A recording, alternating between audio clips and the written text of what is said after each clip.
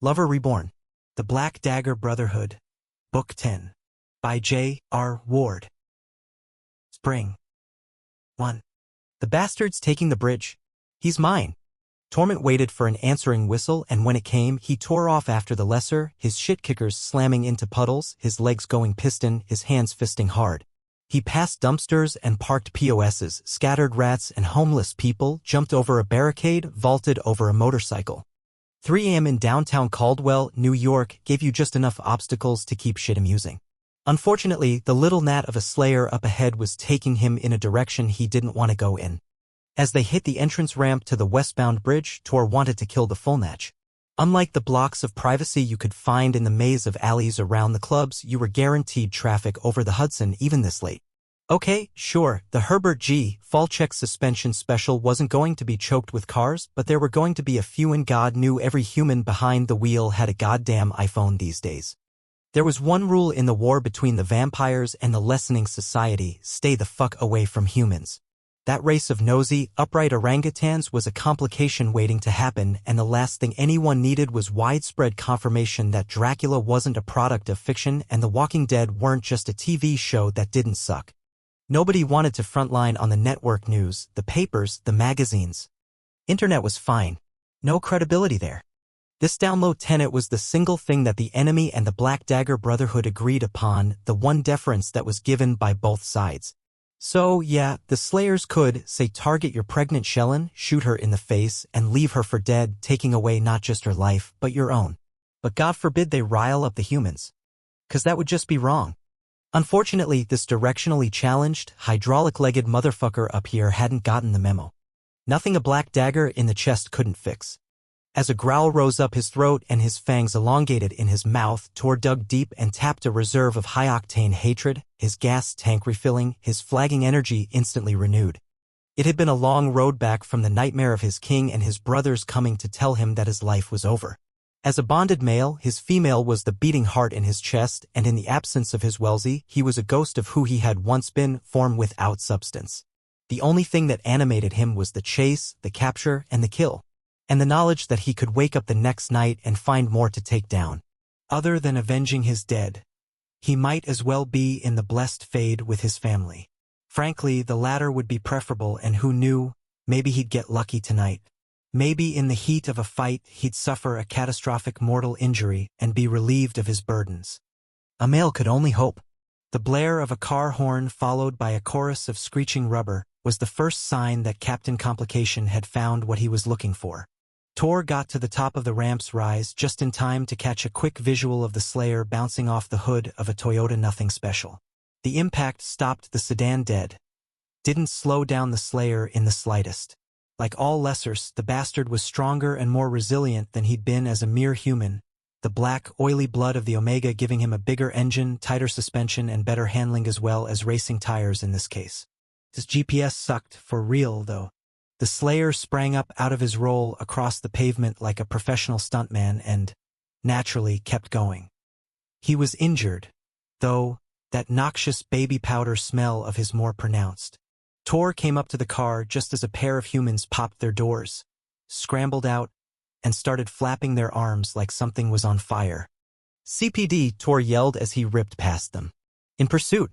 This calmed them down and lined up damage control. It was virtually guaranteed that they'd now become a peanut gallery with all kinds of Kodak inclinations, and that was perfect. When this was all over, he'd know where to find them so he could scrub their memories and take their cell phones. Meanwhile, the lesser appeared to be gunning for the pedestrian walkway, not his best move. If Tor had been in the dumbass's position, he'd have taken over that Toyota and tried to drive off. Oh, come on, Tor gritted out. Apparently, the bastard's goal wasn't the walkway but the lip of the bridge itself. The Slayer jumped up and over the fencing that contained the pettyway and landed on the thin ledge on the far side. Next stop, the Hudson River. The Slayer looked behind himself, and in the peachy glow of the sodium lights, his arrogant expression was that of a 16-year-old boy after he'd sucked down a 6-pack of beer in front of his friends. All ego. No brains. He was going to jump. The fucker was going to jump. Idiot. Even though the Omega's joy juice gave the Slayers all that power, it didn't mean the laws of physics went out the window for them. Einstein's little ditty about energy equaling mass times acceleration was still going to apply, so when the dipshit hit the water, he was going to get blown apart, sustaining substantial structural damage, which wouldn't kill him but would incapacitate the hell out of him. Fuckers couldn't die unless they got stabbed. And they could spend eternity in a purgatory of decomposition. Who frickin' who? And before his Wellesley's murder, Tor probably would have let it go. On the sliding scale of the war, it was more important to wrap those humans up in an amnesiac bullshit blanket and head over to help John, Matthew, and Quinn, who were still handling business back in that alley. Yeah? There was no pulling out. One way or the other, he and this Slayer were going to do a meet and greet. Tor leaped over the guardrail, hit the walkway, and bounced up onto the fence. Locking a hold into the links, he swung his lower body over the top and landed his shit-kickers on the parapet. The lesser speary bravado fizzled a little as he started backing away. What, you think I'm afraid of heights? Tor said in a low voice. Or that 5 feet of chain link is going to keep me from you? The wind howled against them, plastering their clothes to their bodies and whistling through the steel girders. Far, far, far down below, the inky waters of the river were nothing but a vague, dark stretch like a parking lot. Gonna feel like asphalt, too. I got a gun, the lesser yelled. So take it out. My friends are coming for me. You don't have any friends. The lesser was a new recruit, his hair and eyes and skin having yet to pale out. Lanky and twitchy, he was likely a drug user who suffered from brain fry, which was no doubt why he'd fallen for the pitch to join the society. I'll jump. I'll fucking jump. Tor palmed the handle of one of his 2 daggers and withdrew the black blade from his chest holster. So quit yakking and start flying. The Slayer looked over the edge. I'll do it. I swear I'll do it. A gust gave them a blast from a different direction, sweeping Tor's long leather coat out over the free fall. Don't matter to me. I'll kill you up here or down there. The lesser peered over the edge again, hesitated, and then let rip, leaping to the side and hitting all that nothing but air, his arms pinwheeling as if he were trying to keep his balance so he landed feet first, which at this height would probably just drive his thigh bones up into his abdominal cavity. Better than swallowing his own head, however. Tor resheathed his dagger and prepared for his own descent, taking a deep breath. And then it was. As he went over the edge and took that first gasp of anti-gravity, the irony of the bridge jump wasn't lost. He'd spent so much time wishing for his death to come, praying for the scribe virgin to take his body and send him up to be with his loved ones. Suicide had never been an option. You took your own life, you couldn't get into the fade, and that was the only reason he hadn't cut his wrists, sucked on the business end of a shotgun, or jumped off a bridge. In his descent, he let himself enjoy the idea that this was it, that the impact coming in a second and a half was going to be the end of his suffering. All he had to do was reposition his trajectory so he was in a dive, then not protect his head and let the inevitable happen, blackout, likely paralysis, death by drowning. Except that kind of goner for good couldn't be his end result. Whoever made the call on these things would have to know that, unlike the lesser, he had an out. Calming his mind, he dematerialized himself from the free-fallen moment. Gravity had a death grip on him. The next he was nothing but an invisible cloud of molecules that he could will in any direction he wanted. Next door, the Slayer hit the water not with the splash of someone going off the side of a pool or the kerchunk of somebody working a diving board. The fucker was like a missile hitting a target, and the explosion registered in the form of a sonic cracking as gallons of displaced Hudson River shot up into the brisk air. Tor, on the other hand, chose to reform himself on top of the massive concrete support to the right of the impact site. 3, 2, 1. Bingo. A head popped up downstream of the still bubbling entrance point. No arms moving in an attempt to regain access to oxygen. No legs kicking. No gasping. But it wasn't dead. You could run them over with your car, beat them until your own fist broke, rip their arms and or legs off, do whatever the hell you wanted, and they would still be alive. Fuckers were the ticks of the underworld, and there was no way he wasn't getting wet. Tor shrugged off his trench coat, folded it carefully, and left it nestled in the juncture where the upper part of the support met its broad, aquatic base. Getting in the drink with that on his back was a drowning recipe. Plus he had to protect his 40s and his cell phone, with a couple of bounding leaps, so he could get enough momentum to put him over open water. He threw himself into dive formation, his arms pointed above his head, his palms together, his body straight as an arrow.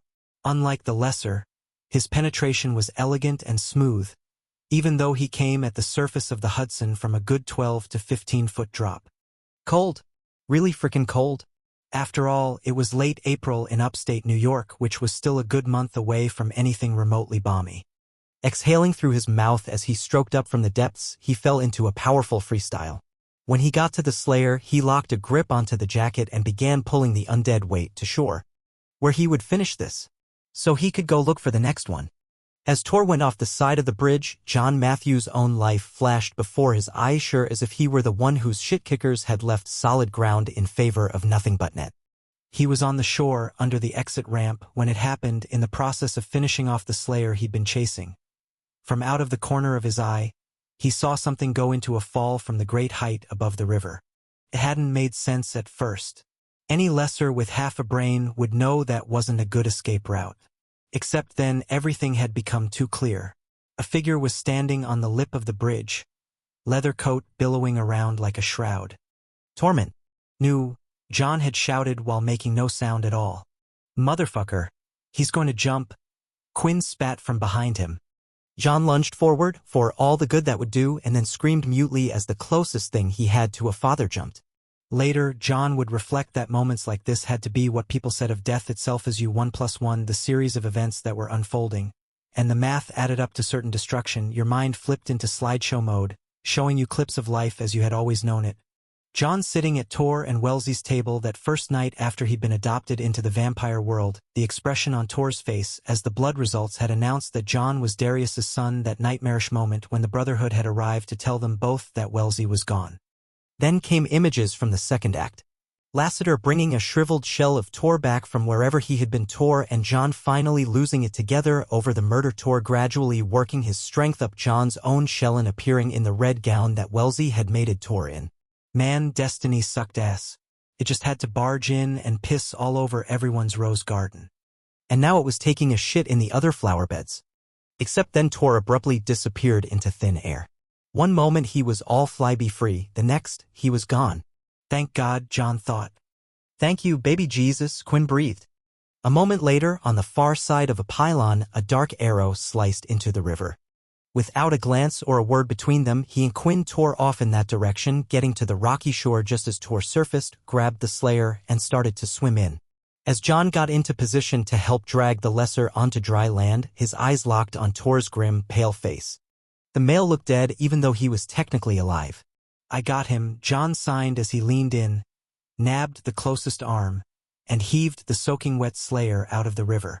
The thing landed in a heap and did an excellent impression of a fish, eyes bulging, mouth gaping, little clicking sounds coming from its wide-open gullet. But whatever, Tor was the issue, and John looked the brother over as he emerged from the water. Leather pants were sticking like glue to thighs that were thin, muscle shirt was second skin to a flat chest. Cropped black hair with that white stripe was standing straight up even though it was wet. Dark blue eyes were locked on the lesser, or studiously ignoring John's stare. Probably both. Tor reached down and grabbed the lesser by the throat. Bearing fangs that were viciously long, he growled, "Told you." Then he outed his black dagger and started stabbing. John and Quinn had to step back. It was either that or get a paint job. He could just hit the damn chest, Quinn muttered, and get this over with. Except killing the Slayer wasn't the point. Desecration was. That sharp black blade penetrated every square inch of flesh except for the sternum, which was the lights-out switch. With each slashing blow, Tor exhaled hard. With every jerk free, the brother inhaled deep, the rhythm of respiration driving the gruesome scene. Now I know how they make shredded lettuce. John rubbed his face and hoped that was the end of the commentary. Tor didn't slow down. He just stopped. And in the aftermath, he listed to the side, propping himself up by throwing a hand out to the oil-soaked dirt. The Slayer was well shredded, yeah, but he wasn't finished. There'd be no helping out, though. In spite of Tor's obvious exhaustion, John and Quinn knew better than to mess with the end game. They'd seen this before.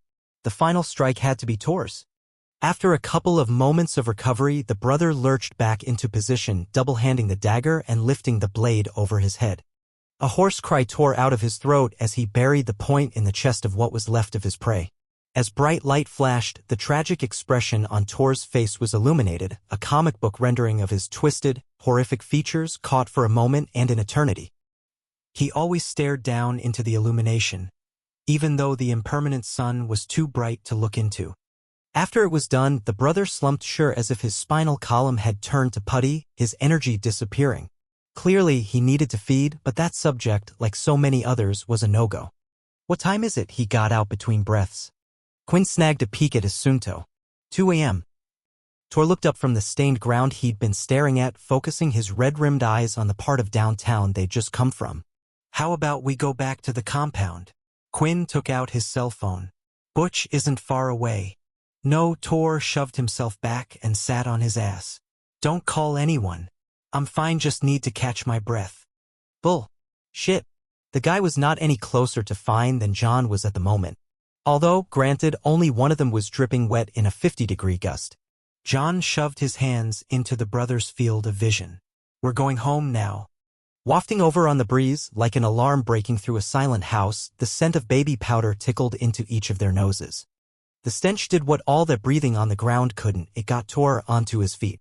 Gone was the logy disorientation. Hell, if you'd pointed out to him that he was still wet as a fish, he probably would have been surprised. "There are more," he snarled. As he took off, John cursed at the maniac. "Come on," Quinn said. "Let's get a run on. This is going to be a long night." 2. Take some time off, relax, enjoy yourself. As Shex muttered to a peanut gallery of antique furniture, she walked out of the bedroom and into the bath suite. And back again. And back once more into Marble-landia. In the bath she and John now shared, she stopped by the pond-deep jacuzzi. Next to the brass faucets, there was a silver tray with all kinds of lotions and potions and girly what the fuck. And that wasn't the half of it. By the sinks? Another tray, this one full of perfume by Chanel, Cristal, Coco, No. 5, Coco Mademoiselle. Then there was the fine wicker basket of hairbrushes, some with short naps, others with pointy bristles or spiky metal crap. In the cupboards? A lineup of OPI nail polish bottles in enough variations on cocksucking pink to give even Barbie a nosebleed, as well as 15 different brands of mousse, gel, hairspray. Really? And don't get her started on the Bobby Brown makeup. Who the hell did they think had moved in here? One of those Kardashian nut jobs?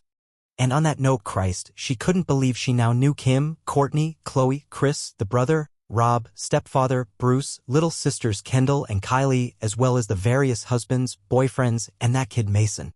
Meeting her own eyes in the mirror, she thought, well, wasn't this interesting? She'd managed to blow her brains out with entertainment television. Certainly less messy than a sawed-off, and the results were the same. That shit needs to come with a warning label on it. As she stared at her reflection, she recognized the buzzed-off black hair, and the pale skin, and the tight, hard body, the clipped nails, the absolute lack of makeup. She even had her own clothes on, the black muscle shirt and leather pants, a uniform she'd put on every night for years. Well, except for a couple of evenings ago. Then she'd worn something else entirely. Maybe that gown was the reason for all the fembot stuff that had shown up after the mating ceremony. Fritz and the dog Jen may have assumed she'd turned over a new leaf. Either that or it was all just part of the standard, newly mated Shellen welcome wagon. Turning away, she put her hands up to the base of her throat, to the big, square diamond John had bought her.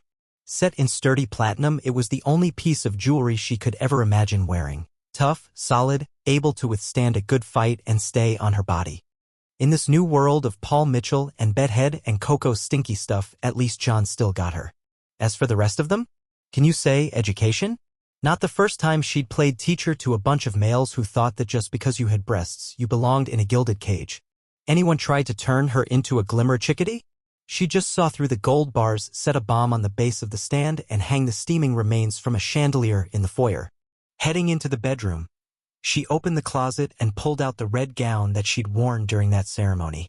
Only dress she'd ever put on, and she had to admit she'd enjoyed the way John had taken it off with his teeth. And yeah, sure, the nights lounging around had been great, first break she'd had in forever. All they'd done was have sex, feed from each other, eat great food, and repeat with bouts of sleep. But now John had gone back out into the field, whereas she wasn't due to start fighting until tomorrow evening. This was just 24 hours. A delay, not a dead end. So what the hell was her problem? Maybe all the chicky was just triggering her inner bitch for no good reason. She wasn't cooped up, nobody was making her change herself, and that Kardashian car accident of a marathon on the boob tube was her own damn fault. As for the beauty stuff, the dog gen were just trying to be nice in the only way they knew how. Not a lot of females like her. And not just because she was half sympath. Frowning, she cranked her head around. Letting the satin fall from her hands, she went for the emotional grid that was outside in the hall. With her sympath senses, the three-dimensional structure of sadness and loss and shame was as real as any building you could drive by, look around, or walk through. Unfortunately, in this case, there was no fixing the damage to the supports, or the hole in the roof, or the fact that the electric system wasn't operational anymore as much as she experienced a person's emotions as if they were a private home. There were no subcontracting workers to come in and repair what was wrong, no plumbers or electricians or painters for this shit. The homeowner had to perform their own improvements on what was broken, battered, and busted. No one else could do it for them. As she stepped out into the Hall of Statues, Shex had a tremor go through her own little house. Then again, the robed, limping figure up ahead was her mother. God, that still felt weird to say, even if only in her head, and it didn't really apply on so many levels, did it? She cleared her throat. Good evening, ah. It didn't sound right to throw out mommin or mom or mommy. No one, the name the female went by, wasn't comfortable either. Then again, what could you call somebody who had been abducted by a sympath, violently forced to conceive, and then trapped by biology to bear the result of the torture? First and last name, I am sorry. Middle name, A.M. As no one shifted around, the hood that was in place covered her face. Good evening. How fare thee? The English was stiff across her mother's lips, suggesting the female would have done better speaking in the old language. And the bow that she gave, which was utterly unnecessary, was lopsided, likely because of whatever injury that caused the uneven gait.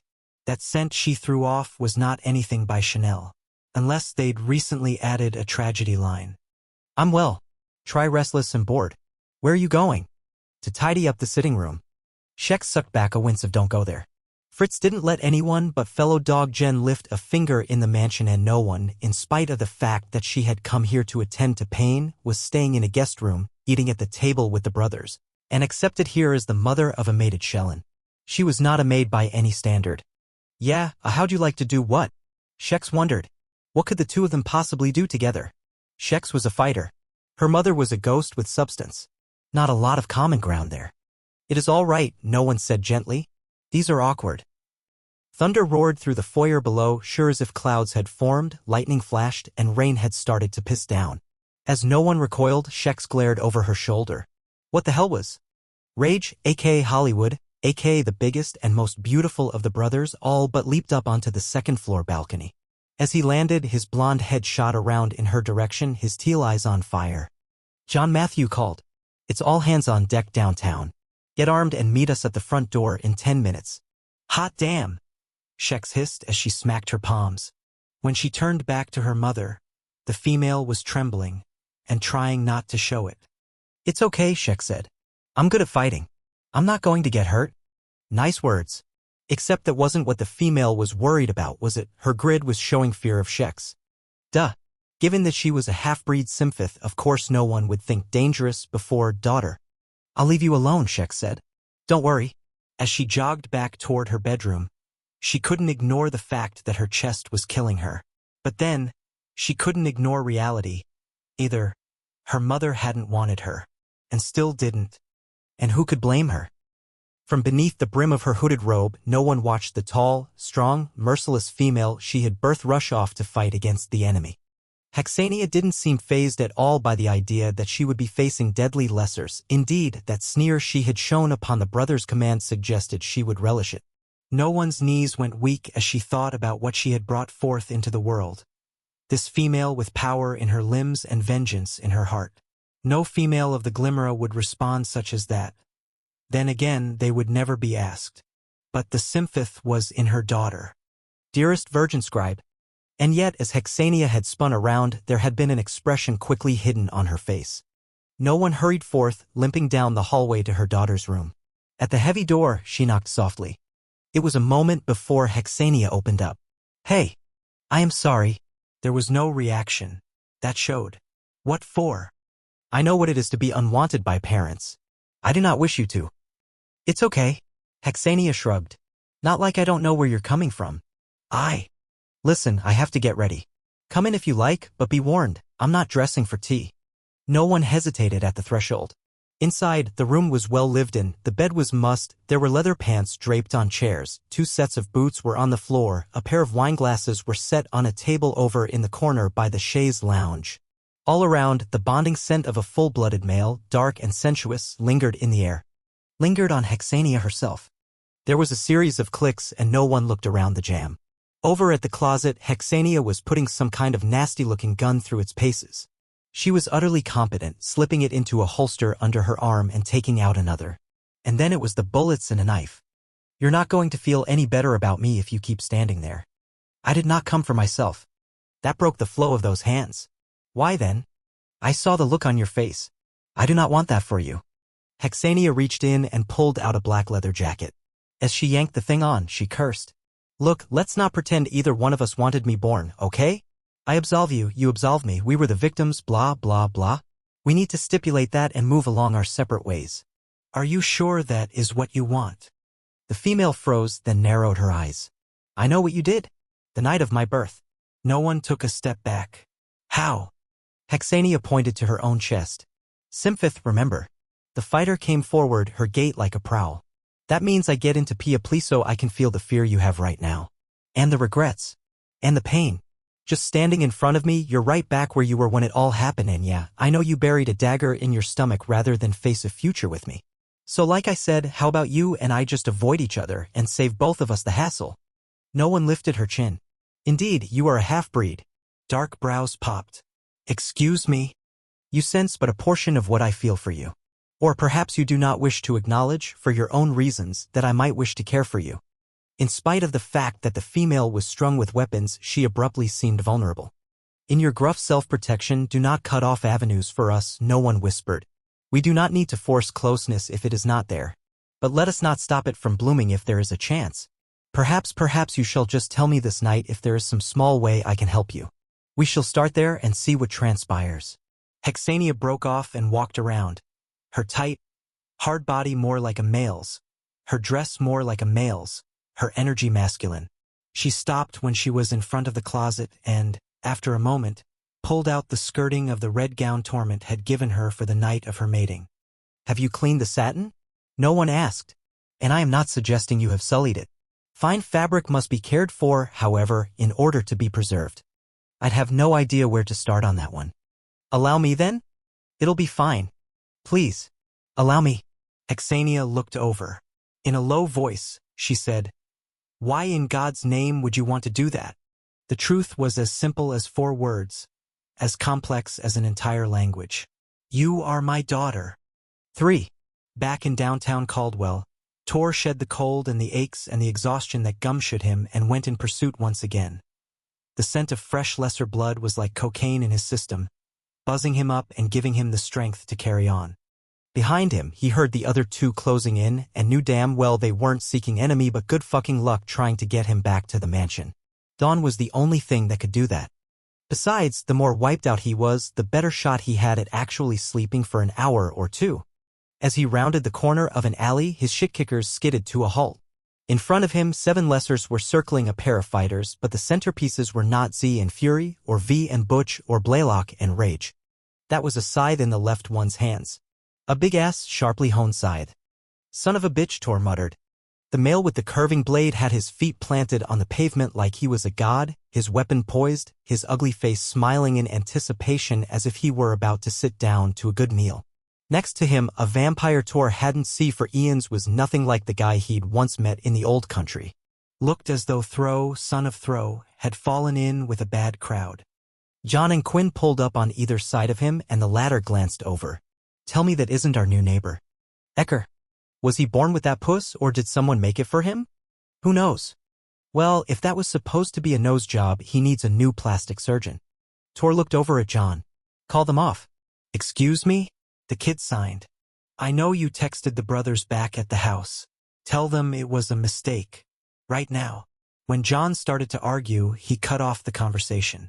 You want there to be an all-out war here? You call the Brotherhood in, he calls his bastards in, and suddenly we're balls to the wall without any strategy. We'll handle this by ourselves. I'm fucking serious, John. I've dealt with these boys before. You haven't. As John's hard stare met his own, Tor had the sense, as always, that they had been in these situations together far, far longer than just the past few months. You gotta trust me, son. John's response was to mouth a curse, get his phone out and start hitting the buttons. And at that moment, Ecker tweaked that there were visitors. In spite of the number of lessers ahead of him, he started laughing. It's the bloody black daggers, and just in time to save us. You want us on our knees? The slayers spun around. Big mistake. Ecker didn't waste a moment, striking with a circling sweep, hitting two of them in the lower back. That was his free shot. As the pair fell to the ground, the others split into two camps, half heading for Ecker and Throw, half gunning for Tor and his boys. Tor let out a roar and met the onslaught with his bare hands, leaping forward and locking onto the first slayer that got in range. He went for the head, grabbing on hard, before putting up his knee and cracking the fucker's face open. Then he wheeled the thing around and threw the loose body skull first into the side of a dumpster. As the ringing faded, Tor faced off at the next in line. He'd have preferred to have gone more with the fist action, but he wasn't going to dick around. At the far end of the alley, 7 more newbies were dropping like snakes from a tree, dripping down the front of a chain-link fence. He ripped out both daggers, set his boots in the pavement, and assessed an offensive strategy for the fresh arrivals. Man, say what you would about Ecker's ethics, social skills, and GQ eligibility, the motherfucker could fight. He was swinging that scythe around like it weighed less than a pound, and he had a knack for judging distanceless, so parts were flying all over the place, hands, a head, an arm. The bastard was incredibly effective, and Throw wasn't incompetent either. Against all odds and the choice of any of them, Tor and his crew fell into a rhythm with the bastards. Ecker drove the first round into the waiting blades at the head of the alley, while his lieutenant held the second wave in place so no one got blocked in.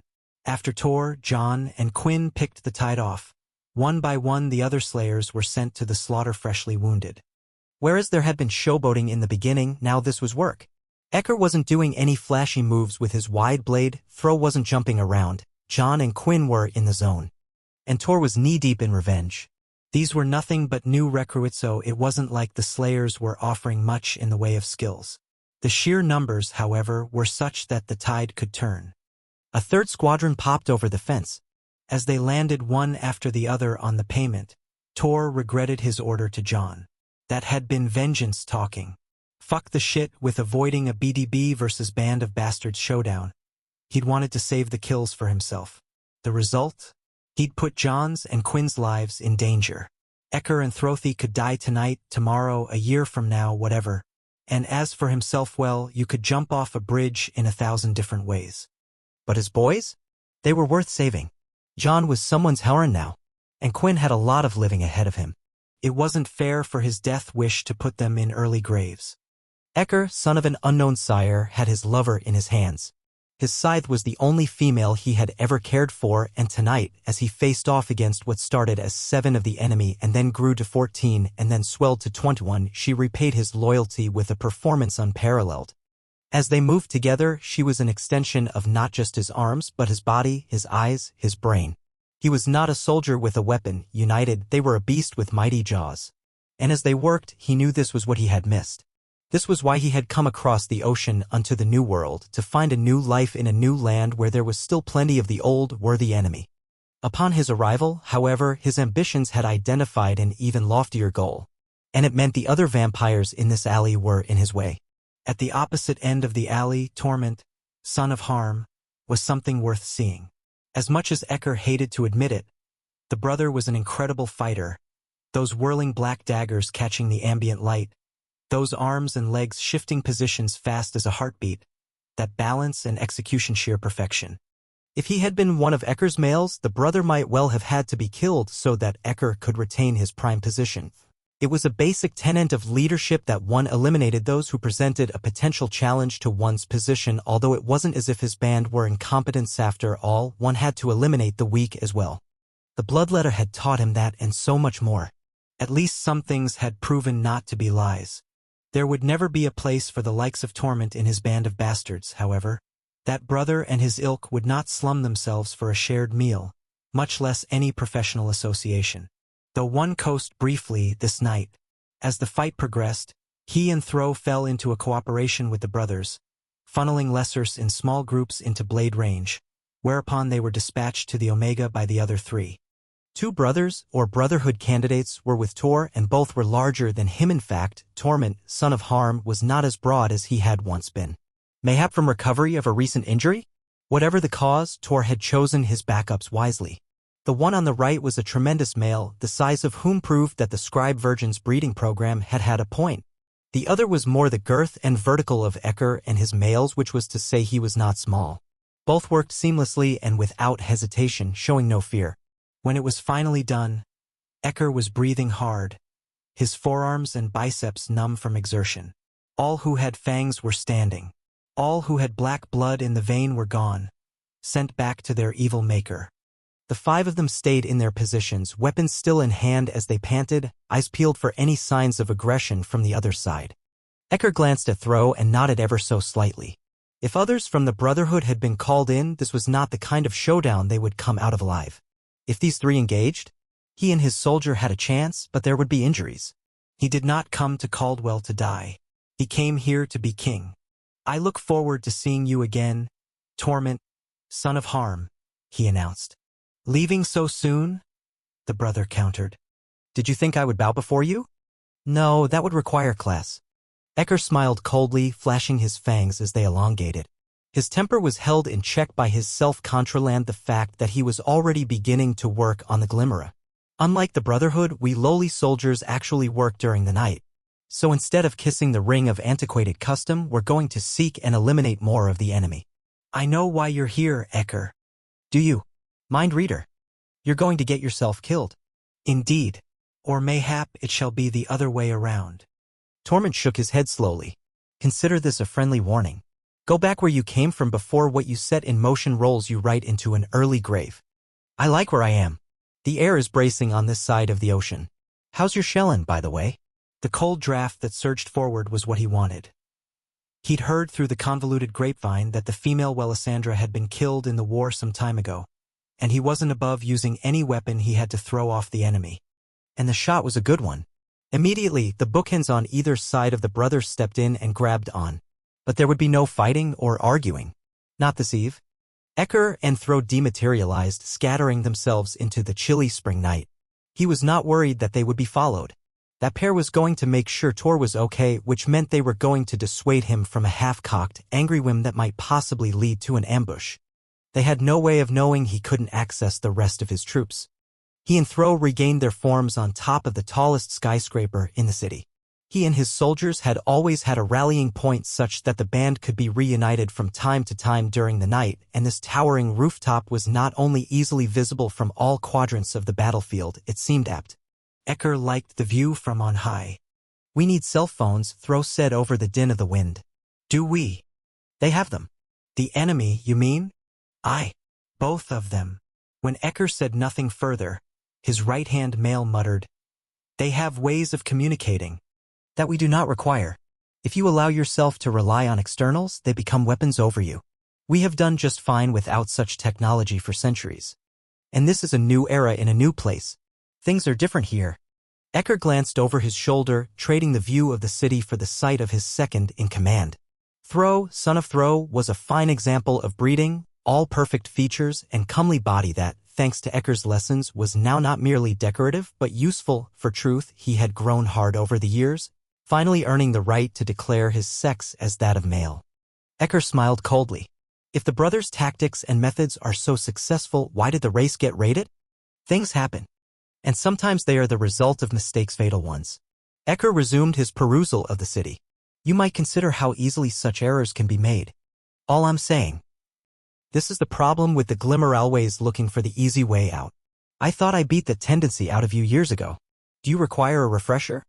As Thro shut the fuck up, Ecker smiled more broadly. Focusing on the expanse of Caldwell, he knew that dark though the night was, his future was bright indeed, and paved with the bodies of the Brotherhood. For where the hell are they finding all these recruits? Quinn asked as he walked around the fight scene, his boots slapping through the black blood. John barely heard the guy, even though his ears were working just fine. With the departure of those bastards, He was sticking by Tor's side. The brother seemed to have recovered from that uncalled for kick in the nuts Ecker had just nailed him with, but it was still way away break time. Tor wiped his black blades off on his thighs, took a deep breath, seemed to pull out of an inner suck hole. The only thing that makes sense is Manhattan. You need a big population, with a lot of bad seeds on the periphery. Who the hell is this forelesser? A little shit, last I heard. Right up the Omega's alley. Smart, though. Just as John was going to broach the whole Cinderella turning into a pumpkin thing, his head shot around. More, Tor said on a growl. Yeah, but that wasn't the problem. John's Shellen was out in the alleys. Instantly, everything went from his mind. His toilet bowl flushed. What the hell was she doing out? She wasn't on rotation. She should be home. As the stench of fresh, breathing lesser entered his nose, a deep inner conviction clawed into his chest. She shouldn't be out here at all. I need to get my coat, Tor said. Stay here and I'll go with you. Fat. Chance. The instant Tor dematerialized back to the bridge, John took off, his shit-kickers pounding the asphalt as Quinn shouted something that ended with, "You cocksucker." Whatever, unlike Tor's wild, crazy, maniac diversions, this was important. John cut through the alley, shot down a side street, jumped across 2 lines of parked cars, bolted into a detour. And there she was, his mate, his lover, his life, squaring off against a quartet of lessers in front of an abandoned rooming house flanked by a big, loudmouthed blonde traitor. Rage should never have recruited her. John had said reinforcement she sure as shit hadn't meant his checks. And second of all, he told them to stay home at Tor's request. What the fuck were they? Hey! Rage called out cheerfully, like he was inviting them to a party. Just thought we'd take the air tonight in beautiful downtown Caldwell. Right? This was one moment when being mute sucked. You fucking ass. Shex turned her head around to look at him, and that was when it happened. One of the lessers was tucking a knife, and the son of a bitch had both a good arm and great aim. The blade flew through the air, hilt over point, until it came to a sudden stop in Shex's chest. For the second time in one evening, John screamed without making a sound. As his body surged forward, Shex whipped around to the Slayer, an expression of rage tightening her features. Without losing a beat, she grabbed onto the handle and tore the weapon out of her own flesh, but how long would her strength last? That was a direct hit. Jesus Christ. She was going to try to take care of the bastard. Even injured, she was going to go after him tooth and nail and get herself killed in the process. The one thought that shot through John's mind was that he didn't want to be like Tor. He didn't want to walk that stretch of hell on earth. He didn't want to lose his Shex tonight, tomorrow night, any night, ever. Opening his mouth, he roared all of the air out of his lungs. He wasn't conscious of dematerializing, but he was on that lesser so fast that going ghost and reforming was the only explanation. Locking onto the thing's throat with his palm, he pushed the piece of shit backward off its feet and let his own weight follow. When they hit the ground, he headbutted its face, smashing the nose, and likely breaking a cheekbone or an eye socket. No stopping there. As black blood splashed up all over him, he bared his fangs and tore into the enemy with his teeth while he held the thing down. The destructive instinct was so finely tuned and focused, he would have kept going until he was chewing on pavement, but then his rational side sent up a high howriyah. He needed to assess Shex's injuries. Taking out a dagger, he raised his arm high and locked eyes with the Slayer. Or what was left of the lesser's pair of peepers. John buried the blade so deep and hard that after the flash and bang faded, he needed a two-handed grip and a full body pull to free the weapon out of the asphalt. Scrambling around, he prayed to see Shex. She was more than up on her feet. She was engaging another one of the quartet even though there was a growing red stain on the front of her chest and her right arm was hanging loose. John nearly lost his mind. Leaping up, he threw his body between his mate and the enemy, and as he shoved her out of the way, he took a hit meant for Hera solid swing with a baseball bat that rang his church bell and made him momentarily lose his balance. Exactly the kind of thing that would have knocked her flat and put paid to her coffin. With a quick shift, he reestablished equilibrium, and then caught the second try at turning him into a homer with both hands. Quick punch forward and he slammed the lesser in the face with its own Louisville slugger, giving the undead a split second of show tunes in its head. Then it was domination time. What the hell? Shex hollered at him as he forced the Slayer onto the ground. No good way to communicate considering his hands were locked on the lesser's throat. Then again, it wasn't going to help them for her to know what was on his mind. With a quick stab, John dispatched the Slayer back to the Omega and got up. His left eye, the one that had gotten corked with the bat, was starting to swell, and he could feel his heartbeat in his face. Meanwhile, Shex was still bleeding. "Don't you ever do that to me again," she hissed. He wanted to jab his finger in her face, but if he did, he couldn't talk. "Then don't fight when you're injured. Christ, he couldn't even communicate, his fingers clogging up over words. "I was just fine." "You're fucking bleeding. It's a flesh wound." "Then why can't you lift up your arm?" The pair of them were closing in on each other, and not in a good way, their jaws jacked forward, their bodies hunched in aggression. And when she didn't counter him on his last potshot, he knew he'd guessed right, knew, too, that she was hurting. "I take care of myself, John Matthew," she spat. "I don't need you looking over my shoulder because I'm a female. I would have done the same for one of the brothers. Well, mostly he would have. So don't push that feminist bullshit on me." "Feminist bullshit? You're the one making it about your sex, not me." Her eyes narrowed. "Oh, really? Funnily enough, I'm not persuaded. And if you think my standing up for myself is a goddamn political statement, you mated the wrong goddamn female. This is not about your being female. The fuck it isn't." On that note, she inhaled deep, as if to remind him that his bonding scent was so strong. It knocked out even the stench of all the lesser blood splattered around. John bared his fangs and signed, "It's about your stupidity creating a liability on the battlefield." Shex's mouth cranked open, but then, instead of countering, she just stared up at him. Abruptly, she crossed her good arm over her chest and focused out over his left shoulder, slowly shaking her head back and forth. Like she was regretting not just what had happened a moment ago, but maybe meeting him in the first place. John cursed and went to pace around, only to find that everyone else in the alleyway, and that would be Tor, Quinn, Rage, Blaylock, Zodist, and Fura, was watching the show. And what do you know, each of the males wore an expression that suggested he was really, truly, completely, and utterly glad that John's last statement hadn't come out of his poll. "Do you mind?" John signed with a glare. On cue, the bunch of them started milling about, looking up at the dark sky, down at the pavement, across at the brick walls of the alley. Manly muttering floated over on the stinky breeze, as if they were a convention of movie critics discussing what had just been screened. He didn't care what their opinions were. And in this moment of anger, he didn't care what Shex's was, either. Back at the Brotherhood mansion, no one had her daughter's mating dress in her arms and a dog Jen planted in front of her, thwarting her quest for directions to the second-story laundry room. The former was welcome, the latter was not. "No," she said again. "I shall take care of this." "Mistress, please, it is a simple thing to." "Then letting me tend to the gown will be no problem for you." The doggin's face fell so far, it was a wonder he didn't have to look up to meet her eyes. "Perhaps I shall just check with Superior Perlmutter. And perhaps I shall tell him how helpful you were in showing me the cleaning supplies and how much I appreciated your fine service unto me." Even though her hood was up and shielding her face, the dog Jen seemed to gauge her intention clearly enough. She wasn't budging. Not to this member of the staff or any other. His only option was to throw her over his shoulder and carry her off, and that would never happen. "I am just about to lead the way, aren't you?" "Ah, yes, mistress." She bowed her head. "Thank you. May I take the lead?" "Yes, please." "Thank you." He was not holding the dress for her, or cleaning it, or hanging it up, or redelivering it. This was between her and her daughter. With dejection worthy of a castaway, the servant spun about and started walking, taking her down the long corridor that was marked by beautiful marble statuary of males in various positions. Then it was through a pair of swinging doors at the end, to the left, and through another set of doors. At this point, everything changed.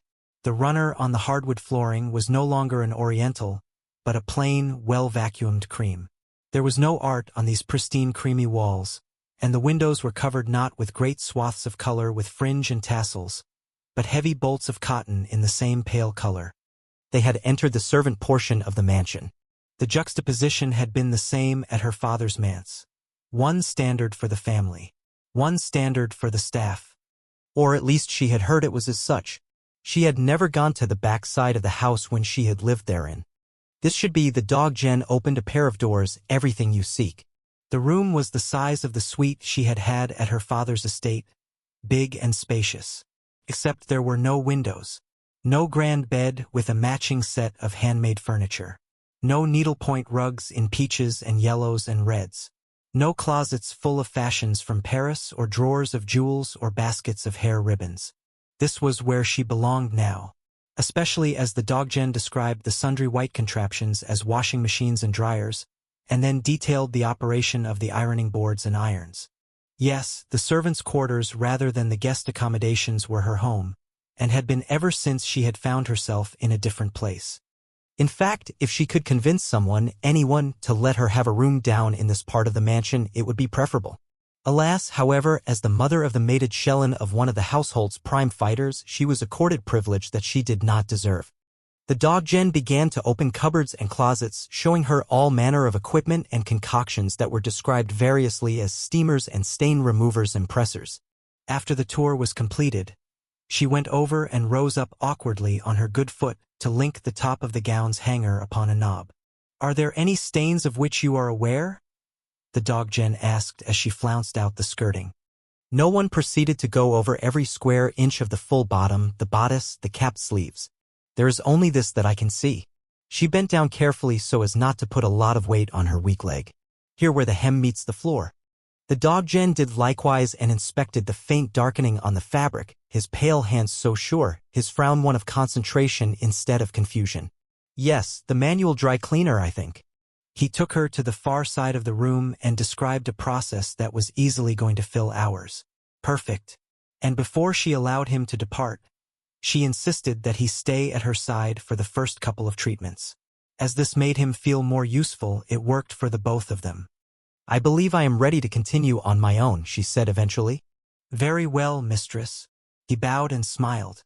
"I shall go down and endeavor to ready last meal. If you should need anything, please call me."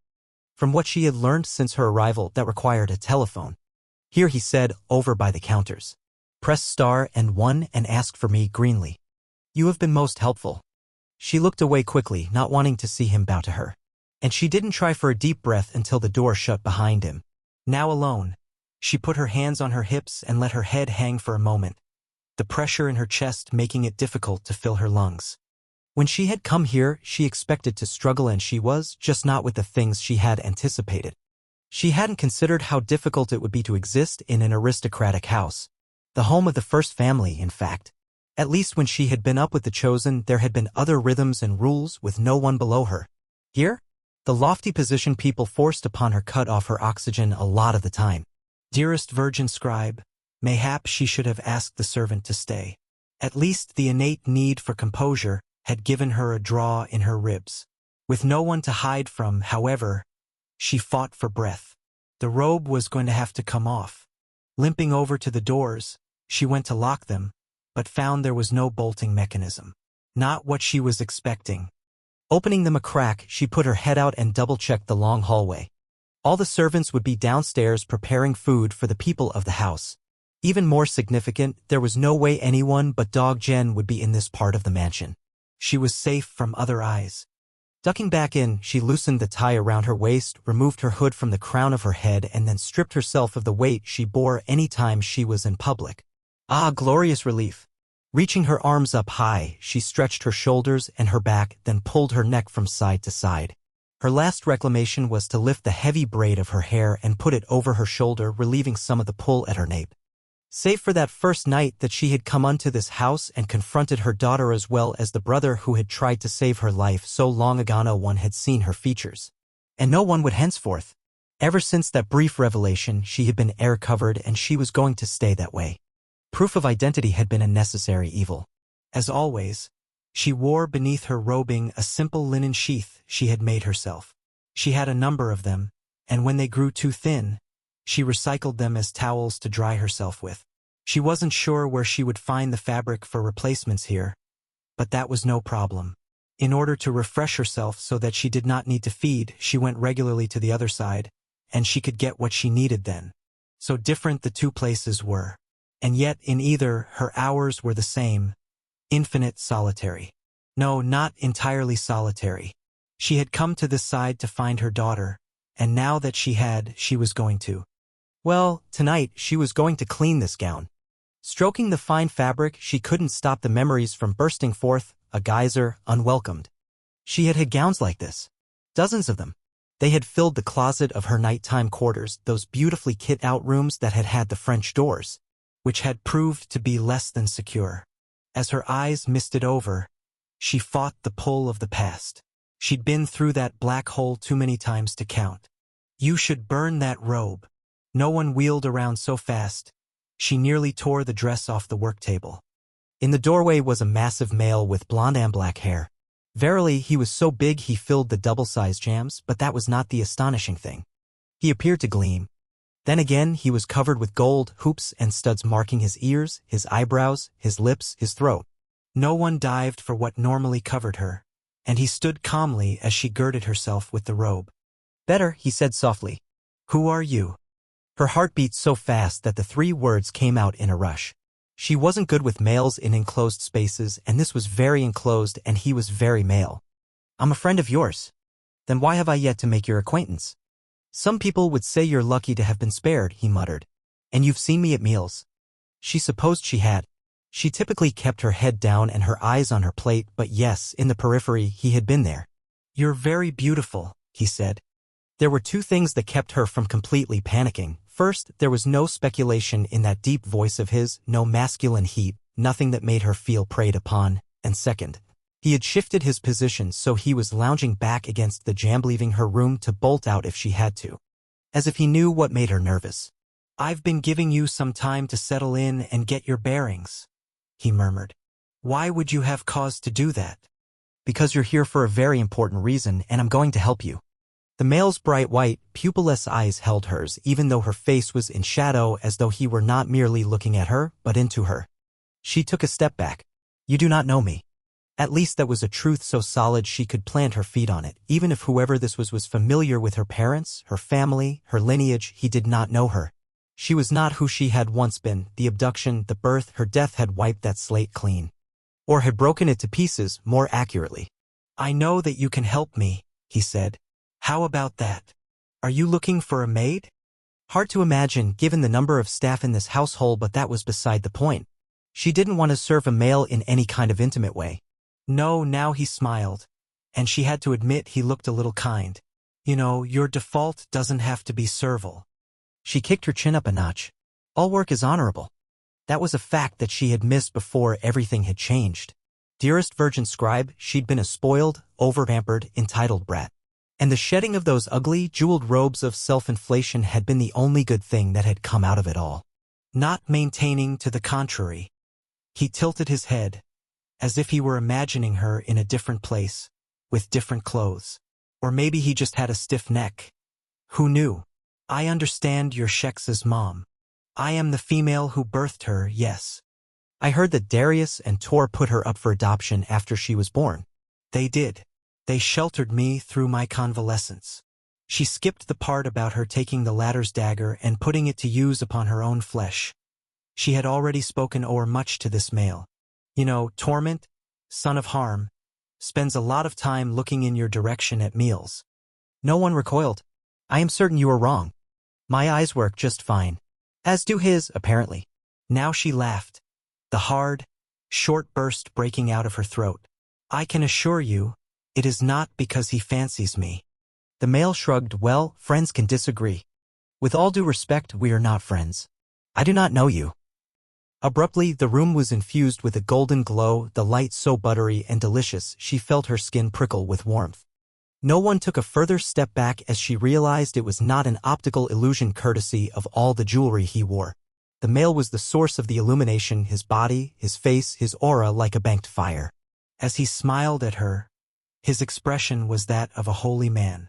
"My name's Lassiter, and I'll tell you all you need to know about me. I'm an angel first and a sinner second, and I'm not here for long. I'll never hurt you, but I'm prepared to make you pretty goddamn uncomfortable if I have to get my job done. I like sunsets and long walks on the beach, but my perfect female no longer exists. Oh, and my favorite hobby is annoying the shit out of people. Guess I'm just bred to want to get a rise out of folks, probably the whole resurrection thing." No one's hand crept up and held her robe together in a tight grip. "Why ever are you here? If I told you now, you just fight it tooth and nail, but let's just say I believe in full circles I simply didn't see the one we're in until you came along." He gave her a little bow. Take care of yourself and that beautiful dress. With that, he was gone, drifting away, taking the warmth and the light with him. Slumping back against the counter, it took her a while to realize her hand hurt. Looking down, she observed it from a distance, seeing the white knuckles and the rigid flesh against the robe's lapels as if it were someone else's appendage. It was always thus when she regarded any part of her body. But at least she could command her flesh. Her brain ordered the hand attached to the arm that plugged into the torso to release and relax. As it obeyed, she glanced back over to where the male had stood. The doors were closed. Except he hadn't shut them, had he? Had he even been here? She rushed over and looked out into the hall. In all directions there was no one. 5. After nearly 200 years of having been mated, Tor was pretty familiar with the way arguments between pig-headed fighters and hot-tempered females went. And how ridiculous was it to have a case of the nostalgias over the way John and Shex were hairy-eyeballing each other. God, he and his Wellesley had gone a few good rounds during their day. Just one more thing to mourn. Dragging his exhausted brain back on track, he stepped in between the pair, figuring the situation needed a reality injection. If it had been any other two, he wouldn't have wasted his breath. Romance was not his business whether it was going well or badly, but this was John. This was the son he'd once hoped to have. Time to go back to the compound, he said. You both need treatment. Stay out of this. Stay out of this. Tor reached over and clamped a hold on the nape of John Matthews' neck, squeezing those tendons until the male was forced to look at him. Don't be an asshole about this. Oh, sure, it was okay for you to be an asshole. You got it, kid. That's the privilege of age. Now shut up and get in the fucking car. John frowned as if he'd just noticed Butch had rolled up in the Escalade. And you, Tor said in a softer tone, do everyone a favor and get that shoulder dealt with. Afterward, you can call him a fucktwit, an asshat, and any other thing that strikes you, but right now, that injury of yours is reknitting in 3 or 4 different bad ways. You need to see our surgeons fast, and as you are a reasonable female, I know you see the merits of what I'm saying. Tor took his forefinger and shoved it in John's face. Shut. And no, she's gonna get herself back to the compound.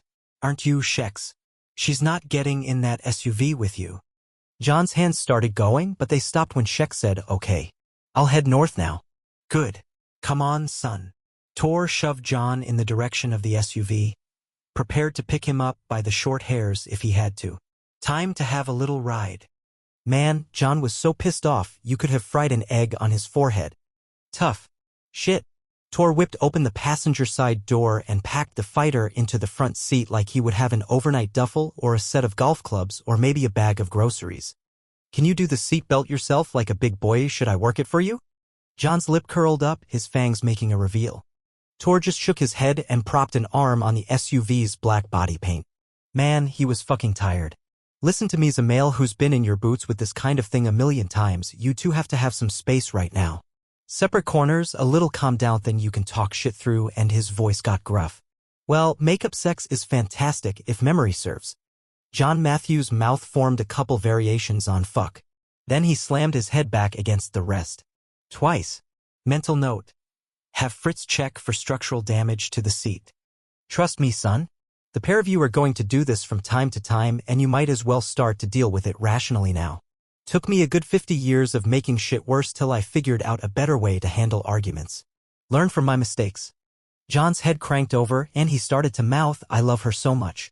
I'd die if anything happened to H.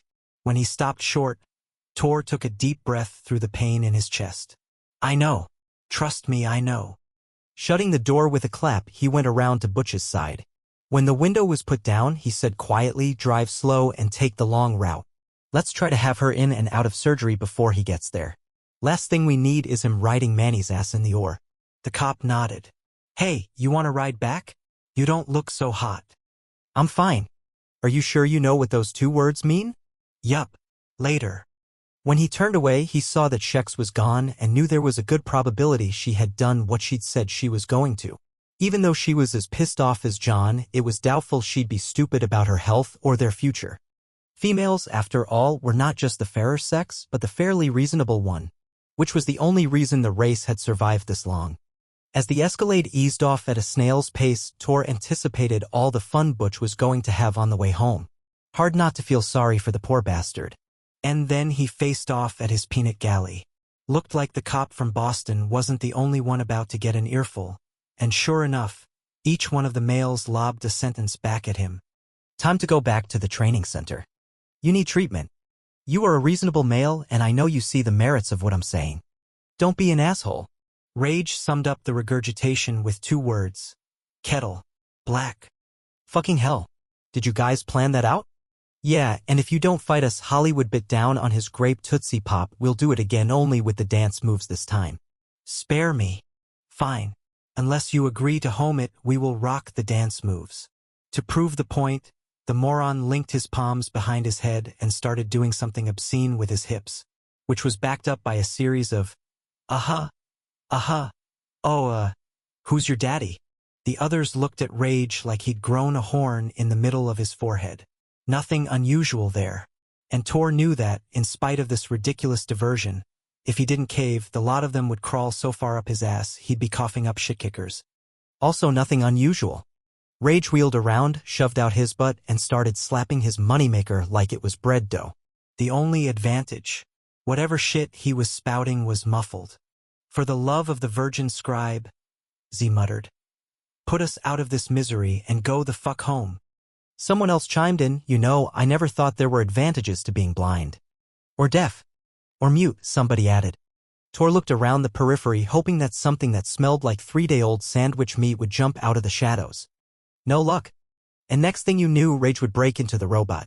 Or the Cabbage Patch. Or go twist and shout on their asses. His brothers would never forgive him. An hour and a half.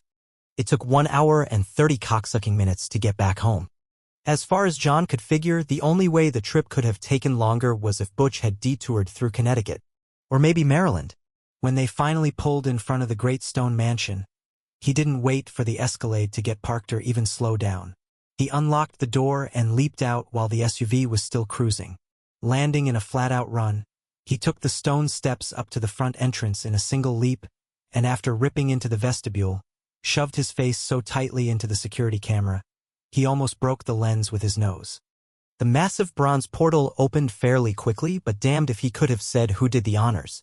And the incredible rainbow-colored foyer with its marble and malachite columns and its lofty painted ceiling made no impression at all. Neither did the mosaic tiles on the floor that he crossed at a dead run or the calls of his name from who the fuck knew. Hitting the door that was tucked underneath the grand staircase, he plowed into the underground tunnel that connected to the training center, punching in passcodes so viciously it was a wonder he didn't break the keypads. Entering through the back of the office's supply closet, he vaulted around the desk, shot out through the glass door and, "She's being operated on now," V announced from 50 yards away. The brother was standing outside the main examination room's doorway, a hand rolled between his teeth, a lighter in his gloved hand. It'll be another 20 minutes or so. As the SHHHH rose up, a little flame made an appearance, and V brought the heat to the tip of his cigarette. When he exhaled, the scent of Turkish tobacco wafted leisurely down the hall. Rubbing his aching head, John felt like he'd been put in a metaphorical timeout. "She's going to be fine," V said on a stream of smoke. No reason to rush now, and not just because she was on the table. It was pretty damn obvious that V had been put out in the hall as a living, breathing doorstop. John wasn't getting in that room until the brother let him. Probably smart. Given his mood, he'd have been perfectly capable of breaking the door down cartoon style, leaving nothing but the outline of his body in the panel, and naturally, that was what you wanted in the middle of Scalpapalooza. Robbed of a target, John dragged his sorry ass down to the brother. "They put you out here, didn't they?" "Nah. Just a cigarette break." "Yeah, right?" Settling against the wall next to the male, John was tempted to give the back of his head a workout against the concrete, but he didn't want to risk making any noise. It was too soon, he thought. Too soon for him to be locked out of yet another procedure of hers. Too soon for them to be fighting. Too soon for the tension and the anger. "Can I try one of those?" he signed. V cocked a brow, but didn't try to talk sense into him. The brother just pulled out a pouch and some cigarette papers. "You want to do the honors yourself?" John shook his head. For one thing, although he'd watched V's rolling procedure countless times, he'd never tried anything like it before. For another, he didn't think his hands were steady enough. V took care of things in the work of a moment, and as he gave the coffin nail over, he flicked his lighter. They both leaned in. Just before John connected the cigarette to the flame, V said, "Word of advice. These have a kick, so don't suck too hard." Holy hypoxia, Batman. John's lungs didn't just reject the onslaught, they had a seizure over it. And as he coughed his bronchial tubes up, V took the offending item from him.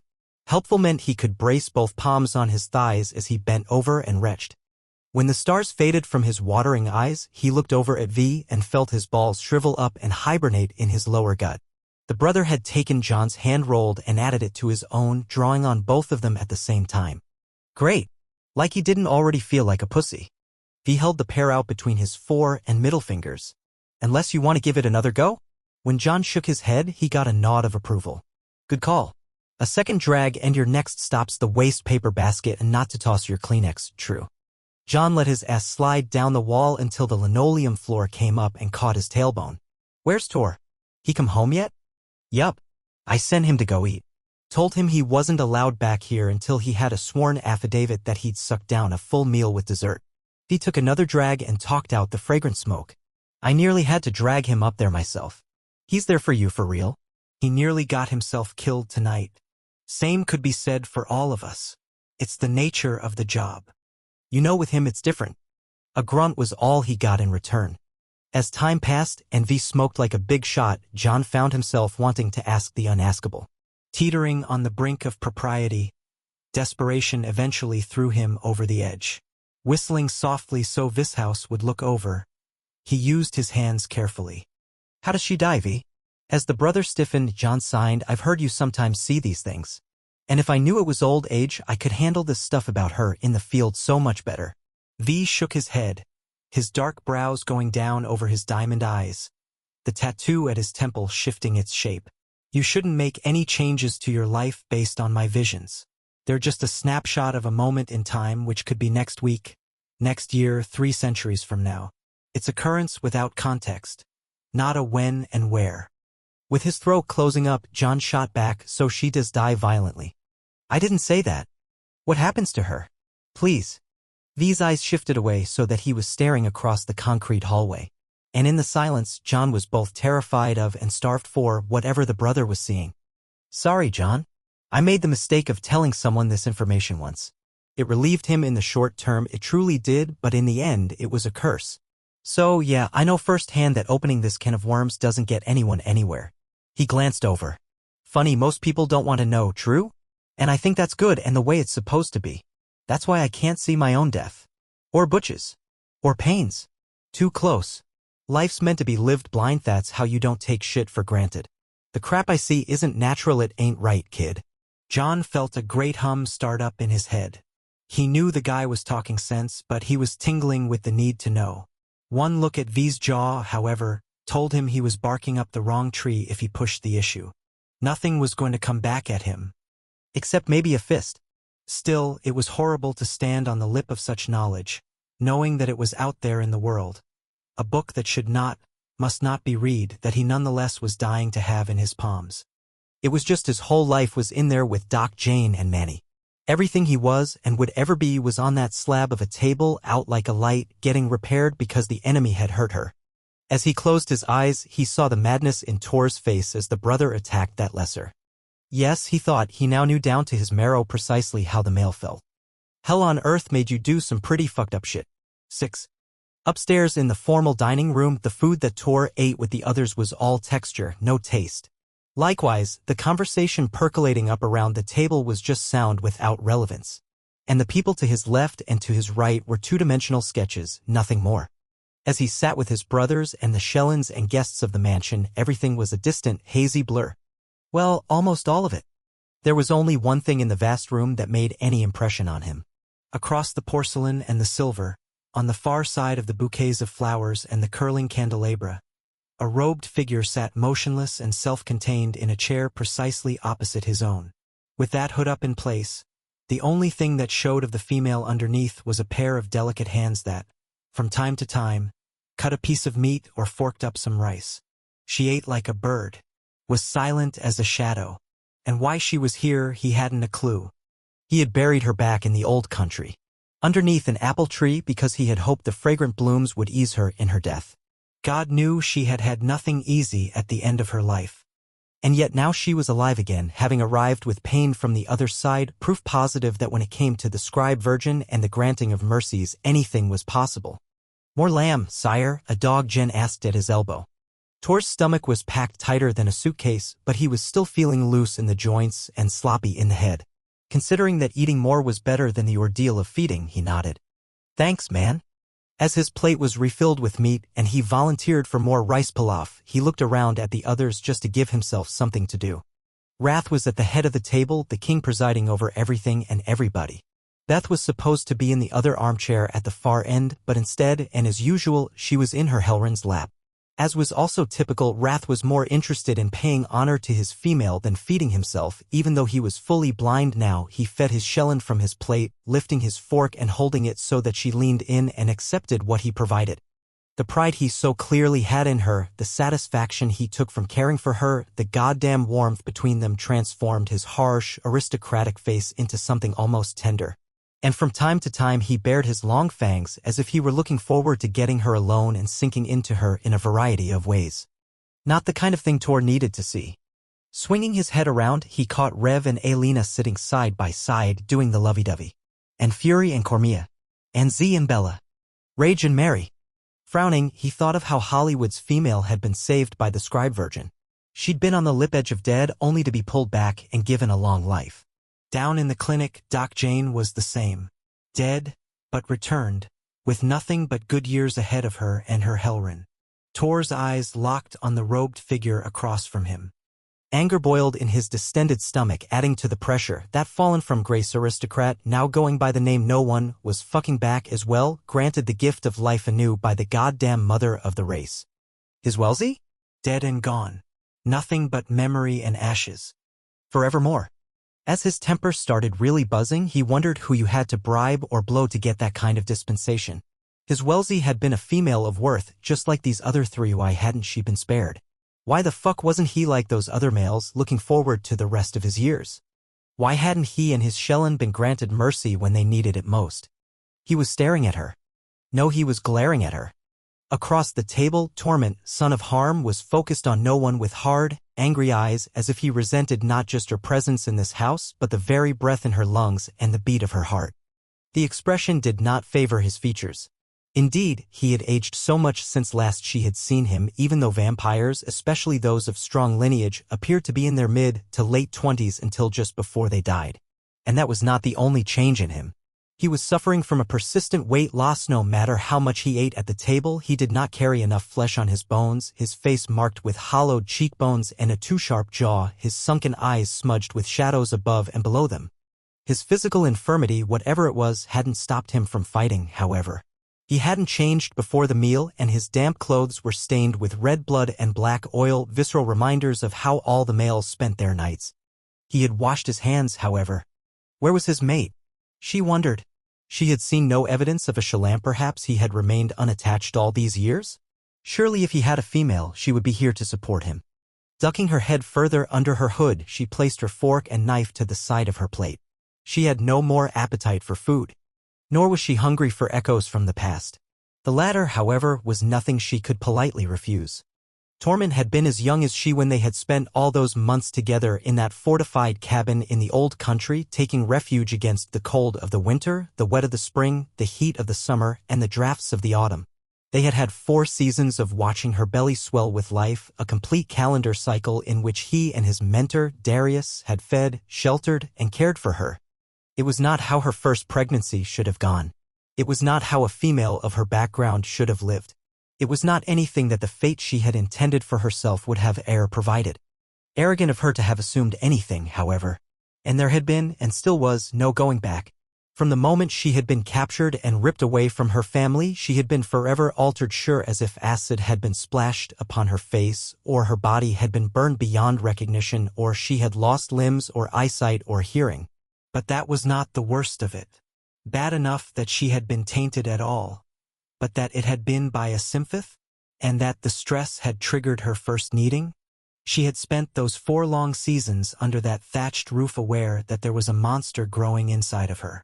Indeed, she would have lost her social station if it had been a vampire who had abducted her and cheated her family of the most valuable thing about her, her virginity.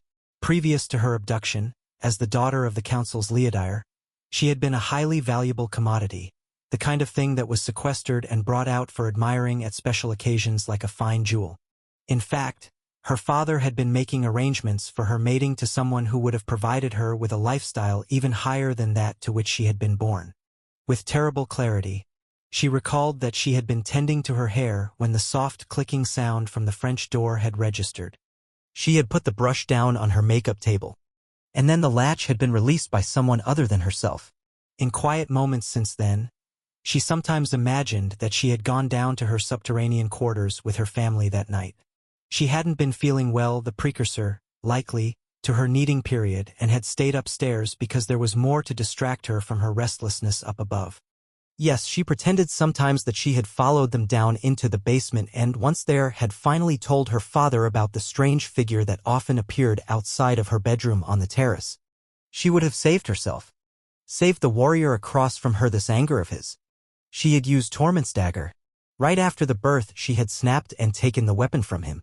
Unable to bear the reality of what she had brought into the world, incapable of drawing one more breath in the destiny she had been condemned to, she had turned the blade upon her own stomach.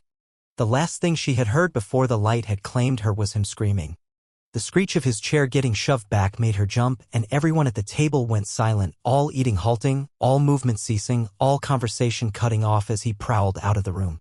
No one lifted her napkin and blotted her mouth under her hood. Nobody looked over at her, as if they had all failed to notice his fixation on her.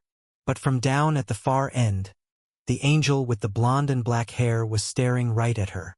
Shifting her eyes from him, she saw Torment come out of the billiards room across the foyer. He had a bottle of some dark liquid in each hand, and his grim face was nothing short of a death mask.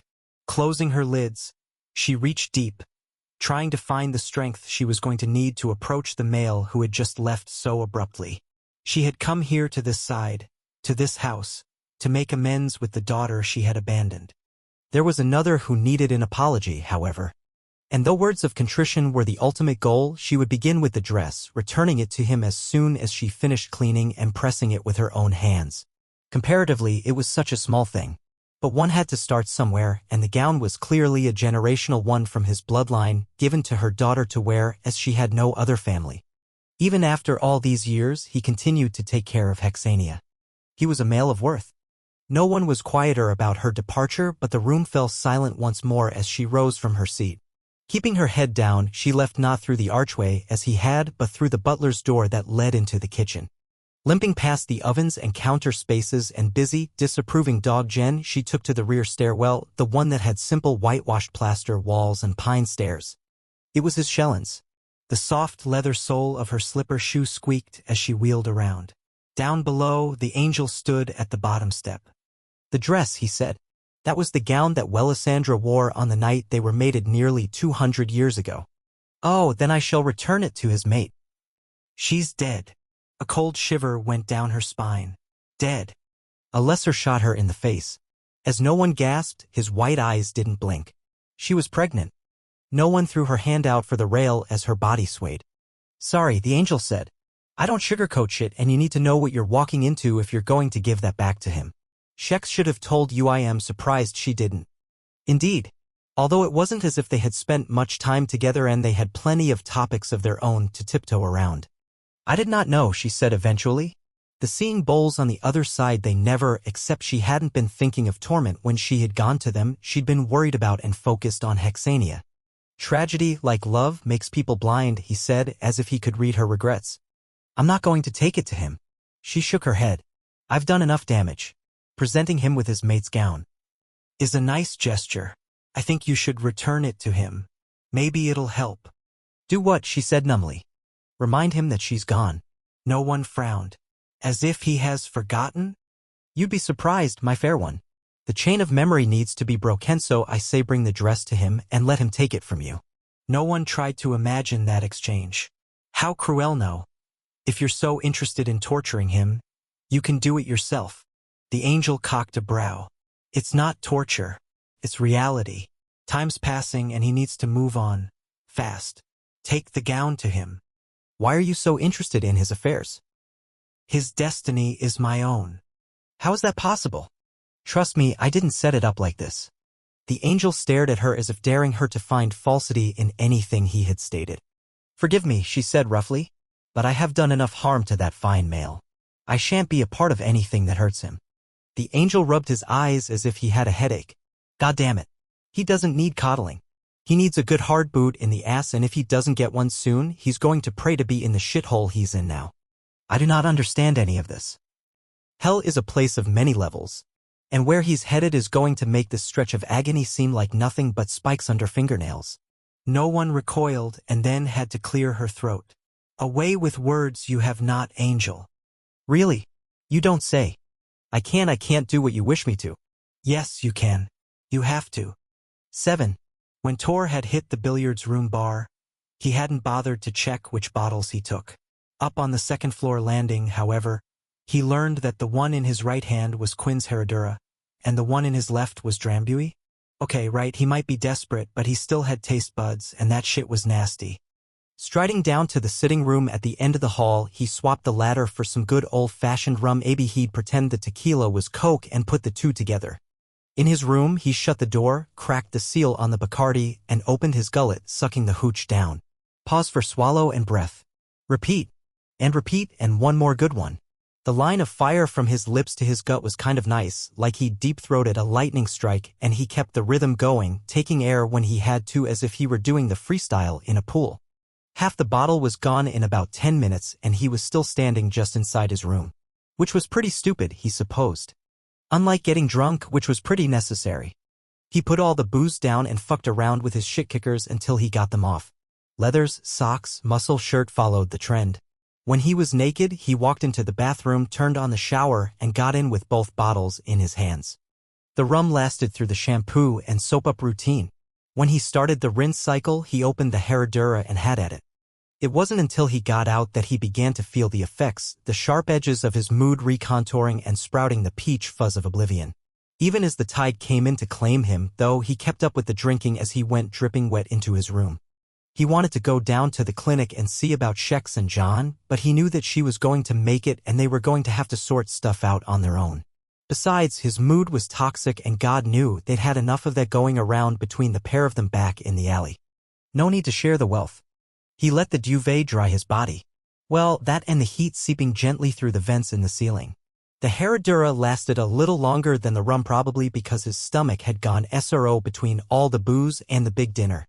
When the tequila was done for, he put the bottle on the bedside stand and arranged his limbs comfortably, which wasn't tough. At this point, he could have been packed into a FedEx box and felt okay about it. Closing his eyes, the room started to go on an easy little spin, as if his bed was right over a drain and everything was slowly funneling out. You know, considering how well this was rolling along, he was going to have to remember the safe out.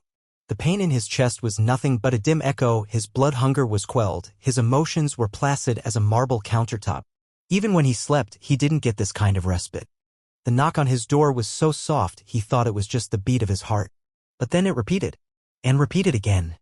Goddamn, fucking hell, he jacked his head off the pillow and hollered, "What?" When there was no answer, he shot up to his feet. Whoa. Yeah, okay, hello. Catching himself on the bedstand, he knocked the empty Herradura on the floor. Wow. His center of gravity was now split between the pinky toe of his left foot and the outer piece of his right ear, which meant his body wanted to go in two directions at once. Getting to the door was like ice skating, on a tilt-a-whirl, with a helicopter as headgear. And the knob was a moving target, although how that door was shifting from side to side in its frame without breaking was a mystery. Yanking the thing wide, he barked, "What?" There was nobody there, but what he saw sobered him up. Across the hall, hanging from one of the brass sconces, was his Wellesley's red waterfall of a mating dress. He looked to the left and saw no one. Then he looked to the right and saw no one. Down at the far end of the hall, the robed female was going as fast as her limp would allow her, her frail body shifting awkwardly under those folds of rough cloth. He probably could have caught her. But shit, he'd obviously scared the crap out of the female, and if he'd been unfit for conversation at the dinner table, he was now unfitter. See? He was even making up words now. Plus he was buck-ass naked. Weaving his way out into the corridor, he stood in front of the gown. The thing had obviously been cleaned with care and prepared for storage, its sleeves stuffed with tissue paper, its hanger one of those jobs that had a padded insert for the bodice. As he looked at the dress, the effects of the alcohol made it seem as if the skirting was caught in a breeze, the blood-red fabric waving to and fro, the weight catching the light and reflecting it back at him at various angles. Except he was the one moving, wasn't he? Reaching up, he lifted the hanger from where it had been slung over the sconce and carried the gown inside his room, shutting his door behind them both. Over at the bed, he laid the dress out on the side that Wellesley had always preferred, the one farthest from the door, and carefully arranged the sleeves and the skirting, making minute adjustments until it was in perfect position. Then he willed the lights off. Lying down, he curled on his side, putting his head on the pillow opposite the one that would have supported his Wellesley's head. With a shaking hand, he touched the satin of the filled-out bodice, feeling the whalebones set within the fabric. The structure of the dress built to enhance a female's gentle, curving body. It was not as good as her ribcage, just as the satin was not as good as her body, and the sleeves weren't as good as her arms. "I miss you." He stroked the indentation of the gown where her waist would have been, should have been. "I miss you so much." To think she had once filled this dress out, had lived inside of it for a brief time, nothing but a camera shot of one evening in both their lives. Why couldn't his memories bring her back? They felt strong enough, powerful enough, a summoning spell that should have had her magically reinflating the gown. Except she was alive only in his mind. Ever with him, always out of reach. That's what death was, he realized. The great fictionalizer. And just as he would have reread a passage in a book, he remembered their mating day, the way he had stood so nervously to one side of his brothers, fidgeting with his satin robe and his jeweled belt. His blooded sire, Harm, had yet to come around, the reconciliation that had arrived at the end of his life still a century in the making. But Darius had been there, the male looking over at him every second or two, no doubt because he'd been worried Tor was going to pass the fuck out. Which had made two of them. And then Wellesley had shown.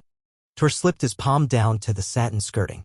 Closing his eyes, he imagined her warm, vital flesh filling out the gown once again, her breath expanding and contracting the confines of the bodice, her long legs holding the skirting up off the floor, her red hair curling down to the black lace of the sleeves.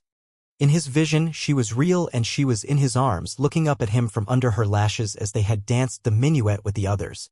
They'd both been virgins that night. He'd been a fumbling idiot. She'd known exactly what to do.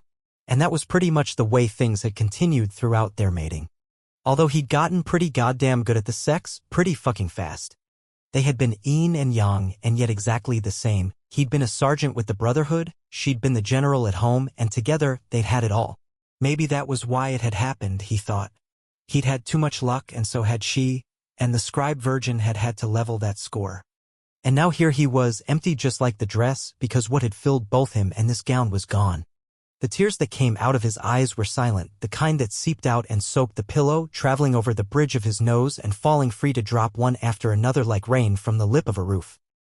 His thumb went back and forth over the satin, as if he were rubbing her hip as he had when they'd been together, and he moved his leg over so that it was on top of the skirting. It wasn't the same, though. There was no body underneath, and the fabric smelled like lemons, not her skin. And he was, after all, alone in this room that was not theirs. "God, I miss you," he said in a voice that cracked. "Every night. Every day." From across the dark bedroom, Lassiter stood in the corner next to the highboy, feeling like crap while Tor whispered to the dress. Scrubbing his face, he wondered why in the hell, of all the ways he could have gotten free of the in-between, did it have to be this one? The shit was starting to get to him. Him. The angel who didn't give a shit about other people, the one who should have been a claims adjuster or a personal injury lawyer or anything on the earth where screwing others was an asset in his course of work. He should never have been an angel. That required a skill set he didn't have and couldn't fake. Back when the Maker had approached him with an opportunity to redeem himself, he'd been too focused on the idea of getting free to think about the particulars of the assignment. All he'd heard was something along the lines of, go to Earth, get this vampire back on track, set that Shellen free, yada, yada, yada. After which he'd be released to go about his business instead of stuck in the land of neither here nor there. Seemed like a good deal. And in the beginning it was. Show up in the woods with a Big Mac, feed the sorry bastard, drag him back here, and then wait until Tor was strong enough physically to start the process of moving on. Good plan. Except then came the stall out. Moving on was more than just fighting the enemy, apparently. He'd been losing hope, about to throw up his hands, when suddenly that female no one appeared in the house, and for the first time, Tor actually focused on something.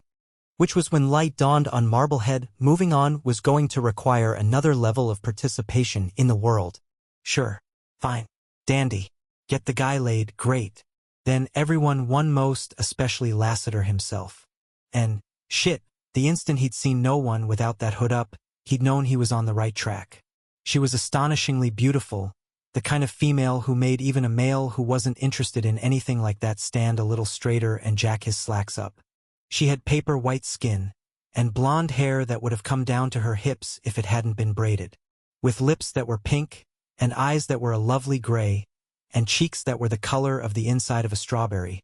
She was too bright to be real. And clearly she was perfect for other reasons. She wanted to make amends, and Lassiter had been assuming that with any luck, nature would take its course and everything would fall into place and she would fall into the brother's bed. Sure. Fine. Dandy. Except whatever. This display across the way? Not sure, not fine, not dandy. That kind of suffering was a canyon, a purgatory of its own for someone who had not died. And damned if the angel had any clue how to drag the brother out of it.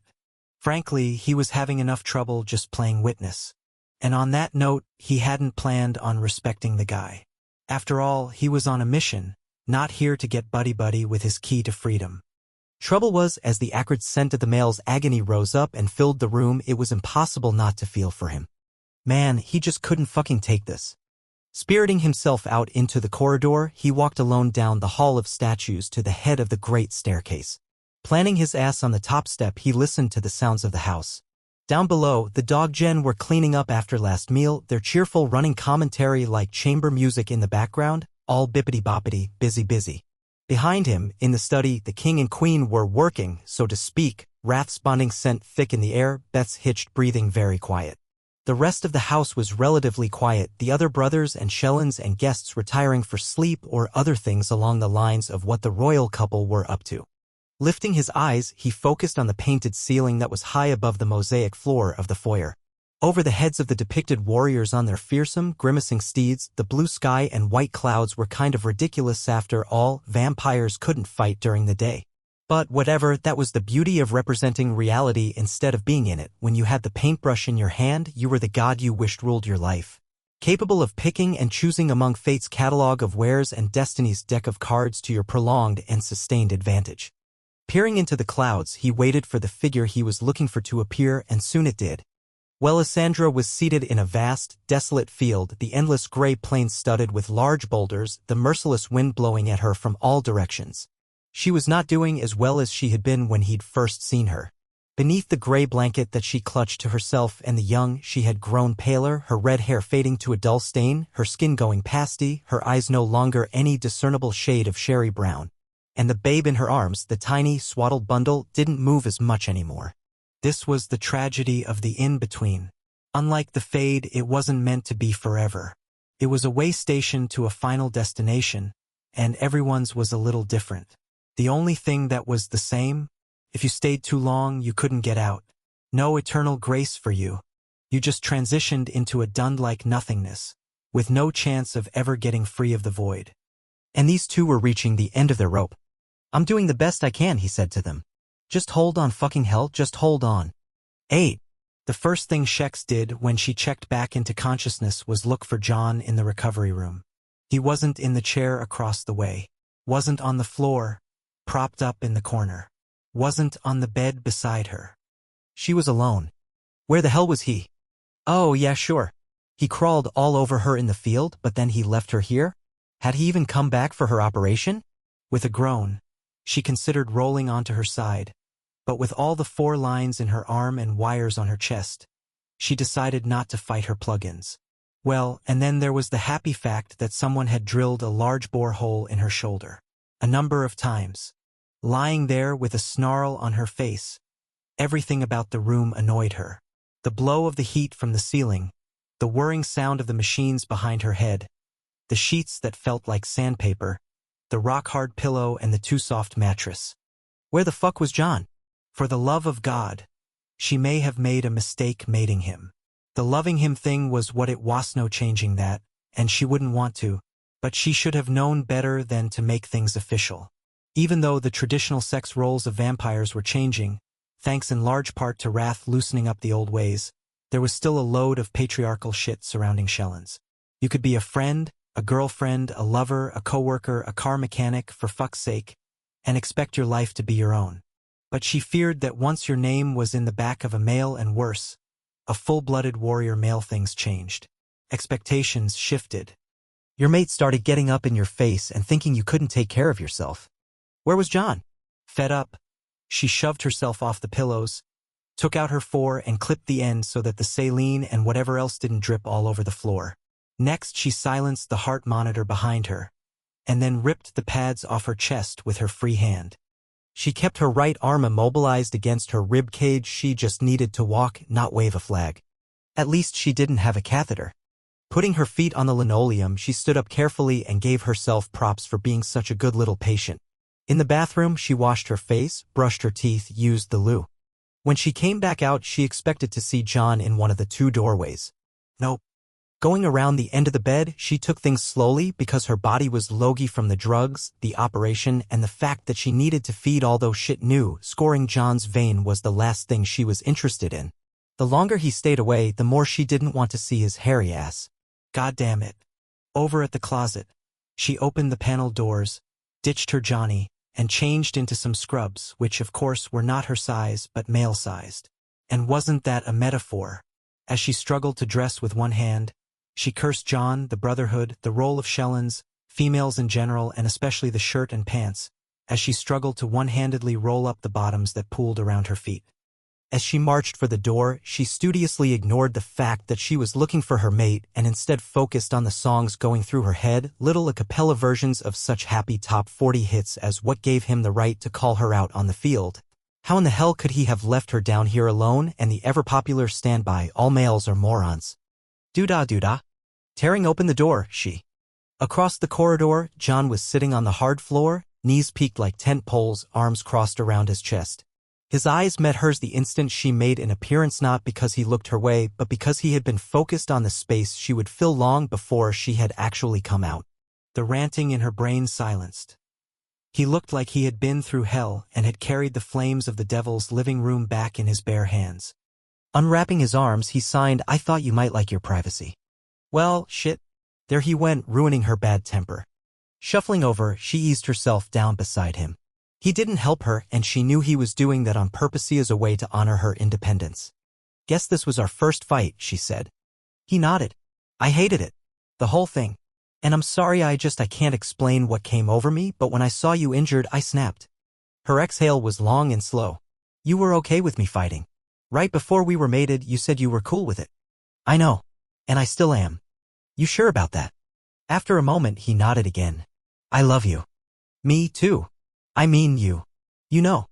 But he hadn't really answered her, had he? And she didn't have the energy to follow up any further. The pair of them just sat on that floor in silence until eventually she reached out and took his hand. "I need to feed," she said roughly. "Will you?" His eyes shot to hers and his head bobbed. "Always," he mouthed. She got to her feet without his aid and extended her free hand to him. When he took her palm, she summoned her strength and pulled him up.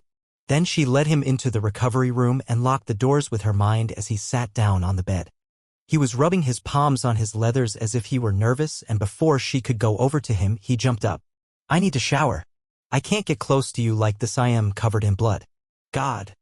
She hadn't even noticed he was still in his fighting clothes. Okay. They traded places, she heading for the edge of the mattress, he going for the bathroom to turn on the hot water. He left the door open so as he stripped off his muscle shirt, she watched his shoulders bunch and twist.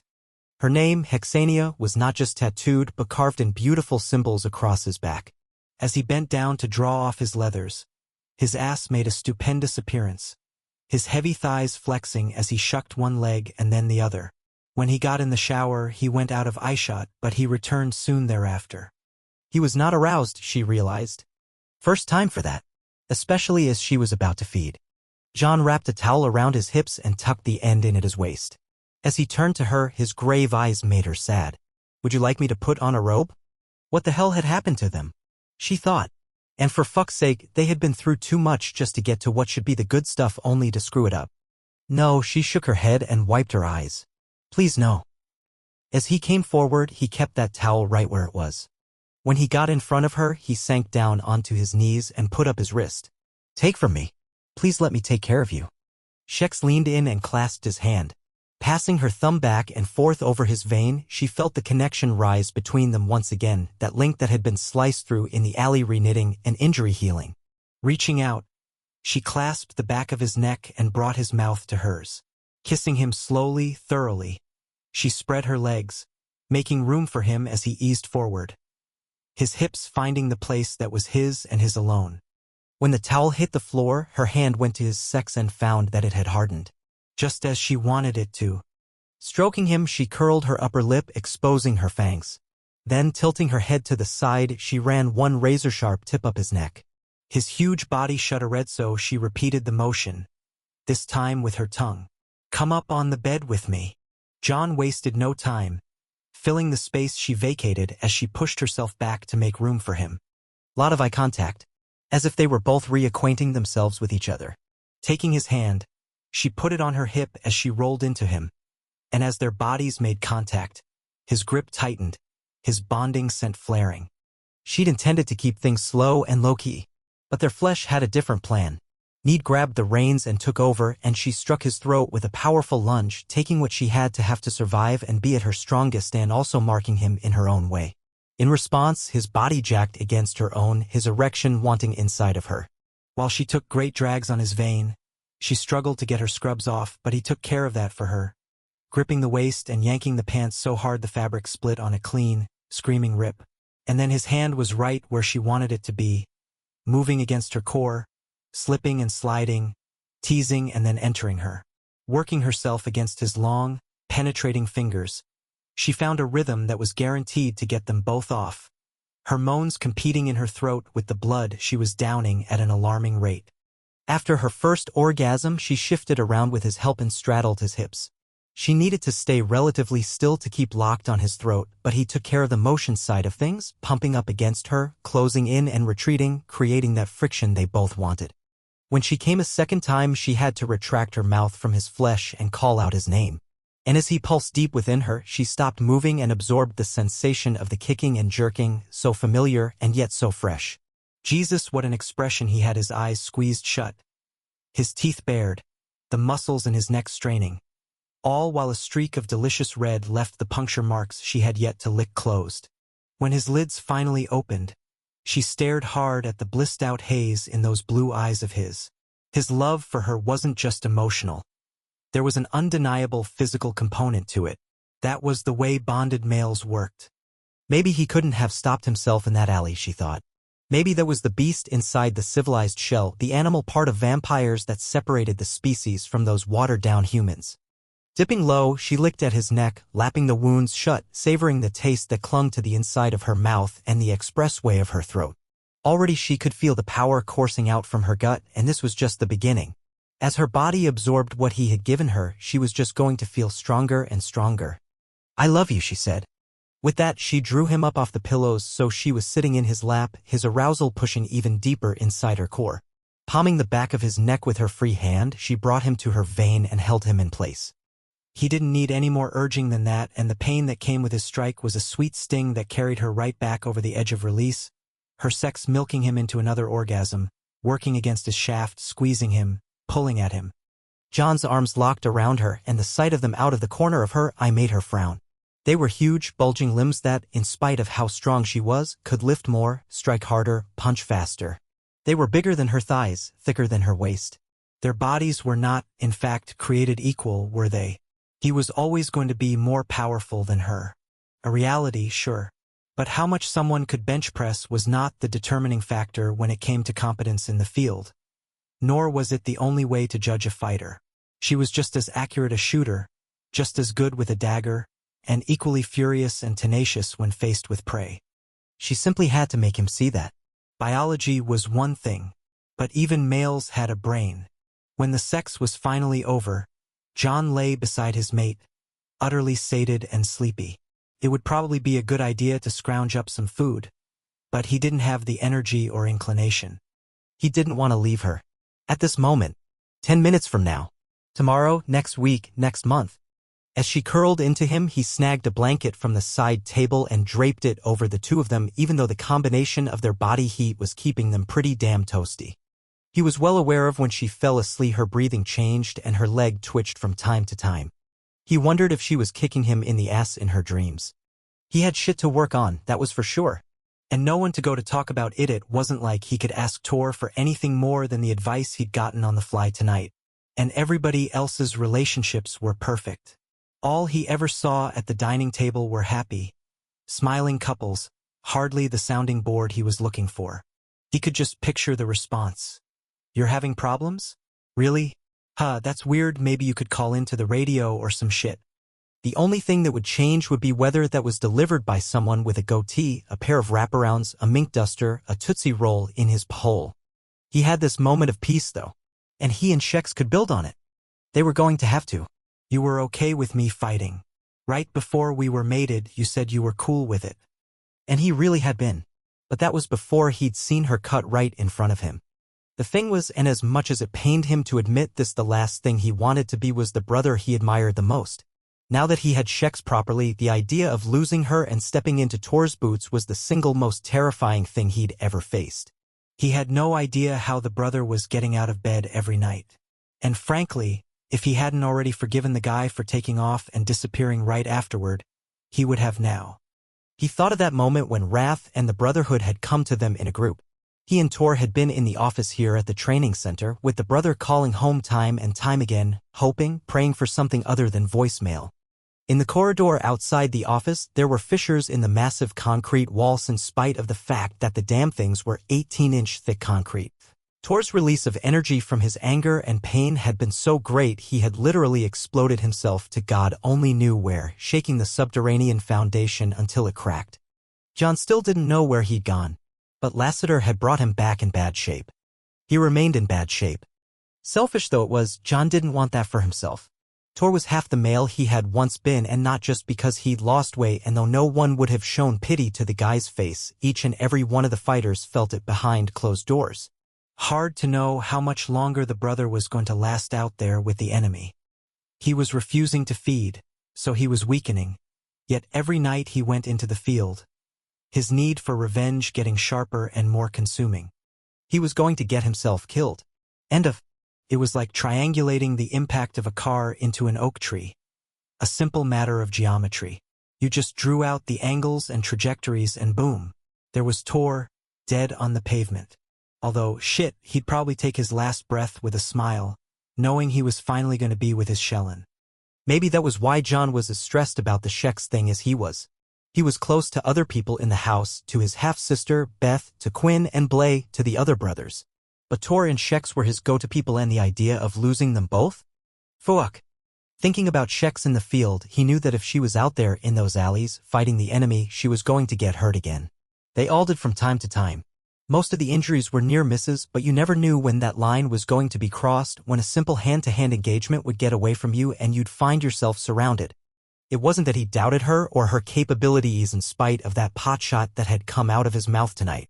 It was the odds he didn't like. Soon enough, if you rolled the dice over and over again, you were going to come up snake eyes. And in the larger scheme of things, her life was more important than one more fighter out in the field. He should have thought about this a little more before going all, yeah, sure, I'm tight with you fighting. What are you thinking about? She asked in the darkness. As if what was banging through his brain had woken her up. Rearranging himself, he put his head next to hers and shook it back and forth. But he was lying. And she probably knew it. 9. The following evening, Quinn stood in the far corner of Wrath's study, wedged into the juncture of two pale blue walls. The room was huge, a good 40 feet long and 40 feet across, and it had a ceiling lofty enough to give you a nosebleed. But space was getting tight. Then again, there were a dozen or so big people packed in around the prissy French furniture. Quinn knew from the French shit. His dead and gone mother had liked the style, and back before he'd been disavowed from his family, he'd been yammered at ad nauseum about not sitting on her Louis the somethingth crap. At least that was one area where he hadn't been discriminated against in his own house, wanted only her and his sister to park it in those delicate seats. He and his brother had not been permitted. Ever. and his father had been tolerated with a grimace, likely only because he'd paid for the stuff a couple 100 years before. Whatever. At least Wrath's command central made sense. The king's chair was as big as a car and probably weighed as much as one, its rugged yet elegant carvings marking it as the throne of the race. And the huge desk in front of him wasn't exactly fit for a girl either. Tonight, and as usual, Wrath looked like the killer he was. Silent, intense, deadly. Your basic anti-Avon lady. Beside him, Beth, his queen and Shellen, was composed and serious. And on the other side, George, his seeing-eye dog, was looking well, kinda postcard-y. But then golden retrievers were like that. Picturesque, pretty, and pettable. More Donny Osmond than Dark Overlord. Then again, Wrath more than made up for that one. Abruptly, Quinn dropped his mismatched eyes to the Aubusson rug. He did not need to see who was standing on the far side of the queen. Ah, hell! His peripheral vision was working far too well tonight. His slut of a cousin, his cock-sucking, suit-wearing, Mont-Blanc-up-the-ass cousin Saxton the Magnificent was standing next to the queen, looking like a combination of Cary Grant and some model in a goddamn cologne ad. Not that Quinn was bitter. Because the guy was sharing Blaze bed. Nah. Nope. Not at all. The cocksucker. With a wince, he thought maybe he should switch that insult to something a little farther away from what the two of them. God, he couldn't even go there. Not if he wanted to breathe. Blay was also in the room, but the guy was staying away from his lover. He always did. Whether it was in these meetings or outside of them, they were never closer than 3 feet apart. Which was the only saving grace to living in the same house as the pair of them. Nobody ever saw them lip-locked or even holding hands. Although it wasn't as if Quinn didn't lie awake during the day anyway, torturing himself with all kinds of Kama Sutra shit. The door of the study opened and Torment came dragging in. Man, he looked as if he'd been rolled out of a moving car on the highway. His eyes like piss holes in the snow, his body moving stiffly as he went over to stand next to John and Shex. At the arrival, Wrath's voice cut through the convo, shutting everyone up. Now that we're all here, I'm going to can the bullshit and turn this over to Revenge. I got nothing good to say about any of this, so he'll be more efficient at briefing you. As the brothers got to muttering, the massive, mohawked motherfucker plugged his cane into the floor and got to his feet. As usual, the half-breed was dressed in a black pinstriped suit. God, Quinn was starting to despise anything that had lapels and a mink duster to keep him warm. With his sympath tendencies kept in control, thanks to regular hits of dopamine, his eyes were violet and mostly unevil. Mostly. He really wasn't someone you wanted as an enemy, and not just because, like Wrath, he was the leader of his people. His day job was being king of the Sympath colony up north. Nights he spent here with his Shellen, Elena, living la vida vampire. And never the twain shall meet. It went without saying that he was a highly valuable asset to the Brotherhood. A number of days ago, a letter was sent out to every head of the remaining bloodlines. He reached into the mink and took out a folded sheet of what looked to be old-fashioned parchment.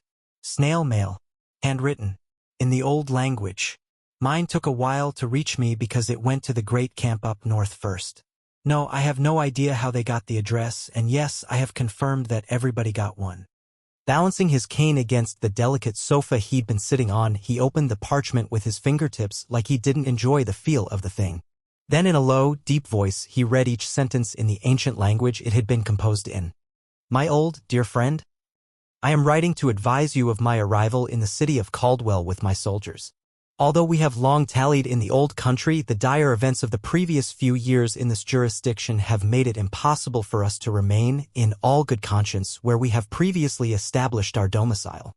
As you perhaps have heard from relations overseas, our strong efforts have eradicated the lessening society in the motherlands, making it safe for our fair race to flourish in peace and security there.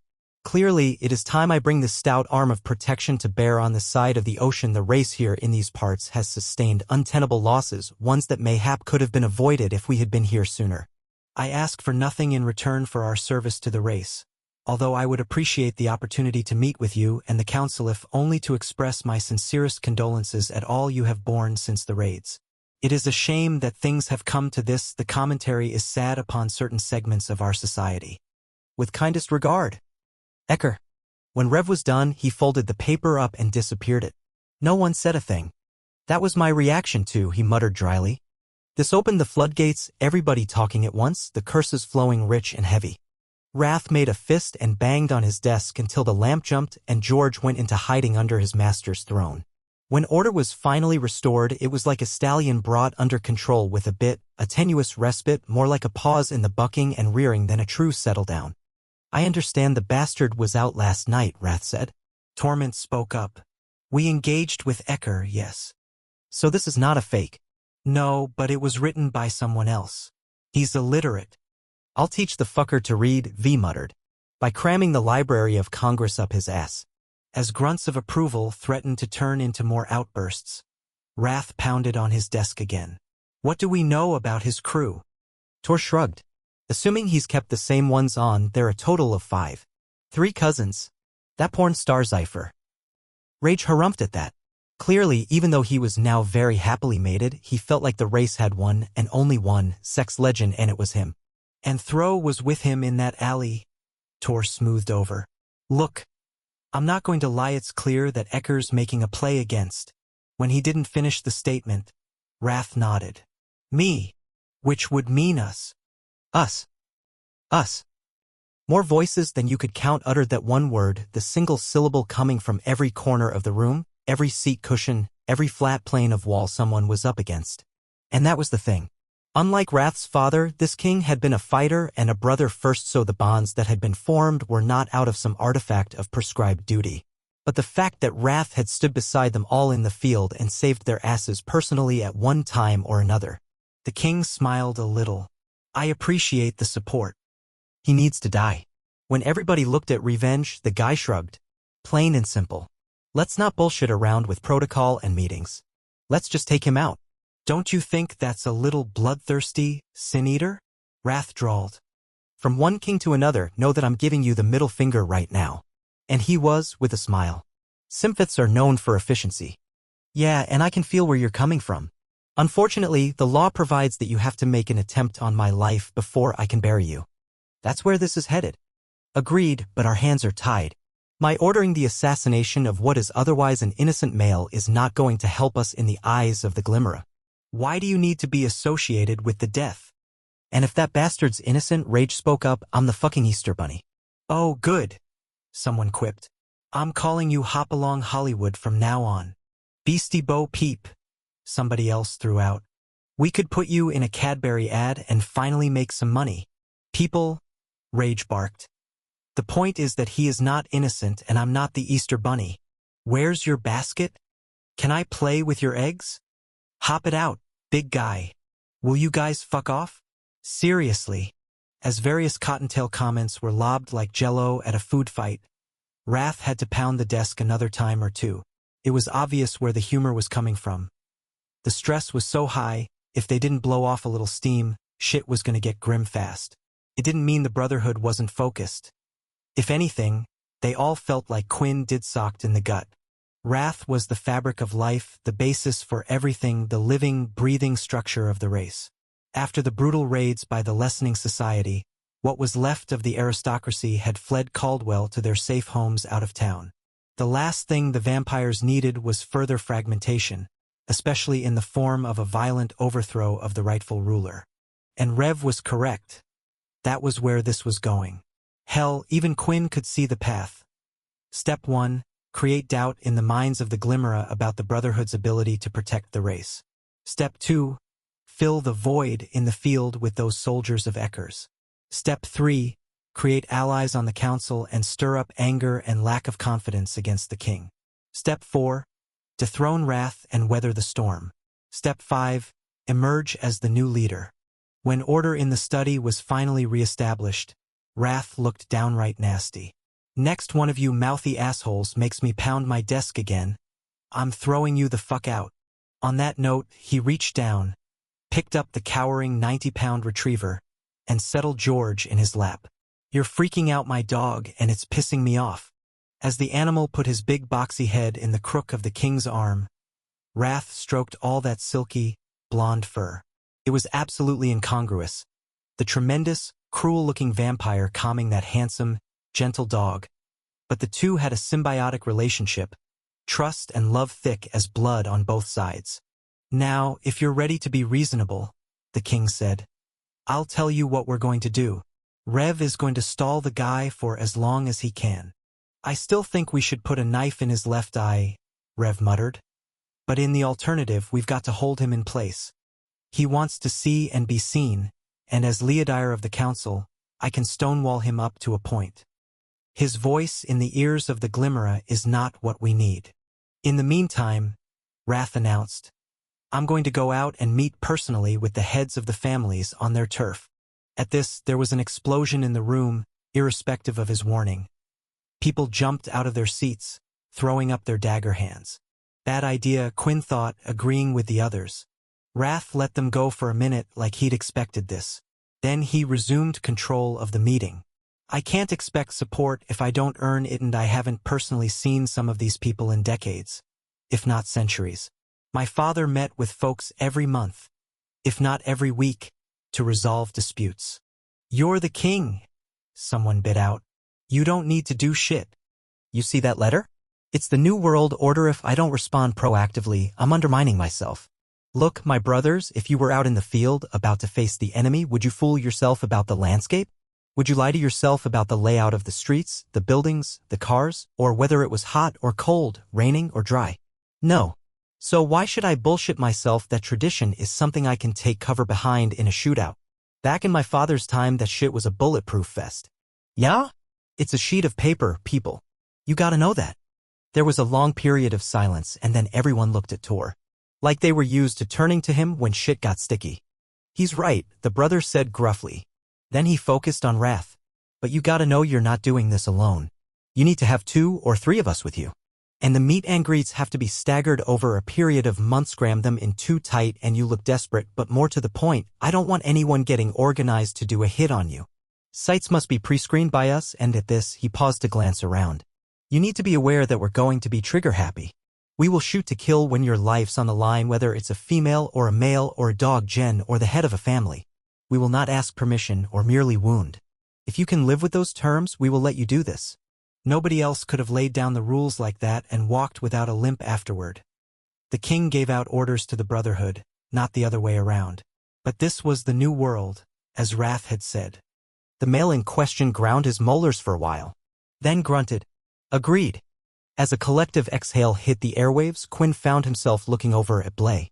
Ah, hell, talk about a suck zone. This was why he avoided the guy like the plague.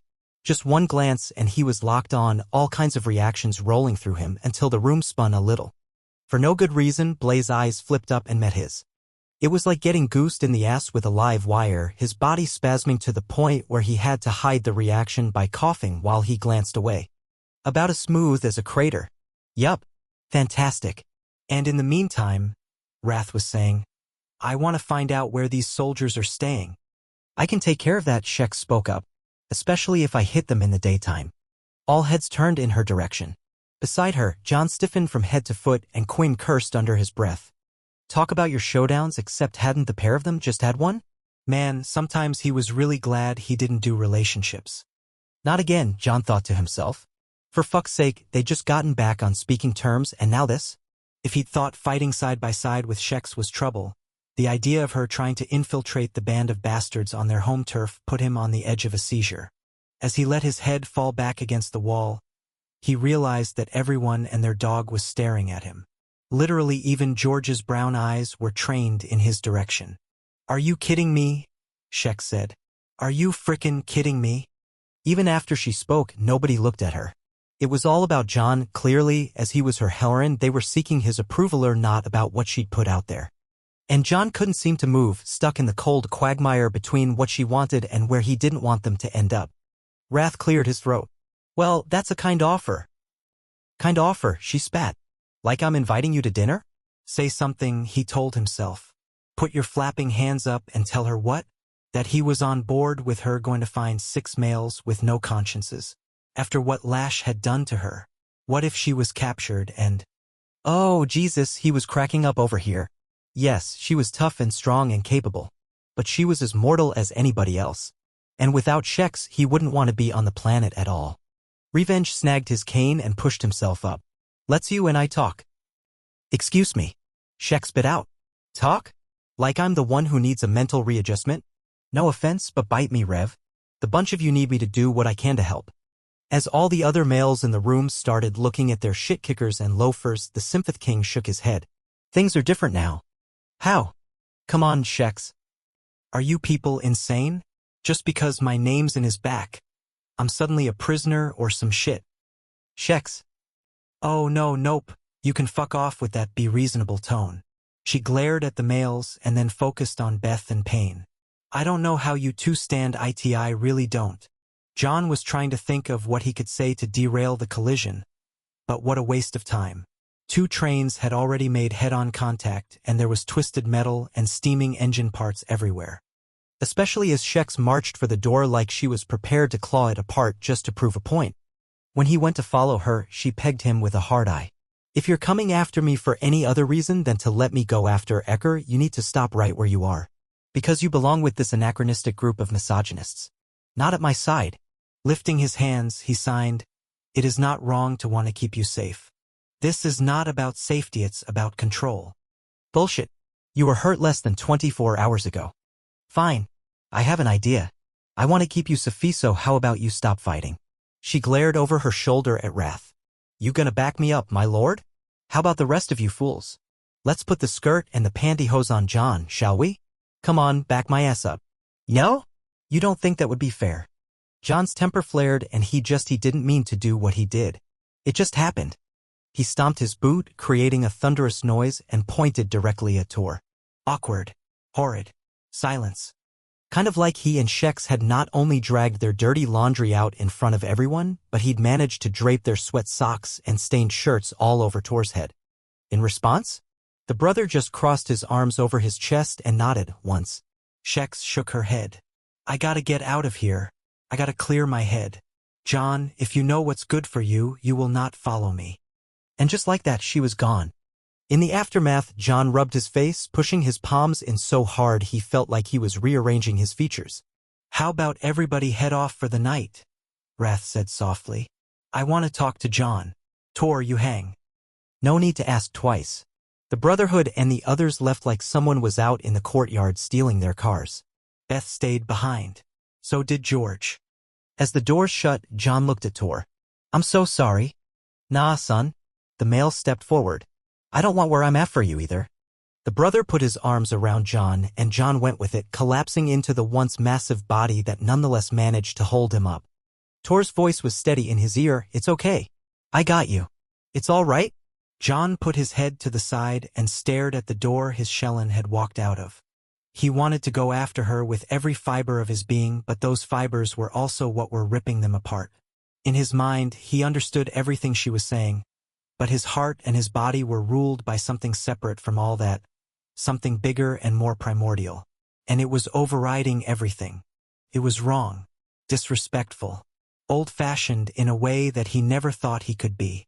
He didn't think females should be sequestered, and he believed in his mate and he wanted her to be safe. Period.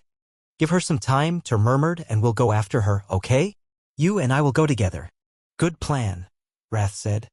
Because neither of you is going out in the field tonight. The king held up his palms to cut off the arguing. Really? That shut them both up. So are you okay? The king asked Tor. The brother's smile wasn't warm in the slightest. I'm already in hell, shit's not going to get any hotter just because he's using me as an example of where he doesn't want to be. You sure about that? Don't worry about me. Easier said than done. Wrath motioned his hand like he didn't want to go any further on all that. We done. As Tor nodded and turned for the door, John gave the first family a bow and then went after the male. He didn't have to rush. Tor was waiting for him out in the corridor. Listen to Might's cool. I'm serious, Dash. I'm just so sorry, John signed. About everything. And shit, I miss Wellesley, I really miss her. Tor blinked for a moment. Then in a quiet voice, he said, I know, son. I know you lost her, too. Do you think she would have liked Shex? Yeah. A shadow of a smile hit that harsh face. She only met her once, and it was a while ago, but they were cool, and if there had been time, they'd have gotten along great. And man, on a night like tonight, we could have used the female backup. Too right, John signed as he tried to imagine approaching Shex. At least he could guess where she would go, back to her own place on the Hudson River. That was her refuge, her private space. And when he showed up on her doorstep, he could only pray she didn't throw him out on his ass. But they had to resolve this somehow. I think I'd better go alone, John signed. This is probably going to get ugly. Make that uglier, he thought. Fair enough. Just know that I'm here if you need me. Wasn't that always the way? John thought as they parted. Almost as if it had been centuries of their knowing each other, instead of merely a matter of years. Then again he guessed that was what happened when you crossed paths with someone you were really compatible with. Felt like you'd been with them forever. 10. I shall do it. As no one spoke up, the group of dog-gen she had sneaked in behind turned like a flock of birds, all at once. In their modest staff room, there were males and females both among the assembled, each dressed properly for his or her role, whether it was cook or cleaner, baker or butler. She had found them when she had gone for an idle stroll, and who was she not to take advantage of an opportunity? The one who was in charge, Fritz Perlmutter, looked like he was about to faint. Then again, he had been her father's dog-gen all those years ago, and had had particular struggles with her defining herself in a servile role. My fine lady. No one. My name is no one now. Please address me as that and that alone. And as I said, I shall take care of the washing down in the training center. Wherever that was. Indeed, last night with that dress had been a benediction of sorts, the task busying her hands and giving her a focus that passed the hours with alacrity. It had once been the same on the other side, her manual labor the only thing that calmed her and imparted structure to her existence. How she had missed having a purpose. For truth, she had come here to serve pain, but the female wanted none of that. She had come here to try to connect with her daughter, but the female was newly mated with vital distractions. And she had come here in search of some kind of peace, only to be driven mad with inactivity since her arrival. And that was prior to her near run-in with Torment early this morning. At least he had taken the dress, though. It was gone from where she had hung it when he had answered her knock with such gruff. Abruptly, she noted that the butler was looking at her expectantly as if he had just said something that required a response. Please take me down there, she said, and show me the duties. Given the way his old, wrinkled face fell even further, she gathered that was not the reply he had been hoping for. Mistress. No one, and you or one of your staff, can show me now. The assembled masses all looked worried, as if mayhap rumors of the sky falling had suddenly become reality.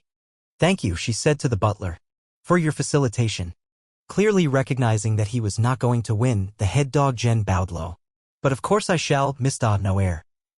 When he couldn't get out her proper name, as if the appropriate title of mistress was required to blaze the trail up his windpipe, she took pity on him. You were most helpful, she murmured. Now lead on. After dismissing the others, he took her out of the staff room, through the kitchen, and into the foyer by virtue of yet another door that was new to her.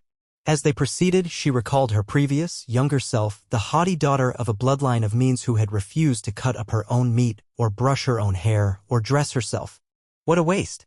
At least now that she was no one and had nothing, she was clear on how to pass the hours meaningfully. Work was the key. We go through herein, the butler pronounced as he held wide a hidden door beneath the grand staircase. Allow me to provide you the codes. Thank you, she replied, memorizing them. As she followed the dog-gen into the long, thin tube of an underground tunnel, she thought, yes, if she was going to stay on this side, she needed to busy herself with chores, even if it offended the dog-gen, the Brotherhood, the Shellens. Better that than the prison of her own thoughts. They exited the tunnel by stepping through the back of a closet and passing into a squat room that had a desk and metal cabinets and a glass door.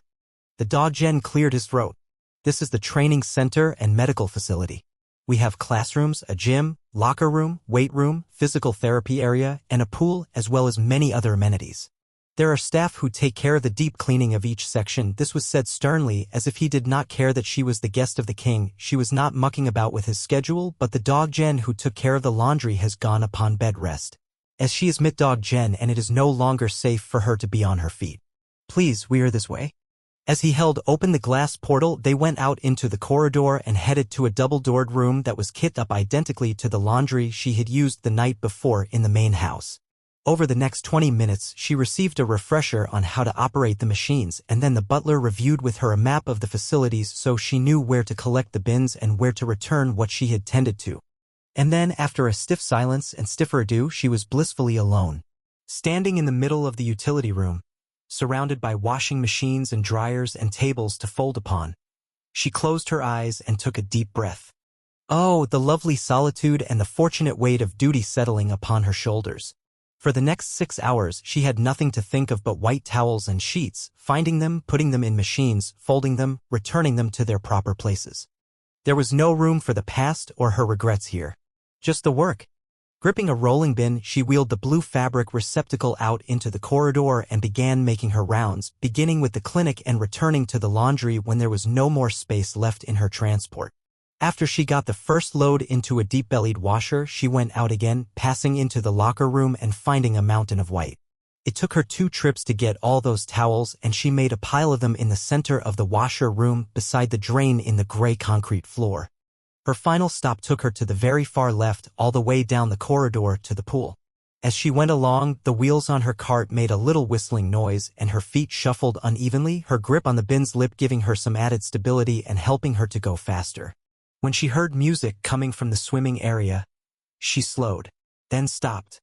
The strains of notes and voices made no sense as all members of the Brotherhood and their shellens were gone for the night. Unless someone had left the music on after they had finished their time in the water?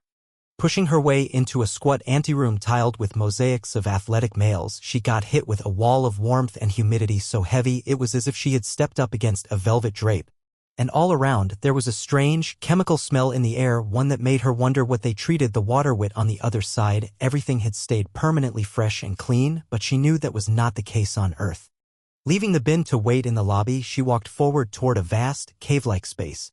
Reaching out, she touched the warm tiles on the wall, running her fingers over the blue skies and rolling green fields, but skipping any of the loinclothed males with their archery bows and their fencing staffs and their running poses. She loved the water. The floating buoyancy, the easing of the aches in her bad leg, the sense of brief freedom. Oh my, she gasped as she turned the corner. The pool was 4 times the size of the largest bath on the other side, and its water was a shimmering pale blue, likely because of the tiles that skinned its deep belly. Black lines ran lengthwise, denoting lanes, and there were numbers going down the stone lip, clearly marking depth. Up above, the ceiling was domed and covered in more mosaics, and there were benches against the walls, providing places to sit. Echoing around, the music was louder, but not overly so, and the mournful tune possessed a pleasing resonance. Given that she was alone, she couldn't resist going over and testing the temperature with her barefoot. Tempting. So very tempting. But instead of giving in, she refocused on her duties, going back to her bin, rolling it over to a large wicker basket and then transferring her body weight in damp terry cloth. When she turned to go, she paused and stared at the water again. There was no way the first round of sheeting had finished its washing cycle. It had at least 45 minutes left according to what the machine had reported. She checked the clock that was mounted on the wall. Perhaps just a few minutes in the pool, she decided. She could use the relief from the aching in her lower body, and there was nothing she could do relative to her job for the next little bit. Grabbing one of the fresh, folded towels, she double-checked the anteroom, went farther down and looked out into the corridor. Nobody was about. And now was the time to do this. The staff would be concentrating on cleaning the 2nd floor of the mansion as they had to get that work done between first and last meals. And there was no one getting treated at the clinic, at least for the moment. She had to make this fast. Limping back to the shallow end, she unfastened her robe and drew off the hood, stripping down to her undersheath. After a brief hesitation, she removed the sheer liner as well. She would have to remember to bring a second with her if she wanted to do this again. Better to remain modest. As she folded her things, she deliberately stared at her twisted calf, tracing the roping scars that formed an ugly relief map of mountains and valleys in her flesh. Once, the lower leg had worked perfectly and been as lovely as many an artist could have drawn. Now it was a symbol of who and what she was, a reminder of a fall from grace that had made her a lesser person and, over time, a better one. Fortunately, there was a chrome handrail by the steps, and she gripped it for balance as she slowly entered the warm water. Upon the descent, she recalled her braid and wound the heavy length around and around the top of her head, tucking in the loose end so that the beehive held in place. And then she glided. Closing her eyes in bliss, she gave herself over to weightlessness, the water a temperate breeze wafting across her flesh, her body held kindly in the pool's peaceable palms. As she stroked out into the center, she threw away her resolve not to get her hair wet and rolled over onto her back, sweeping her hands in circles to keep herself afloat. For a brief time, She allowed herself to feel something, opening the door to her senses. And it was good.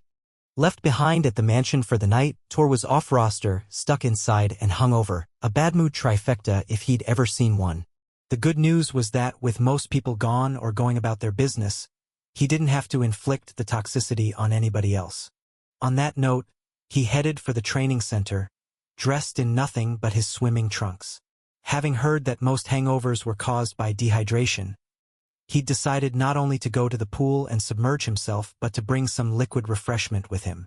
And how was that for healthy? What had he grabbed? Oh, good, vodka like that straight up, and hey, it looked like water. Pausing in the tunnel, he took a swig of V's goose and swallowed. Fuck. The sound of John's shit-kicker hitting the floor, like some godforsaken bell tolling, was something he was never going to forget, just like the kid's finger pointing at him. Time for another swallow, and hey, how about one more? As he resumed his trek toward what was probably going to be a drowning party, he recognized that he was a walking cliché. He'd seen his brothers in this shape from time to time, weaving around with a sour, fuzzy head, a bad attitude, and a bottle of knockout juice grafted to their palms. Back before Wellesley had been taken from him, he'd never really understood the whys. Now, you did what you had to do to get yourself through the hours.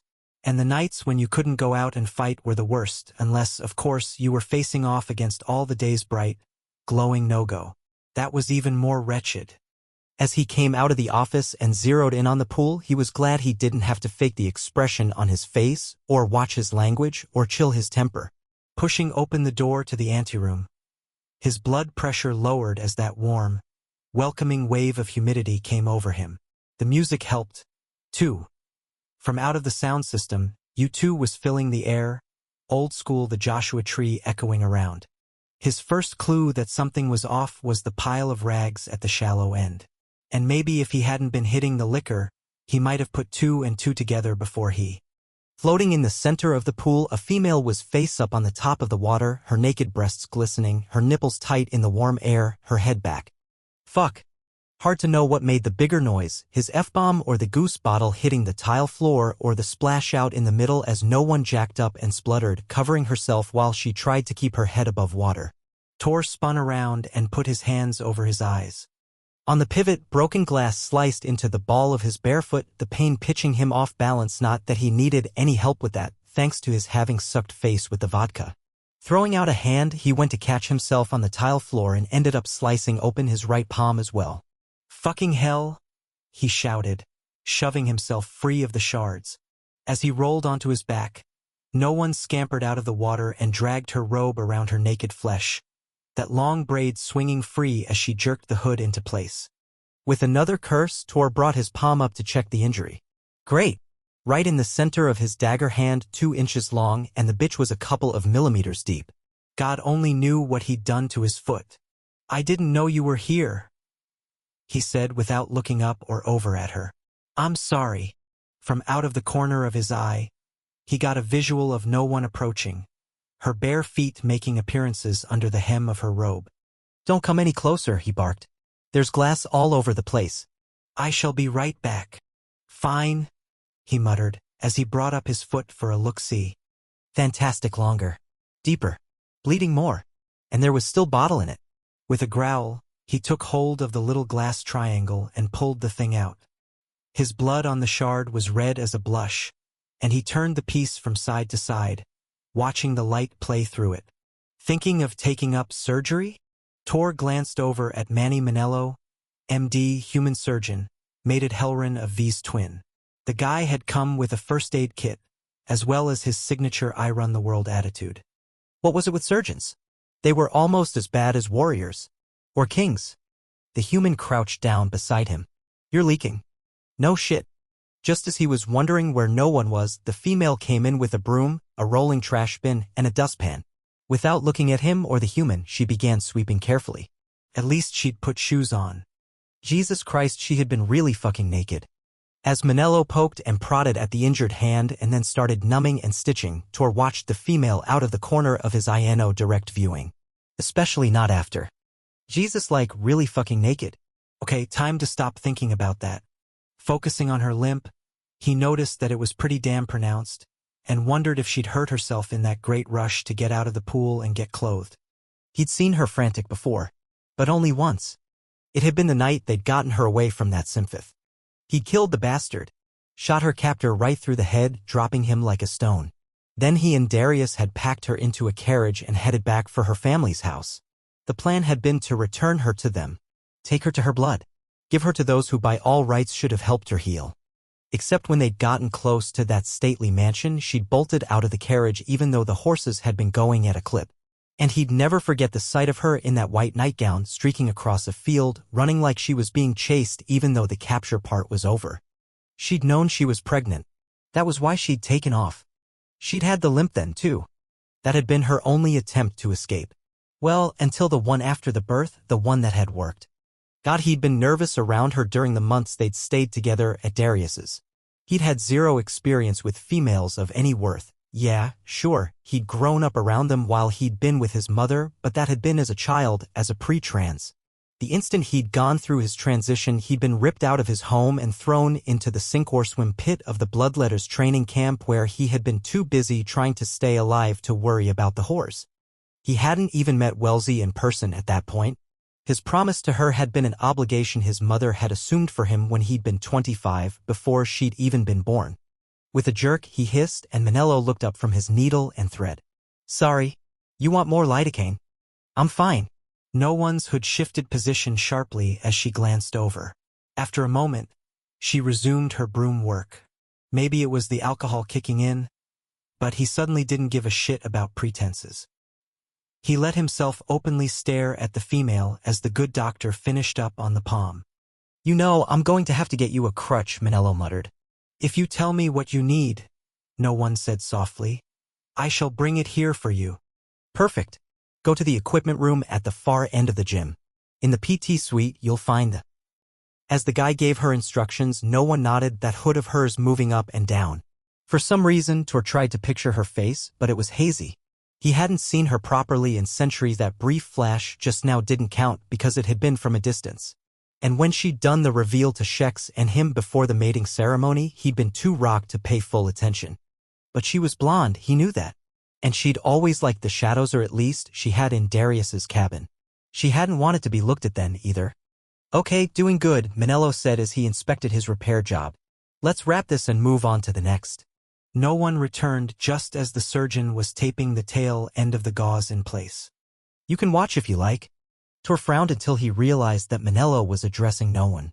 The female was hanging back, and sure as if that hood of hers was a face with expressions, he could tell she was worried. "Just a warning, though." Manello moved downward. "This is worse than the hand, but the palm is more important because that's what he fights with." As no one hesitated, Tor shrugged. "You can see anything you like, assuming your stomach's up for it." She went around and stood behind the doctor, crossing her arms into the sleeves of her robe so that she looked like some kind of religious statue. Except she was very much alive. When he winced as the needle went in with the anesthetic, she seemed to burrow into herself. Like his being in pain affected her. Tor shifted his eyes away for the duration. "All right, you're done," Manello said sometime later. "And before you ask, I'll give you a yeah probably. Given how fast you guys heal, you should be good to go tomorrow night. For fuck's sake, you're like car, take a beating, go into the body shop, next thing you know, back out on the road. Humans take so damn long to get over things." Right. Tor wasn't quite ready to put himself in Dodge Ram territory. The exhaustion he was lugging around with him meant he needed to feed, and that these relatively minor injuries could take a while to repair themselves. Aside from that one session from Selena, he hadn't taken a vein since. "Nope, not going there. No need to open that door. No walking on this foot," the surgeon ordered on as he snapped off his gloves. "At least until dawn. And no swimming." "No problem. Especially on the ladder. After what he'd just seen floating in the middle of the goddamn thing, he might never go in the pool again. Any pool, for that matter. The only thing that saved his having walked in on her from being a complete mess was the fact that there had been nothing sexual on his side. Yeah, he'd been shocked, but that didn't mean he wanted to, bang her or some shit. "One question," the doctor said as he rose up and held out his hand. Tor accepted the palm and was a little surprised to find himself pulled solidly to his feet. "What? How did it happen?" Tor glanced over at no one. Ho looked away so quickly. She turned her whole body in the opposite direction. Bottle slipped out of my hand, Tor muttered. Ah, well, accidents happen. The yes-sure tone suggested the guy didn't believe the fudge for a second. Call me if you need me. I'm down in the clinic for the rest of the night. Thanks, man. Yup. And then he and no one were alone together. 11. As no one watched the healer go, she found herself wanting to take a step back from Torment. It seemed as if, in the absence of any other parties, he had suddenly gotten closer, and much, much larger. In the silence that transpired, she had the sense that they should be speaking, but her mind was clouded. Mortified did not begin to cover it, and she had some instinct that if she could just explain herself, mayhap she could make that feeling go away. In the meantime, too much of his physical form registered for comfort. He was so tall, inches and inches, a whole foot taller than she was, and his body was not reedy as hers was.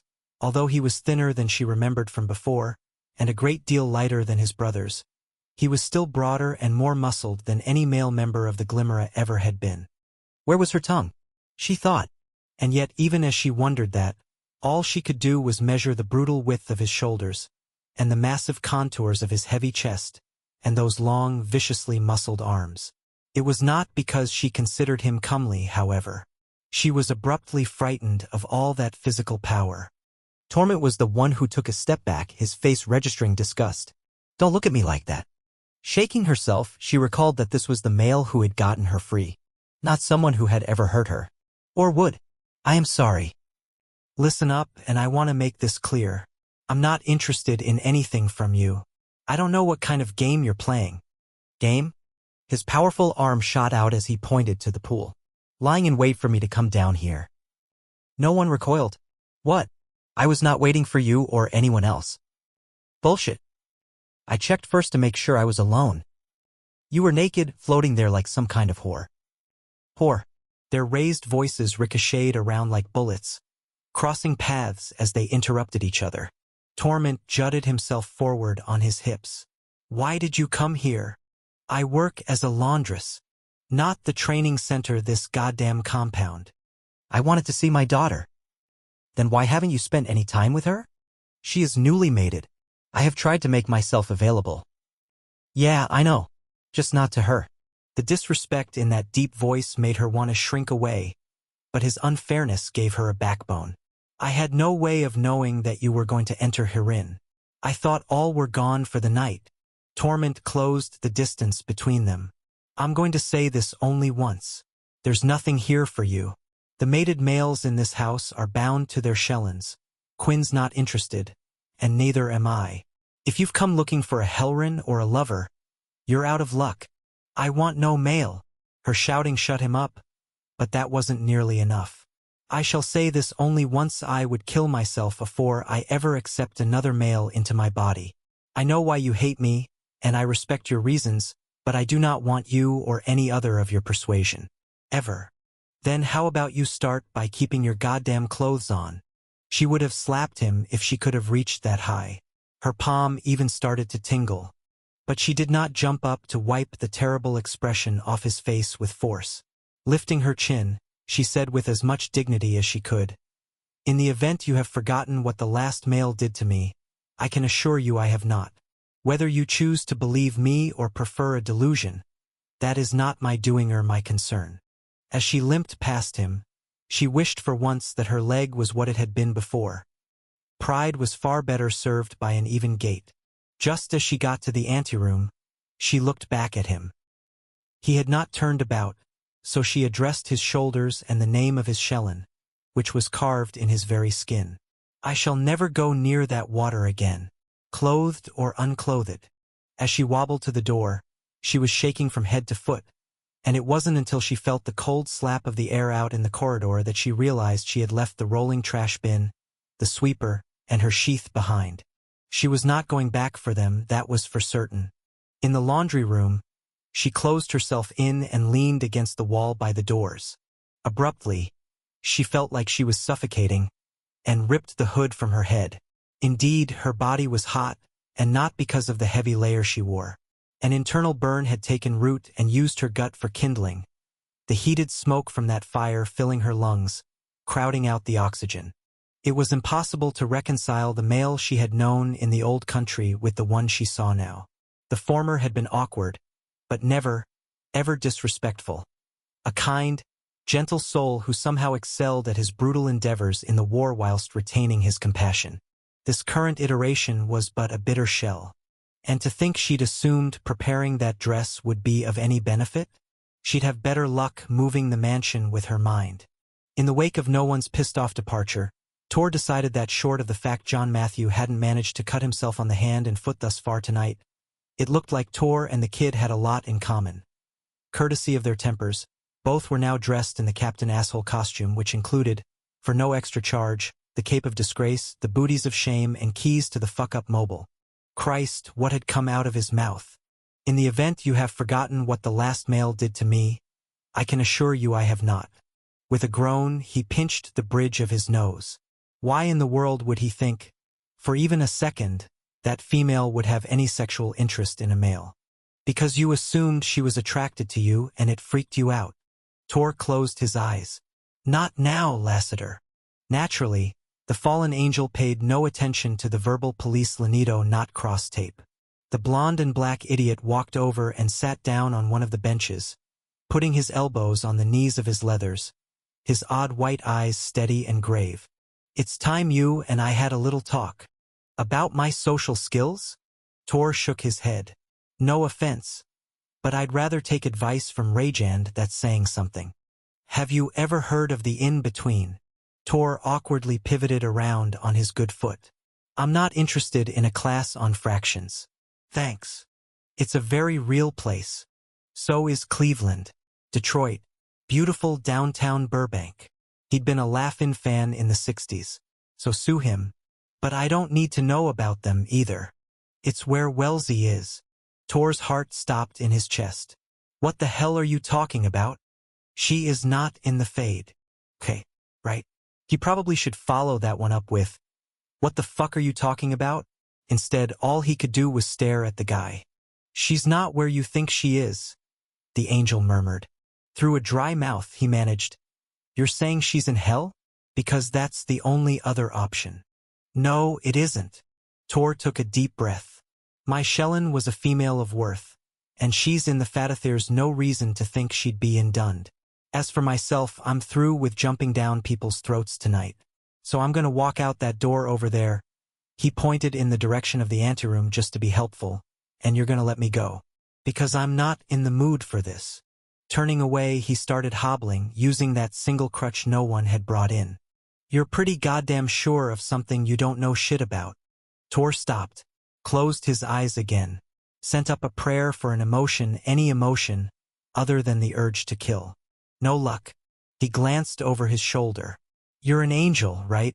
So you're supposed to be compassionate. I just accused a female who was raped until impregnated of being a whore. Do you honestly think I can handle being circle-jerked about my Shellen right now? There are 3 places in the afterlife. The Fade, where loved ones are reunited.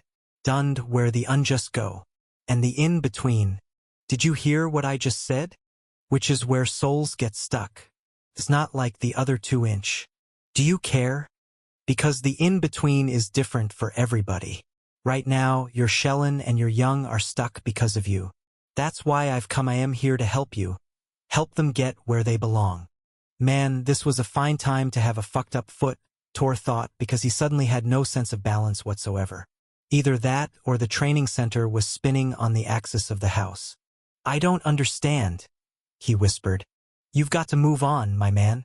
Stop holding on to her so she can go. There is no purgatory, if that's what you're suggesting. Where the fuck do you think I came from? Tor cocked a brow. You really want me to answer that?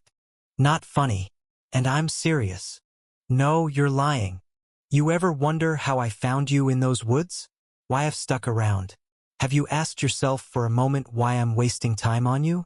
Your Shellen and your son are trapped, and I was sent here to get them free. Son, Tor breathed. Yeah. She was carrying a little boy. Tor's legs went out from underneath him at that point, fortunately. The angel jumped forward and caught him before he broke something. Come here. Lassiter maneuvered him over toward the bench. Park it and put your head between your knees. Your color's gone to hell. For once, Tor didn't put up a fight. He let his ass go down and allowed himself to get pretzeled by the angel. As he opened his mouth and tried to breathe, he noticed for no good reason that the tiles on the floor weren't a solid aqua blue, but had multicolored specks in them of white and gray and navy. As a big hand started making circles on his back, he was strangely comforted. A son, Tor lifted his head a little and swept his palm down his face. I wanted a son. So did she. He looked over sharply. She never told me that. She kept quiet because she didn't want you to get all fat-chested about having 2 males in the house. Tor laughed. Or maybe it was a sob. She would so do that. Yeah. So you've seen her. Yeah. She's not doing well, Tor. Abruptly he felt like, I'm going to be sick. Which was better than crying. Purgatory. The in-between. And there's a reason that no one knows about it. If you get out, you're in the fader dund and your experience of where you were is forgotten, a bad memory that fades. And if your window closes, you're stuck there forever, so it's not like you're filing any reports on the landscape. I don't understand. She lived a good life. She was a female of worth who was taken early. Why wouldn't she go into the fade? Did you hear what I said? Because of you. Me? He threw his hands up. What the fuck did I do wrong? I'm living and breathing. I didn't off myself and I'm not going to. You haven't let her go. Don't deny it.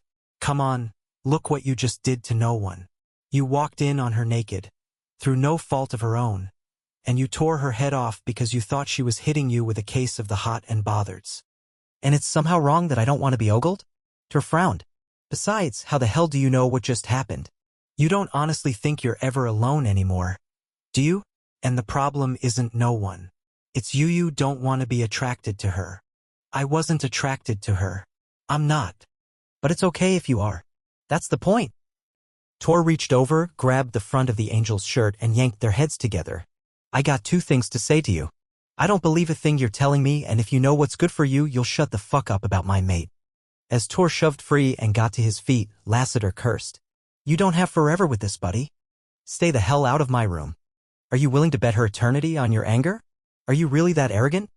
Tor glared over his shoulder. Except the son of a bitch was gone, there was nothing but air on the bench where the angel had been. And it was hard to argue with that. Whatever. Fucking whack job. 12. When Shex walked into the Iron Mask, she felt like she was stepping back in time. For years, she had worked in clubs like this, weeding through desperate people like this, keeping her eyes peeled for trouble like this little knot of tension that had formed up ahead. Directly in front of her, 2 guys were squaring off, a pair of goth bulls all but pawing at the ground with their new rocks.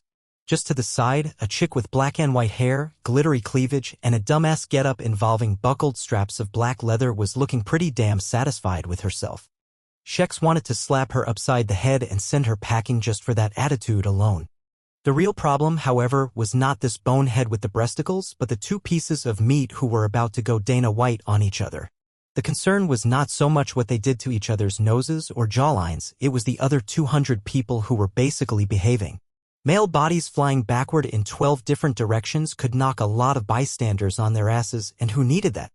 She was about to step in when she reminded herself that this wasn't her job anymore. She was no longer responsible for these asshats and their libidos and their jealousies, their drug dealing and doing, their sexual exploits. And here was Trez Latimer taking care of it anyway. The humans in the crowd saw the Moor as simply one of them, just bigger and more aggressive. She knew the truth, however.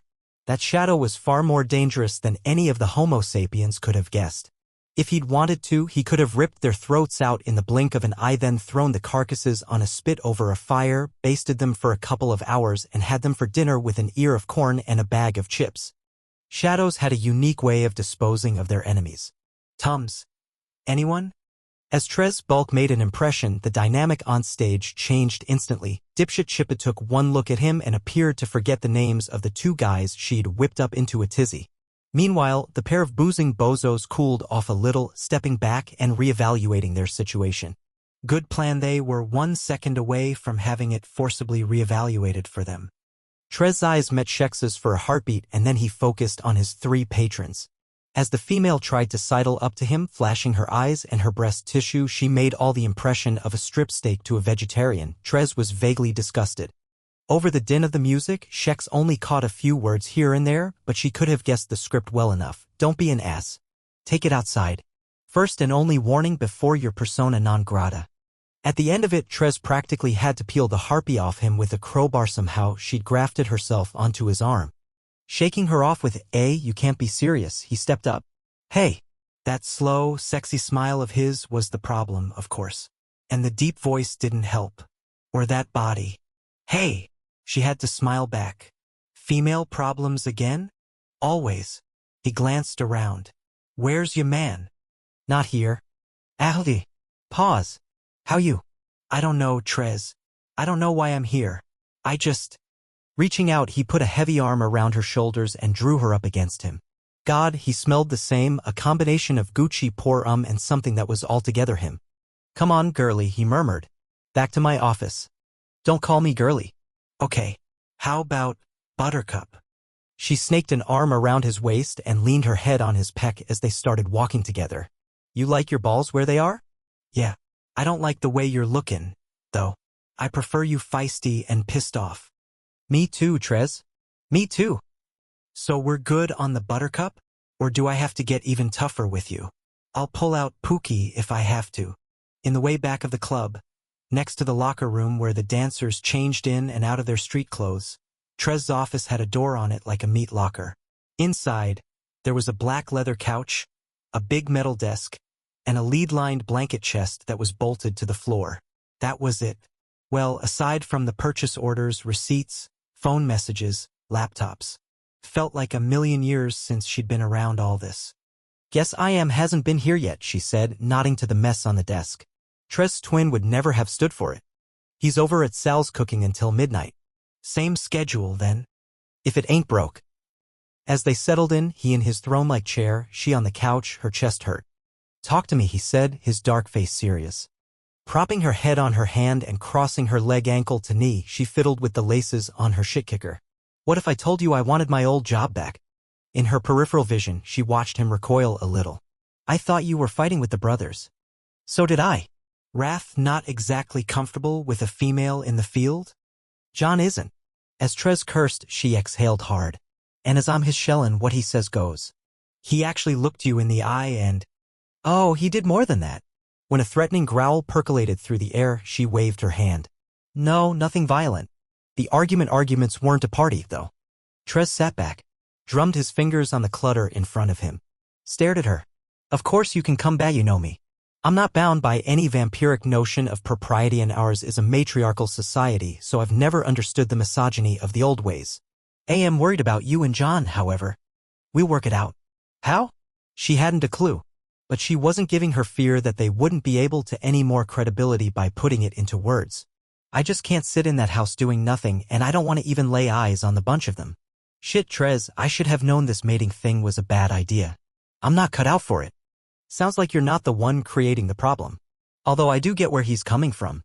If anything happened to I.M., I'd go fucking mental, so it's not a good idea for he and I to fight side by side. You do anyway. Yeah, but we're stupid. And it's not like we go out looking for hand-to-hand every night. We got office jobs that keep us busy, and it's only if something finds us that we take care of it. He opened a desk drawer and threw her a set of keys.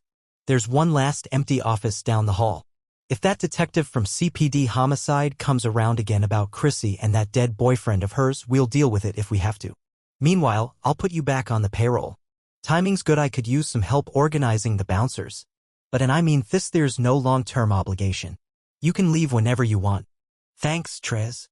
The two of them stared across his desk. It's going to be okay, the shadow said. You sure about that? Positive.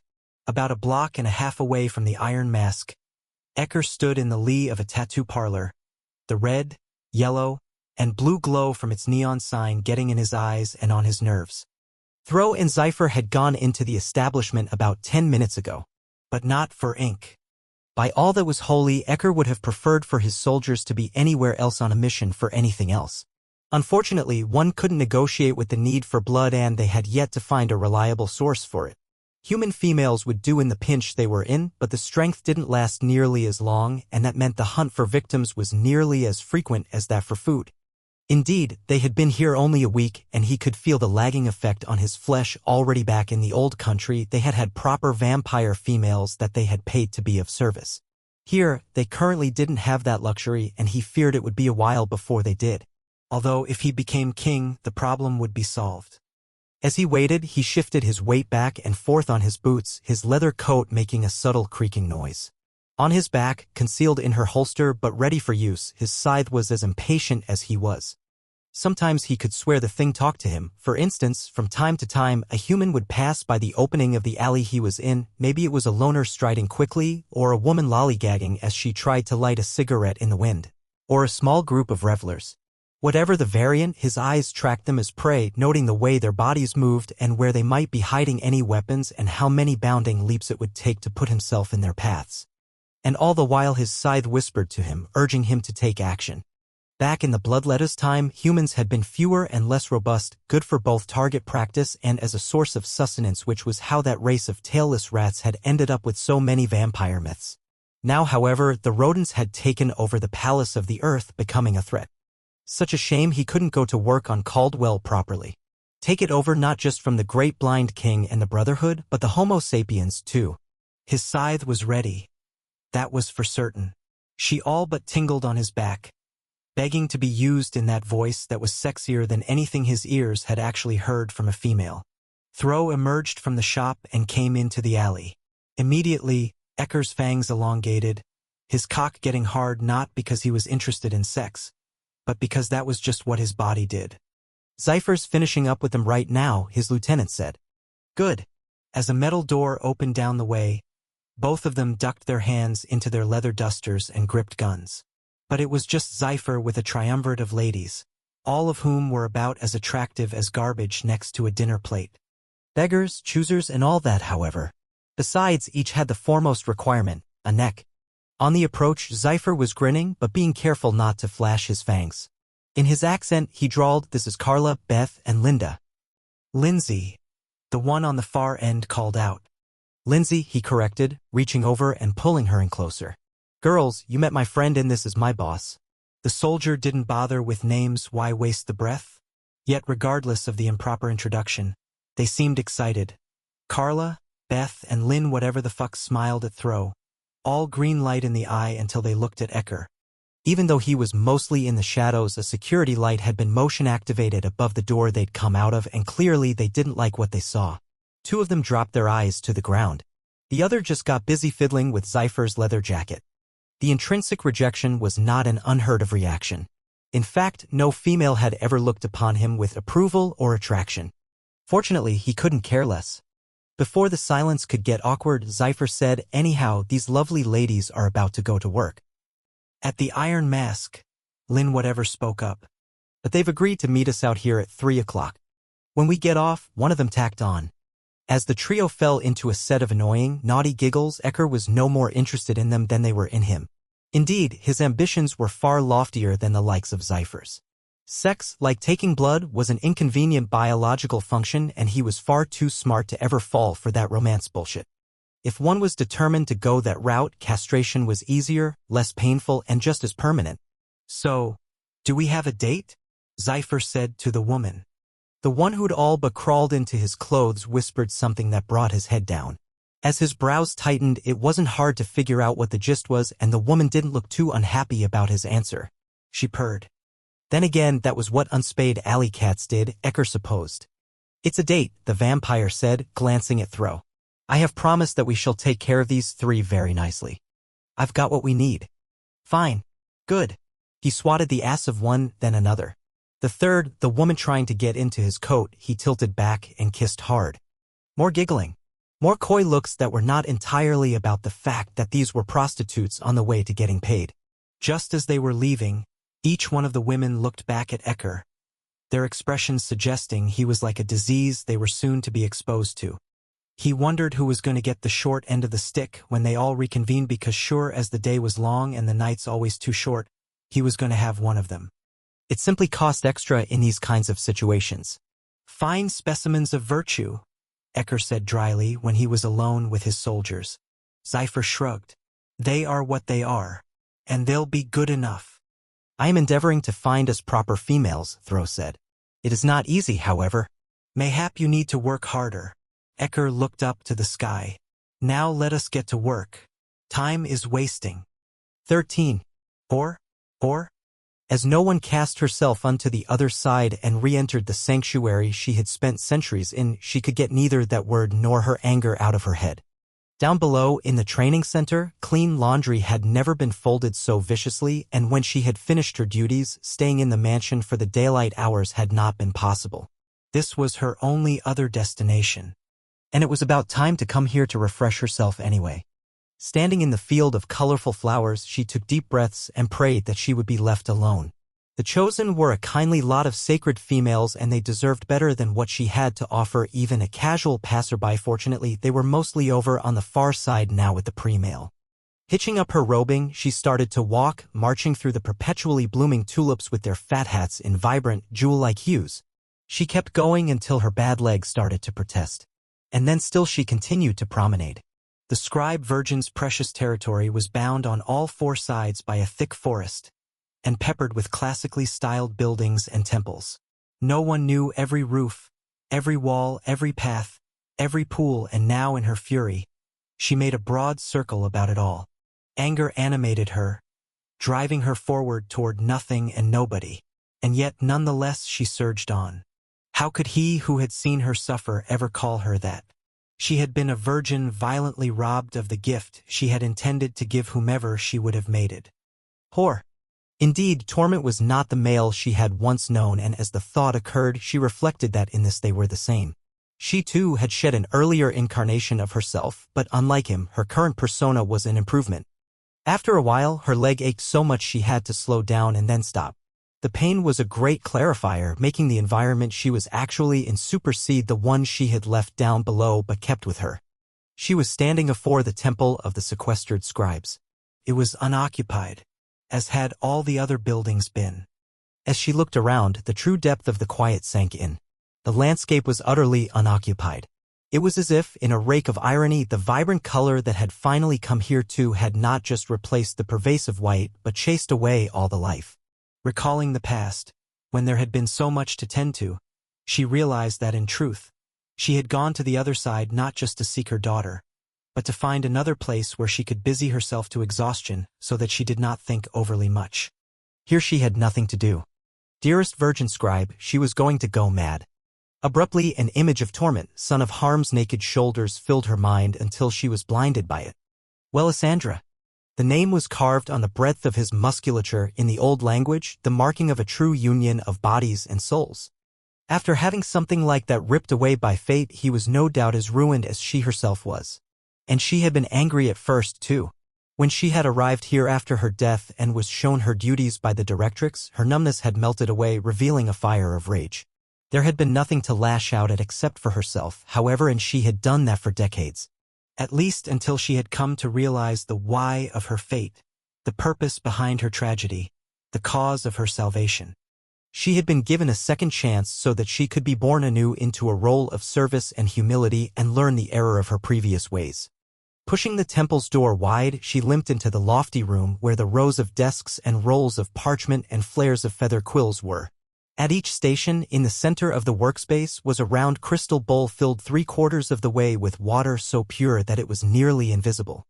Indeed, Torment was suffering as she had, perhaps just starting the journey she felt as though she had completed over too many years to count.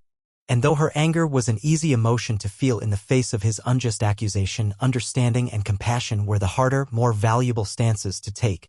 She had learned this from the example the chosen set. Although understanding required knowledge, she thought, staring at one of the bowls. As she stepped forward, she was uneasy with the quest she was about to initiate, and she chose a station far, far in the back, away from both the doors and the cathedral-sized leaded windows. Sitting down, she found no dust on the surface of the desk, nor minute debris within or upon the water, nor dried-up ink in the botline, spite of the fact that it had been a long while since the room had been filled with females seeking out the events of the race down below and recording the history that appeared unto their kindly eyes. No one picked up the bowl, holding it with her palms, not her fingers. With barely perceptible movement, she began to circle the water, picturing Torment's back as clearly as she was able. Soon enough, a story began to unfold, told in moving pictures that were trussed in living color and animated by love. She had never before thought to search him and his life out in the bowls. The few times she had come here, it had been to check on her family's fortunes and the course of her daughter's life. Now, though, she knew it had been too painful for her to look into the pair of warriors who had given her shelter and protected her. In her final, most cowardly act, she had betrayed them both.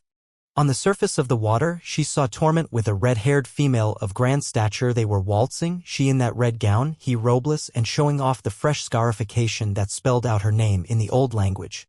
He was so happy, incandescently so, his love and bonding making him shine like the North Star. There were other scenes that followed, drifting down through the years, from when it had been all new between them to the comfort that came with familiarity, from small abodes to larger ones, from good times where they laughed together to hard times when they argued. It was the very best that life had to offer anyone, a person to love and be loved by, with whom you carved meaning in the oak trunk of time's perennial passing. And then another scene. The female was in a kitchen, a lovely, gleaming kitchen, standing before a stove. There was a pan on the heat, some meat cooking therein, and she had a spatula in her hand. She wasn't looking downward, however. She was staring into the space before her, her eyes unfocused as smoke began to curl up. Torment appeared across the way, rushing into the doorway. He called out her name and grabbed a small towel, going over to a fixture on the ceiling and whisking the cloth back and forth with vigor as he winced as though his ears hurt. Over at the stove, Welisandra jumped to attention and shoved the burning pan from the red-hot coil. She began speaking, and though there was no sound associated with the pictures, it was clear she was making apologies. After all was settled and calmed and no longer a fire, Torment leaned back against the counter, crossed his arms over his chest, and spoke for a bit. Then he went silent. It was a long while before Welisandra answered. In the previous pictures of their life, she had always appeared to be strong and direct. Now her expression was hesitant. When she finished her reply, her lips pursed together and her eyes locked on her mate. Torment's arms gradually unfolded until they hung limp by his sides, and his mouth grew lax as well, his jaw unlatching to fall open. His eyes blinked repeatedly, open and shut, open and shut, open and shut. When he finally moved, it was with the grace of someone who had broken every bone in his body. He lurched across the distance that separated them and fell to his knees before his Shellen. Reaching up with shaking hands, he touched her lower belly as tears watered his eyes. He didn't say a word, just gathered his mate to him, his big, strong arms enveloping her waist, his wet cheek coming to rest on her womb. Above him, Welisandra started to smile beam. Really? Down below her happiness. However, Tor's face was cast in lines of terror, as if he knew, even then, that the pregnancy she rejoiced in was doom for all three of them. I thought I'd find you on this side. No one whipped around, the water in the bowl splashing out onto her robe, the image ruined. Torment stood in the doorway, sure as if her invasion of his privacy had called him forth to protect what was rightly his. His temper had dissipated, but even in the absence of anger, his gaunt face was nothing close to what she had just seen of him. I've come to apologize, he said. She carefully put the bowl back, watching as the choppy surface of the water calmed down and the level slowly rose to what it had been, replenished from an unknown, unseeable reservoir. I figured I'd wait until I sobered up a little. I've been watching you, she said, in the bowl, with your Shellen. That shut him up. Getting to her feet, no one smoothed her robe even though it fell as it always did, in straight, shapeless folds of cloth.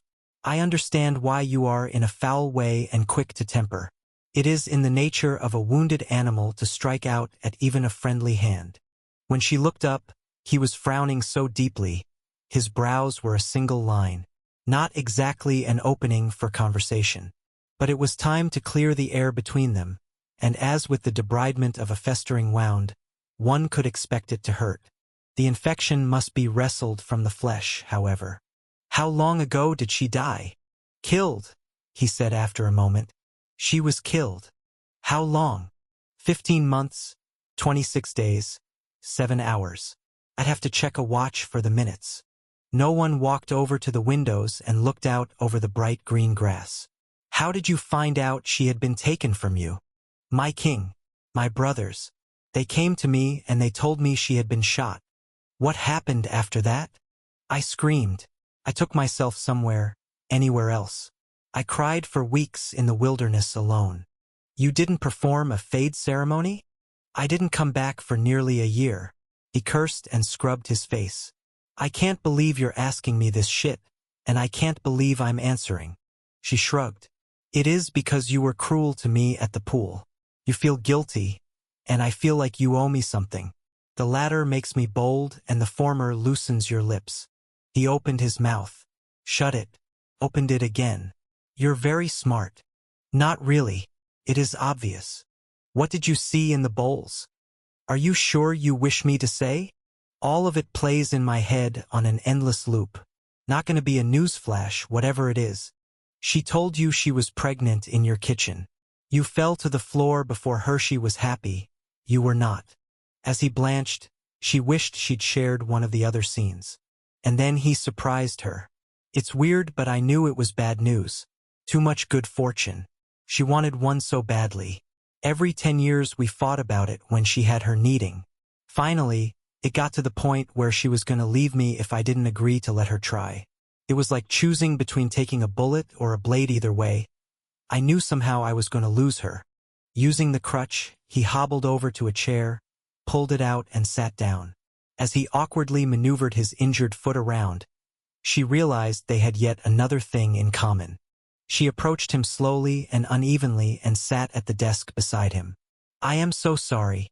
When he seemed a bit surprised, she shrugged once again. How can I not offer condolences in the face of your loss? In truth, after seeing you both together, I don't think I shall ever forget how much you loved her. After a moment, he murmured hoarsely, That makes two of us. As they fell silent, Tor stared at the small, hooded figure sitting so still next to him.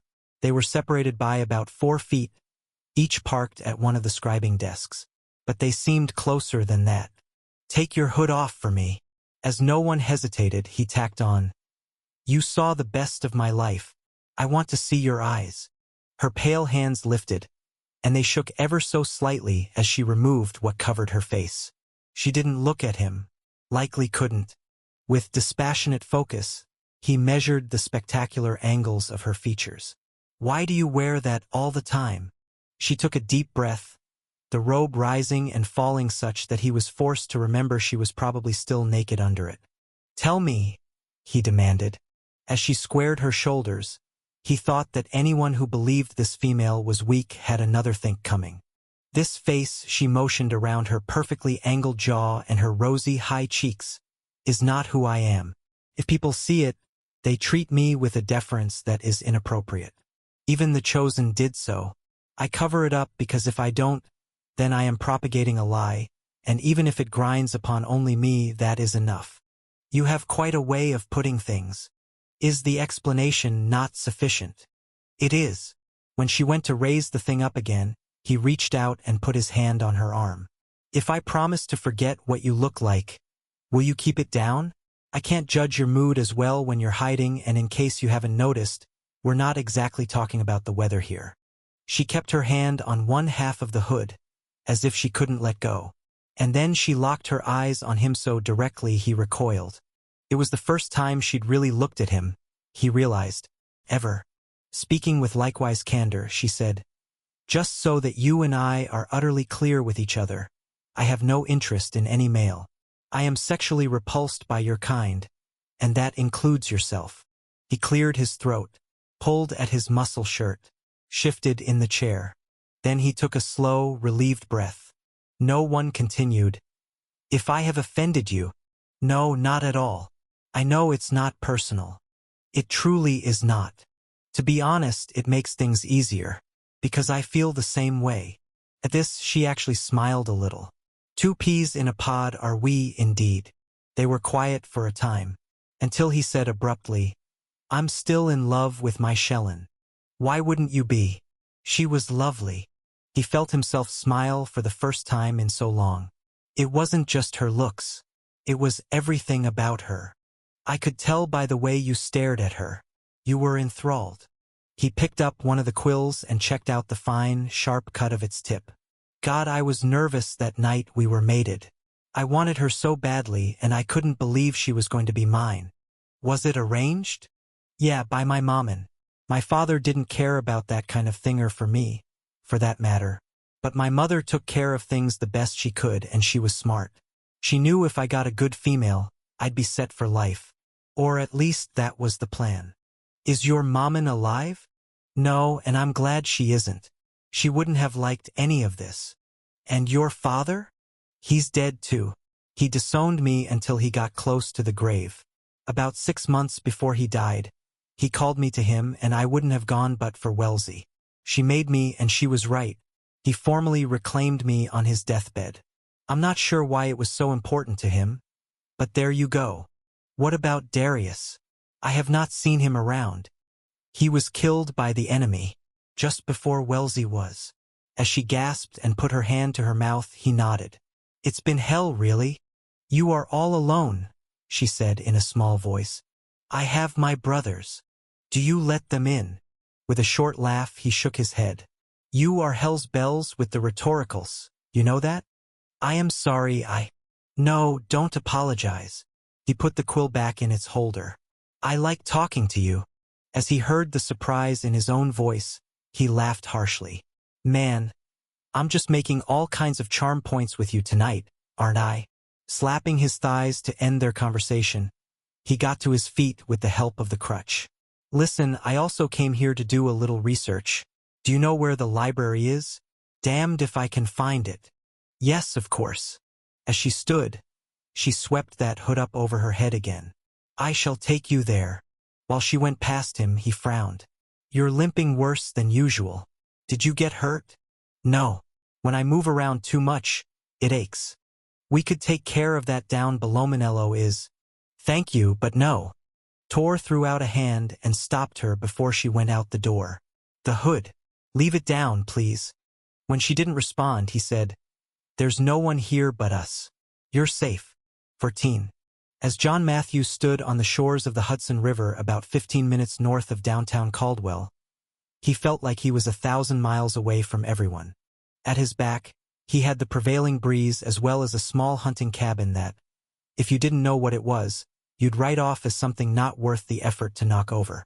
The place was a fortress, however, with steel-reinforced walls, an impenetrable roof, bulletproof windows, and enough firepower in its garage to make half the population of the city see got up close and personal.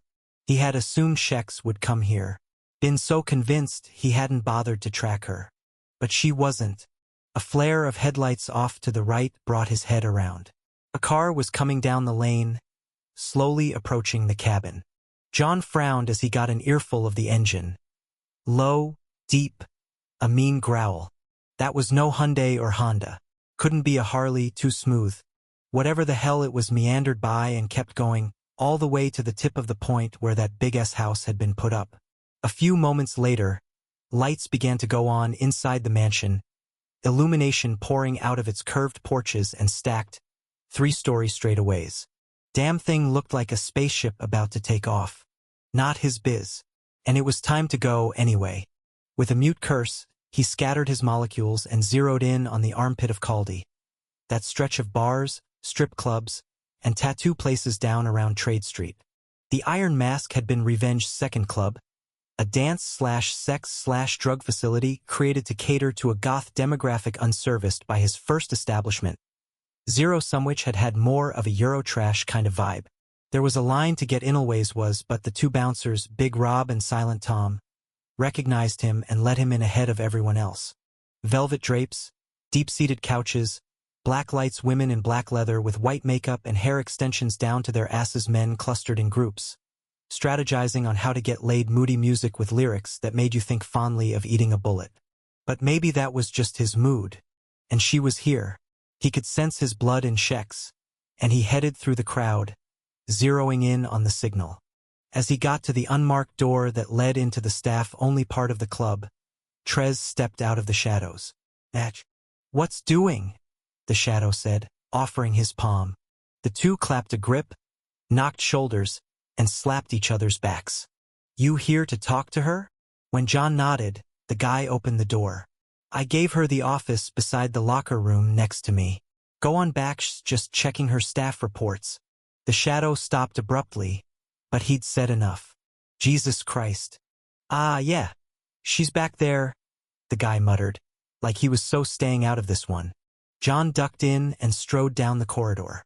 When he got to a closed door, he didn't see a sign with her name on it, but wondered how long that would last. And he knocked, even though she had to know he was here. When she called out, he pushed in. Shex was in the far corner, bent over and pulling at something on the floor. As she looked up with a glare, she froze, which told him that, in fact, she hadn't noticed he'd arrived. Great.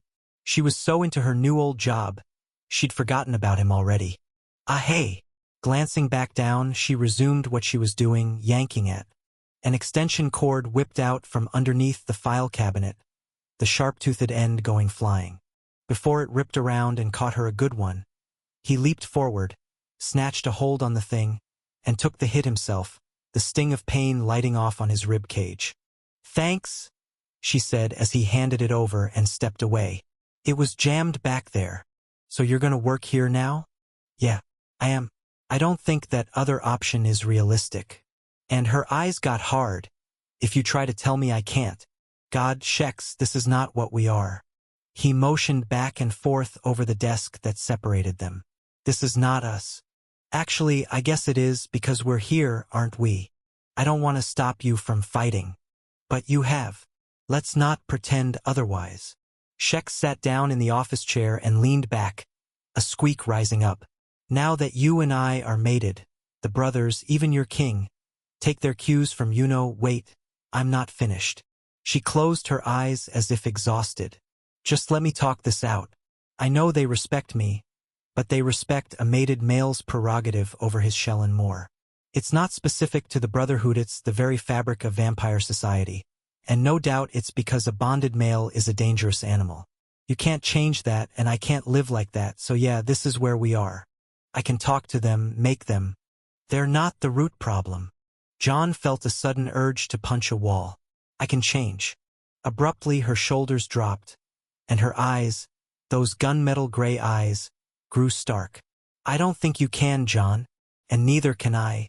I'm not going to sit home and wait for you to come back at dawn every night. I'm not asking you to do that." "Good. Because I'm not going back to the mansion." As John felt the blood drain out of his head, she cleared her throat. "You know, that whole bonding thing, I know you can't help it. I was pissed off when I left, but I've been thinking it over ever since then. And shit, I know if you could feel different, be different, you would. The reality is, though, we could spend another miserable couple of months figuring that out, and learn to hate each other in the process, and I don't want that." "You don't want that. So you're done with me," he signed. "Is that it?" "No. I don't know, I mean, fuck." She threw her hands up. "What else am I going to do? I'm so frustrated with you, with me, with everything. I am not sure I'm even talking any sense." John frowned, finding himself in the same tough spot she was in. Where was the middle road? "There is more to us than this," he signed. "I want to believe that," she said sadly. "I really do." On impulse, he walked around the desk and stood over her. Gripping the armrest, he turned the chair toward him and put out both his palms, offering them to her. There was no demand, no aggression. She would choose or not choose. After a moment, Shex placed her hands in his, and when he pulled her up, she didn't fight him. Slipping his arms around her, he brought her close, and then moving with power, he bent her off balance, holding her in his powerful arms, keeping her from the floor. With eyes boring into hers, he brought their lips together once, briefly. When she didn't slap him, kick him in the nuts, or bite him, he dropped his head and took her mouth properly, plying her to open for him. When she did, he melded her body to his and kissed the ever-living shit out of her. One of his hands ended up on her ass, squeezing. The other got clamped on the back of her neck. As a groan came up her throat, he knew he'd proved his point. Although he had no immediate solution to the bonded male situation, he knew this connection between them was a for sure, in a world that had suddenly seemed filled with maybe not. He stopped the kiss. He put her back down where she had been sitting. He went to the door. "Text me when you want to see me again," he signed. "I'm giving you your space, but know this. I will wait forever for you." Good thing for the chair, Shex thought as the door closed behind John. Yeah, wow. Whatever her head was cramped up with, her body was as fluid and easy as warm air. She still wanted him. And he'd made his point. They did fit together at least like that. Holy hell, did they fit together. Shit, what to do now? Well, one idea would be to text him to come back, lock them in together, and break in her new office improperly. She even reached for her phone. In the end, however, she texted something altogether different. We'll figure this out. Promise. Putting the phone down, she knew it was up to her and John to find their own future, work it out of the unforgiving, rocky shoals of passing time in a way that fit what they both needed. She'd assumed that would be fighting side by side with him and the Brotherhood, and so had he. Maybe that was still the way. Maybe it wasn't. As she looked around her office, she wasn't sure how long she would be here. The knock that interrupted her was a single strong one. "Yeah," she called out.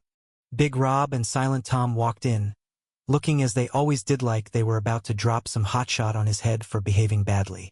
And as much as she was still focused on John, it was good to have some business as usual up in her face. She had spent a lot of nights making sure a club ran smoothly. This she could do. "Talk to me," she said. Naturally, Big Rob did the obliging. "There's a new player in town." "In what line of business?" The guy tapped the side of his nose. "Drugs." Wonderful, but hardly a surprise. Rev had been the kingpin for a decade, and now that he'd departed the scene, opportunity, like nature, hated a vacuum, and money was a great motivator. Frickin' great. The underworld of Caldwell was already a three-legged table from hell. More instability they did not need. "Who is it?" "No one knows. He's come out of like nowhere and just bought $500,000 in powder from Benloy's in cash." She frowned. It wasn't like she doubted her bouncer sources, but that was a lot of product. "Doesn't mean it's going to be sold in Caldwell. We just picked up this from a disorderly in the men's bathroom." Big Tom tossed a cellophane packet on the desk. "The thing was your standard issue quarter-ounce serve-up, except for one little detail. It was stamped with a red ink seal." "Fuck. I got no idea what that writing thingy is." Of course he didn't.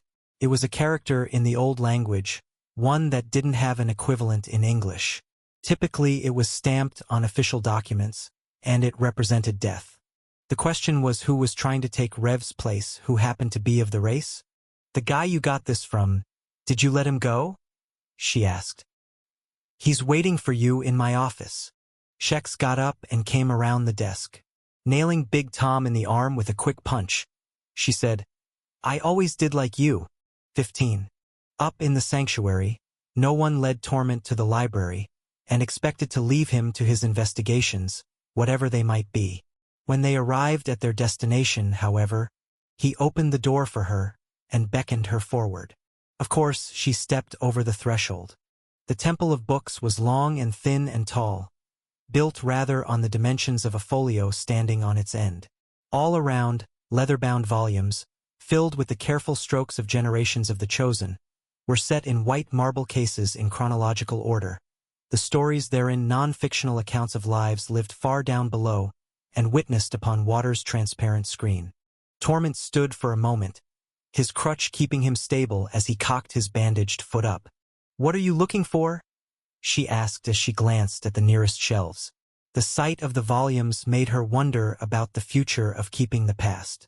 With the Chosen exploring the real world, they were not recording as much, if at all. This long tradition could well be lost.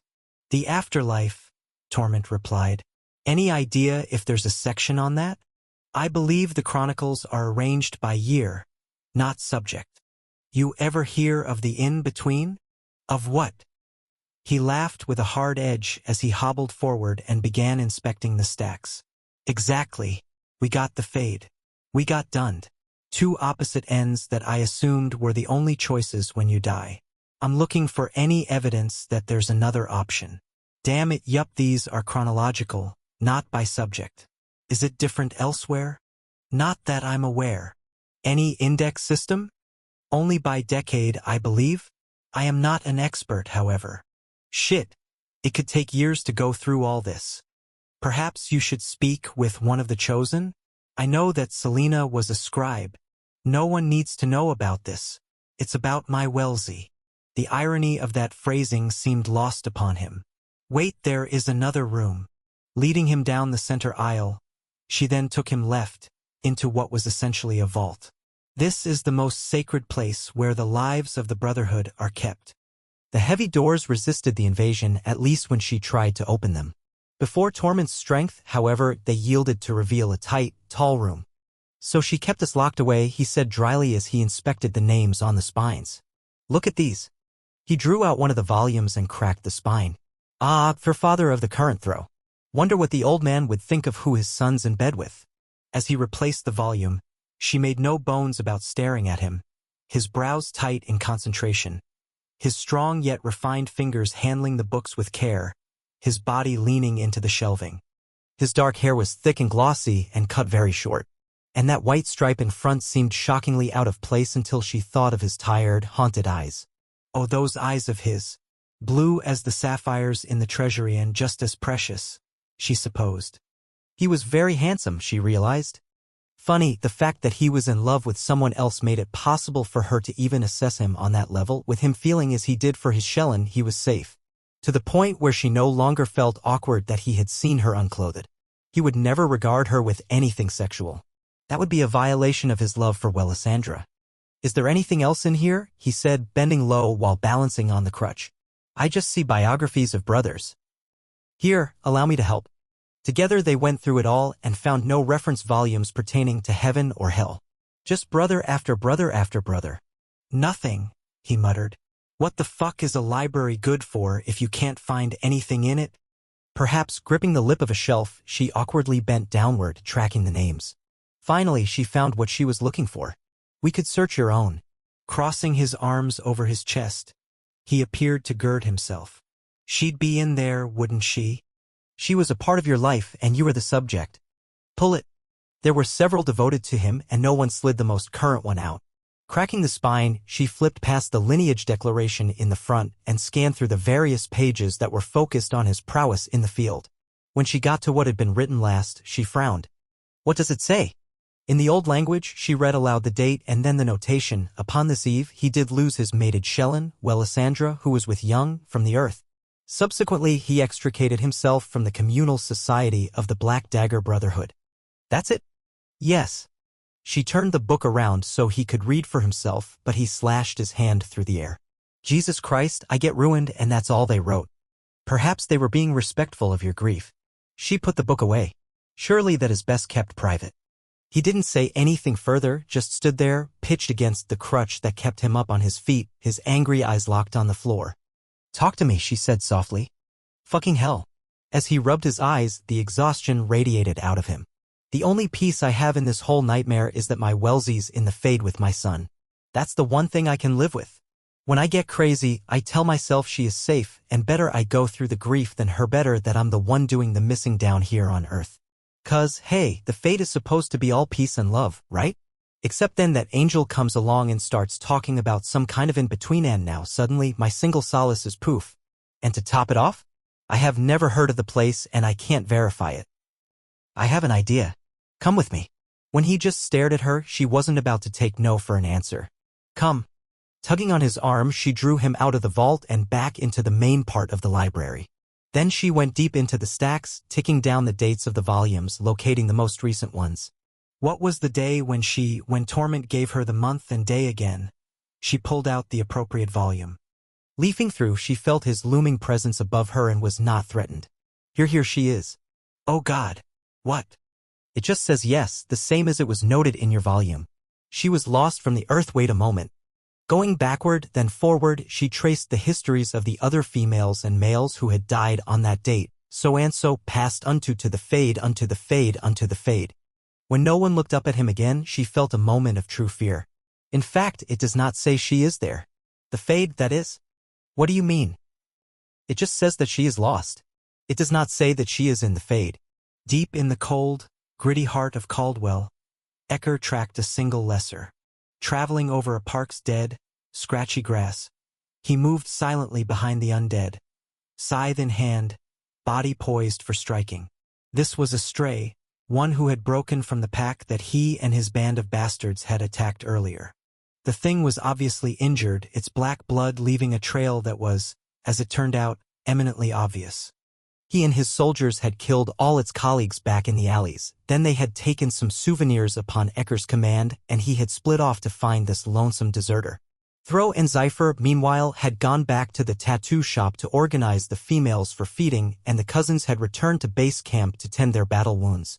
Mayhap, if the women were dispatched with suitable alacrity, they could find another squadron of the enemy before dawn, although squadron was the wrong word. Too professional. These current recruits were nothing like the ones in the old country back in the heyday of the war there. Fresh from their inductions, these hadn't even paled out, and they didn't seem to be well organized or capable of working together during an engagement. Further, their weapons were largely of the street variety. Box cutters, switchblades, bats if they had guns, the pistols were mismatched and often ill-shot. It was a cobbled-together army, the strength of which appeared to be mainly in numbers. And the Brotherhood could not beat them? Such a disgrace. Refocusing on his prey, Ecker began to close the distance. Time to finish this work. Get fed. Go back out. The commons they had entered was down by the river, and rather too well lit for Ecker's tastes. Too out upon the open as well, dotted with picnic tables and round 55-gallon drums for trash disposal. It didn't offer much in the way of shelter from prying eyes, but at least the night was cold enough to drive the humans with any credibility indoors. There would always be transients around, of course. Fortunately, they tended to stay in their own worlds, and if they didn't, no one would pay them any mind. Up ahead, the Lesser was on a concrete pathway that, instead of leading him to safety, was just going to deliver him to his demise, and he was ready for his final act. He was beginning to list from side to side, one arm throwing out uselessly for balance that would remain elusive, the other locked on its midsection. At this rate, it was going to drop to the ground soon, and where was the fun in that? A sob broke through the muted sounds of the night. And then another. It was crying. The goddamn thing was crying like a female. Ecker's wave of anger rose so fast, he nearly choked. Abruptly, he resheathed his scythe and took out his steel dagger. Once a matter of business, now this was personal. At his will, the sidewalk's lights on their long-necked poles started to go out one by one, both in front of and behind the slayer, the darkness closing in until finally, through even his weakness and pain, he noticed that his time had come. Oh, fuck no, the thing spun around in the illumination of the last lamp. Christ, no. His face was stark white, as if he had stage makeup on, but it was not because he had been a slayer long enough to turn pale. Young, only 18 or 20, he had tattoos around his neck and down his arms, and if memory served, he'd been fairly competent with a knife, although it had been obvious during hand-to-hand that was more instinct than training. Clearly he'd been an aggressor in his previous incarnation. His initial show of force had proven that he was used to opponents who backed down after a first strike. The time for his strength and ego had passed, however, and these pathetic tears proved what he was at his core. As the final light, the one that was over him, went out, he screamed. Ecker attacked with brutal force, launching his great weight into the air and latching onto the thing as he shoved it backward to the grass. Clapping a palm on its face, he buried the knife in the shoulder and pulled away, ripping through tendon and muscle, shearing across bone. Hot breath exploded up as the Lesser screamed again, proving anew that even the undead had pain receptors. Ecker leaned down and put his mouth to the male's ear. Cry for me. Cry away, cry hard until you can't breathe. The bastard took the direction and ran with it, weeping openly with great hoarse grabs of air and quaking exhalations. Reigning above the show, Ecker absorbed the weakness through his pores, pulling it in, holding it tight in his own lungs. The hatred he felt went beyond the war, beyond this night and this moment. Soul deep and marrow blistering. His disgust made him want to draw and quarter the former human.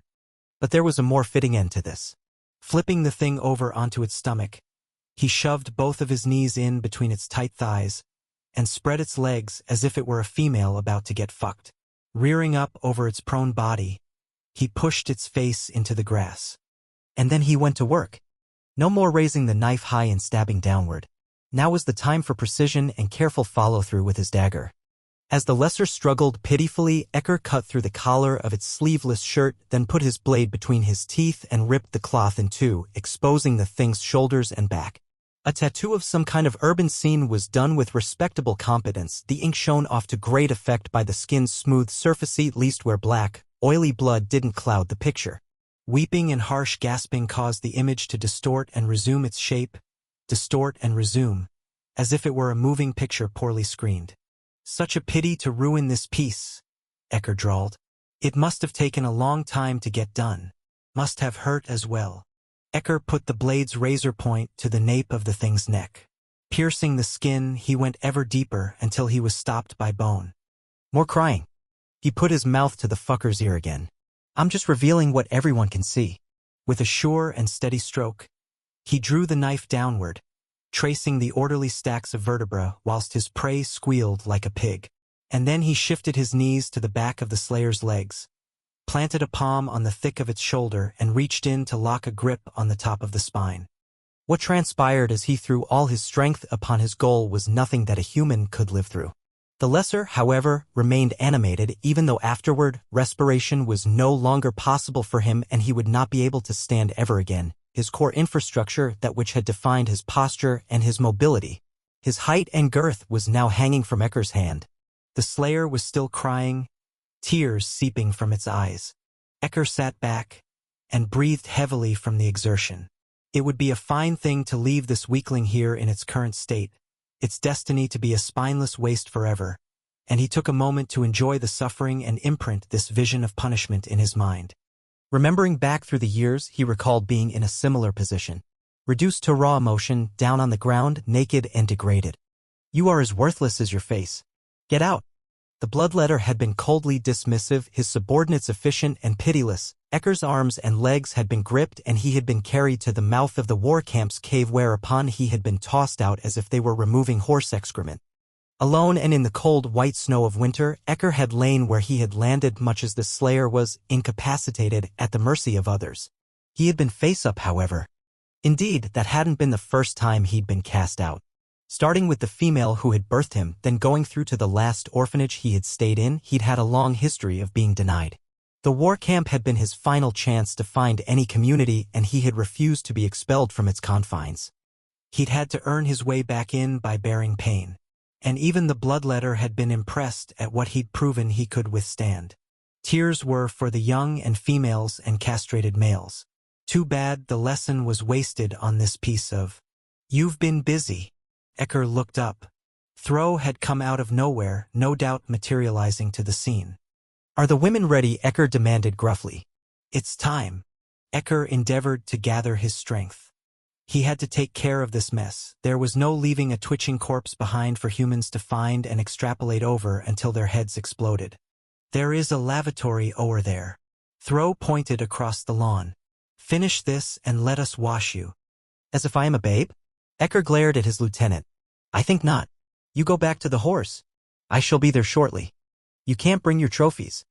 And where would you suggest I leave them? His tone suggested up your ass was an option, at least from his point of view. Go.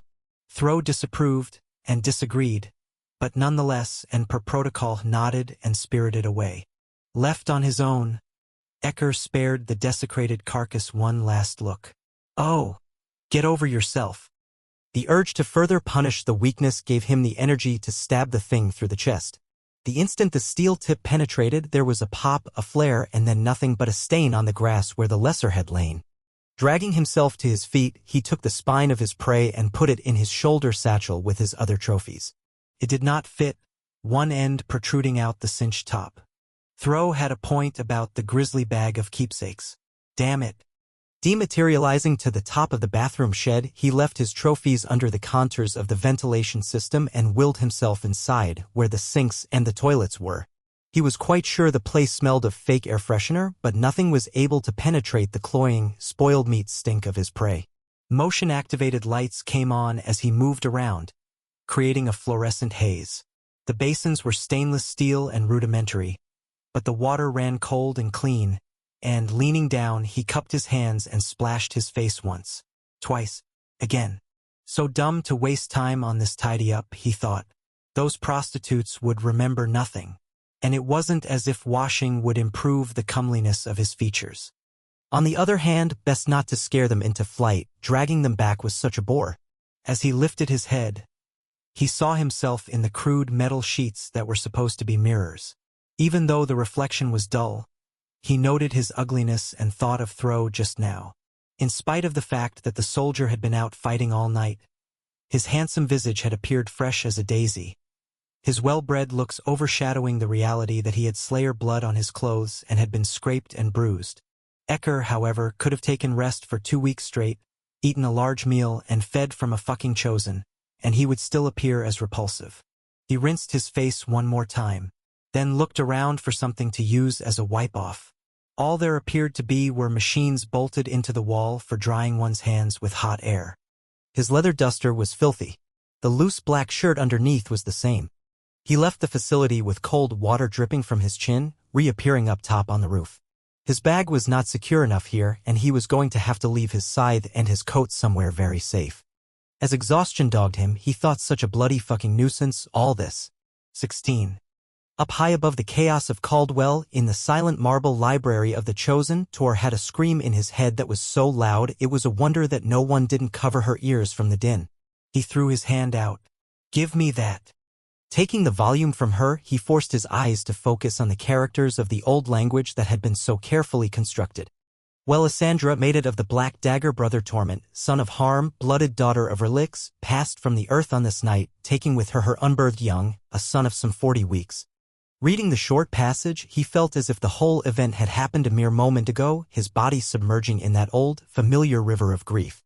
He had to go over the symbols a couple of times before he could concentrate not only on what was there but what wasn't. No mention of the fade. Sifting through other paragraphs, he sought the notations of other passings. There were a number. Passed from the earth unto the fade. Passed from the earth unto the fade. Passed from thee. He flipped the page earth unto the fade. Oh God! As a screeching noise echoed around, he did not lift his eyes. But abruptly, no one started pulling on his arm. "Sit, please sit." She yanked hard. "Please." He let himself go, and the stool that she had dragged over caught his weight. "Is there any chance," he said in a guttural voice, "that they simply forgot to put it in?" There was no need for no one or anybody else to answer that question. The sequestered Chosen had had a sacred job, something they did not fuck up. And that kind of oopsie would be a big one. Lassiter's voice knocked on his inside door. "That's why I've come. I am here to help you, help her." "I have to go back to the mansion," he mumbled. Next move was to get to his feet, but that didn't go well. Between a sudden weakness in his body and that fucking foot, he slammed into one of the stacks, the contour of his shoulder pushing a wave into the books whose spines were so carefully arranged. And then it was a case of the floor tipping in the opposite direction, pitching him into free air. Something small and soft got in the way of his falling. It was a body. A diminutive female body with hips and breasts that suddenly, shockingly imprinted on him even through the freakout. Instantly, the vision of no one in that pool, her naked form glistening and wet, exploded like a landmine in his brain, the detonation so great that it blasted its way through everything that had been driving him. It happened so fast, the contact, the memory, and the arousal. Underneath the fly of his leathers, his cock punched out to its full length. Without apology. "Let me help you back into the chair," he heard her say from a vast distance. "Don't touch me." He pushed her off. Stumbled away. "Don't get anywhere near me. I'm losing it." Floundering his way down the stacks, he couldn't breathe, couldn't stand himself. As soon as he was free from the library, he raced away from the sanctuary, returning his faithless body to his bedroom at the mansion. He was still erect when he got there. Duh. Staring down at his button fly, he tried to find another explanation. Maybe he'd thrown a clot? A cock clot, or maybe shit. There was no way he could be attracted to another female. He was a bonded male, goddammit. Lassiter, he looked around. Lassiter! Where the fuck was that angel? Lassiter, he bellowed. When there was no reply, no burst through the door, he was stuck alone with his hard-on. Rage curled his right hand into a fist. With a vicious swing, he punched himself where it counted, nailing himself in the cojones. Fuck! It was like getting hit with a wrecking ball, and his skyscraper went down, the pain buckling him so fast he ate carpet. As he retched and tried to push himself up on his knees, all the while wondering if he hadn't done some serious internal damage, a dry voice filtered in through the ow-ows. Shit, that must have hurt. The angel's face entered his line of watery vision. On the plus side, you could probably sing Alvin's part on a Christmas CD. What hard to talk. But then it was hard to breathe. And every time he coughed, he wondered if his balls were coming up his throat. Tell me the in-between. You want to wait until you're not hypoxic? Tor snapped out a hand and gripped the angel's biceps. Tell me, motherfucker. It was a universal truth among males that any time you saw a guy get it in the nuts, you experienced a shot of phantom pain in your own croquet set. As Lassiter crouched beside the brother's pretzel of a body, he was feeling a little nauseous himself, and he took a moment to cup what hung between his leg just to reassure the boys downstairs that however much of an iconoclast he was, some things were sacred. Tell me. Impressive that the guy could still summon the energy to yell. And, yeah, there was no maybe later after you recover option with a son of a bitch who could punch himself like that. No reason to pad shit, either. The in-between is not really the jurisdiction of the scribe virgin or the Omega. It's the maker's territory, and before you ask, that would be the creator of all things. Your scribe virgin, the Omega, all of it. There's a couple ways of ending up there, but mostly it's because you won't let go or because someone won't let go of you. When Tor was silent, Lassiter recognized the signs of brain fry and took pity on the poor son of a bitch. Placing a hand on the brother's shoulder, he said gently, "Breathe with me. Come on, we'll do it together. Let's just breathe shit out for a minute." They stayed there for the longest time. Tor bowed around the front of his hips, Lassiter feeling like a plank. In his long life, he had seen suffering in all its forms. Disease, dismemberment, disenchantment on epic scales. Staring at his outstretched hand, he realized he had become detached from it all. Hardened by overexposure and personal experience. Separated from any compassion. Man, he was the wrong angel for the job. Hell of a situation the pair of them were in. Tor's eyes lifted, and they were so dilated if Lassiter hadn't known they were blue, he would have said they were black. "What can I do?" the brother moaned. Oh man, he couldn't stand it. Abruptly, he got up and went to the window. Outside, the landscape was discreetly lit, the gardens far from resplendent in their nascent state. Indeed, spring was a cold, cruel incubator, summer's wallowing warmth months off. A lifetime away. "Help me help her," Tor said hoarsely. "That's what you told me." In the silence that followed, he had nothing. No voice. No thoughts even. And this was in spite of the fact that unless he pulled something out of his ass, he was headed back to a hell custom made for him with no hope of escape. And Wellesley and that Young were stuck in theirs. And Tor was stuck in his. He'd been so arrogant. It had never dawned on him this wasn't going to work. When he'd been approached, he'd been flippant, confident, and ready for the aftermath, which had been all about freedom for himself. A struggle had never occurred to him. The concept of failure had not been anywhere near his radar screen. And he'd never expected to give two shits about what happened to Wellesley and Tor. "You said you were here to help me help her." When there was no reply, Tor's voice lowered. "Lassiter, I'm on my knees here." "That's because your balls are in your diaphragm. You told me. You don't believe me, remember?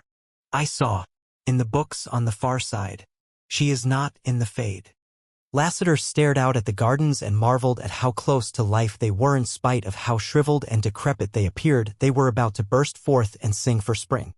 "She is not in the Fade."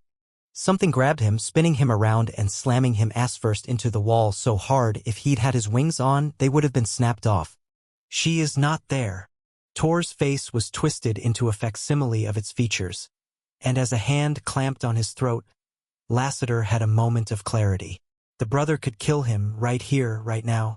Maybe that was how he ended up in the in-between again. Couple of headshots, then maybe a snapped neck and poof, you failed. Hello, infinite nothingness. Funny, he'd never even considered going back. Probably should have. "You'd better open your fucking mouth, Angel," Tor growled. Lassiter traced that face again, measured the power in that body, took the temperature of the rage. "You love her too much.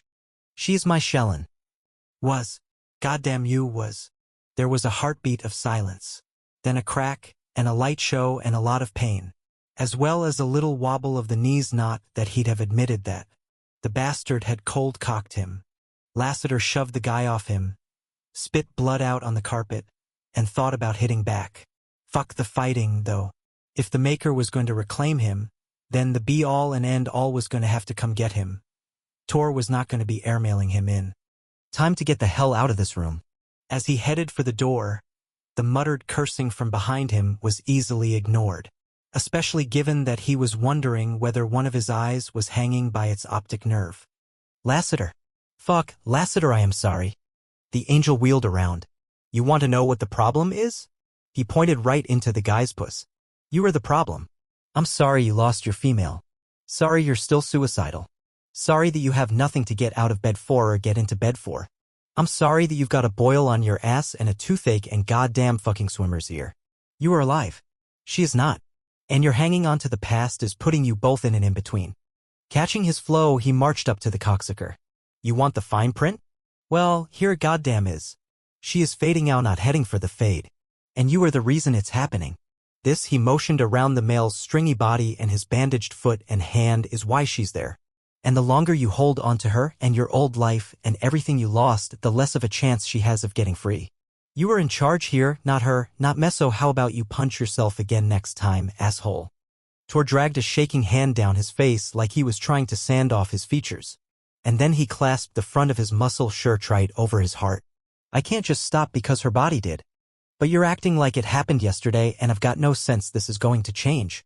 Lassiter went over to the bed where the mating gown was laid out. Fisting the satin, he dragged the thing off by the thick skirt and shook it. This is not her. Your anger is not her. Your dreams, your fucking pain, none of it is her. She is gone. I know that, Tor shot back. Do you think I don't know that? Lassiter shoved the gown forward, the satin falling like a rain of blood. Then say it. Silence. Say it, Tor. Let me hear it. She is. Say it. She is. When nothing came back at him, he shook his head and tossed the gown on the bed.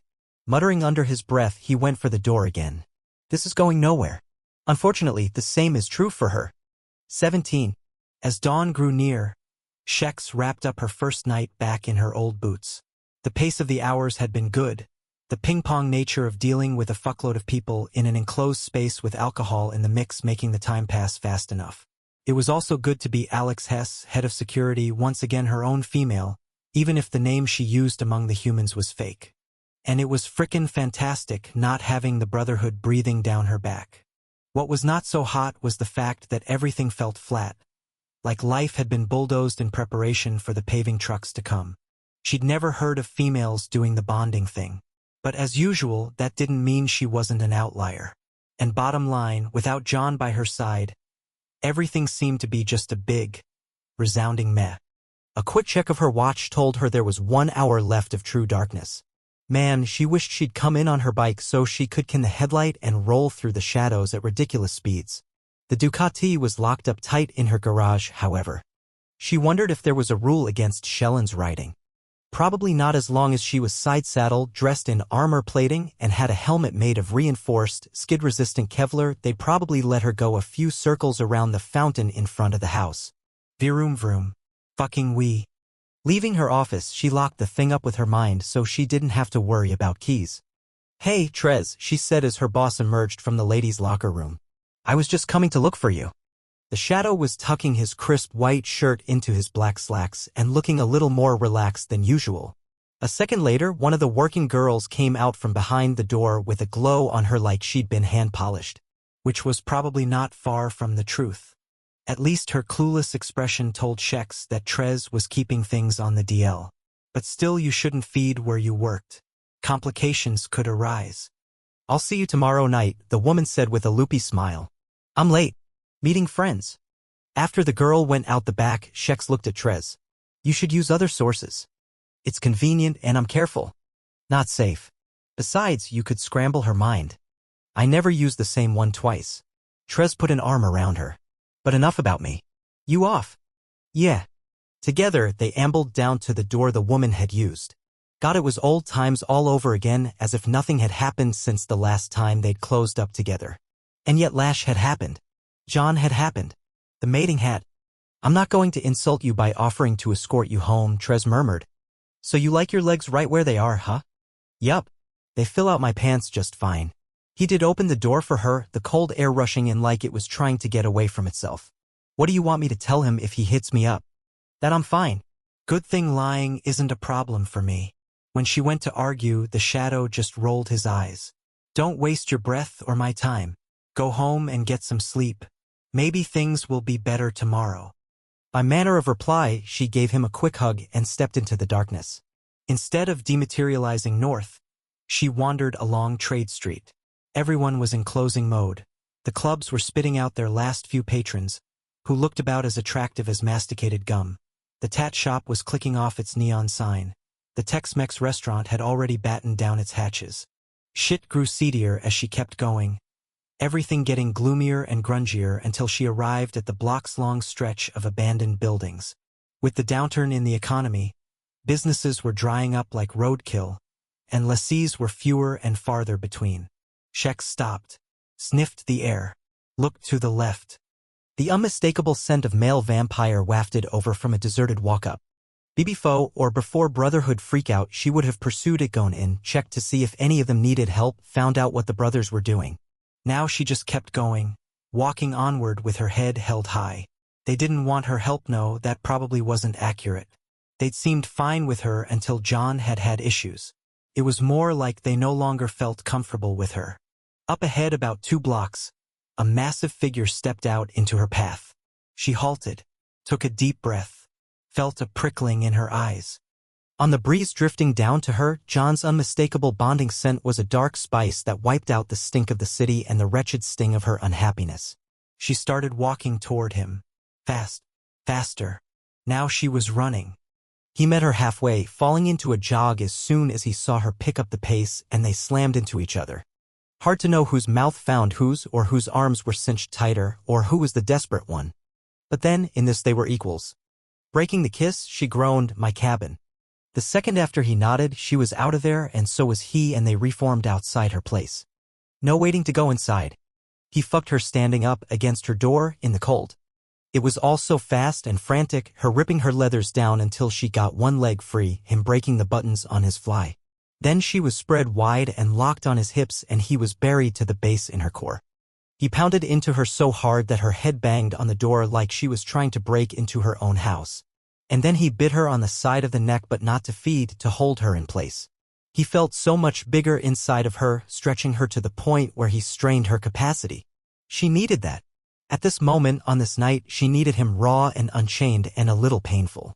Hell yeah, she did, and that was exactly what she got. When he came, his hips locked against hers, his erection kicking up a storm deep within her, spurring her own orgasm. And then they were in the cabin. On the floor. Her legs cranked apart, his mouth on her sex. With his hands clamped on her thighs and his still erect cock sticking out of his open fly, he went down on her with a furious tongue, lashing at her, penetrating her, taking what he just had. The pleasure was unbearable.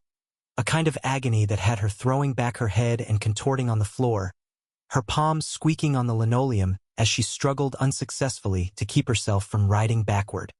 The orgasm plowed through her so violently that as she shouted his name, bright lights flickered across her vision. And he didn't relent in the slightest. As the onslaught continued, she was pretty sure that at some point he bit her on the inner leg at that juncture where the thick vein went down to feed the lower half of her. But there was too much sucking, too much releasing, too much everything to know or care. When John finally stopped and lifted his head, they were in the far corner, nearly into the living room. Oh, what a picture! Her mate's face was flushed, his mouth glossy and puffy. His fangs so long he couldn't close his jaw, and she was likewise wrung out, her breathing ragged, her sex throbbing with its own heartbeat. He was still erect. Too bad she barely had the energy to blink, because he deserved one heck of a payback. Except he seemed to know exactly what she was thinking. Rising up between her open legs, he gripped himself and began to stroke. With a moan, she arched and rolled her hips. "Come all over me," she said through gritted teeth. John worked himself, his palm locked around his thick shaft, a clicking sound rising up as he pumped. His massive thighs split wide as he shoved his knees farther apart for balance, the muscles in his forearms standing out in harsh relief as he went harder and faster. And then he was barking something in a soundless way, his body going rigid as hot jets splashed all over her sex.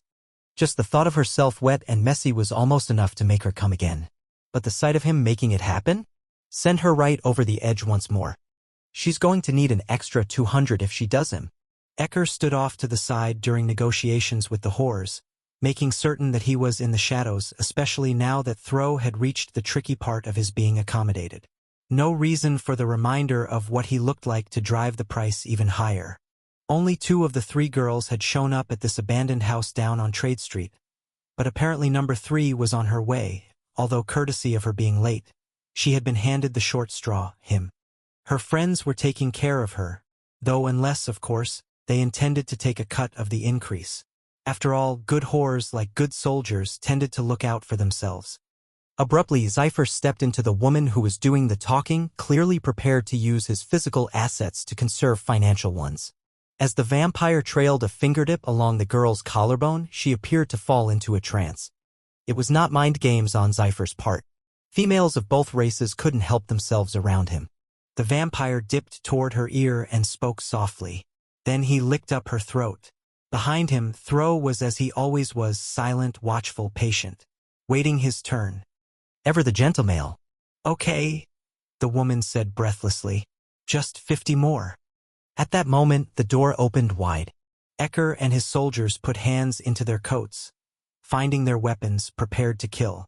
But it was just the prostitute who was late. Hey, girl, she said to her friends. Standing in the doorway with a floppy jacket pulled over her whore clothes and the bad sense of balance of a drunk, she was obviously on something, her face suffused with the blissed-out expression of the newly drugged. Good. She'd be easier to deal with. Zypher clapped his hands. Shall we get down to business? A giggle came from the one next to him. I love your accent. Then you can have me. Wait, me too. A giggle from someone else. I love it too. You're going to take care of my fellow soldier, me friend. Who is going to pay you all now? Thro stepped forward with the cash, and as he doled it out into waiting palms, the horse seemed more focused on the 2 males as opposed to the money. A professional role reversal that Ecker was willing to bet didn't happen very often. And then the pairing off occurred, with Thro and Zypher drawing their prey into separate corners whilst he was left with the whore who was fuzzy. So are we going to do this? She said with a practiced smile. Indeed, the fact that her eyes were softened by drugs made the expression almost real. Come to me. He held his hand out of the darkness. Oh, I like it. She sidled over, exaggerating the shift of her hips. You sound like I don't know what.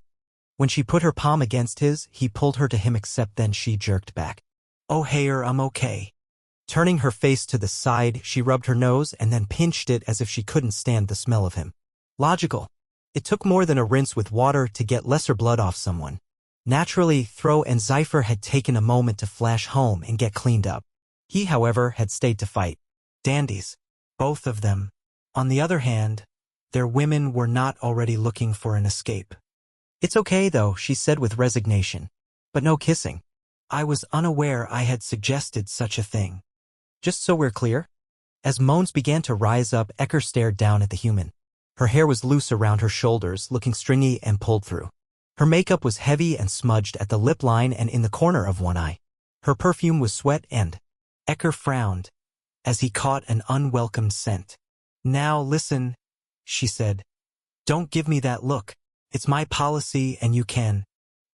He let her ramble on as he reached out and lifted one side of the blonde tangle, exposing her throat. Nothing but smooth skin. And on the other side...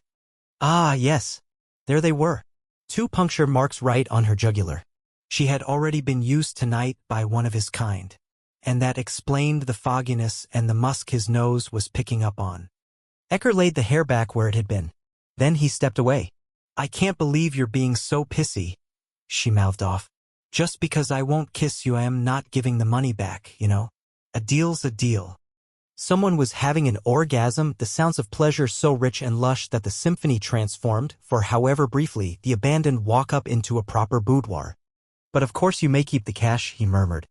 You know what, fuck you, you can have it back. She threw the wad at him.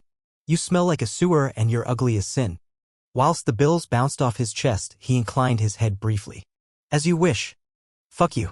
The alacrity with which she changed from bliss to bitch suggested this kind of mood swing was not uncommon to her. One more reason to keep things professional between oneself and the female sex. As he bent down to pick up the money, she drew back her foot and tried to kick him in the head. Not smart. With all his warrior training and years of combat experience, his body defended itself without his conscious mind giving any commands. The whore was caught by the ankle, yanked off balance, and slammed into the floor. And before he was aware of even moving, he had her spun onto her belly and had taken that fragile neck of hers in the thick crook of his arm. whereupon he was prepared to break it. No more aggression from her. Now she whimpered and begged. He immediately relented, jumping free of her, then helping her shuffle back against the wall. She was hyperventilating, her chest pumping up and down so hard she was liable to rupture her false breasts against the cups of her brassiere. As he loomed over her, he thought of how the bloodletter would have handled the situation. That male wouldn't have let her get past the no-kissing proposition, would have taken what he wanted on his terms, and to hell with how much it might have hurt her, or whether it killed her. "Look at me," Ecker commanded. When those wide, shell-shocked eyes lifted to his, he erased her memory of being here, putting her in a trance. Instantly her respiration calmed, her body resuming its loose, relaxed composure, her frantic, jerky hands stilling. Gathering up the money, he put it in her lap. She deserved it for whatever bruises she was going to have in the morning. Then with a groan, Ecker sank down and arranged himself against the wall next to her, stretching his legs out and crossing them at the ankles. He had to go pick up his satchel of goodies and his scythe at the skyscraper, but at the moment he was too exhausted to move. No feeding for him tonight, however, even with the hypnosis. If he took the vein of the woman next to him, he was liable to kill her. He was viciously hungry and he didn't know how heavily she had been tapped. For all he knew, her loopiness was low blood pressure. Across the way, he watched his soldiers fucking, and he had to admit the rhythms of the bodies were erotic. Under different circumstances, he imagined Cypher would have merged the two pairings into one large tangle of arms and legs, breasts and hands, cocks and slick slits. Not here, though. The room was filthy, not secure and cold. Easing his head back against the wall, Ecker closed his eyes and kept listening. If he fell asleep and his soldiers questioned whether he had fed, he would just use the other vampire's aftermath to explain away their concern. And there would be time to sink his teeth into another source later. In truth, he hated feeding. Unlike the bloodletter, he got no thrill from forcing himself upon women and females, and God knew none of them had ever come willingly unto him. He supposed he owed his life to prostitutes.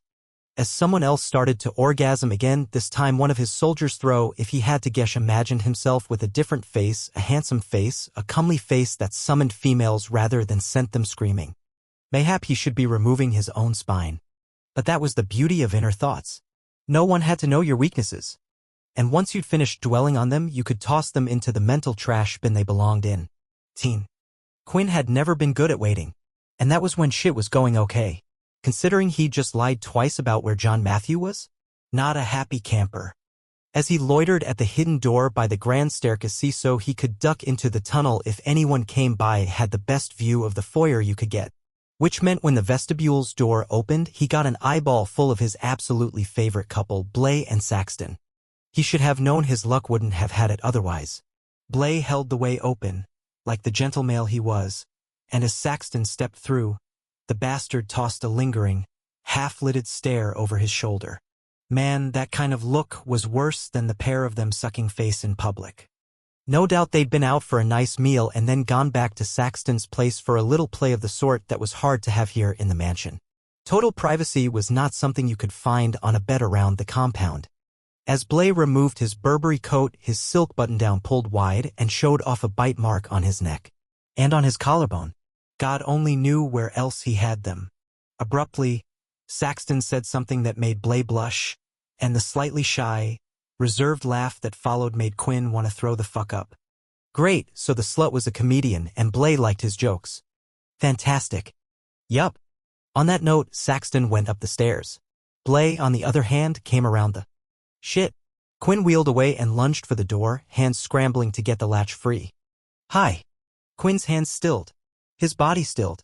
His heart stilled. That voice. That soft, deep voice he'd heard nearly all his life. Straightening his spine, he fucked off the escape idea, turned around, and faced his former best friend like the male he was. Hi. Have a good night. Shit, he wanted to take that one back. As if the guy hadn't? Yes, and you? Yeah. Good. John and I went out. He's back now and we're going to go hit the weight room. He's getting changed. Tough to know whether the lying or the burn in his chest was making him so chatty. No last meal for you? Nah. Cue crickets in the background. The Jeopardy theme. A nuclear bomb, not that Quinn would have noticed even a mushroom cloud at this point. God. Blay's eyes were so damned blue. And holy crap, The two of them were actually alone. When was the last time that had happened? Oh yeah, right after Blay had hooked up with his cousin for the first time.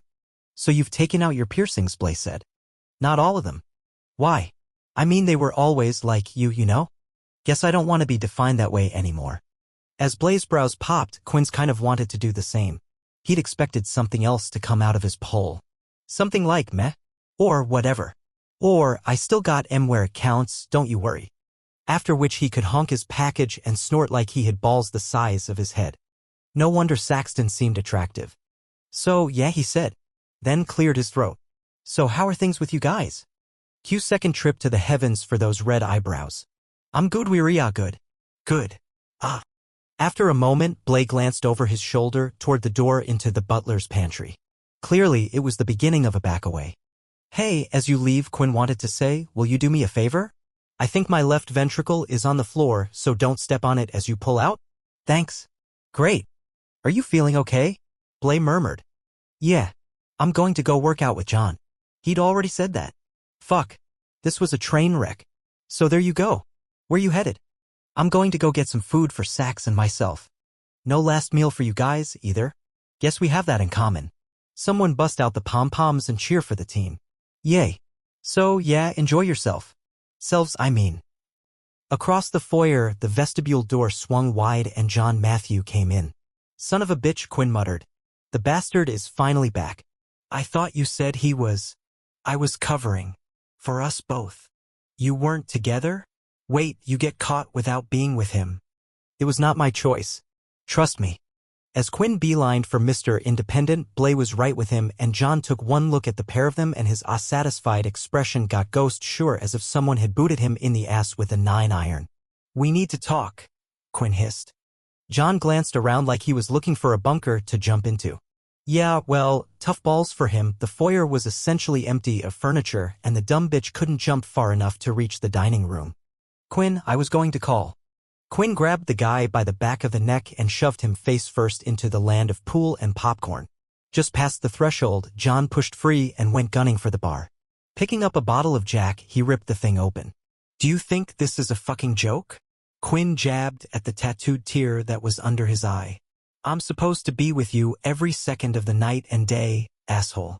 I've been lying for you for the last 40 minutes. It's true. He has.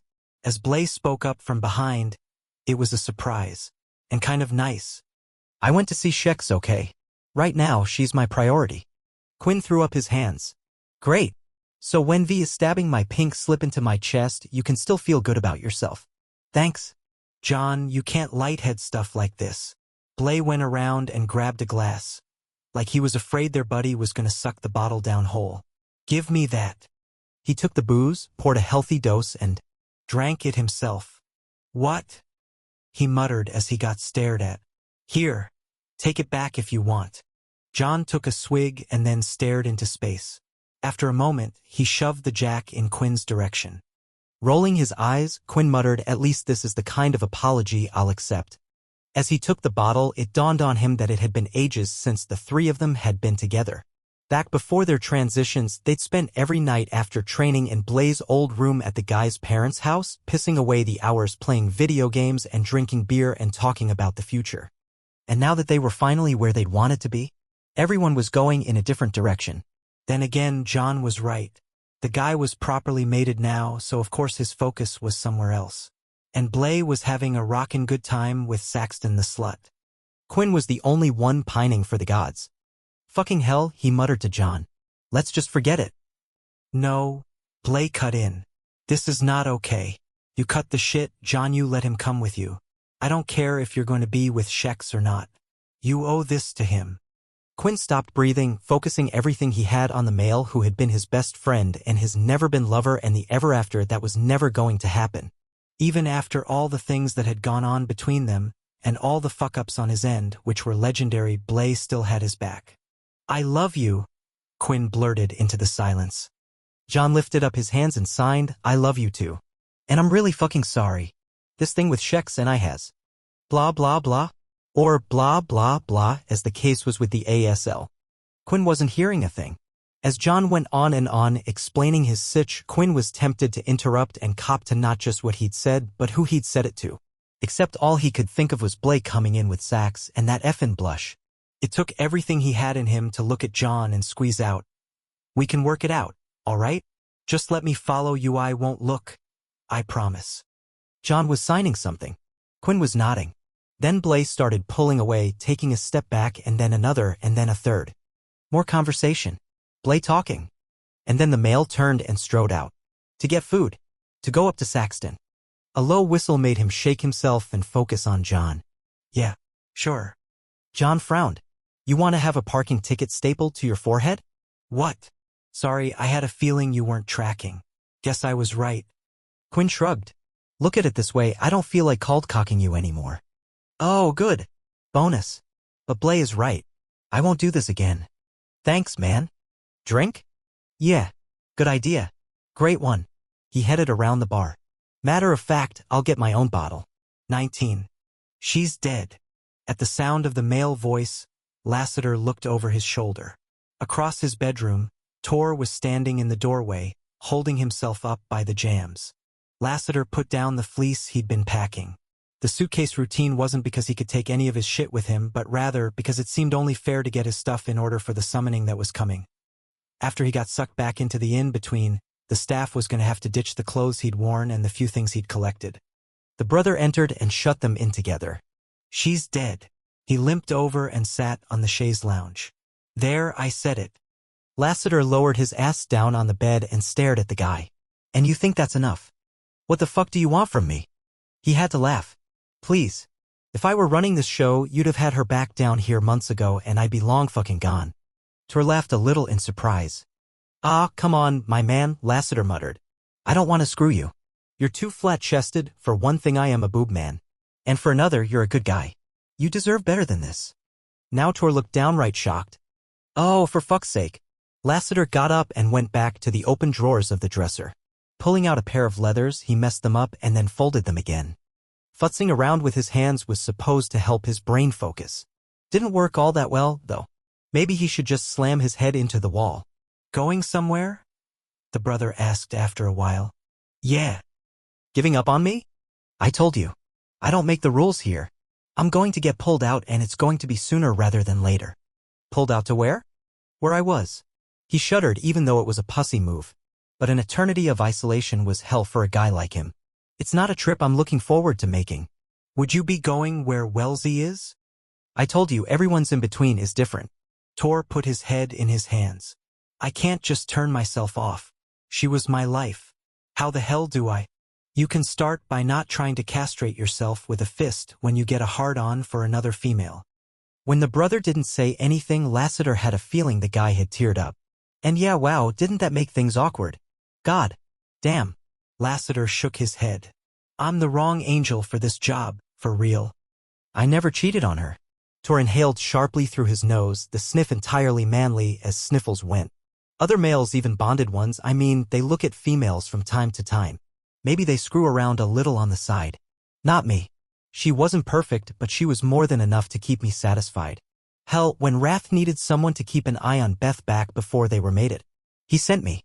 He knew I wouldn't come on to her, not just out of respect for him, but because I wasn't going to be interested in the slightest. I have literally never had an instant when I thought of anyone else." "You did tonight." "Don't remind me." "Well, at least he copped to it. Which is why I'm about to take my one-way trip to never coming back land. And your Shellen is staying where she is." Tor rubbed the center of his chest like it hurt. "Are you sure I didn't die and go to this in between already? Because this sure as shit feels like what you've described. Suffering but not done." "I don't know. Maybe some people aren't aware they're in it, but my directive was clear as a bell and it was all about you letting go so she could move on." Tor dropped his hands like he was so done with the world. "I never thought there was going to be something worse than her dying. I couldn't fathom any course of events that would hurt more." He cursed. "I should have known that fate is sadistic as well as endlessly inventive. Imagine me fucking some female gets the one I love into the fade. Fabulous equation. Just frickin' fantastic." That wasn't the half of it, Lassiter thought. But why bring it up now? "I have to know something," the brother said. "As an angel, Do you believe that certain people are cursed from the start? That some lives are just doomed right out of the box? I think shit, he didn't go this deep. This was not him. Yeah, I think that life runs on a set of odds that are spread out over the heads of every living, breathing bastard on the planet. Chance is unfair by definition and random.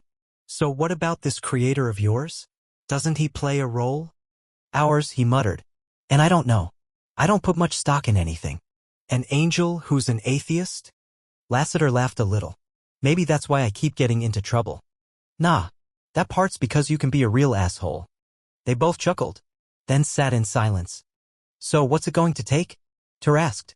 Honestly, what the hell is destiny going to want from me now? The same as any endeavor. Blood, sweat, and tears. That's it, Tor said dryly. And here I was thinking it could just be an arm or a leg. When Lassiter didn't reply, the brother shook his head. Listen, you gotta stay. You have to help me. It's not working. I'll try harder. Please. After an eternity, Lassiter felt his head nod. Okay. Fine. I will. Tor exhaled long and slow, like he was relieved. Showed what he knew, they were all still in trouble. You know, the brother said, I didn't like you when I first met you. I thought you were a jackass. The feeling was mutual. Although not the jackass part, and it wasn't personal. I don't like anyone, and as I said, I don't really believe in anything. Even though you're staying to help me? I don't know, I guess I just want what your Shellen does. He shrugged. End of the day, the quick and the dead are the same. Everyone's just looking for home. Plus I don't know, you're not so bad. Tor went back to his own room sometime later. When he got to his door, he found his crutch propped against the panels. No one had returned it to him, after he'd left it behind on the other side. Picking the thing up, he went into his room and half expected to find her naked on his bed, ready for some sex, which was completely ridiculous and too many levels to count. Parking himself on the chaise lounge, he stared at the gown that Lassiter had handled so roughly. The fine satin was bunched up in waves, the disorder creating a wonderful, shimmering display over on the bed. My beloved is dead, he said out loud. As the sound of the words faded, something was suddenly, stupidly clear. Welisandra, blooded daughter of Relix, was never filling out that bodice again. She was never going to put the skirting over her head and wriggle into the corset or free the ends of her hair from the lace-ups in the back. She wasn't going to look for matching shoes or get pissed off because she sneezed right after she put her mascara on or worry about whether she was going to spill on the skirting. She was dead. How ironic. He'd been mourning her this whole time and yet somehow missing the point that was most obvious. She was not coming back. Ever. Getting up, he went across and gently gathered up the dress. The skirting refused to obey, slipping out of his hands and jumping back down to the floor, doing what it wanted and taking control of the situation. Just as his Wellesley had always done. When he had a moderate handle on everything, he carried the gown over to the closet, opened the double doors, and hung the glorious weight on the brass rod. Crap. He was going to see it every time he went in here. Pulling it free, he shifted it over to the other side so it was in the darkness behind the two suits that he never wore and the ties that had been bought for him not by his mate but by Fritz. And then he closed the closet up tight. Back at the bed, he lay down and shut his eyes. Moving on didn't have to involve sex, he told himself. It just didn't. Accepting the death, letting her go to save her, that he could do without the benefit of any kind of naked female thing. After all, what was he going to do? Head out into the alleys, find a whore, and fuck her? That was a bodily function like breathing. Hard to see how that was going to help. Lying still, he tried to picture doves being released from cages, and waters bursting from dams, and wind blowing through trees, and... fucking hell. It was like the insides of his eyelids were playing the goddamn Discovery Channel. But then just as he was drifting off, the images changed, shifting to water, lazy blue-green water that had no current. Calm. Warm water.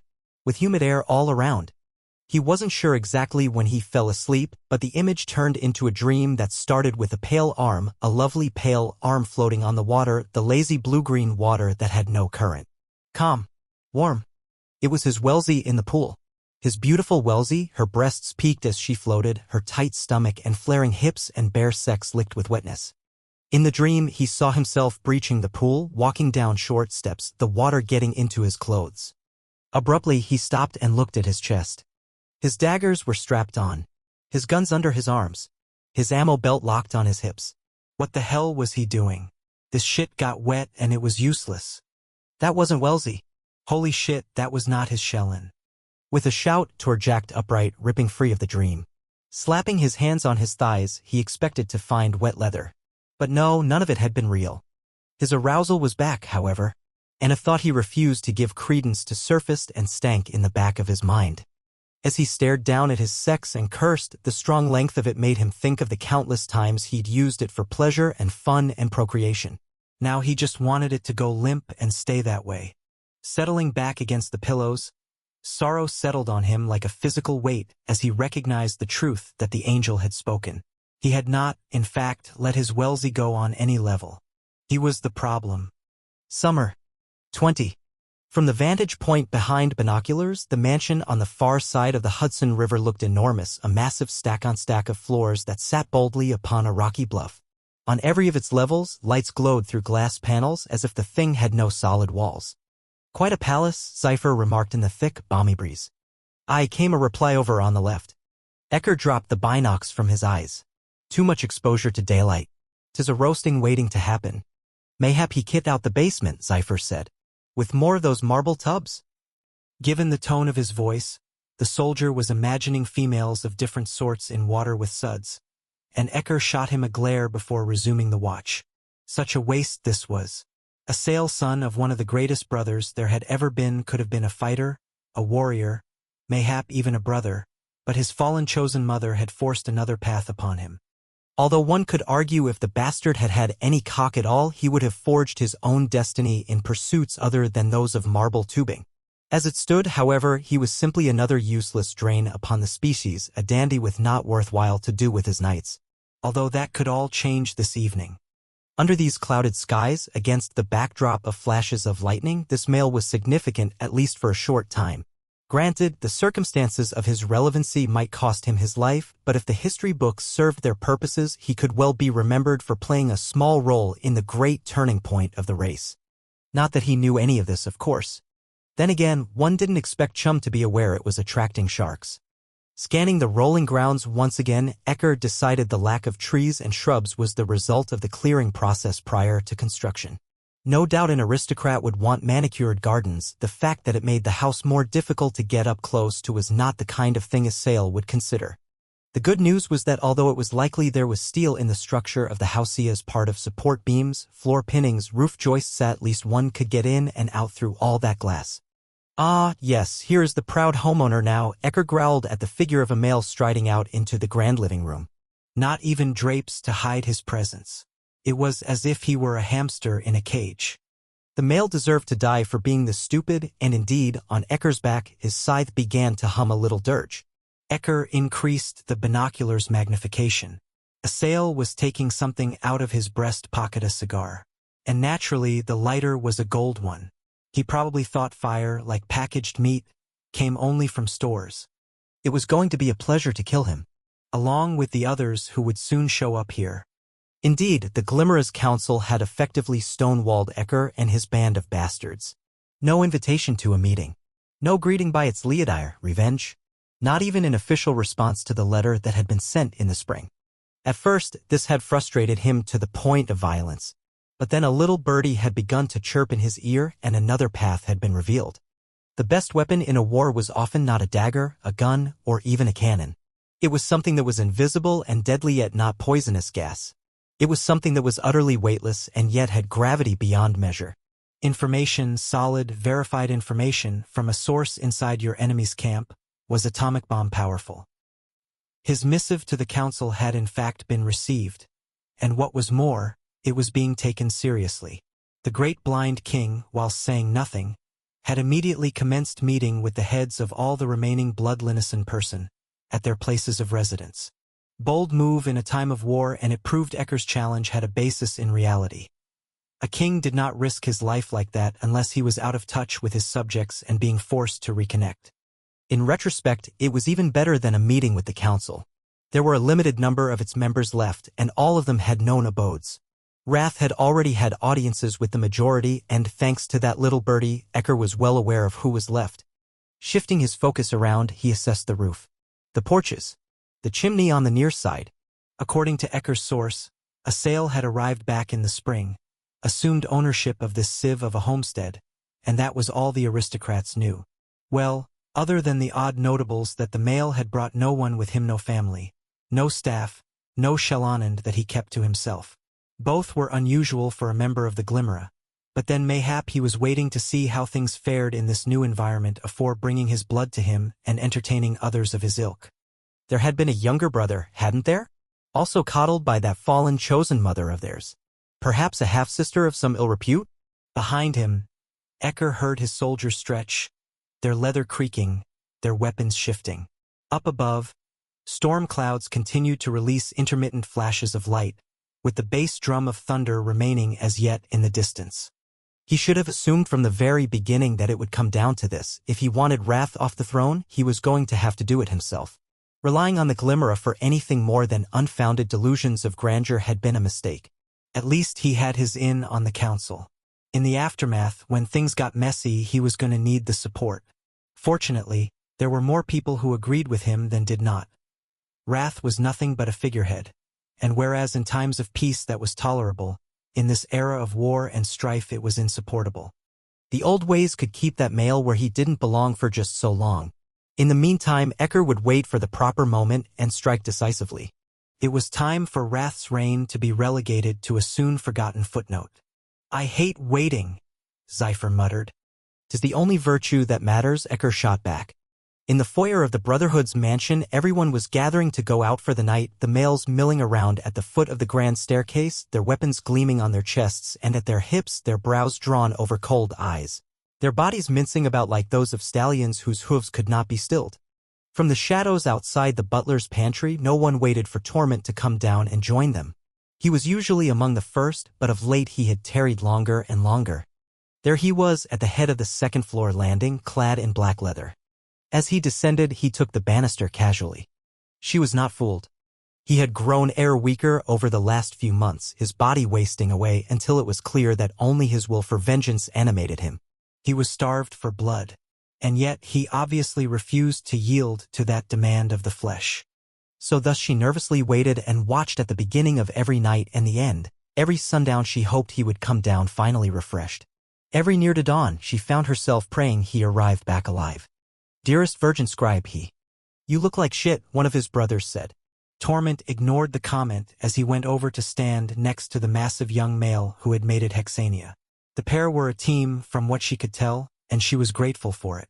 The younger had to be a full breed in spite of his nomenclature, and she had heard many references to his prowess in the field. Further, that particular fighter was never alone. Behind him, as faithfully as a reflection, was a downright nasty-looking soldier, one with mismatched irises and a calculation to his stare that suggested he was as smart as he was strong. She had to believe that both would intercede if Torment were in danger. "Enjoying the view?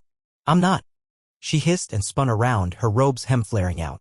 Lassiter had come through the pantry without her knowing and was filling the open doorway, his blonde and black hair and his gold piercings catching the light of the fixture above him.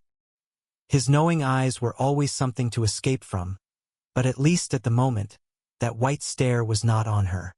Crossing her arms over her chest and tucking her hands into the robe's sleeves, she resumed her own regard of Torment. "In truth, I do not know how he is still fighting. It's time to stop pussyfooting around with him." She wasn't entirely sure what that meant, but took a guess. There are chosen here who make themselves available for feeding. Surely he could use one of them. You'd fucking think. Standing in concert, their focus wavered for but a moment as Wrath, the blind king, appeared at the head of the stairs and walked down to the assembled. He was dressed for war, too, and his beloved dog was not with him, was led now by his queen. The two in such synchronization that they moved with the same posture, gait, poise. Torment had had that once, she thought. "I wish there was some way of helping him," she murmured. "I would do anything to see him with aid as opposed to alone in his suffering." "Do you mean that?" came a dark response. "Of course." Lassiter put his face in her vision. "Do you really mean that?" She went to take a step back but found herself blocked by the jam. "Yes." The angel put his palm out for her to clasp. "Swear to it." No one frowned. "I do not understand." "You maintain you would do anything I want you to swear to that." Now those white eyes burned. "We've stalled out since the spring and we didn't have endless time back then. You say you want to save him and I want you to commit to that no matter what it takes." Abruptly, as if the memory had been purposely put in her mind, perhaps by the angel, more likely by her conscience, she remembered those moments after her birthing of Hexania when her physical pain and her mental anguish had been one and the same. The balance finally equalized as the agony in her heart for all she had lost was made manifest in her very core.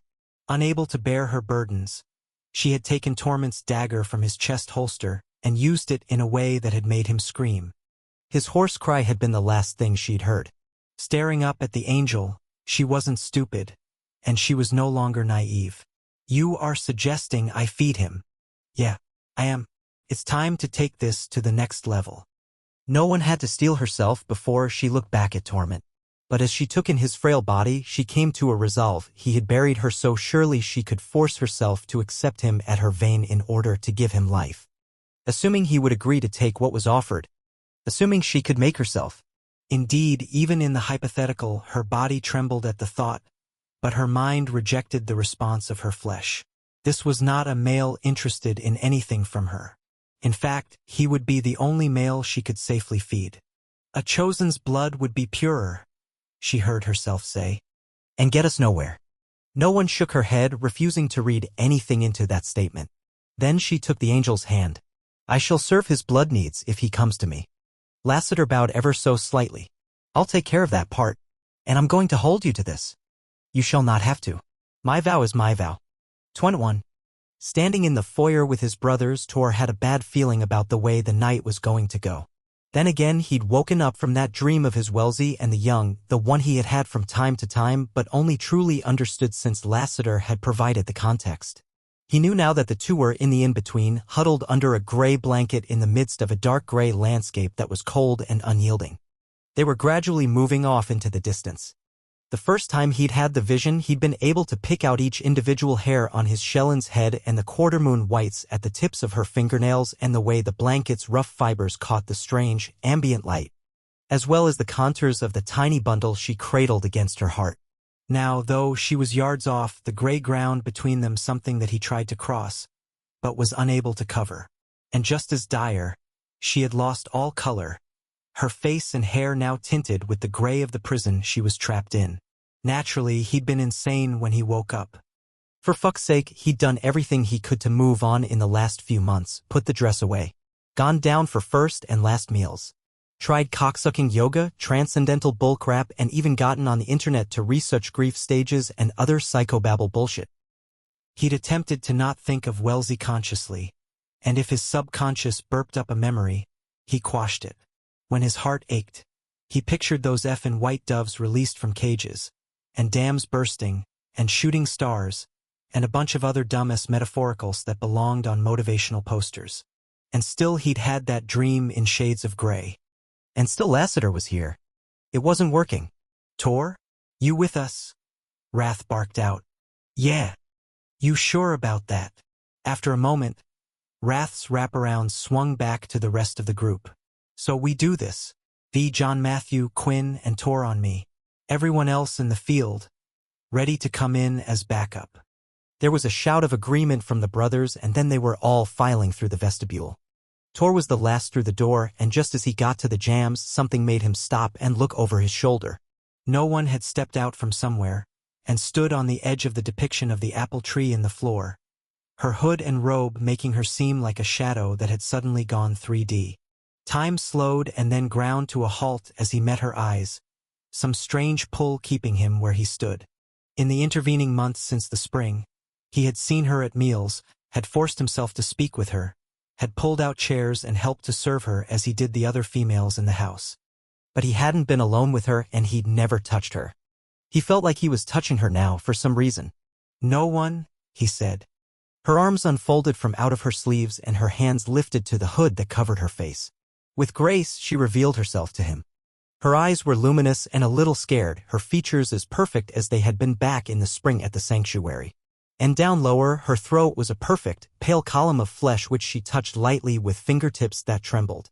From out of nowhere, hunger struck him hard, the need reverberating through his body, lengthening his fangs, parting his lips. "Tor? What the fuck?" V's sharp voice broke the spell, and with a curse, he looked over his shoulder. "I'm coming." "Good." "'Cause the king's waiting for you, true." Tor glanced back across the foyer, but no one was gone, as if she had never been. Rubbing his eyes, he wondered if he'd imagined the whole thing. Had he exhausted himself to the point of hallucination? If he was seeing things, it wasn't exhaustion, some part of him pointed out. "Don't say another word," he muttered as he brushed past his brother. "Not one goddamn thing." As V started talking under his breath, it was obviously a litany of all of Tor's faults, real and imagined, but whatever. At least the shit was keeping the fucker's mouth busy as they strode out toward Wrath, John Matthew, and Quinn. "Ready," Tor announced. None of them needed to about fucking time him verbally. Their expressions were loud enough. Seconds later, the five of them rematerialized on the rolling lawn of a house so big you could keep an army in it. Tragically, only the owner was in residence because that was all that was left of the bloodline. They had been to so many houses like this over the last few months. Too many. And the stories were all the same. Families decimated. Hope gone. Those left behind limping, not living. The Brotherhood did not take for granted that these visits were welcome, even though, naturally, no one turned down the king. And they did not take chances. With their guns in their hands, the formation they assumed as they approached the door was with Tor in front of Wrath, V to the rear, John at the king's dagger hand, and Quinn on the other side. 2 more meetings like this to go and they could take a breather. What went down next proved that tits up could happen in an instant. Abruptly, the world started spinning. The sprawling antique house twisting and turning sure as if it had egg beaters for a foundation. "Tor," someone barked out. A hand grabbed him. Somebody else cursed. "Has he been shot?" "Motherfucker." With a curse, Tor shoved everyone off of him and regained his balance. "For Chris' sakes, I'm fine." V crawled so far up into his grill, the bastard was practically inside his nose. "Go home. Have you lost your mind? You're a liability here. I'm calling in for backup." Tor was ready to argue, but Wrath just shook his head. "You need to feed my brother. It's time." "Layla's prepared for it," Quinn tacked on. "I've been keeping her going on this side." Tor looked at the 4 of them and he knew he'd lost. Christ, V already had his phone to his ear. He also knew on some level they were right. But God, he didn't want to face that ordeal again. "Go home," Wrath commanded. V put his cell away. "Rage ZTA is bingo." As Hollywood appeared, Tor cursed a couple of times. But there was no fighting them or his reality. With all the enthusiasm of someone facing a limb amputation, he returned to the mansion to go find the chosen Layla. Fuck. Through his binoculars, Ecker watched the venerable assail stride into a massive kitchen and pause at a window that faced the direction of the bastards. The male was still sinfully handsome with dark, viciously black hair and tan skin. Features were so aristocratic he actually looked intelligent, although that was the thing with the glimmer. Often people with fine countenances and fit bodies were mistakenly assumed by others to have the brains to match. As the vampire fell into some kind of activity, Ecker frowned and wondered if he wasn't seeing things. Alas no. It appeared that the male was indeed checking the mechanism of a gun as if he were used to doing so. And after he tucked the weapon under that precisely tailored black suit jacket, he picked up another and went through the same motions. Strange. Unless the king had warned him there could be trouble on the visit? But no, that would be daft. If you were the seat of power for the race, you would not want to appear under siege. Especially if in fact you were. "He's departing," Ecker announced as a sail appeared to head for the garage. "He is not meeting Wrath. At least not tonight, or certainly not here. Let us cross the river. Now." In a flash, they dematerialized, reassuming their forms in the stand of pines at the edge of the property. He'd been wrong about the landscaping, Ecker realized. There were circular patches all over the lawn where the grass was filling in, and here, around the back of the house, there was a neatly stacked pile of not simply logs, but whole trees, as well as an axe buried in a stump and a bow saw and corded wood newly cut for burning. So the male had some dog gen at least, and apparently a respect for how important it was to not provide coverage for attackers. Unless the removals had been for the sake of the view?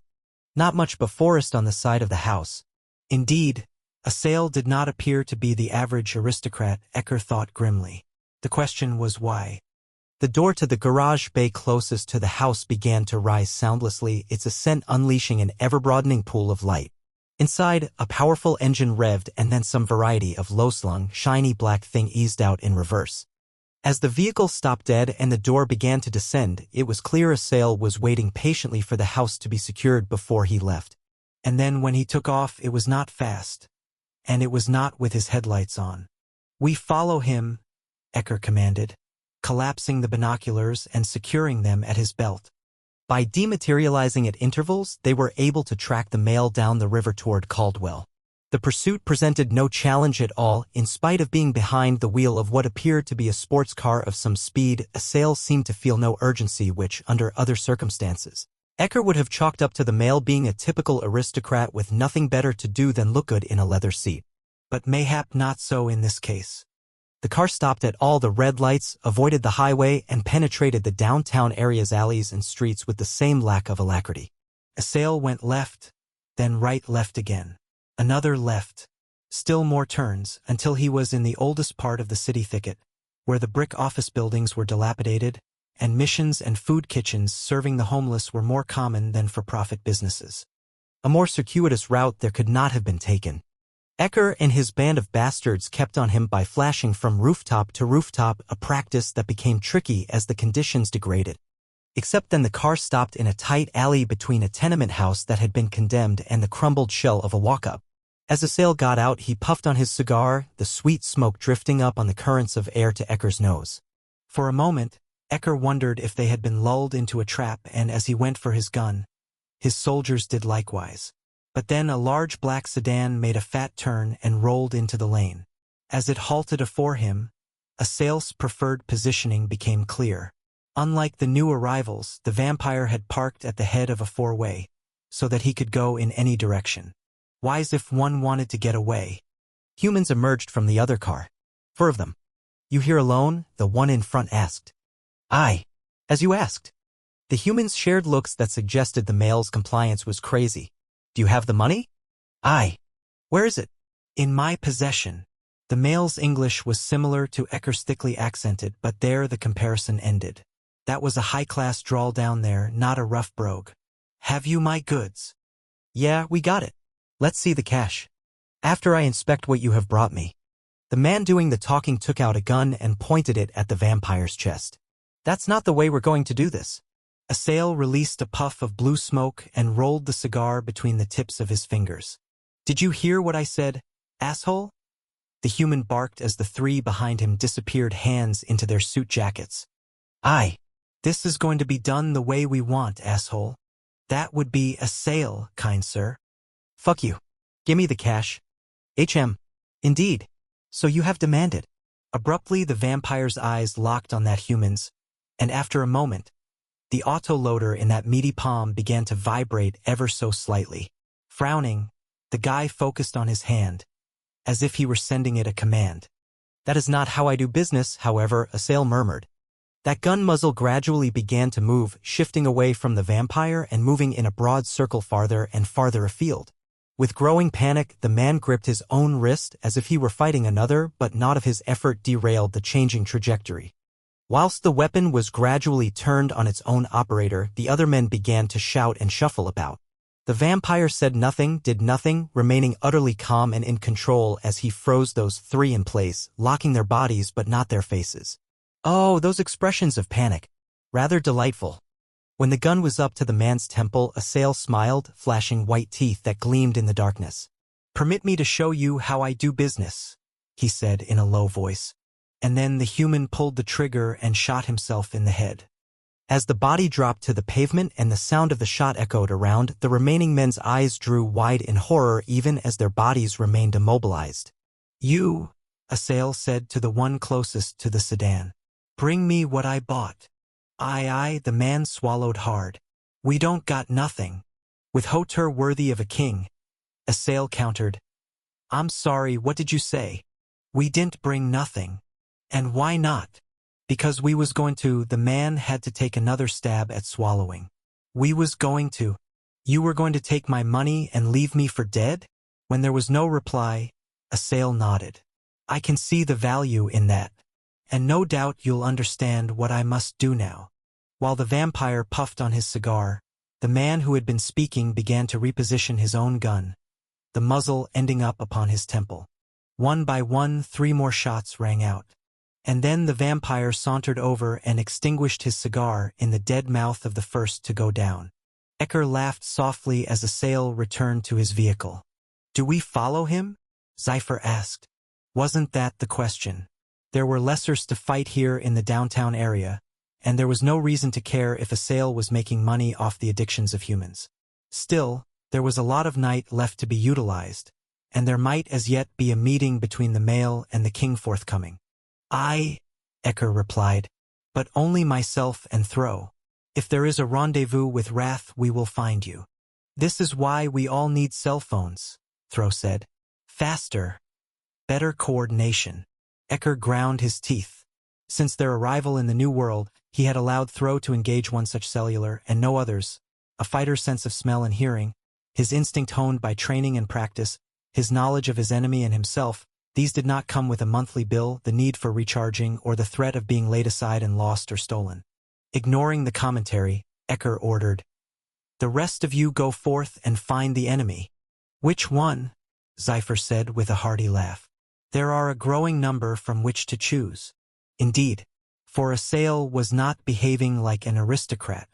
He was acting like a male who might be trying to build some kind of empire of his own. It was entirely possible this member of the Glimmera was Ecker's kind of vampire, which meant he might well have to be eliminated at some point and not simply as collateral damage. There was room for only one king in Caldwell. 22. As Tor resumed form at the Brotherhood mansion, he was pissed off at the world. Rankly ugly, rattlesnake mad. Pushing his way into the vestibule, he prayed that Fritz just released the lock remotely and didn't go the personal route. No one needed to see him like this. His prayers were answered as the inner door gave way, and he marched into the foyer to an audience of nobody. All around the first floor the house was silent, the doggen taking the opportunity to attend to the upstairs bedrooms before beginning preparations for last meal. Shit. He probably needed to text Fury about where Layla was. On a sudden, gripping instinct, his head cranked around on the top of his spine, his eyes focusing on the dining room.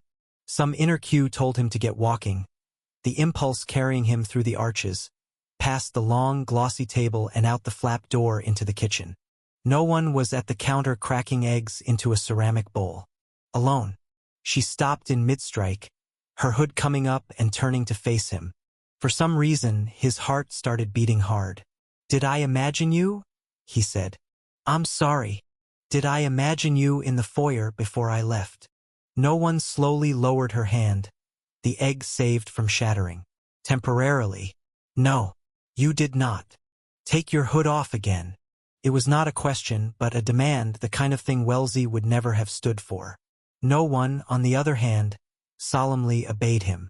And there she was, revealed to his eyes, her cap of blonde hair terminating in the start of that rope-thick braid, her pale cheeks and eyes luminous, her face. "I told Lassiter," she cleared her throat.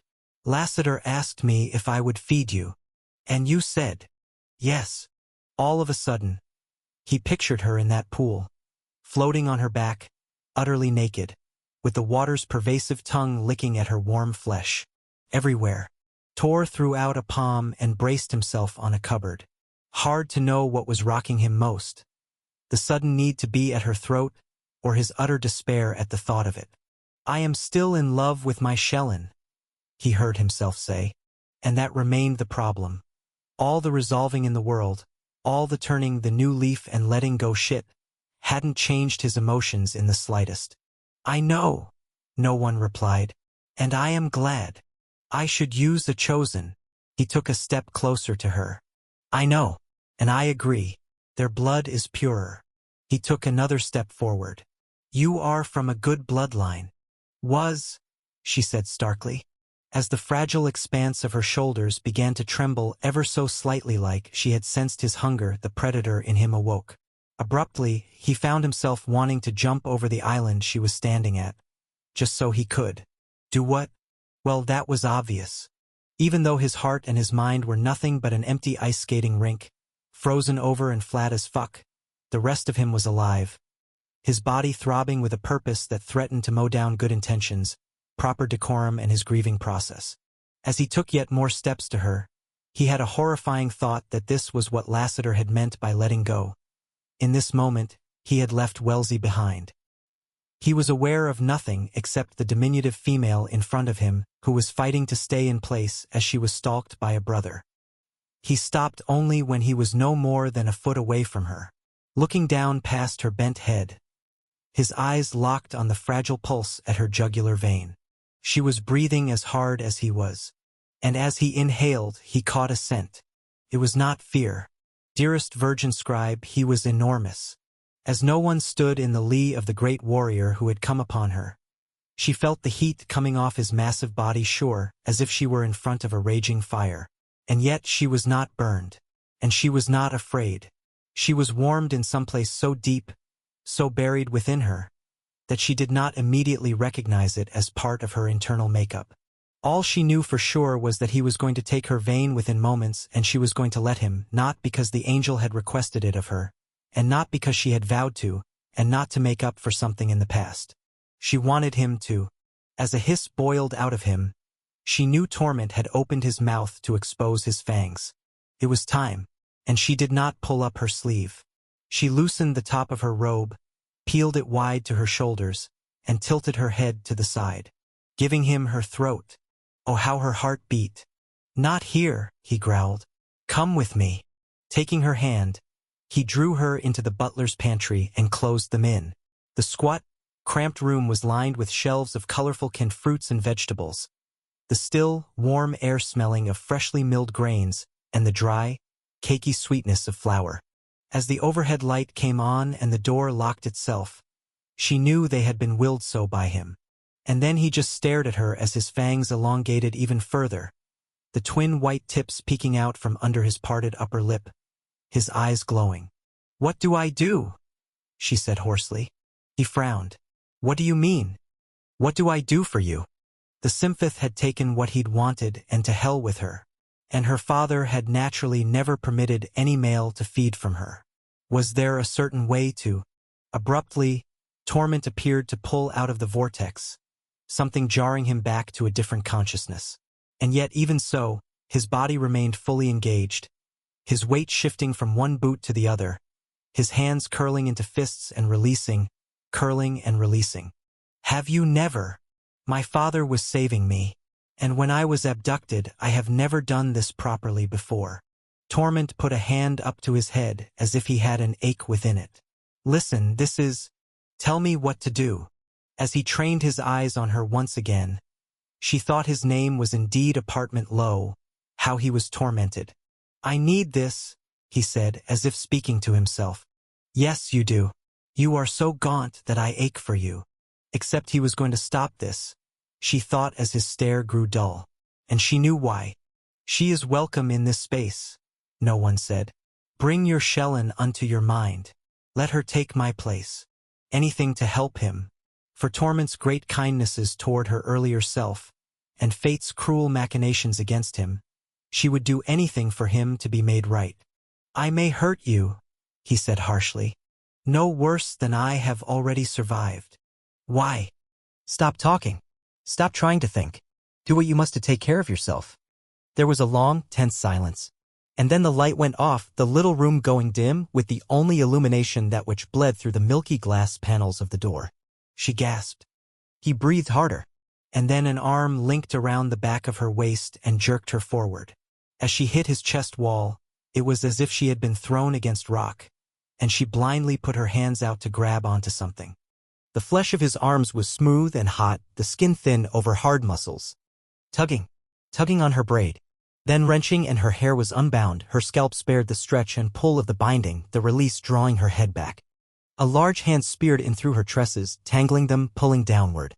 And as her neck stretched further, her spine was forced to follow until she was held up entirely by the strength of him.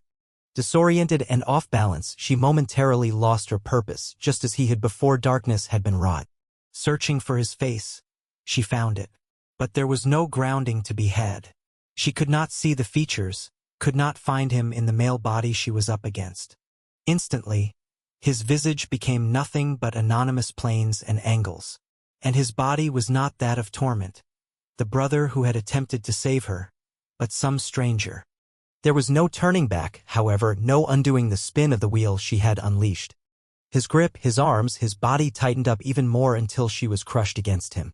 And as she stiffened, he brought his head downward, a chuffing growl emanating from that deep rib cage of his, a dark, rich scent nearly permeating her sense of fear.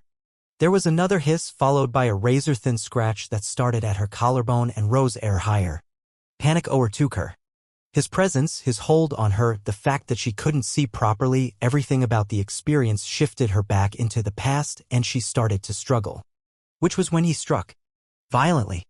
No one cried out and attempted to push away, but his fangs were already in deep, the pain sweet like a bee sting. And then the sucking, the powerful sucking that was accompanied by a wild trembling in his body. Something hard protruded from his hips, pressed into her belly. Using all her strength, she tried again to get free, but her efforts were a countervailing breeze in the face of a hurricane gale. And then his pelvis began to move against her, gyrating, that arousal of his pushing at her robe, searching for a way inside as he took deeply from her, groans of satisfaction rising up in the air between them. He did not even feel her fright, so consumed was he. And her conscious mind could not regrasp the fact that she had wanted this from him. Staring up toward the ceiling, she recalled other times she had fought to no avail, and prayed, as she had before, for this to pass soon. Dearest Virgin Scribe, what had she done? The body against hers yielded everything there was to give, blood, breath, and flesh. And goddamn them both, but he took hard and ravenously, drinking deep and wanting more than just the vein. He wanted the core of this female. He wanted in her as he drank from her. And this was true even as he was acutely aware that this was not his Wellesley. Her hair didn't feel the same, no one's fell in smooth lengths, not thick curls. Her blood didn't taste the same, the rich flavor against his tongue and the tang at the back of his throat were altogether different. And her body was thinner and more delicate, not robust and powerful. But he still wanted her. His godforsaken cock was roaring without excuse, ready to take and own as well, at least sexually. Shit, this fireball of want and need was nothing like the pale anemic feeding he'd had with the chosen Selena. This was what it should be, this abandonment, this shedding of the civilized skin to reveal the animal at the marrow. And goddamn him, he went with it. Repositioning no one, he let his hold around her waist go downward until he was gripping her lower back, and then her hip, and then her ass. Abruptly, he pushed her into the glass cupboards, the panes on the doors rattling.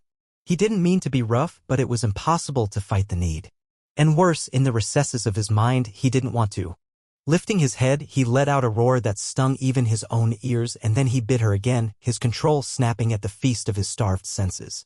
The second bite was higher and closer to her jaw, and his sucking became even more intense, her nourishment speeding to the fibers of his muscles, strengthening him, restoring him, making him physically whole once more. The sucking, fuck him, the sucking. When he finally lifted his head, he was drunk on her. His mind spinning for different reasons than from blood hunger. Next would be the sex, and he actually looked around for a bed. Except they were in the butler's pantry? What the hell? Christ, he couldn't even remember how all this had happened. He was sure, however, that he didn't want her bleeding out, so he dropped his head to her throat. Elongating his tongue, he stroked up the column he had nailed twice, feeling velvet and tasting her and smelling her. The scent that entered his nostrils was not a commercial perfume. And it was not a female's lush arousal, as he had sensed in the beginning. She was terrified. No one, he said, as he felt her trembling for the first time. With a hoarse cry, she began to sob, and in his shock, he went momentarily numb. Then, as sensation returned, he felt all too clearly her nails clawing into the backs of his upper arms, her delicate body trying to get free. He let her go immediately. No one slammed into the corner cupboard and then went for the door, jerking at the knob, rattling it so forcibly the opaque glass was liable to break. Hold on, I'll let you. The instant he sprang the lock, she took off, flying through the kitchen and out the other side as if she were running for her dear life. Shit! He tore after her. No one. He didn't care who heard him as he called her name again, his voice echoing up through the dining room's high ceiling as he blew past the long table and then shot into the foyer. As she ripped across the depiction of the apple tree in the floor, he recalled the memory of her that night they had tried to bring her home to her father's, her nightgown streaming behind her, turning her into a ghost as she ran across the moonlit meadow. Now her robe streamed behind as she headed for the stairs. Tor's panic was running so high he dematerialized in pursuit, reassuming form halfway up and yet still not in front of her. Continuing to chase her on foot, he followed her past Wrath's study and down the hall to the right. The second she got to the bedroom she stayed in, she threw herself inside and slammed the door. He got to the wooden panels just in time to hear the lock turn. As her blood raced through his system, giving him the power he had been missing and the appetite for food he hadn't had and the clearest head that had plugged into his spine for ages, he remembered everything he hadn't during the time he'd been at her throat. She had given herself willingly, generously, and he had taken too much too fast in a dark room where he could have been anyone but the one she had agreed to feed. He'd scared her. Or worse. Pivoting, he put his back to her door and let his knees loosen until his ass caught the floor. Fuck me fucking hell. Goddamn him. Oh wait, that had already happened. 23. Just before closing time at the Iron Mask, Shex was in her office and shaking her head at Big Rob.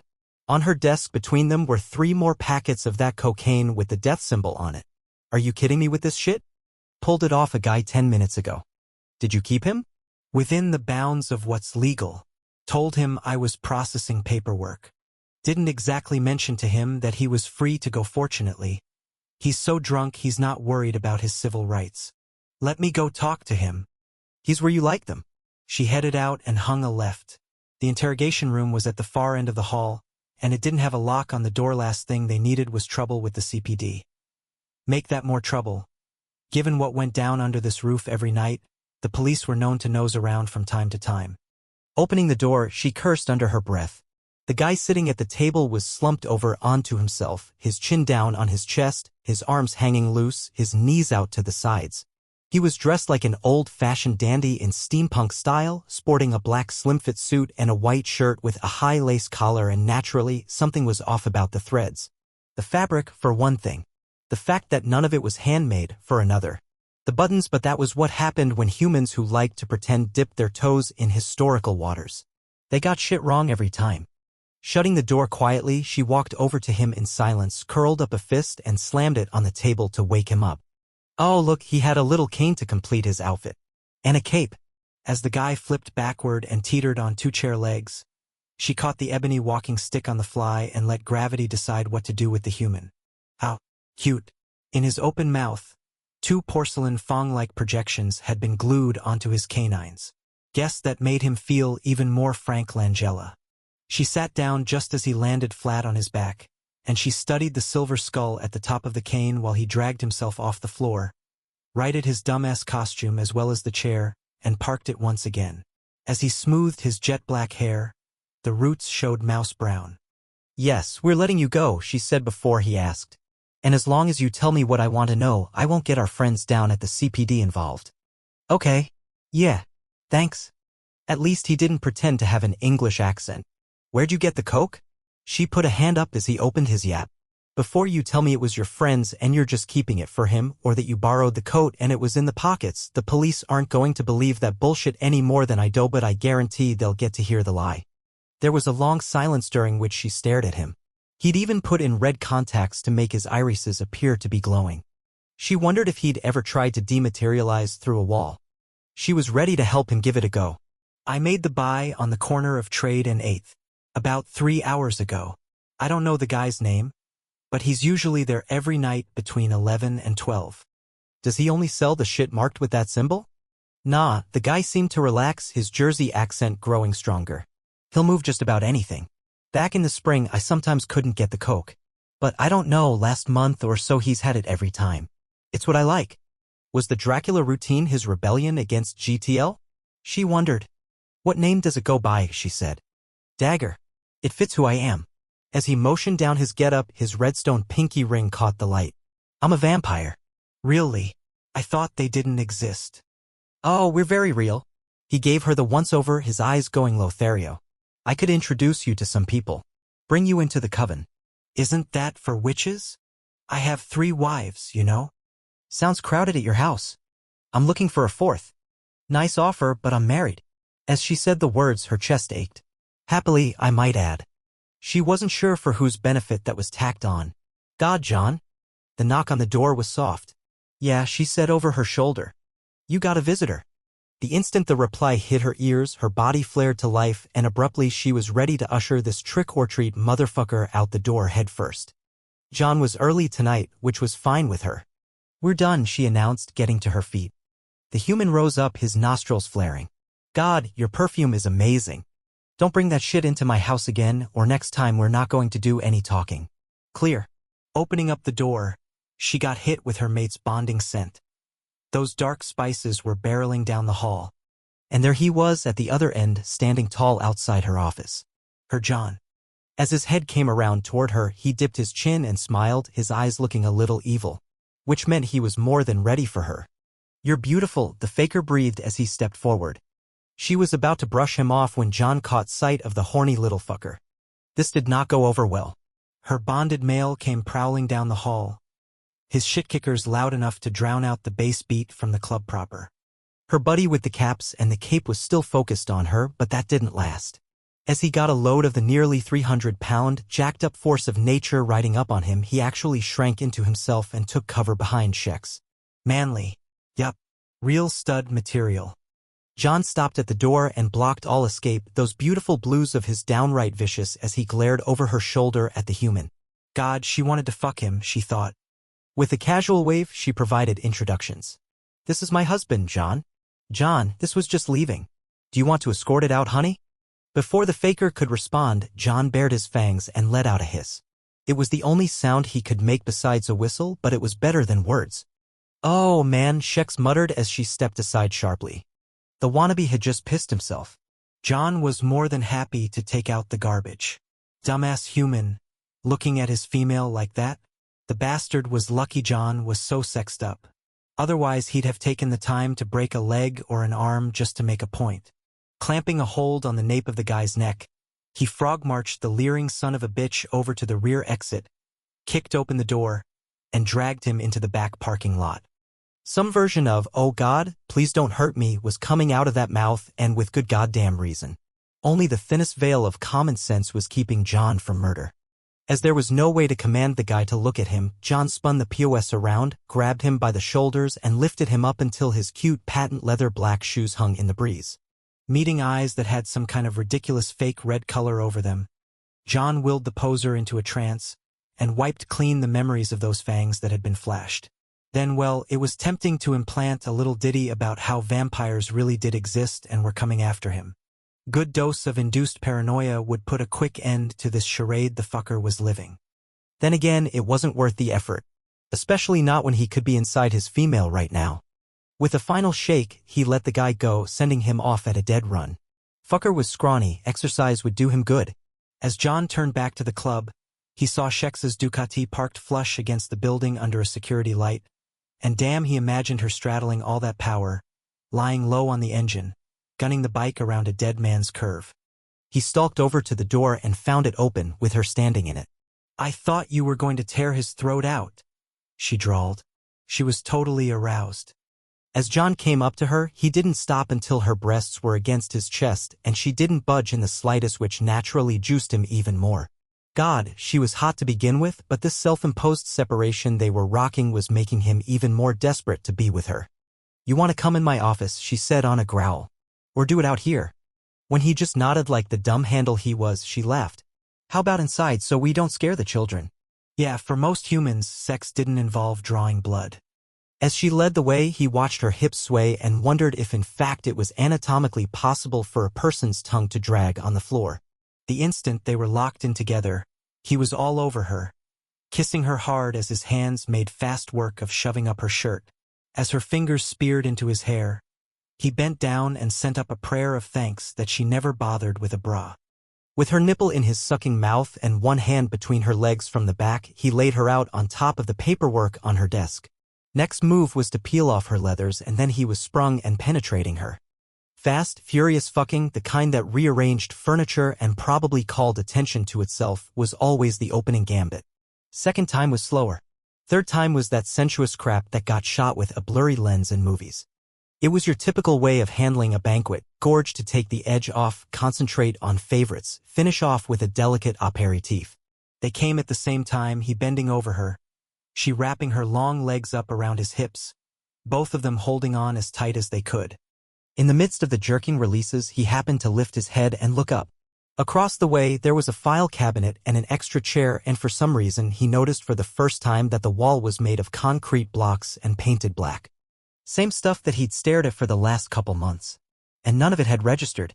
Now, though, the fact that it was not her home or his hit him hard. She hadn't invited him back to her place on the river since they'd had that first all-out session after their separation. She hadn't come to the mansion, either.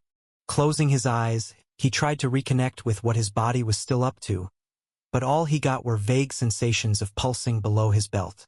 Popping his lids, he wanted to look at her face, but she had arched back and all he could see was the point of her chin. And some time cards, for her bouncers, who could be right outside the door, listening to them. Shit, this was seedy. He was having an illicit affair with his own mate. In the beginning, it had been so exciting, like they were dating in a way they hadn't done when they'd first gotten together. And he'd assumed it would always be that fun. Except there had been shadows all along, hadn't there? Squeezing his eyes shut, he realized he would so rather do this in a bed. Their mated bed. And it wasn't because he was old-fashioned, he missed her sleeping beside him. What is it, John? He cracked his lids. He should have known she'd have a bead on where he was at. Some fath abilities aside, she knew him as no one else did. And now, as he met her gunmetal gray eyes, a stab of sadness nailed him in the chest. He really didn't want to talk about it, though. They had too little time together. He kissed her deep and long, figuring that was the best kind of distraction for both of them, and it worked. As her tongue met his, he began moving inside of her again, the long strokes taking him out to the brink, then easing him in all the way. The rhythm was slow but inexorable, and he, too, got swept away to a place where his head quieted down. The release was a gently cresting wave this time, and he rode it out with a kind of desperation. When it had passed, as all orgasms did, he became acutely aware of the distant, muffled pounding of music and the clipping of heels out in the hall and the far-off ringing of a cell phone. "What's wrong?" she said. As he disengaged their bodies, he noticed that they were both mostly dressed. When was the last time they'd been fully naked? Jesus, it had been during that period of bliss after their mating, which seemed like a distant memory. Maybe about another couple. "Did everything go okay with Wrath tonight?" she asked as she pulled up her pants. "Is that what it is?" His brain struggled to focus, but fortunately, his hands were working just fine, and not only to get his button fly done up. "Yeah, the meeting went okay. Hard to judge, though. The Glimera are all about appearances." She never had much to say about things involving the Brotherhood. Then again, given where they stood about her fighting, he was surprised she brought his work up at all. "How's it going for you tonight?" He signed. She picked up something that she'd been lying on, a little baggie. "We have a new drug dealer in town." He caught what she tossed over, frowning at the symbol stamped on the cellophane. "What the hell? This is the old language." "Yup, and we have no clue who's behind it. But I promise you this, I'm going to find out. Let me know if I can help." "I got this." "I know." The stretch of silence that rang out served to remind him of where they were and were not. "You're right," she said abruptly. "I haven't had you to my house on purpose. It's hard enough to have you leave me from here. I could stay with you. I could move in and—" Wrath would never allow it, rightfully so, I might add. "You're a very valuable commodity to him, and my cabin is hardly as secure as the mansion. Besides, what the hell would we do with Quinn? He deserves a life, too, and at least where you stay he has some autonomy." "Alternate days, then?" She shrugged. "Until that becomes not enough? John, this is what we have, and it's better than a lot of people get. You don't think Tor would kill to be able to?" "It's not enough for me. I'm greedy, and you're my shellin', not just a booty call. And I can't go back to the mansion. I'm sorry. If I do, I'll end up hating the man you. I'd like to pretend I can self-actualize this shit away and be all, I'll just do me, but I can't. I'll talk to Wrath." "Wrath's not the issue. They take their cues from you. All of them." When he didn't reply, she came up to him, put her palms on his face, and stared into his eyes. "This is the way it has to be. Now go so I can close up. And come back to me first thing tomorrow night. I'm already counting down the minutes." She kissed him firmly, and then turned away and left the office. 24. No one woke up to a great, horrifying scream, the kind of thing that accompanied bloody murder. It took her a moment to realize she was making the sound, her mouth stretched wide, her body strung tight, her lungs burning as she exhaled. Fortunately, she had left the lights on, and she frantically looked around at the bedroom's toile-covered walls and drapery and bedspread. Then she focused on her robe. Yes, she had her robe on, not a thin nightgown. It had been a dream. A dream. She was not in a root cellar in the earth. She was not at the mercy of the Symphoth. I'm sorry. Gasping, she jerked back against the padded headboard. Torment was standing just inside the room, the door closed behind him. Are you okay? He said. She yanked her hood up into place, hiding beneath it. Memories of what had happened between them made it hard to think clearly. I am well enough. I can't believe that, he said in a hoarse way. God, I'm so sorry. There's no excuse for what I did. And I won't come near you ever again. I swear. The anguish in his voice bit into her as surely as if it were her own. It's all right. The hell it is. I even gave you a nightmare. What awoke me was not you. It was from before. Taking a deep breath, she said, It's strange. I have not dreamed of the what happened to me ever. I have thought of it often. But when I sleep, I have only darkness. And just now he gritted out. I was back underground, in the root cellar. The smell down there, dearest virgin scribe. The smell. Wrapping her arms around herself, she felt the draft sure, as if she were once again behind that rough oak door. Salt licks, I'd forgotten the salt licks. I'm sorry. There were salt licks down there for the animals, that is why my scars stuck with me. I'd always wondered if maybe he'd used some kind of Symphoth power or something to alter my skin. But no, there were salt licks and salting meats. She shook her head. I'd forgotten about them until now. Forgotten so many precise details. As a growled curse came out of him, she glanced up. Torment's expression suggested he wished he could kill that Symphoth all over again, but he covered it up as if he didn't want to upset her. I don't think I ever told you I was sorry, he said softly. Back then, in the cottage with Darius. He and I were both so sorry that you had. Please, let us speak no longer upon the subject. Thank you. In the awkward silence that followed, his stomach rumbled. You should eat, she murmured. Not hungry. Your tum can go to hell. Staring up at his still figure, she was astounded by the difference in him. Even after such a short time, the color was back in his face, his posture was straighter, his eyes much more alert. The blood was such a powerful thing, she thought. I will feed you again. As he regarded her as though she had lost her mind, she kicked up her chin and met his stare. Absolutely, I will do it again. To see this improvement in him in such a short time, she would endure those moments of terror anew. She was air-trapped by her past, but oh, the change in him. Her blood had freed him from his fatigue, and that was going to keep him alive out in the field. How can you say that? His voice was gruff to the point of cracking. It is simply the way I feel. Obligation shouldn't take you that far down into your personal hell. That is for me to choose, not you. His brows drew in hard. You were a lamb to the slaughter in that pantry. If that were true, I would not be breathing right now, would I? Did you like the dream you just had? Have fun with it. As she recoiled, he stalked across to the shuttered windows and stared with fixation as if he could see through them to the garden. You're more than a maid or a blood whore, you know. With proper hauteur, she informed him. To serve others well is a noble endeavor. Looking over his shoulder, his eyes found hers in spite of the hood. But you're not doing it to be noble. You're under that robe hiding your beauty and your station to punish yourself. I don't think it has anything to do with some kind of an altruistic streak. You do not know me or my motivations. I was aroused. At that she blinked. You had to have known that. Well, yes, she had. But, and if I am at your vein again, that's going to happen. Again. You were not thinking of me, though, she pointed out. Would that make a difference? Yes. You sure about that? He said dryly. You didn't do anything about it, did you? And that one feeding is not going to be enough, you must know that. It has been too long for you. You have already come so far, but you are going to need more soon. As he cursed, she lifted her chin once more, unwilling to back down. After a long while, he shook his head. You are so odd. I shall take that as a compliment. From across the bedroom, Tor stared down at no one and had to respect the shit out of her, even though it was clear she was nuts. She was utterly unbowed, in spite of the fact that she had bite marks on her neck, had woken up screaming, and was facing off with a brother. Christ, when he'd heard that scream, he'd all but broken down the damn door. Visions of her with another knife of some kind, doing hell's own amount of damage, had thrown him into action. But all there had been was her on the middle of that bed. oblivious to anything but whatever was playing in her head. Salt licks.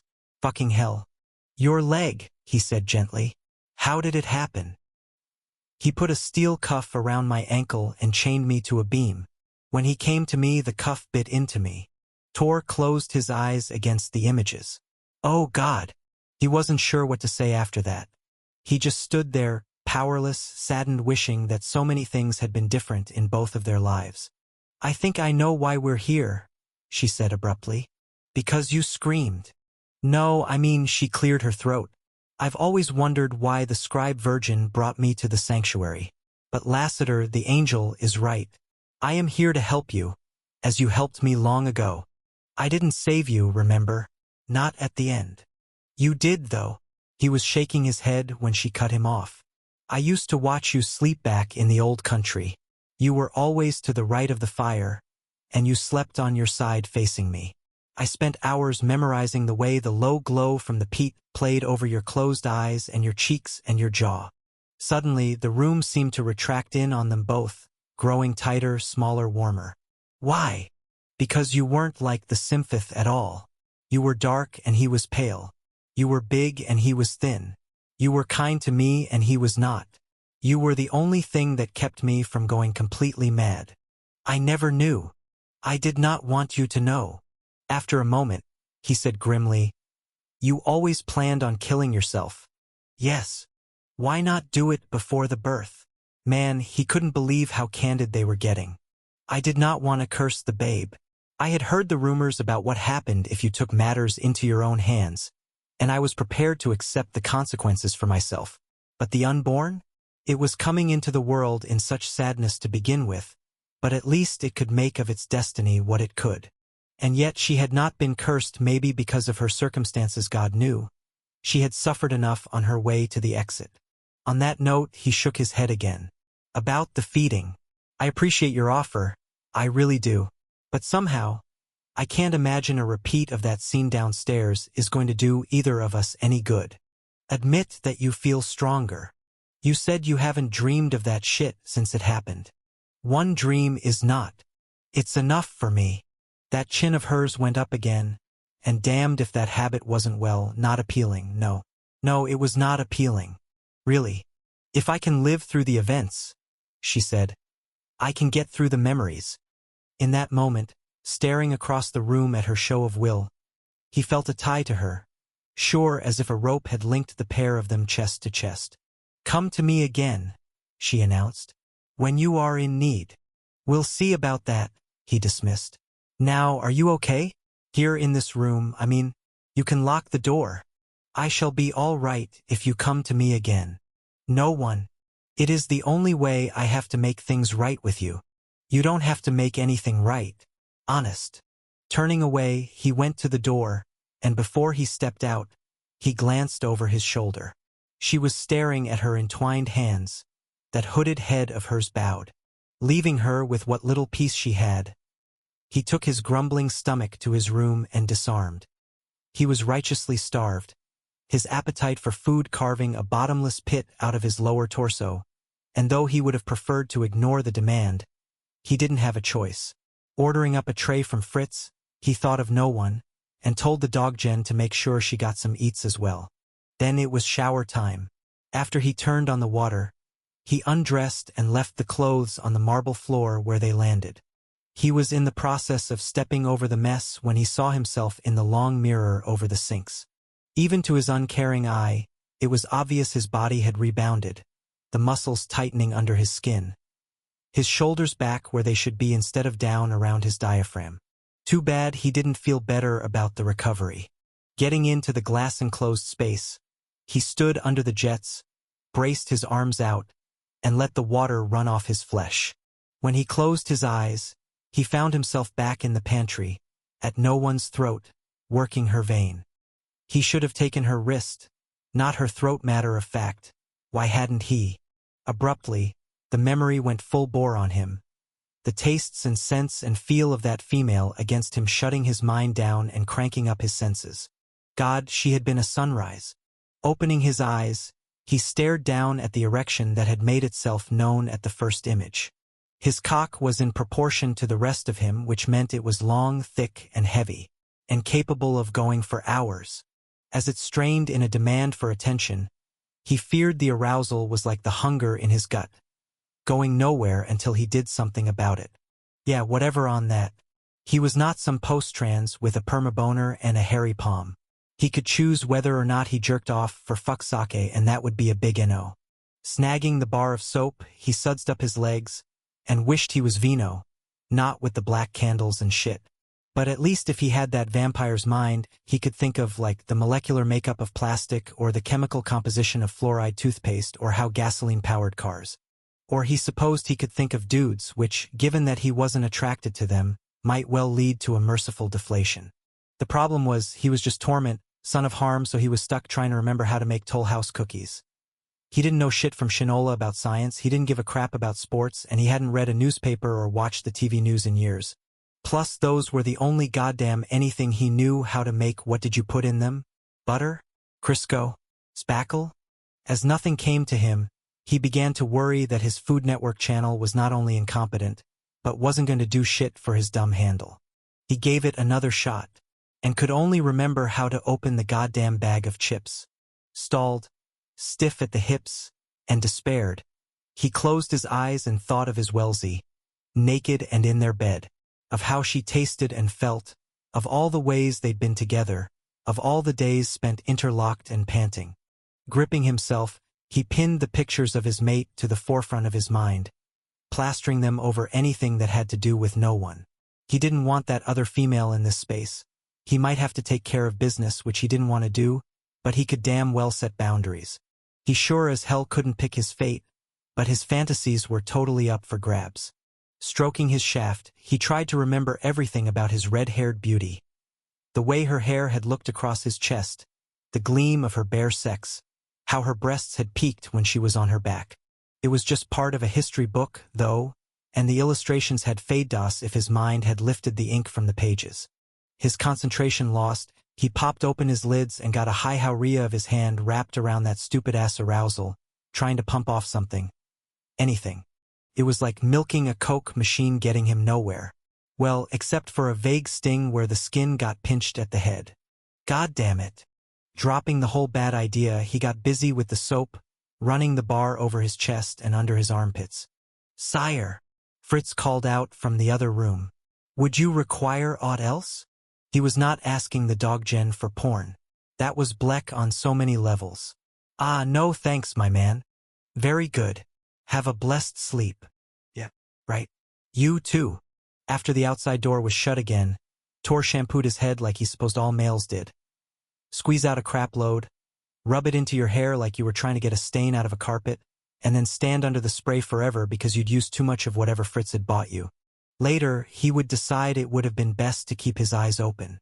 As soon as he shut his lids to keep the suds out, the warm rush down his torso turned into hands, and the urge to orgasm came back even stronger than before, his cock throbbing, his balls getting tight. Instantly, he was downstairs in the pantry again, his mouth locked on no one's smooth throat, his suction and swallowing filling his belly, his arms squeezing her hard against his body. "Your Shellin is welcome here." He shook his head at the sound of her voice in his inner ear. But then he realized that was the answer. Ripping himself, he told his brain that the images were of his Wellesley. That the feeling, the sensation, the scent, the taste, it was his Wellesley, not another female. It was not a memory. It was his mate back to him. The release was so sudden, he actually recoiled, his eyes going wide, his body jerking not from the orgasm but the surprise that, yes, in fact, he was actually having one in RL, not in some dreamscape. As he stroked himself and rode the crest, he watched himself come. His sex doing what it was supposed to, kicking out jets that hit the wet marble wall and the glass pane of the door. The sight was less erotic than biological. It was just a function, he realized, like breathing and eating. Yeah, it felt good, but so did a deep breath. In this vacuum of emotion, in this lonely shower, it was really just a series of ejaculations that coughed through his prostate. Feelings gave sex meaning, whether it was in a fantasy or with your mate, or if you were with someone you didn't like all that much, for that matter. Or didn't want, an inner voice pointed out. When his body was done, He feared it was just a round-one situation, because he was still every bit as erect as he had been when this had started. But at least he didn't feel like he had cheated on his mate. In fact, he didn't feel anything at all, and that was good. Rinsing off, he got out, dried himself with a towel, and took the stretch of terry cloth with him into the bedroom. He was pretty certain that, after he ate, things were going to get messy when he lay down, and not from any kind of indigestion. But it was okay. As okay as he could ever get, he supposed. The sex he'd had with his mate had been monumental, shattering, fireworks-making transformative. This shit was about as sexy as a head cold. As long as he didn't think of... He stopped himself and cleared his throat, even though he wasn't speaking out loud. As long as he didn't think of anyone else of the female persuasion, he was good. 25. The following evening, Ecker stood in the recessed doorway of a brick building in the heart of downtown. Set back by nearly 3 feet, the space formed a coffin of sorts, providing him shadows to conceal himself with, as well as cover from stray bullets. On his own, he was utterly and completely pissed off as he surveyed the area and kept an eye on the sleek black car he had followed. Lifting his forearm, he checked his watch. Again, where were his soldiers? Splitting off from the group to follow a sale had brought him here, but before he had departed, he told the others to find him after they had finished their first round of fightinga locating task that shouldn't have been difficult. All they had to do was rooftop-to-rooftop surveillance in the part of the city where drug dealing was at its most prevalent. Not hard at all. And yet here he was, alone. A sale was still inside the building opposite, likely consorting with more of the ilk that he had killed the night before. The place of business he'd entered was ostensibly an art gallery, but Ecker was old-fashioned, not naive. All manner of goods and services could be contracted out of any sort of legitimate establishment. It was nearly an hour later when the other vampire finally re-emerged, and the light over the back exit caught his densely black hair and his predator-like features. That low-slung car he ambulated in was parked off to the side, and as he walked around it, a pinky ring of some sort flashed. Moving as he did, dressed in black as he was, he looked exactly like a vampire, actually. Dark, sensuous, dangerous. Pausing at the car's door, he put his hand inside his jacket to get his keys, and turned around to face Ecker with a gun. "Do you honestly think I don't know you're watching me?" That pronunciation was so old-world and so very thick, the accent turning the words into practically a foreign language or what would have been one if Ecker wasn't so intimately familiar with the original dialect. Where were his fucking soldiers? As Ecker stepped out, he had an autoloader of his own, and it was not without satisfaction that he watched the other male recoil slightly as recognition dawned. "Did you expect a brother, mayhap?" Ecker drawled. Assail did not lower his muzzle. "My business is my own. You have no right to shadow me. My business is whatever I determine it to be. Your ways will not work here. And what ways are those? There are laws here. So I have heard. And I am fairly confident you are breaking several in your endeavors. I refer not to human ones. As if those were entirely irrelevant, and at least on that they could agree. The old law provides. We're in the new world, Assail. New rules. According to whom? Me." The male narrowed his eyes. "Or stepping already? Your conclusion is your own. Then I shall let it stand. And I shall take my leave of you now unless you have plans to shoot me. In which case, I shall take you with me." He lifted up his other hand. In it was a small black handset. "Just so we're clear, the bomb that is wired to the undercarriage of my car will go off if my thumb contracts, which is precisely the kind of autonomic jerk that will occur if you put a bullet in my chest or my back. Oh, and mayhap I should mention that the explosion has a radius that more than includes where you are, and the detonation is so efficient, you will not be able to dematerialize out of the zone fast enough." Ecker laughed with genuine respect. "You know what they say about suicides, don't you? No fade for them. It's not suicide if you shoot me first. Self-defense. And you're willing to test that out? If you are." The male appeared utterly unconcerned with the choice, at peace with living or dying, uncaring of the violence and pain, and yet not unplugged, either. He would have made an exceptional soldier, Ecker thought, if he hadn't been castrated by his mommy. "So your solution," Ecker murmured, is mutual self-destruction. What is it going to be? If Ecker had had his backup in place, there would have been a better way to handle this. But no, the bastards were nowhere around. And it was a fundamental tenet of conflict that if you were facing a well-matched enemy, who was well-provisioned and well-couraged, then you did not engage, you retreated, remarshalled, and lived to fight under circumstances more favorable to your own victory. Besides, a sail had to be kept alive long enough so that the king could come to see him. None of this sat well, however, and Ecker's mood, already dark to begin with, went utterly black. He didn't say anything further. He simply dematerialized to another alley about half a mile away, letting his departure speak for itself.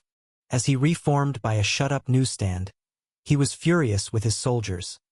His ire from the confrontation with the sail transferred and magnified as he thought of his mails. Initiating a search of his own, he went from abandoned building to club to tattoo parlor to tenement until he found them at the skyscraper. As he took form, they were all there, loitering as if they had naught better to do. Violence replaced the very veins in his body, threading throughout him to the point where he began to feel the hum of insanity within the confines of his skull. It was the blood hunger, of course, but the root cause did nothing to temper the emotions. "Where the fuck were you?" he demanded, the wind ripping around his head. "You told us to wait here. I told you to come find me." Thro threw up his hands. "God damn it. We all need phones, not just—" Ecker launched himself at the male, grabbing him by the coat and throwing him up against a steel door. "Watch your tone. I am right in this. We are not having this discussion again." Ecker shoved himself away and walked off from the male, his duster getting thrown to the side from the hot, gale force blowing over the city. Thro, however, would not leave it alone. "We could have been where you wanted us to be. The Brotherhood has cell." He wheeled around. "Fuck the Brotherhood.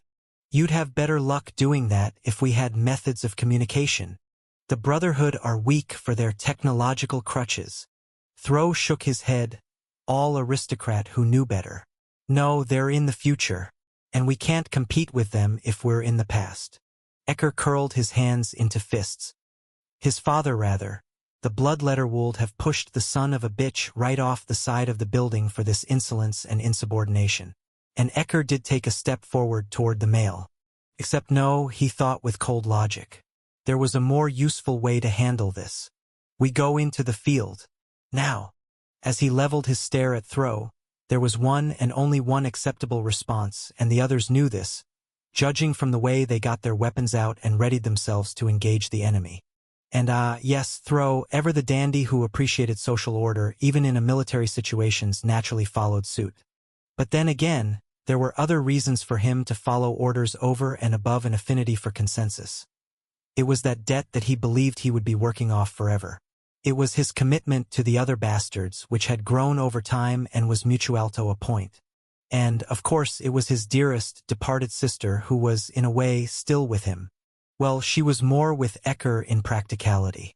Upon his nod, he and his soldiers traveled in sprays of loose molecules down into the system of alleys. As they went, Ecker recalled that night long ago when a fine gentlemale approached him in a dirty part of London for a deadly purpose. The disposition of the request had been rather more involved than Thro had contemplated. To get Ecker to kill the one who had defiled his sister had required much more than just the shillings in his pocket. It had required his whole life. And servicing the debt had turned him into something so much more than a member of the Glimmerer who had happened to have a Brotherhood name. Thro had lived up to his blooded legacy, far surpassing any expectations. Far surpassing every expectation. In truth, Ecker had struck the deal to use the male as an example of weakness to the others. Thro was supposed to have been a humiliated foil for the true soldiers, a downtrodden, whining pussy who was broken over time and then made to serve them. Not where they had ended up. Down at ground level, the alley they reformed in was rank and sweaty from the summer's heat. And as his soldiers fanned out behind him, they filled the confines from brick wall to brick wall. They always hunted in a pack. Unlike the Brotherhood, they stuck together. So all of them saw what happened next. Unsheathing one of his steel daggers, Ecker gripped the handle hard, spun around to throw, and sliced the male in the gut. Someone shouted. Several cursed. Throw curled around the wound.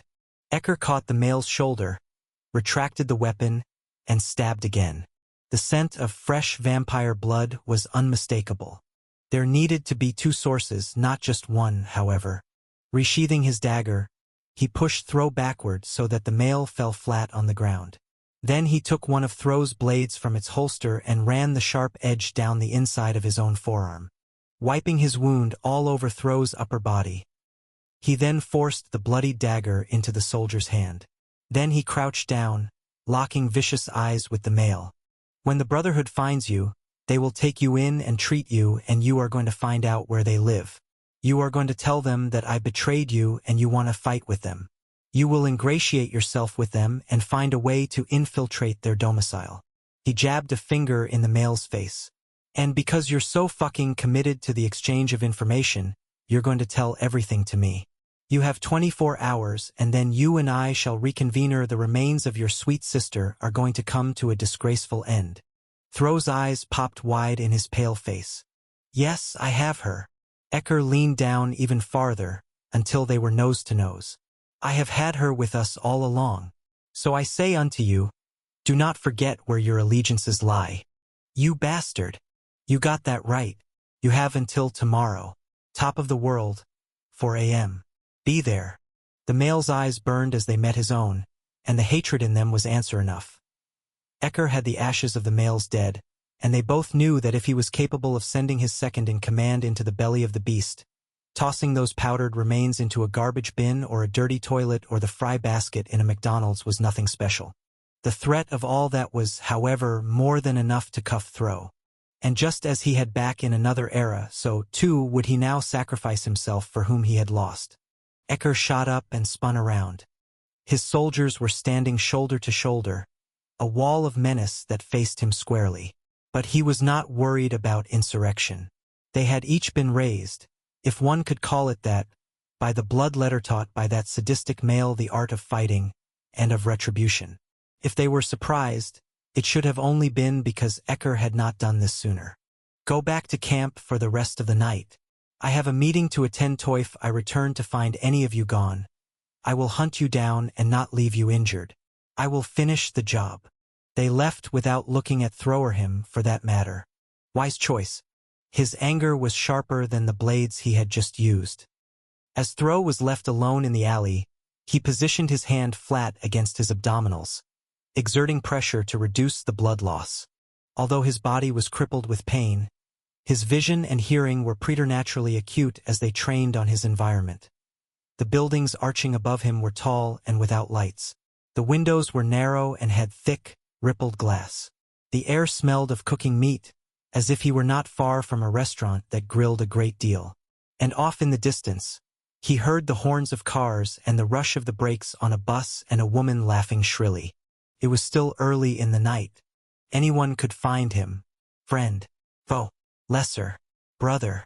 At least Ecker had left him with his dagger in his hand. With a curse, he rolled over onto his side and tried to push himself upright. Didn't that solve the problem of everything registering so brightly and loudly? Upon a fresh onslaught of agony, the world receded, the bomb exploding in his gut of such magnitude that he wondered if he hadn't ruptured something. Easing back to where he'd been, he thought Ecker might well be incorrect. Mayhap this alley was a coffin for him, rather than a serving plate for the Brotherhood. Indeed, whilst he lay in his suffering, he realized he should have known better. He had grown to be at ease around that male, in the same way one who handled tigers might become lax. He'd taken for granted certain patterns of behavior, finding in them a misguided safety and predictability. In reality, the danger had not dissipated, but grown. And as it had been from the very first moment with Ecker, he remained trapped by the circumstances that had brought them together. His sister, his beautiful, pure sister. I have had her with us all along. Throw moaned, but not from his wounds. How had Ecker gotten the ashes? He had assumed his family had performed a proper ceremony and taken care of her as was appropriate. And how could he have known otherwise? He had not been permitted to see his mother or his brother once the deal had been struck, and his father had passed 10 years before. The unfairness was legion. In death, one would hope for her to have the peace she deserved. After all, the Fade had been created for souls as light and lovely as hers had been. But without having had the ceremony, dearest virgin scribe, she could have been denied entrance. This was a new curse upon him, and her, staring up at the sky, of which he could see nearly naught, he thought of the Brotherhood. If they did find him before he died, and if they did take him in as Ecker assumed, he would do as he was required to. Unlike the others in the band of bastards, he had his own fealty, and it was not to the king or Ecker or his fellow soldiers, although in truth, it had begun to swing in the direction of those males. No, his allegiance was to another, and Ecker knew that, which was why that despot had made the effort long ago to gather some further assurance against throw extricating. At first he assumed the stench upon the warm breeze was from a garbage bin, the result of the wind switching direction and catching the odor of some abandoned food waste. But no, there was a telltale sweetness in the horrid bouquet. Lifting his head, he looked down his body and across yards and yards of pavement. At the end of the alley, 3 lessers stepped into view. Their laughter was his death knell, and yet he found himself smiling, even as flashes of dull light suggested that knives had been taken out. The idea that fate had thwarted Ecker's plan seemed a perfectly acceptable note to go out on. Except his sister, how could he help her if he were dead? As the slayers approached, he knew that what they were going to do to him would make the pain in his stomach seem like nothing more than a stubbed toe. But he had to fight, and he would do so, until the last beat of his heart and the final exodus of his breath. He would fight with all that he was for the one thing he had left to live for. 26. Goddamn it, but Tor noticed a difference in himself. Much as he hated to admit it, as he, John, and Quinn headed into their quarter of the downtown area, he was stronger, nimbler, clear-headed as a motherfucker. And his senses were back. No more wonky balance problems. His vision was spot on. And his hearing was so good he could catch the scratching paws of rats as they scrambled for cover in the alleys. You never realized how thick your fog was until it lifted. Feeding was undeniably powerful, especially given his kind of work, and yup, he clearly needed a new profession. Accountant, lint picker, dog psychic, anything where you sat on your ass all night long. Then again, he couldn't avenge his Wellesley doing any of those. And after everything that had happened last night, from what had gone down in the pantry, to what he'd done to himself after he'd finally gone to bed, he felt like he had things to make up to her for. Christ, the fact that no one had given him such strength made him think that Wellesley's memory had been violated in some manner. Stained. Eroded. When he'd fed from the chosen Selena, it hadn't bothered him as much, maybe because he'd still been in shell-shock mode, more likely because he hadn't been aroused in the slightest before, during, or afterward. Fucking hell, he was so ready for a fight tonight. And fewer than 3 blocks later, he found what he was in search of. The scent of lessers. As he and the boys fell into a silent jog, he didn't get out any of his weapons. With the mood he was rocking, hand-to-hand was what he was after, and if he was lucky. The scream that cut through the dull sounds of distant traffic was not made by a female. Low and ragged, it could only have come out of a masculine throat. Screw the quiet approach routine. Breaking into a sprint, he shot around the corner of an alley and ran smack into a wall of scents that he had no trouble processing. Vampire blood 2 kinds, both male. Slayer blood 1 kind, rank and nasty. Sure enough, up ahead, there was a male vampire down on the asphalt, 2 slayers up on their feet, and 1 lesser lurching around, having obviously just been nailed in the face. Which explained the holler. That was all the intel he needed to go on. Bolting forward, he sent himself flying and locked onto one of the lessers, catching the bastard around the neck with his arm and pop-tarting him into the air with a yank. As gravity took care of biz and slammed the enemy down onto the pavement face up, the temptation was to kick the crap out of him, but with somebody injured in the middle of the alley, this was an emergency situation. He outed one of his daggers, nailed the fucker in the chest, and re-established his fighting stance before the flash faded. Over on the left, John was taking care of the lesser with the leak in his cheek, stabbing him back to his unholy maker. And Quinn had picked up on number 3's option, swinging him around and throwing him headfirst at a wall. With no more of the enemy to engage, at least for the moment, Tor jogged over to the downed male. Throw! He breathed as he got a load of the guy. The soldier was on his back, clutching his gut with the hand that wasn't on his dagger. Lot of blood. Lot of pain given that tortured expression. John! Quinn! Tor called out. Keep your eyes peeled for company of the bastard variety. As he got a whistle and a Roger that, in reply, he got down on his haunches and felt for a pulse. The flickering he found was not a good sign. Easing back, he met a pair of sky-blue eyes. You gonna tell me who did this to you? Or let me play Q&A all by my lonesome? Throw opened his mouth, coughed some blood, and closed his eyes. Okay, I'm gonna guess your boss. How am I doing? Tor lifted up the guy's hand and got a gander at the gut wound. Make that wounds. You know, you never belonged with that motherfucker. No response, but the guy wasn't out cold. His respiration was too quick, the panting indicating the kind of pain that came only with consciousness. Whatever, though. Ecker was the only explanation. The band of bastards always fought in a single squadron, and they never would have left a soldier behind unless Ecker had ordered them to. Besides, 2 kinds of vampire blood? Had to have been a dagger-to-dagger conflict. What happened? The pair of you get into it over what to have for last meal? Dress code? Or was it something more serious? Homer versus Fred Flintstone. He made quick work disarming the soldier, removing 2 good, serviceable guns, plenty of ammo, multiple knives, a length of choking wire, and... Watch it, he barked as Throw's arm came up. Catching it easily, he forced it back down with hardly any effort. Quick moves are going to make me finish the job Ecker started. Shin blade came the croaked response. Tor popped up the pants, and, hello, more metal. At least he kept you well supplied. Tor muttered as he got out his cell phone and dialed the compound. I have a situation, he said when V picked up. After some quick back and forth with his brother, he and Vis House decided to bring the SB to the training center. After all, the enemy of your enemy could be your friend under the right circumstances. Besides, the mice that surrounded the compound could scramble anything from GPS to Santa Claus. No way the band of bastards would find the guy if this happened to be a setup.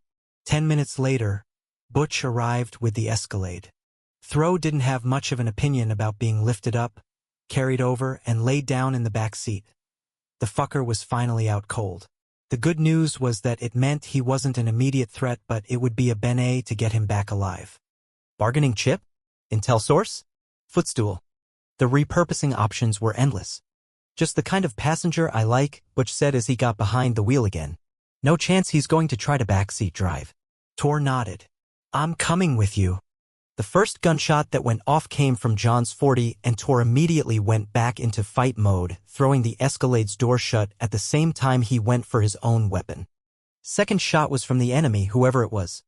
Lunging for cover behind the bulletproof SUV, Tor nonetheless pounded on the quarter panel to get the cop to take the fuck off.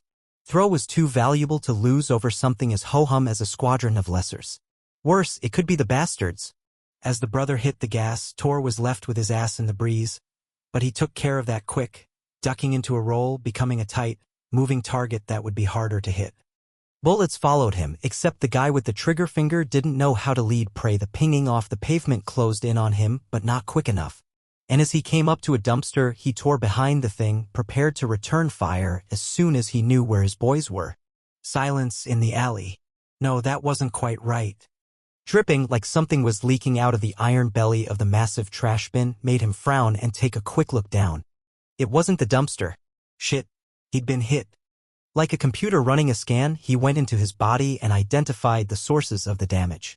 Torso, left side, at the ribs. Upper arm, underside, 4 inches below his pit. And that was about it. He hadn't even felt the hits, and he wasn't drained by them, not by the pain or the blood loss.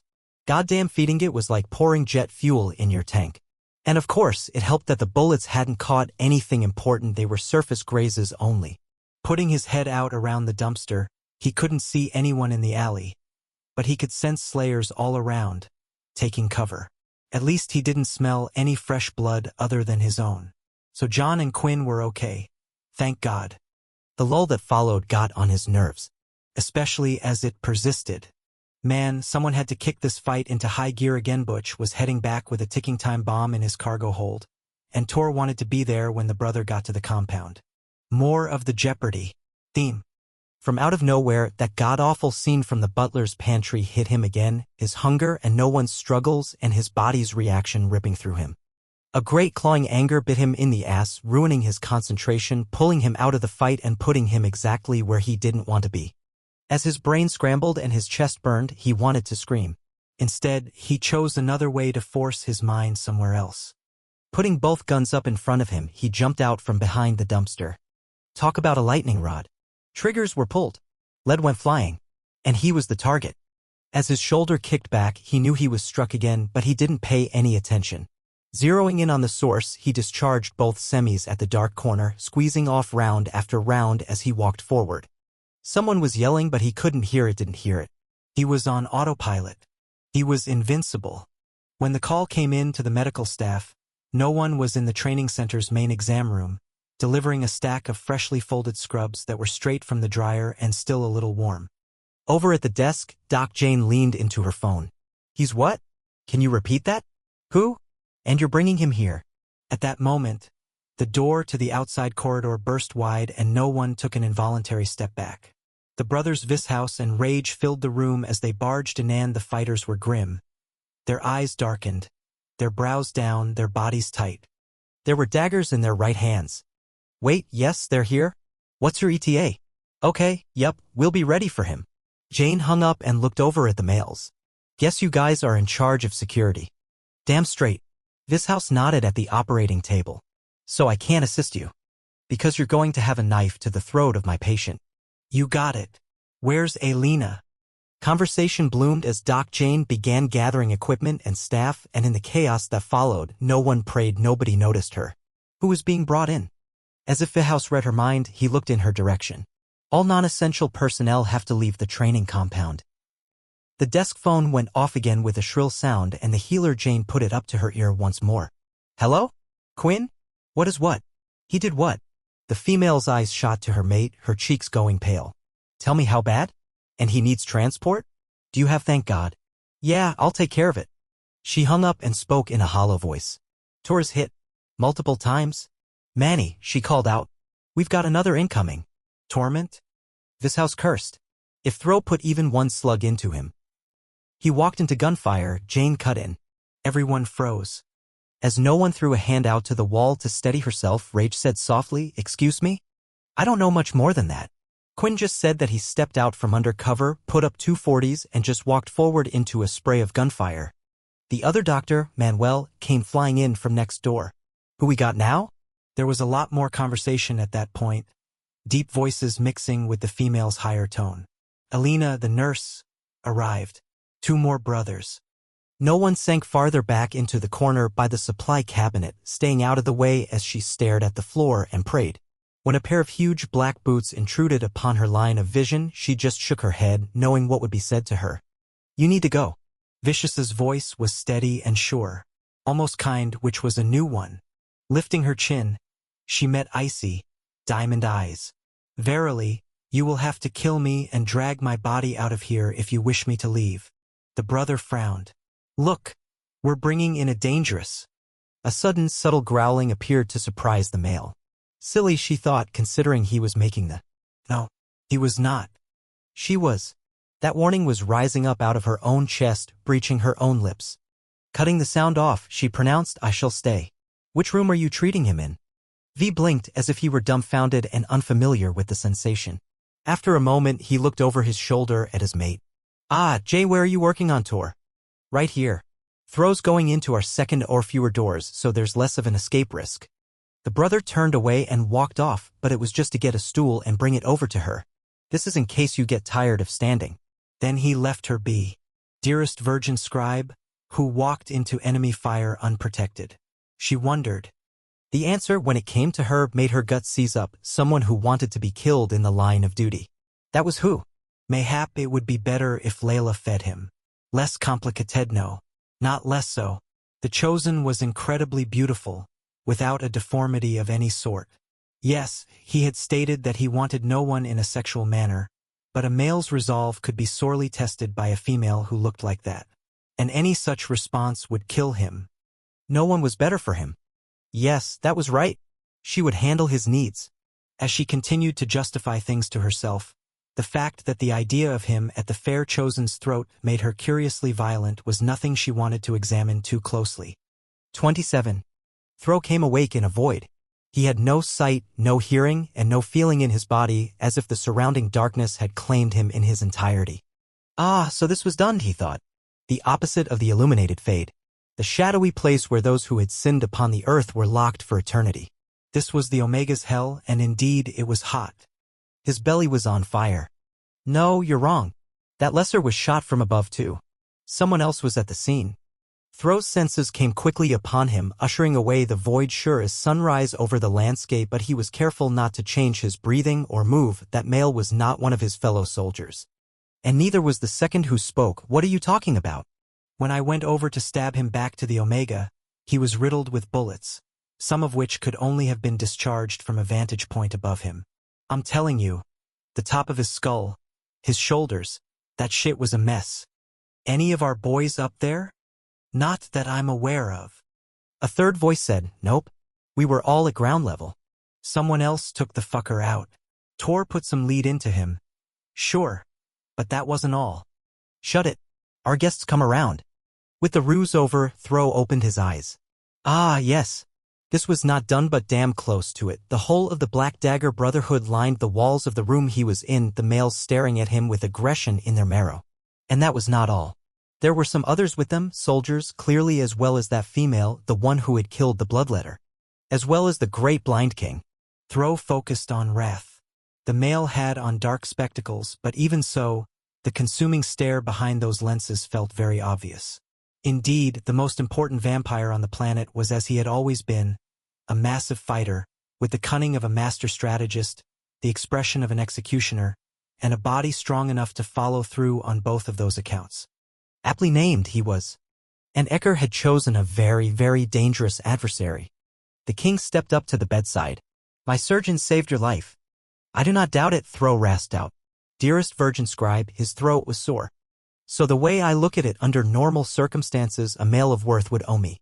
But given who you're in bed with, the normal rules don't apply. Thro swallowed a couple of times.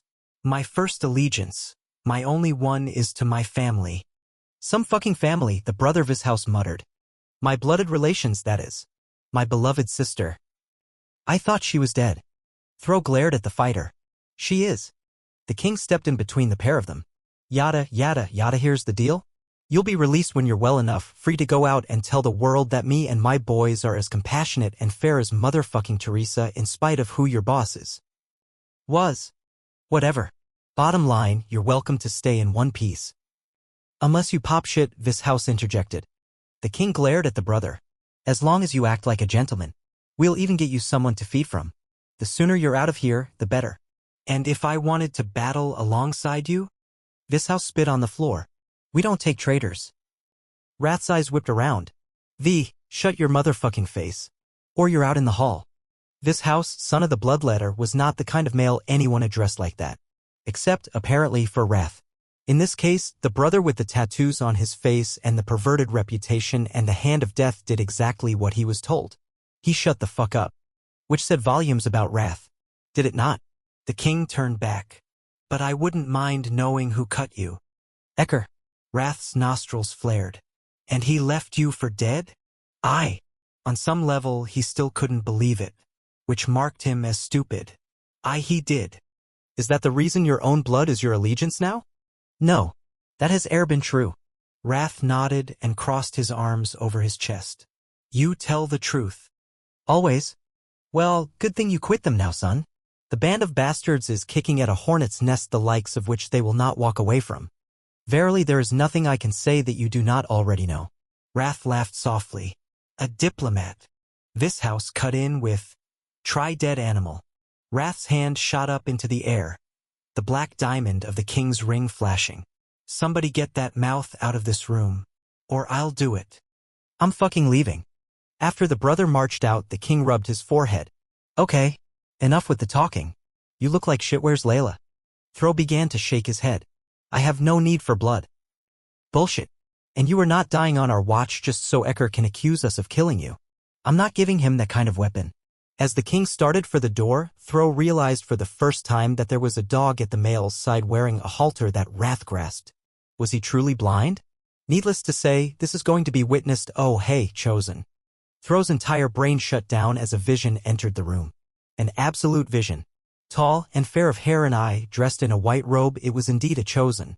Such a beauty was she, he thought. A sunrise that lived and breathed a miracle. And she was not alone, as was appropriate for a gem such as herself. By her side, Fury, son of Agni, was a wall of protection, his face screwed down so tight it appeared as if mayhap she was his.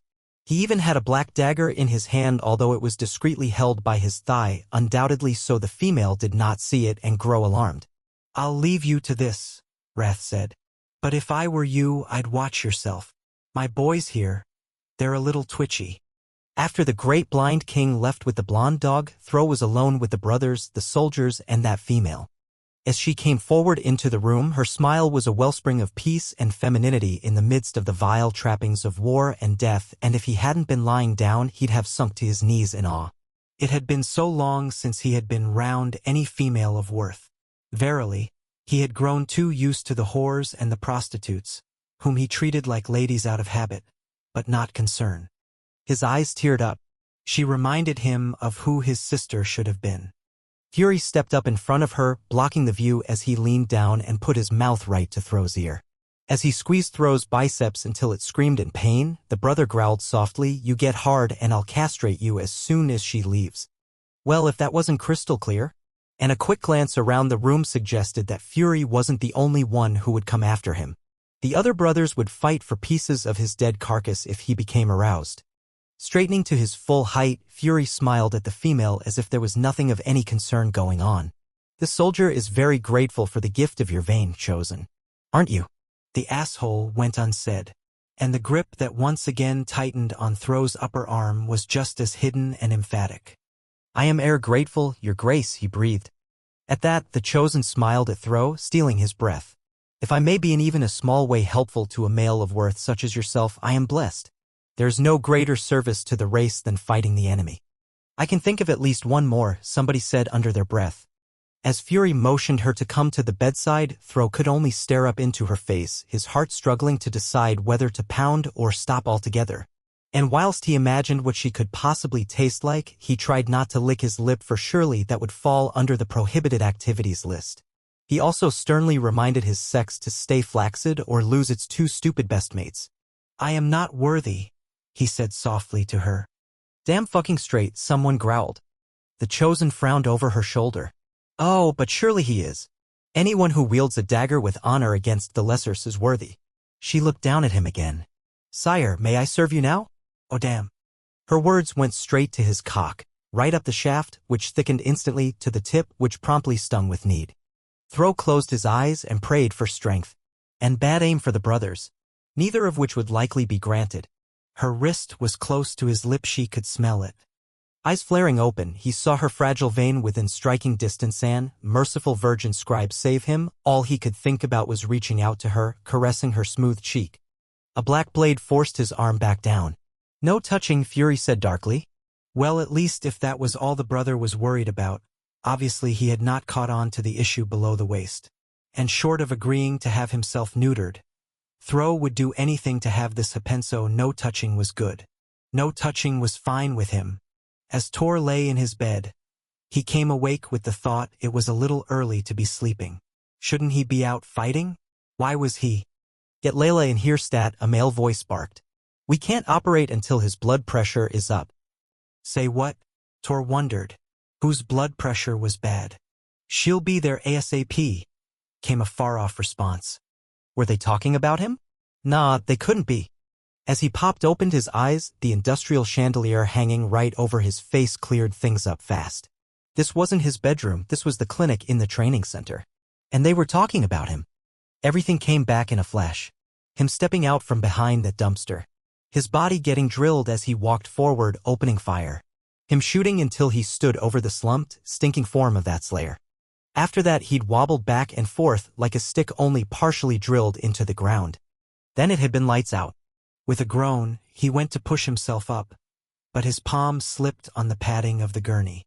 Guess he was leaking. Manello's handsome puss popped into his line of vision, replacing the bright and shiny of the light fixture.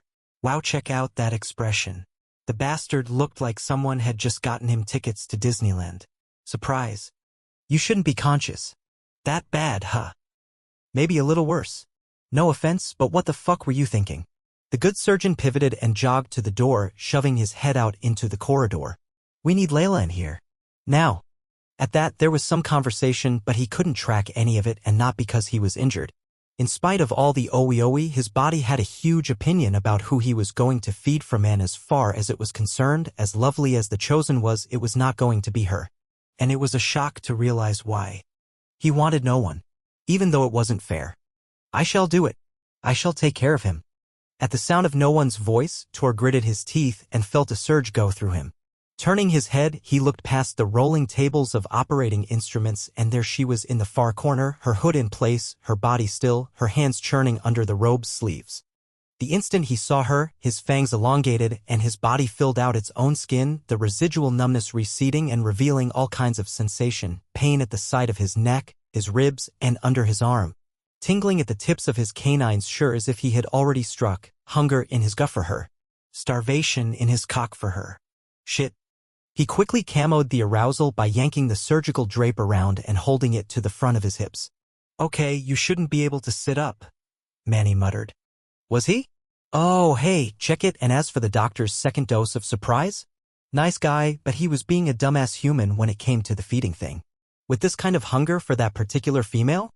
Tor was frickin' Superman, capable of bench pressing a Hummer while he juggled smart cars with his free hand. He was worried about no one, though. Last time had been such an epic fail. Except from across the room, she just nodded at him as if she knew exactly what he was worried about and was ready to follow through anyway. For some reason, her courage made his eyes sting. Leave us, he told the surgeon without looking at the man. And don't let anyone in until I call for you. Cursing, muttering, all of which he ignored. And as he heard the door finally shut, he took firm control of his instincts, the knowledge that he was alone with her tempering all that drive to feed. He was not going to hurt or scare her again. Period. No one's reedy voice cut through the silence. You're bleeding so badly. Oh man, they must not have cleaned him up yet. It looks worse than it is. Then you should be dead. He laughed a little, then laughed a little more and blamed the ha-has on blood loss. 'Cause none of this shit was funny. As he rubbed his face, he hit a raw patch and had to lie back, which made him wonder whether he might be in trouble and not the sexed-up variety. How many bullets were in him? How close had he come to dying? No offense, but what the fuck were you thinking? Shaking all that off, he extended his hand and beckoned her. As she closed in on him, her limp was pronounced, and when she reached the table, she leaned her hip against the edge like maybe her leg was bothering her. Let me get you a chair, he said, making a move to get up. Her delicate hand eased him back. I'll do it. As he watched her limp across the way, it was obvious she was in pain. How long have you been standing? A while. You should have left. She rolled the stool over and groaned as she took the weight off her feet. Not until I knew you were home safe. They said that you walked into the line of fire. God, he wished he could see her eyes. It's not the first time I've done something stupid. Like that somehow made things better? Idiot. I do not want you to die, she whispered. God. Damn. The heartfelt emotion in those words left him nonplussed. As the silence ruled once again, he stared into the shadow created by the hood, thinking of that moment when he'd stepped out from behind that dumpster. Then he went back farther into his memory. You know what? I've been mad at you for years.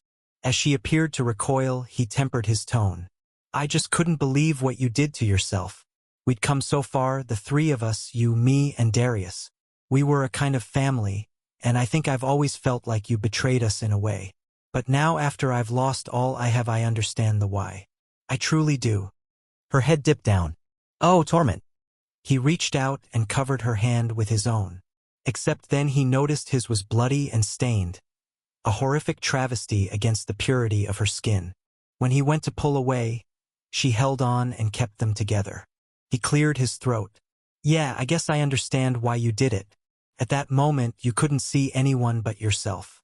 It wasn't to hurt the other people around you, it was ending your own suffering because you simply couldn't fucking stand it another minute.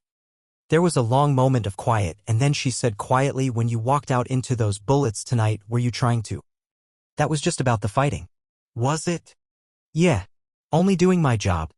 Given the reactions of your brothers, they appear to think that is not in the description of duties.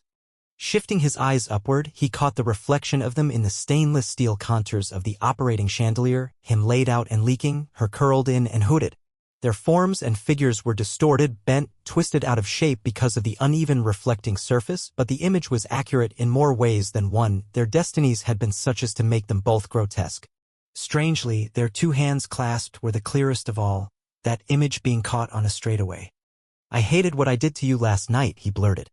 I know, but that is no reason to kill yourself. True. He had more than enough cause for that from elsewhere. Abruptly, no one took her hood off, and he instantly zeroed in on her throat. Shit, he wanted that vein, the one that ran up so close to the surface. Chat time was over. The hunger was back, and it wasn't just about biology. He wanted to be at her flesh again, drinking not simply to cure his wounds, but because he liked the taste of her and the feel of her fine skin at his mouth and the way his fangs punctured in deep and let him take part of her into him. Okay, maybe he'd fibbed a little about that bullet shower. He absolutely had hated hurting her, but that wasn't the only reason why he'd walked into all that lead. The truth was, she was calling something out of him, some kind of emotion, and those feelings were starting to turn gears inside of him that were rusted and cranky from lack of use. It terrified him. She terrified him. And yet, looking at her strained face right now, he was glad he'd come back from that alley alive. I'm happy I'm still here. The breath she exhaled was relief made manifest. Your presence eases many, and you are important in this world. You matter a great deal. He laughed awkwardly. You overestimate me. You underestimate yourself. Ditto, he whispered.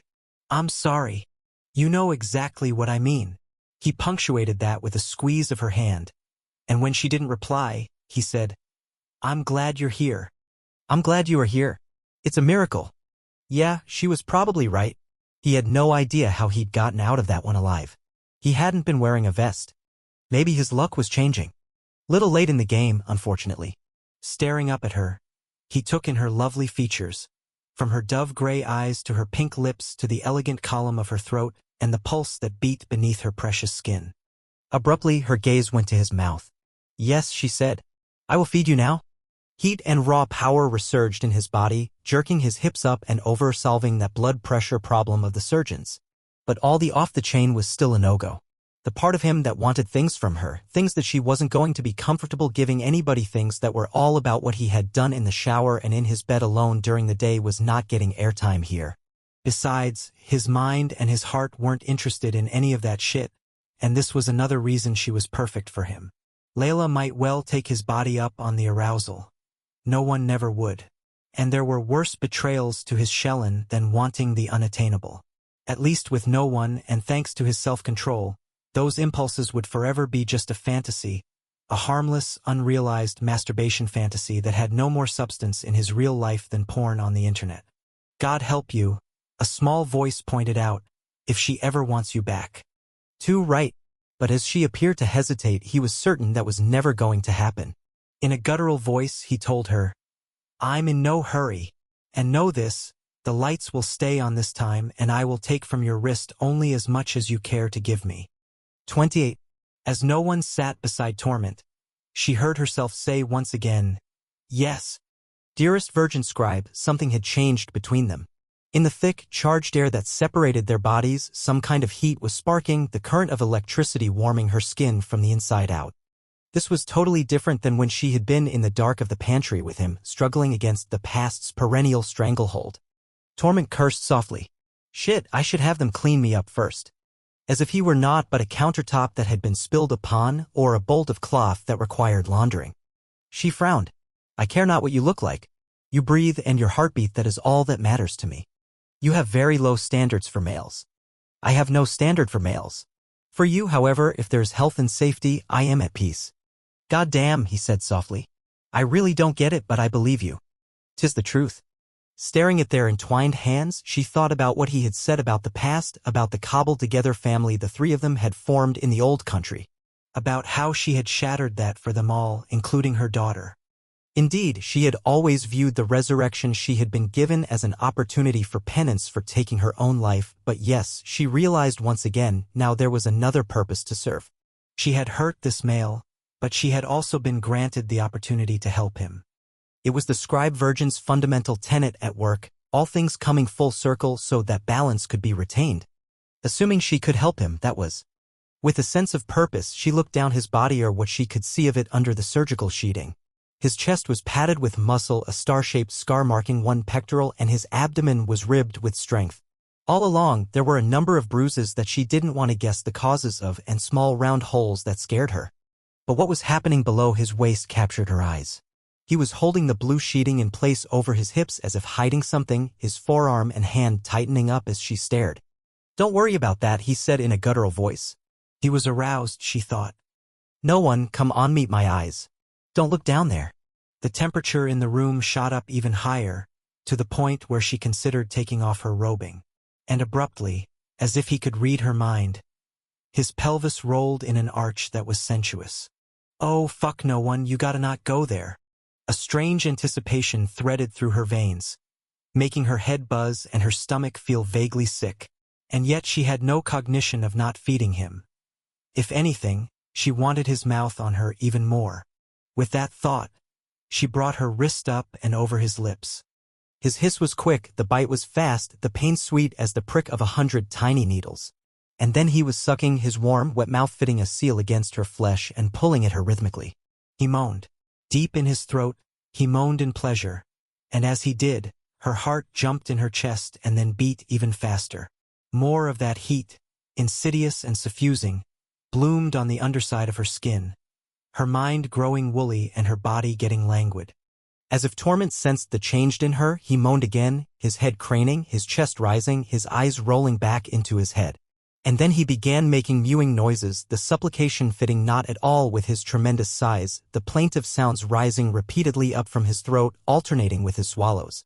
With the lights on, and her arm her own to retract, her panic flared only briefly, before being dismissed wholly.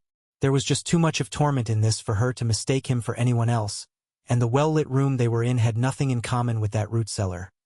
All was bright and clean, and this male at her vein was very much vampire and nothing even remotely sympath. The more at ease she grew, the more aware she became. His hips were moving all the while now. Under the sheeting she would soon be washing, beneath the cup of what was now both of his palms. His pelvis was gyrating. And every time it did, his abdominals tightened and his torso arched, and those noises grew a little louder. He was deeply aroused, even terribly injured. His body was ready for mating, desperate for it, if the way he moved was any indication. At first, she didn't understand the tingling that came over her, numbing her up and hypersensitizing her at the same time. Mayhap it was the fact that she had given him 2 feedings in less than a day, but no. As Torment's hands tightened anew at the front of his hips as he gripped himself even harder through the sheeting, it was clear his sex had cried out for attention and he had been forced to give it some. The sparkling returned even more keenly as she realized he was rubbing himself. No one's own lips parted as breathing became difficult, and under her robing, the warmth cranked up even higher and focused in her lower gut. Dearest Virgin Scribe, she was aroused. For the first time in her life. As if he could read her mind, his eyes shot to hers. Confusion was in them, and an eerie darkness that seemed to be near to fear. But there was also more of that heat, so much more. Whilst she met his glowing stare, one of his hands unlatched from down below and traveled up his chest.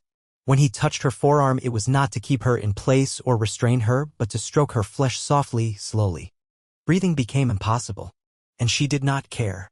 His fingers running lightly over her skin were intoxicating, drawing her closer to this flame that she could not see. Closing her eyes, she allowed herself to fly far away from any worries or preoccupations until she knew nothing but the sensations in her body. Indeed, as she fed him, she was fed herself, a part of her innermost soul nourished for the first time. Eventually she heard licking and realized he was done. She wanted to tell him to continue. To beg him was more like it. Raising heavy lids, she could not focus her eyes, and that seemed only appropriate. The world was fuzzy, and so was she, boneless and fuzzy, with honey in her veins and cotton batting in her brain. Torment was anything but, however. He seemed sharp as a blade, his muscles straining now not just in his hips but his whole body, from his biceps to his abdominal 7. His feet beneath the sheeting stood up straight. His other hand, the one that had been stroking her, returned to below his waist. "I think you better go." His voice was so deep, She frowned as she tried to decipher the words. Have I done something wrong? No, but I'm about to.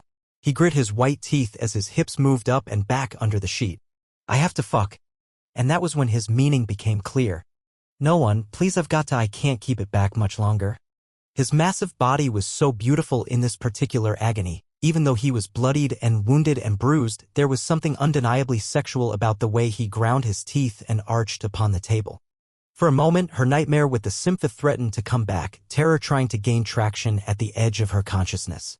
But then Torment moaned and bit down on his lower lip, those long white canines tearing into the soft pink flesh. I do not want to go, she said roughly. His face squeezed up tight, another curse breaching his lips. You stay and you're going to have a hell of a show. So show me. That got his attention, his eyes snapping back to hers, his body freezing.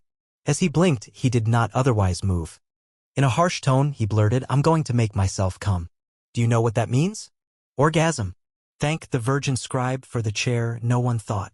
Because between that graveled voice, and his heady scent, and the erotic way he was holding on to himself, even her good leg had no strength to support what little weight she had.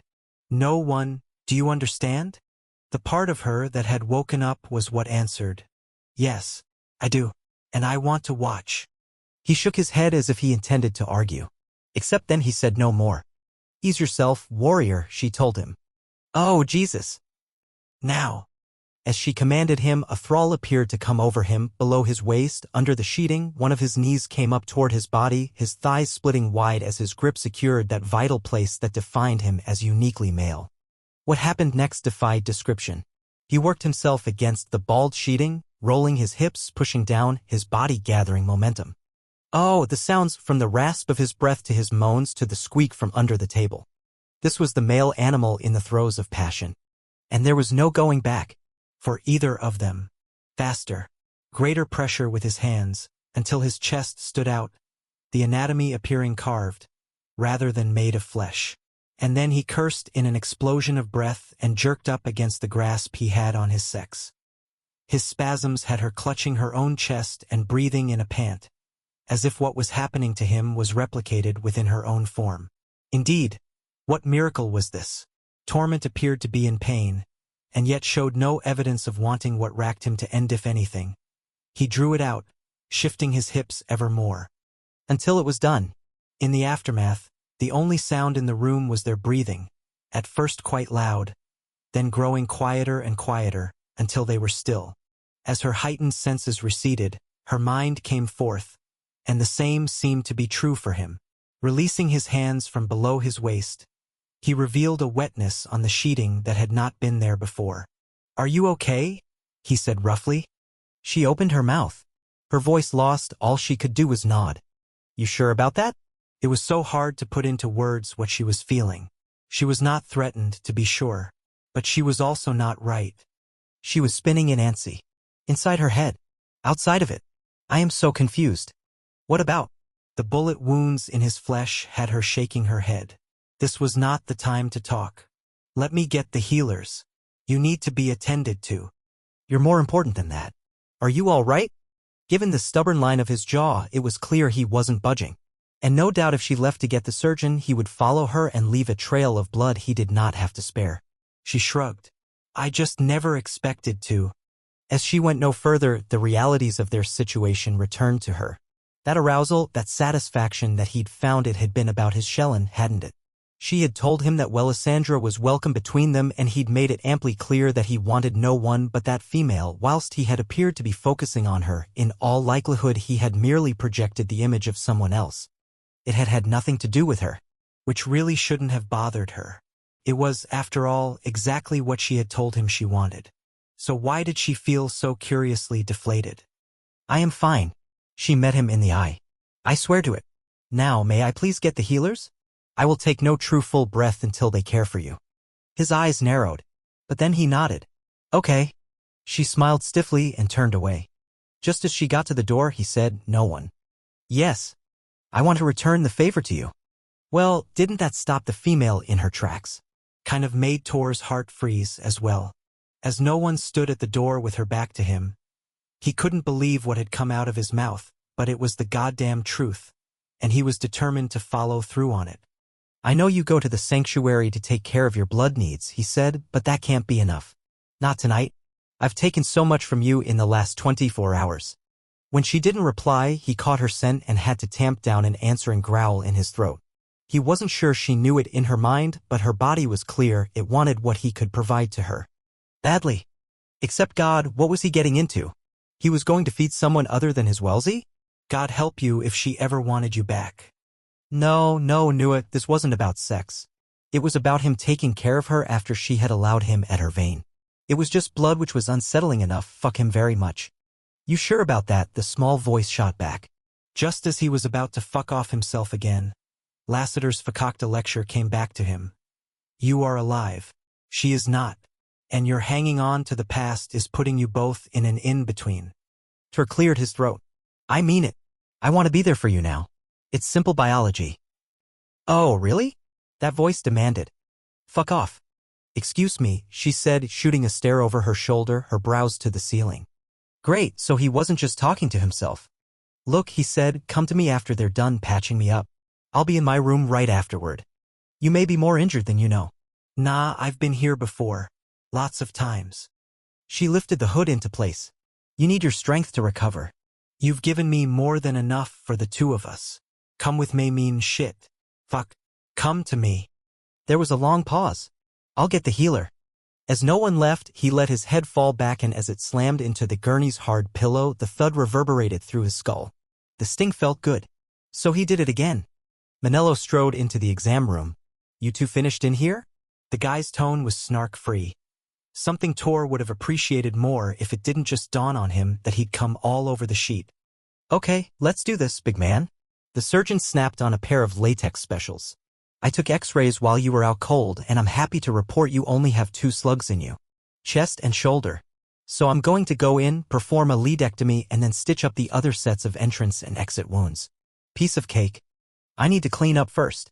That's my job, and trust me, I got enough distilled water to hose all that dried blood off and still wash a car afterward. Yeah, I'm not talking about that kind of mess. Cue the screeching tires.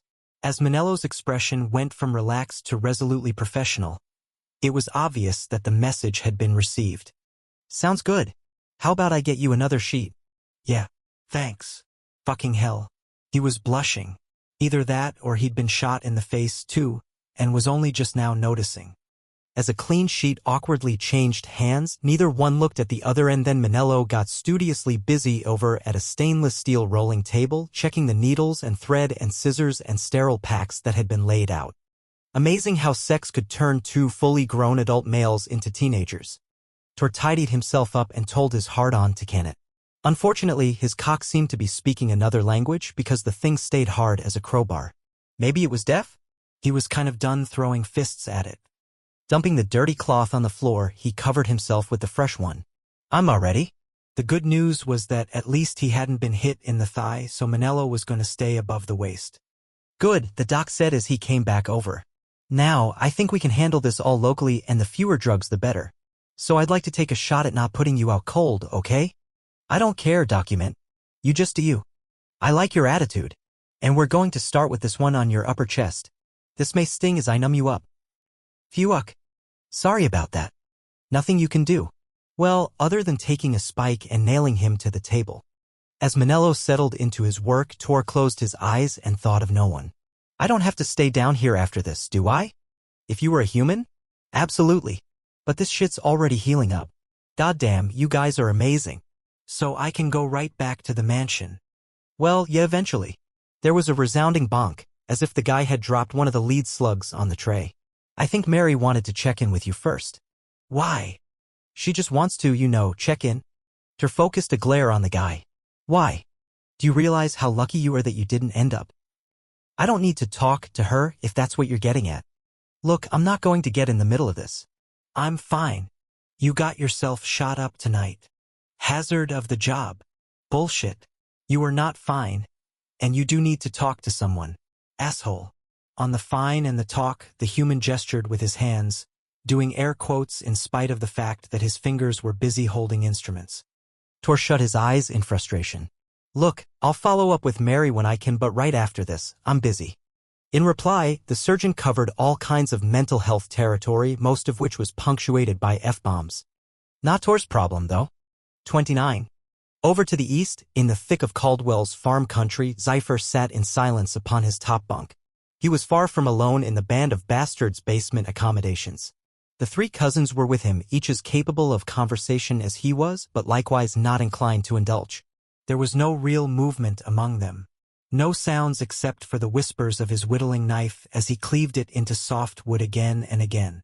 No one was sleeping.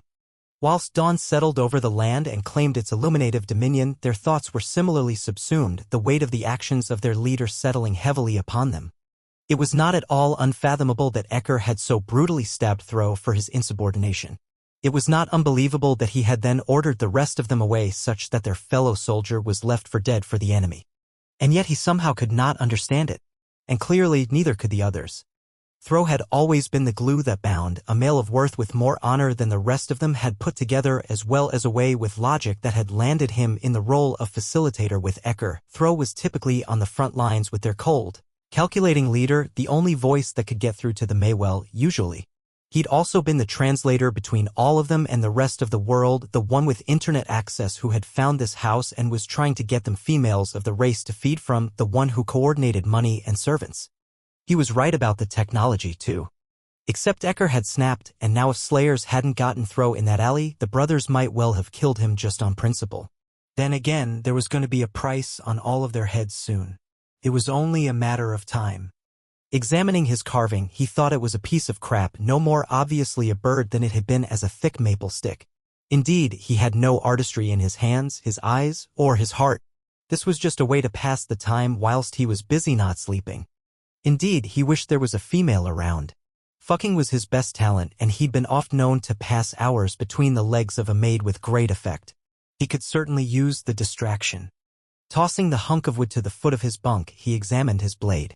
So pure and sharp, capable of so much more than poorly rendering a wretched swallow. He hadn't liked Thro at all at first. The male had come to the band of bastards on a rainy evening, and he'd looked as out of place as he was. A dear boy among death dealers, standing outside a hovel that no doubt he wouldn't have stabled a horse in. From his top hat to his perfectly buffed-up shoes, they had all despised every inch of him. And then Ecker had had them draw straws to find out who would beat him down first. Zypher had won and had smiled as he'd cracked his knuckles and gotten ready to hand the male's masculinity to his royal self on a silver plate. Thro had flailed at the first couple of punches that had come at him, providing no proper defense and absorbing the blows in his head and gut. But sooner than was at all expected, something had clicked within him. His stance had changed for no good reason, his fists coming up, his body filling out those fancy clothes in an altogether different way. The turnabout had been nothing short of extraordinary. Zypher had kept fighting the male, throwing out combinations of punches that were abruptly parried and, after a bit, returned until he himself had had to step up his efforts. That dandy had been learning, right then and there, even as his fine clothes had gotten shredded and torn, even as he had become soaked by the rain and his own blood. During that very first fight and at each succeeding one, he had demonstrated an uncanny ability to assimilate. Between the initial fist that had been thrown at him to the moment when he had finally landed on his ass with exhaustion, he had evolved more as a fighter than soldiers who had spent years in the Bloodletters war camp. They had all stood around Thro as he sat there in the mud, his chest heaving, his pretty face bruised, his top hat long lost. Standing over the male, Zypher had spit the blood out of his mouth, and then he'd leaned down and offered his palm. The dandy had still had much to prove, but he'd been no lackey during that fight. In fact, no lackey had he e'er proved to be. 'Twas strange to feel any allegiance to someone of the aristocracy. But Thro had earned the respect time and time again.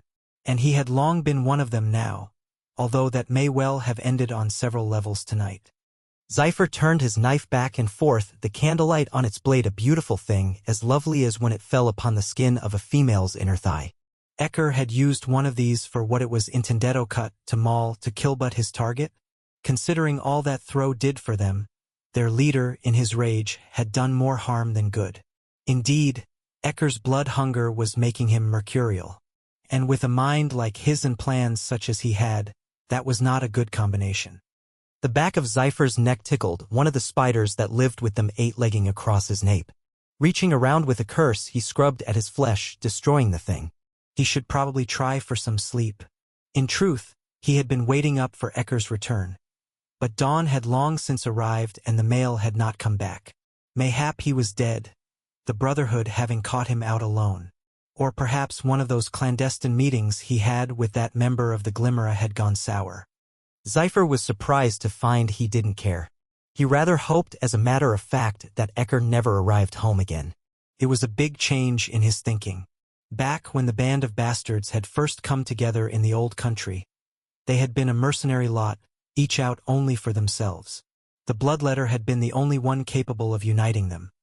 That killing machine, who had had no humanity to temper any of his urges, had been the rawest male to ever walk in a soldier's boots, and they had individually followed him as a symbol of freedom and strength in the war.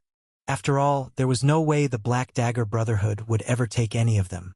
Over time, however, bonds had grown. Regardless of how Ecker thought of things, the soldiers who fought under him had developed loyalties, and they extended even to the former aristocrat, Thro. "Were ye gonna talk with him?" Siphon asked softly from down below. He and Siphon had shared bunks for eons, with Zypher always on top. It was the same with the females and women as well, and they were a good pair. Siphon could keep up in the bed on the floor against a wall in the field as well. "Aye. If he comes home. Would he kill em if he didn't?" The brogue was thick in that deep voice, putting a different twist on the syllables. And it was the same for the male's cousins. "He shouldn't he done that." "Aye. You didn't have to stand up to him myself." "No, I'll take care of it." The grunt that came in reply suggested that there was backup available at a moment's notice and he might well need it. Ecker was as ugly a fighter as he was a lover. "Damn spiders," Zypher muttered as he slapped at the back of his neck again. "We should have done aught," somebody said in the dimness. It was Balthazar. And a rumble of eyes rippled through the candlelight. "We shan't sit idly by again," Zypher announced. "And shan't do so the now." Assuming the fucker came back. Which if he didn't would not be because he had second thoughts or regrets about what he'd done. Not Ecker. He was as decisive as his blades. One thing was clear, however. If Thro was dead, Ecker was going to have a mutiny on his hands. Hell, that might be true regardless of whether that soldier lived. No one was going to put their heads on the chopping block in pursuit of the throne for someone who didn't honor the bonds of. Zypher smacked the nape of his neck so hard. Someone remarked, "If you'd prefer some floggers, we have 'em." Wetness on his palm made him bring the thing forward. Blood. Red blood. A lot of it. Damn it, he must have been bitten by the fucker. Putting his other hand up, he investigated the area, probing with his fingertips. A droplet hit the back of his wrist. Looking up to the floor joists above him, his cheek caught the next one that fell through a small crack in the hardwood. He was off his bunk with knives in both hands before there was another. The others went on instant alert. Not even proffering a question, just seeing him ready to fight called them up out of their beds and to attention. "You're bleedin'," Siphon whispered. "It's not me. Someone's upstairs." Zypher inhaled in an attempt to catch a scent, but all he could smell was the musty, clinging stench of the damp underground. "Could the Brotherhood have delivered Ecker back to us?" somebody breathed. In a matter of seconds, guns were checked and armor plates were strapped on chests. "I go first," Zypher announced. There was no argument then. Again, he was already at the base of the sturdy stairs and beginning to ascend. The others followed him, and even though the lot of them easily weighed a total of 72 stone, they went up without making a sound, no creaks or groans of old with tipping their hand. Or their feet, as it were. At least until they got to the top.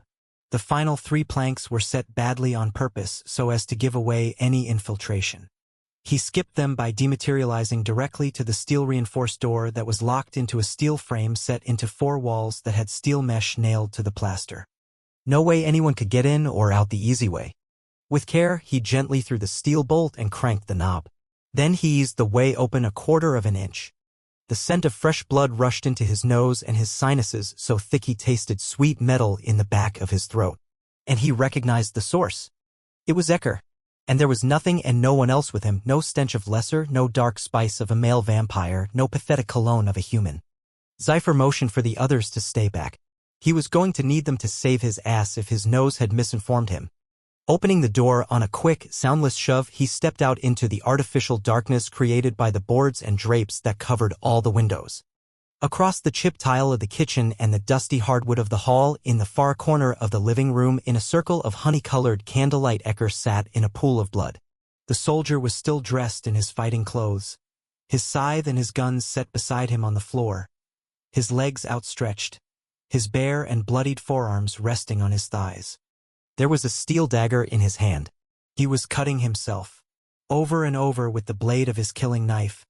He was cutting his ropey, strong arms such that they dripped from too many striped wounds to count. But that was not the shocker. There were tears on the male's face, running down his cheeks, falling off his jaw and chin, mixing with what seeped from his flesh. Words hoarse and low drifted over. "Goddamn pussy," crying, "Worthless, pussy, stop it, you did what you had to do to him, goddamn pussy." It appeared as though someone else had developed a bond with Thro. Indeed, their leader was abject in his misery and his regret. Zypher slowly backed up through the door and shut it again. "What?" Siphon demanded in the darkness. "We need to leave him be." "Ecker's alive then?" "Aye. And he's suffering at his own hand for the right reason, spilling his blood for whom he offended so mortally." There was a grumble of approval, and then everyone turned around and descended. It was a start, but there was a long way yet to go to regain their loyalty, and they needed to learn what had happened to Thro. Sitting upon the hard floor, in a pool of his own blood, Ecker was stretched thin between his training at the hands of the bloodletter and his heart, he supposed. Odd at this age to discover that he actually had one of those, and difficult to count its discovery as a blessing. It seemed more a badge of failure. The bloodletter had taught him well the requirements of a good soldier, and emotions other than rage, vengeance, and greed were not part of that lexicon. Loyalty was something you demanded of your subordinates, and if they did not provide it to you and you alone, you did away with them as malfunctioning weapons. Respect was given solely in response to your enemy's strength and simply because you did not want to be bested by an underestimation of the opposition. Love was associated only with the acquisition and successful defense of your power. Digging the red-stained knife blade into his skin again, he hissed as the pain tingled through his arms and legs, making his head buzz and his heartbeat flicker. As fresh blood welled, he prayed that it would carry out of his body the confusing tangle of regret that had claimed him shortly after he had left Thro upon that pavement. How could this all have gone so awry? The chaos, indeed, had started when he had not departed from that alley. After he had sent his males away from Thro, he had intended to do the same but had ended up lurking upon the rooftop of one of the buildings, staying hidden whilst he watched over his soldier. Ostensibly, he told himself that it had been because he wanted to ensure that the brothers found his second-in-command, not the lessening society, because the information he needed was on the former enemy rather than the latter one. Except as he had watched Thro writhing in pain on the asphalt, limbs cocking at odd angles as he sought relief in repositioning, the reality of a proud warrior rendered defenseless had seeped into him. For what reason had he caused such agony? As the winds had rushed against Ecker, clearing his head and cooling his anger, he'd realized his actions sat uncomfortably within him. Unbearably. As the slayers had arrived, he had outed his gun, prepared to defend the very male he had disposed of. But Thro had made a formidable first strike, and then the brothers had come and acted as predicted, dispatching the lessers with ease, picking up Thro and putting him in the back of a black vehicle. In that moment, Ecker had resolved not to follow the SUV. And the reason he so chose was an anathema as measured against his prior actions. Thro would get treated with great competence back at the Brotherhood's lair. Say what one would about how the fuckers preferred luxury, he knew they had access to superior medical care. They were the king's private guard. Wrath would not provide them with anything less. If he followed them with the idea of infiltrating their compound, they might well discover him and fight him along the way instead of get Thro to the help he needed. Indeed, Ecker stayed away for the wrong reason, the bad reason, an unacceptable reason. In spite of all his training, he found himself choosing Thro's life over ambition. His anger had taken him in one direction, but his regret had led him in another. And the latter one was what won out. The bloodletter no doubt had turned in his grave. Decision made, he had languished in the rubble of night and his intentions when gunfire had lit up the alley even before the vehicle Thro was in had had a chance to depart. As he gathered his wits, there had been a brief lull, and then Torment, son of Harm, had walked out into the center of the lane, eschewing cover, becoming a target to the newly arrived lessers even as he discharged his firearms at them. It was impossible not to respect that. Ecker had been directly above the Slayer, who had commenced to fire back upon the brother, and yet even as the enemy's bullets had been driven into the male, Torment continued to lead with both barrels, undeterred, unwavering. One shot to the head and he would be done forever. Motivated by something he had refused to name, Ecker had dropped to his belly, snaked over to the lip of the building, and extended his own gun, emptying his clip upon the lesser who was behind cover, putting to rest any possibility of the brother's death. It had seemed like an appropriate reward for that manner of courage.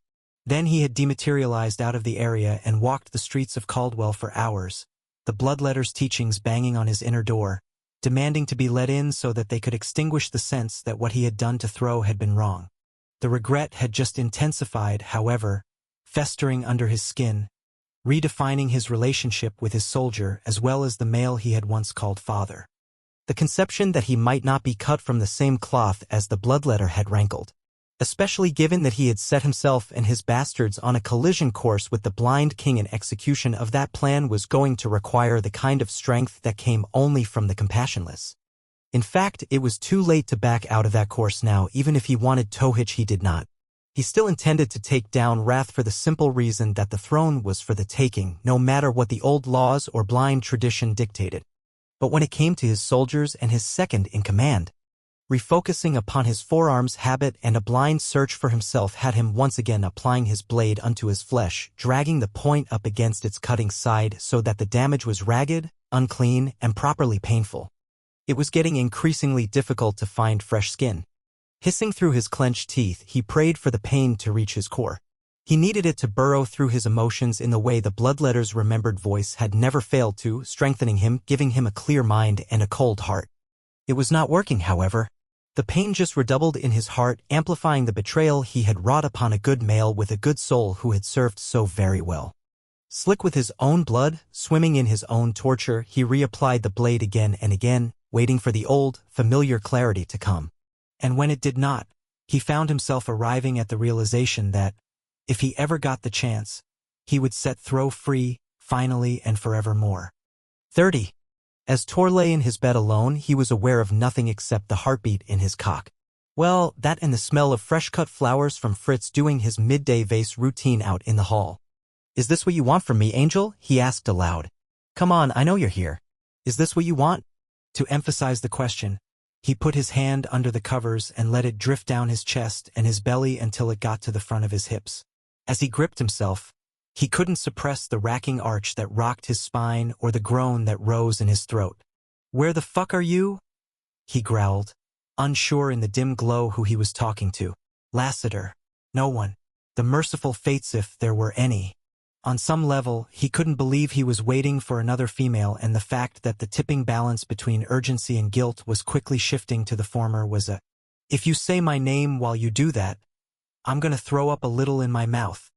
Lassiter's voice was rough and disembodied as it came from the far corner of the room where the chaise was. "Is this what you meant? God, was that really him?" Tor wondered. Hungry, impatient, cranky because he was juiced up.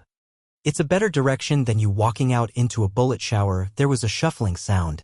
"Hey, no offense, but do you mind if you put both your palms where I can see em? Can you make her come to me? Free will is what it is. And palms, motherfucker? If you don't mind." Tor outed both his arms and felt compelled to declare, "I want to feed her, not fuck her. I wouldn't put no one through that. I suggest you let her make up her own mind about the sex." The guy coughed a little bit, and then, yet again, fucking was an awkward subject between guys if they were talking about females of worth. She may have her own ideas. Tor thought back to the way she had looked at him in the clinic when he'd worked himself out. She had not been afraid. She had appeared captivated. He wasn't sure how to handle that. His body arched on its own, as if to say, "The fuck you don't, buddy." As another cough sounded out, Tor laughed a little. "You have allergies to those flowers?" "Yeah, that's it. I'm going to leave you now, Kay." There was a pause. "I'm proud of you." Tor frowned. "What for?" When there was no answer, it was clear the angel had already taken off. A soft knocking at the door shot Tor upright, and he barely felt the pain of his wounds. He knew exactly who this was. "Come in. Come to me." The door opened a crack, and no one slipped inside, shutting them in with each other. As he heard the click of the locking mechanism, his body shut his mind down completely. It was going to feed her, and God help them both. Fuck her if she let him. For one brief moment of lucidity, he thought he should tell her to go so they could be spared the aftermath when sex cooled down and heads cleared up and two people learned that those Molotov cocktails that had seemed like such a fun, exciting idea to make and throw had, in actuality, decimated their landscapes. Except he just extended his hand to her. After a moment, she reached up and removed her hood. As he rememorized her face and form, he saw that she was nothing like his Wellesley. She was smaller and more delicately built. Fair of coloring instead of vibrant. Proper instead of blunt. He liked her, though, and it was easier, in a strange way, that she was so different. Less of a chance of ever replacing his beloved in his heart with this female. Even though his body was aroused, that was the least important marker of connection. Males with the kind of bloodline he had, when in good health and well-fed, as he now was, could get hard over a sack of potatoes. And no one, in spite of her opinion of herself, was a hell of a lot more attractive than root vegetables. Christ, the romance was just awesome all up in here, wasn't it? She approached slowly, her limp barely noticeable, and when she got to the edge of the mattress, she looked down at his bare chest, his arms, his stomach, and went even lower with her eyes. "I'm aroused again," he said in a guttural voice. And fuck him, but you'd think he brought that up to warn her off. The truth? He was hoping to get that look back, the one that had been on her face when he'd made himself come. And what do you know there? It was heat and curiosity. No fear. "Should I take your wrist from here?" she asked. "Come on the bed," he all but growled. She stretched up one knee onto the high mattress, and then awkwardly tried to bring the other one with it. Her bad leg threw her off balance, however, and she pitched forward. Tor caught her easily, grabbing her shoulders and keeping her from falling on her face. "I've got you." And wasn't there a double meaning in that one? Deliberately, he pulled her over him so that she was poised above his pecs. Man, she didn't weigh a thing. Then again, she never ate much. He was not the only one who needed to feed properly. Except then he just stopped to give her time to adjust. He was a lot of male, and he was aroused as shit, and he had scared her more than enough already. As far as he was concerned, she could take all the time in the world to make sure she knew who was with her. Abruptly, her scent changed, shifting into the heady spectrum of female awakening. In response, his hips rolled underneath the covers and she craned a glance over her shoulder, watching his body react. If he'd been a gentle male, he would have hidden the response and made sure that this was just about repaying her the service she had given to him. But he was feeling so much more male than gentle. On that note, he lowered her onto his chest, angling her so that her mouth hit his jugular. Skin. Warm male skin against her lips. Warm, clean, vampire skin that was golden brown, not pasty white. That smelled of spice and strength and something so erotic her body had returned to that volcanic place. As she breathed in, the scent of him, that male scent, produced an unprecedented reaction. Everything went instantly instinct, her fangs dropping from her upper jaw, her lips parting, her tongue coming out as if it intended to taste. "Take it, no one. You know you want to. Take me." Swallowing hard, she pushed herself up from him and met his burning eyes. There were too many emotions to decipher in them, and the same was true with his voice and his expression. This was not easy for him. Then again, this was his marital room where he had no doubt been with his mate 1,000 times. And yet he wanted her. It was obvious in the tension of his body, in that arousal that even beneath the covers she could see. She knew the troubled crossroads he stood upon, torn between contradictions. She was the same. She wanted this, but if she fed from him now, things were going to progress, and she was not sure she was prepared for where it would take them both. Except she was not going to turn away. And neither was he. "Do you not wish me at your wrist?" she said in a voice that was nothing like her own. "No." "Then where do you want me?" It wasn't a question. And, dearest virgin scribe, she didn't know who was talking to him like that, low, seductive, demanding. "At my throat." His words were even lower, and he moaned as her eyes went back to where he had seemed to deliberately put her. This mighty warrior wanted to be used by her. As he lay back against the pillows, his huge body appeared to be in that strange thrall she had seen before, held captive by invisible binds that were nonetheless impossible for him to break out of. His eyes stayed on hers as he tilted his head to the side, exposing his vein on the side opposite of where she was, so that she would have to stretch across his chest once more. Yes, she thought she wanted that, too, except before she made any kind of move, she gave her inner core a chance to panic. The last thing she wanted was to become overwrought and undone in the midst of this. Nothing bubbled up from the depths. For once, the present was so alive and captivating that the past was not even an echo or a shadow. She was, in this moment, wiped clean. And very clear about what she wanted. No one reached out her arm and stretched herself thin as she surmounted the impossible expanse of his torso. His size was nearly a joke, the juxtaposition of their bodies absurd, and yet she was not afraid. The hard pads of his pectorals and the broad beam of his shoulders were nothing to be threatened by. They merely served to sharpen her hunger for his vein. His body arched upward as she laid herself upon him, and oh, the heat! Boiling up through his skin and magnifying her body's need, sure as a simmer, was made into a rioting fervor. It had been so long since she had struck any male. And back in her earliest past, it had been done only under the strict supervision of not just her father, but the other males of her bloodline. Indeed, throughout all of it, there had been a ceremonial feel, biology tempered by society and social expectation. She had never been aroused. And if the fine, gentle male she'd used had been, he had wisely shown no such reaction. This was everything that the former experiences had not been. This was raw and wild and very sexual. "Take from me," he commanded, his jaw locking, his chin lifting, his throat becoming even more exposed. As she brought her head down, she shook from head to foot, and she struck with no grace whatsoever. This time, the moan came from her. His taste was like nothing she could recall. A screaming roar in her mouth, over her tongue, down her throat. His blood was so much purer and stronger than that which she had had. And oh, the power of him. It was as if the potency of his warrior's body poured into hers, transforming her into something so much more than she had ever been before. "Take more," he urged in a rough voice. "Take everything." She did as he commanded, readjusting the angle of her head so that her seal was even more perfect. And as she drank with renewed gusto, she found herself becoming acutely aware of the weight of her breasts as they rested on his chest, and of the ache in her gut that no matter how much she took in seemed only to get sharper, and of the languid nature of her legs as if all they wanted to do was fall open. For him. The reversal of her tense rigidity was so complete it felt irreversible, and what did that matter? So consumed was she that she cared for naught but more of what she was getting.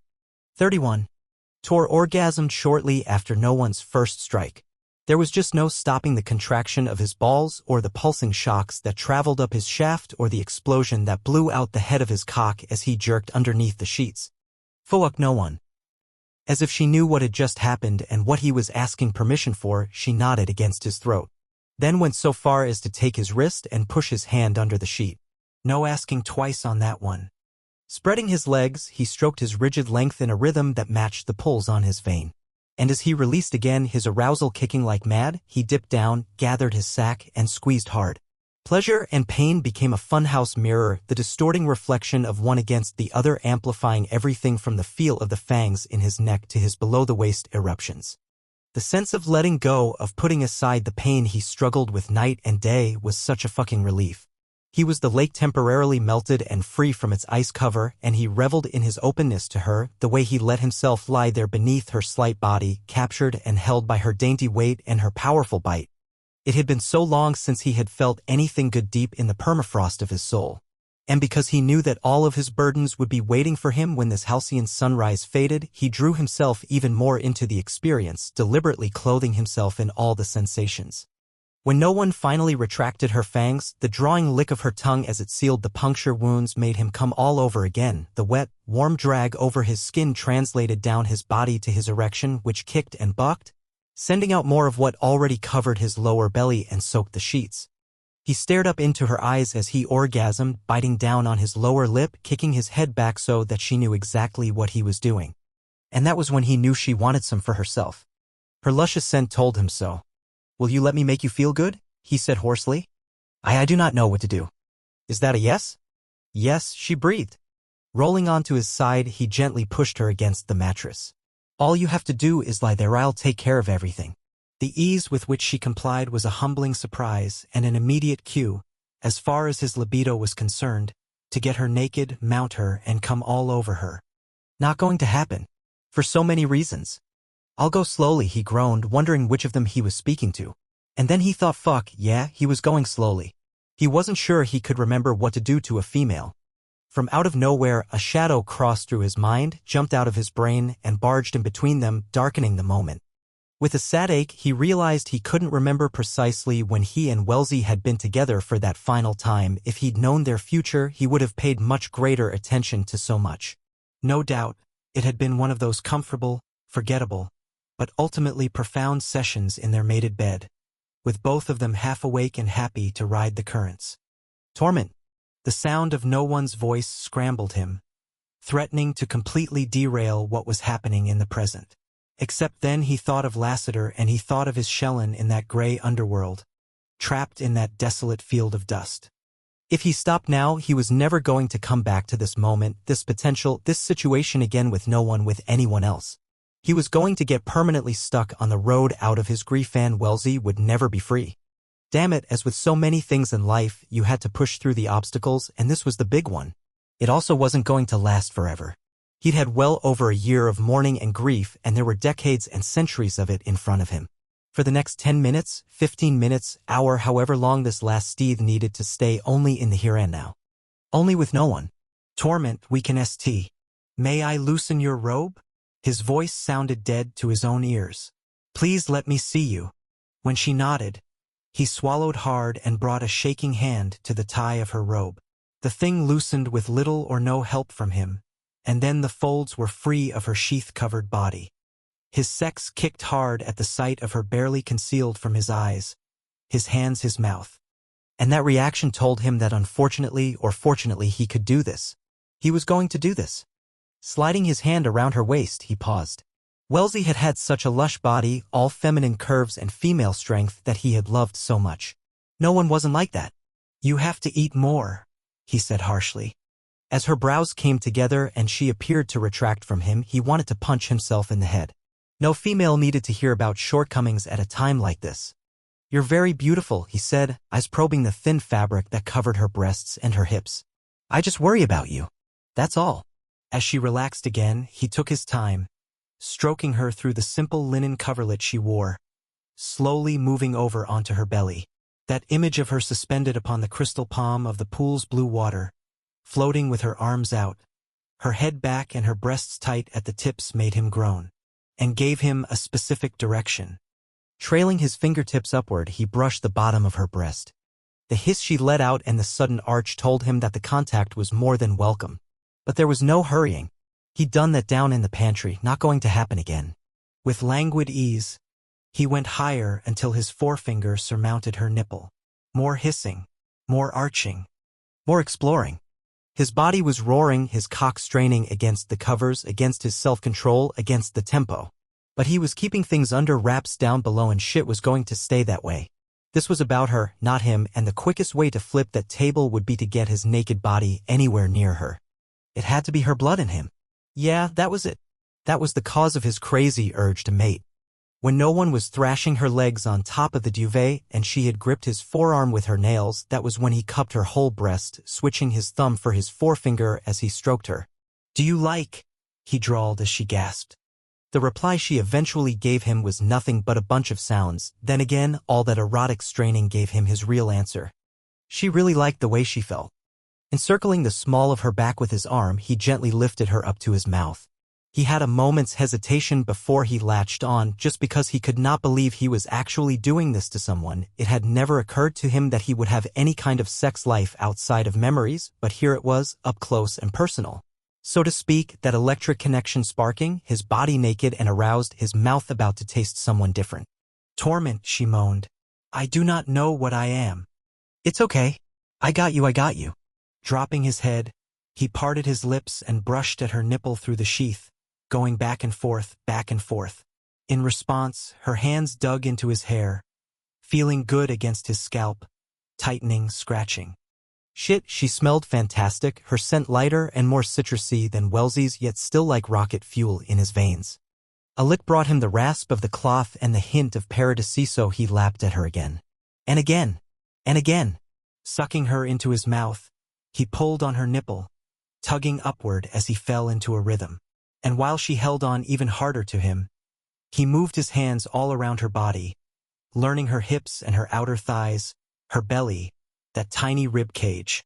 The bed made a subtle creaking noise, the mattress giving under him as he moved closer to her and brought their lower bodies together. It was time to take this up a notch. This was why females got that look in their eyes when they thought about their mates. No one finally understood why, when a heron walked into a room, his shellen straightened a little and wore a secret smile. This was the cause of the shared glances between the two halves of the species. This was the urgency to get the mating ceremony done with, and the guests fed and danced, and the house shut up for the day. This was why happily mated couples sometimes did not come down for first meal, or last meal, or any meals in between. This feast of the senses was the ultimate sustenance for the species, and something she had never believed she would know. The reason she was able to enjoy it?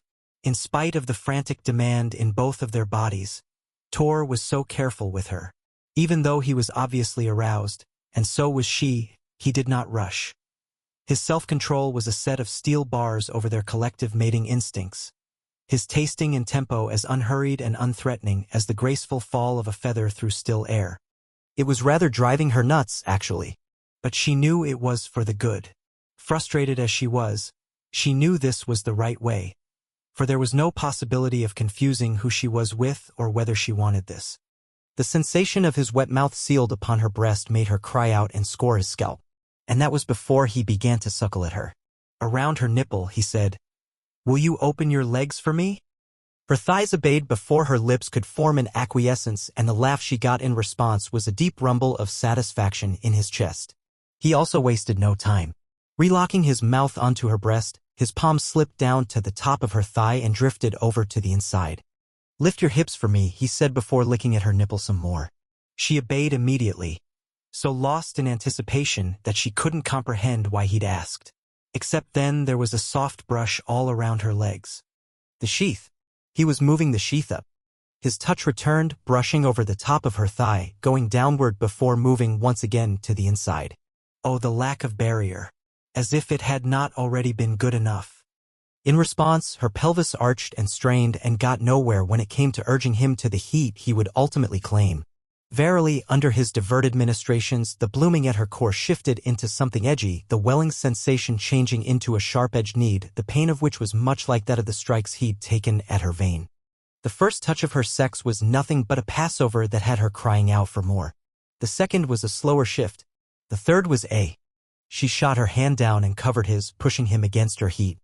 His moan was unexpected, suggesting that the feel of her might have made him orgasm himself. Yes, she could tell by the way his body spasmed that he had found another release, his hips jerking beneath the blankets in a way that made her think of penetration.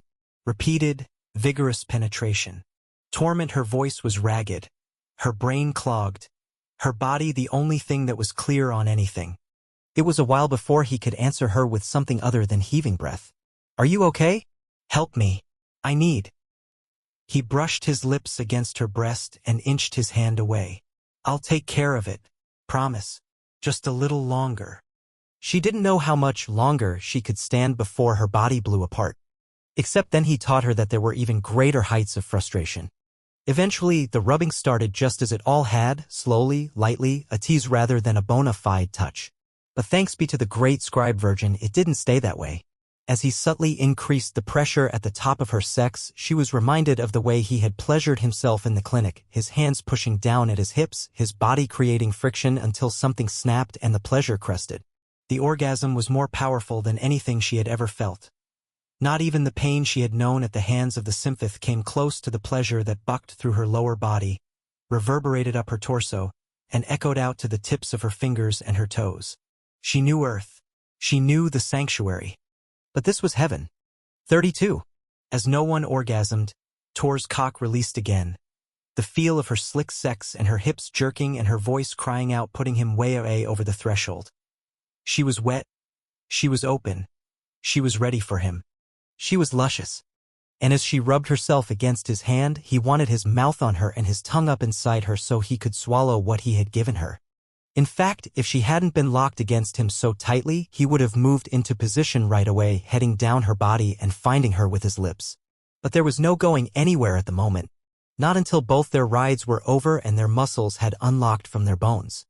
Except she didn't let go of him. Even after her release had passed, her arms retained their shockingly strong hold on his neck. When she started to shake, he felt every tremor. At first he wondered if it was the passion returning, but it was quickly obvious that wasn't the case. No one was crying softly. As he tried to pull back, she just gripped him more tightly, tucking her head against his chest and burrowing in. Clearly, she wasn't afraid of him or hurt by him. But God still. Shoo, he whispered as he put his big palm on her back and began circling in gentle strokes. It's okay. Actually, that one was a lie. He wasn't sure if anything was okay, especially as she started to sob in earnest. Given there was nothing he could do but stay with her, he dropped his head close to hers and yanked the duvet off his legs to cover her up and keep her warm. She cried forever. He would have held her even longer than that.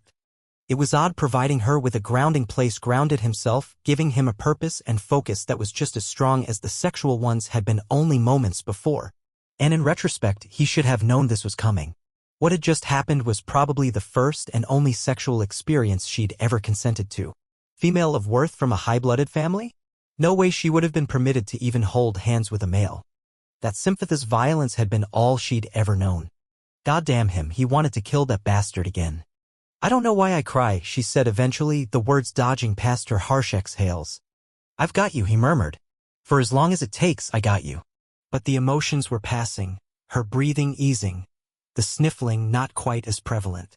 It was all over after one last shuddering inhale. Then she was still, and so was he. Talk to me. He continued, stroking her back. Tell me where you're at. She opened her mouth as if she meant to answer, but then just shook her head. Well, I think you're very brave. Brave? She laughed. How well you do not know me. Very brave. This couldn't have been easy for you, and I'm honored that you let me do what I did to you. Her face assumed a picture of confusion. Why ever for? It takes great trust, no one, especially for someone with what happened to you in their background. With a frown, she seemed to retreat into herself. Hey, he said, putting his forefinger under her chin. Look at me. When she did, he traced her face lightly. I wish I had something philosophical or poignant or anything to help you put shit in perspective. I don't, and I'm sorry for that. I know this, though. It takes true courage to break through the past, and you did that tonight. I suppose we both have courage then. His eyes shifted away. Yeah. There was a period of quiet, as if the past had sucked all of the energy out of both of them. Abruptly, she asked, why is the aftermath so awkward? I feel so apart from you. He nodded, thinking, yeah, sex could be weird like that, even if there weren't complications of the kind they were rocking. Even if you didn't go all the way, the shattering closeness that was shared seemed to make the return to normal feel like distance in spite of the fact that you were lying side by side. I should go back to my room now, she said. He pictured her down the hall and thought that it seemed too far away. Don't. Stay here. In the dim light, he could see she was frowning again. Are you certain? He reached up and tucked away a blonde SKP from her braid. Yeah, I am. They stared at each other for the longest time, and somehow maybe it was the vulnerable look in her eyes, maybe the line of her mouth. Maybe he was reading her mind, knew exactly what she was wondering. I knew it was you, he said softly. The entire time I knew it was you. And that was okay? To use your expression? He thought back to his mate. You're nothing like Wellesley was. When he heard her clear her throat, he realized he'd spoken out loud. No, what I mean is, you don't have to explain. Her sad smile was so full of compassion. You truly don't. No one. She held up her hand. There's no need to explain, be the way. The flowers in here are gorgeous. I've never smelled such a bouquet. They're out in the hall, actually. Fritz changes them every 2 days. Listen, can I do something for you? Have you not done enough? She countered. I'd like to bring you some food. Her graceful brows peaked. I wouldn't wish for you to trouble yourself. But you are hungry, right? Well, yes. So I'll be back in a minute. He shifted off the mattress quick and unconsciously braced himself for the world to tilt wildly. But there was no lightheadedness, no need to reclaim his balance, no loopy shit. His body was raring to go as he walked around the foot of the bed. No one's eyes fell upon him, and the expression on her face stopped him dead in his tracks. That speculation was back in her eyes. Hunger, too. He hadn't considered whether there was ever going to be a repeat when it had been happening. But given the way she stared at him, the answer would appear to be a big yes, at least from her point of view. Do you like what you see? He asked in a too deep voice. Yes. Well, didn't that get him hard? Below his waist, his cock shot right back to attention, and damned if her eyes didn't lock on and watch the show. "I have other things I want to do to you," he growled. "That could be just the beginning, if you want." Her lips parted, her eyelids sinking low. "Do you want that?" "Yeah, I do." "Then I would say yes, please." He nodded once at her, as if they had struck some kind of deal. Then he had to force himself away from the bed. Going over to the closet, he pulled on a pair of jeans and went for the door.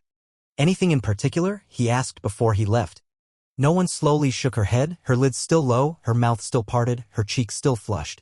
Man, she had no idea how enticing she looked in that big, rumpled bed, her robe draping off the side of the mattress, her neat-as-a-pin hairdo feathered with blonde wisps, her scent as strong and seductive as ever.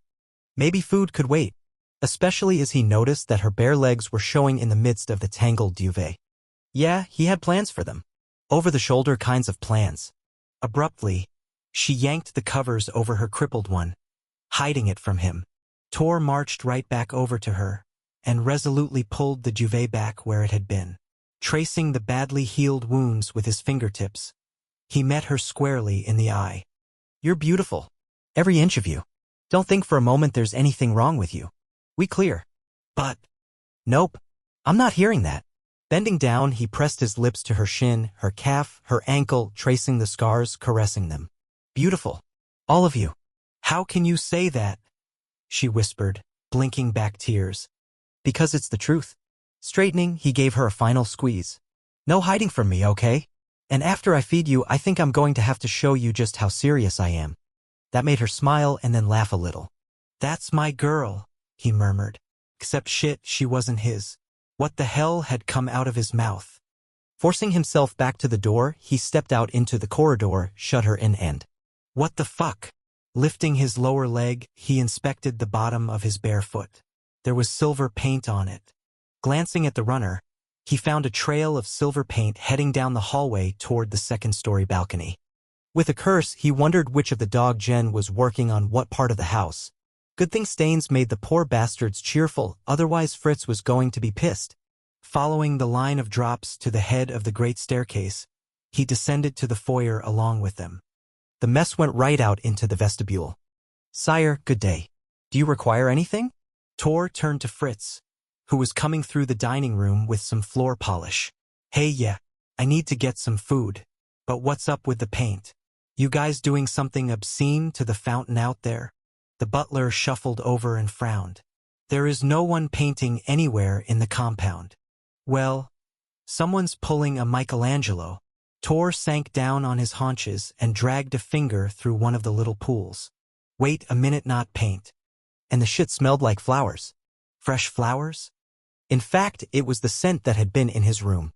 As his eyes shot to the door to the vestibule, he thought of the shower of bullets he had walked into, and worried that a miracle hadn't been the reason he wasn't dead after all. "Get Doc Jane stat," he barked to the dog Jen. "Ah, yeah," Lassiter thought as he rolled over on hot stone and started to sun his bare ass. "That's what's up." All things considered, it had been a good day to get shot at. Well, night rather. Make that season. Thank the maker it was summer. Lying on the front steps of the mansion, the brilliant July megawatts beat down on him, the rays healing his bullet-ridden body. Without it, he might well have died again, which was not the way he wanted to meet up with his boss. Indeed, the sunlight was to him what blood was to the vampires, a necessity that he really enjoyed. And as he bathed in the stuff, the pain faded, his strength returned, and he thought of Tor. What a dumbass pulling a move like that in the alley. What in the name of all that was holy had the fucker been thinking? Whatever. There had been no way he was going to let that bastard walk into all that gunfire without protection. The pair of them had come too far to crap out just as progress was being made. And now, thanks to his having turned himself into a pincushion, Tor and no one were having sex. So all had not been lost. He was, however, seriously thinking of punching that brother in the balls as payback.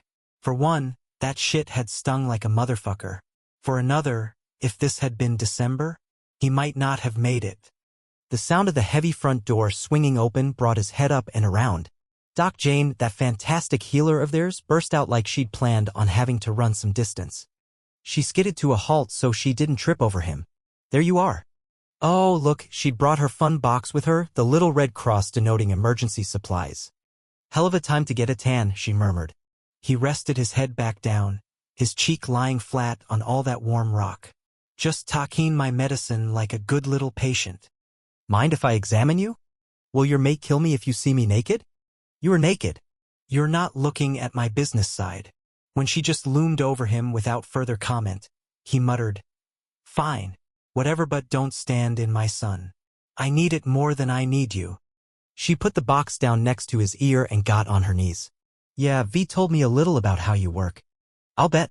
You know, he and I have had our go-arounds. The SB had even saved him once, which had been a miracle given how much they hated each other. We've got history. He mentioned that. Her words were spoken with distraction, as if she were checking his holes out. You might have some lead left in Yudo. You mind my rolling you over? The lead doesn't matter. My body will consume it provided I get enough sunshine on my shoulders.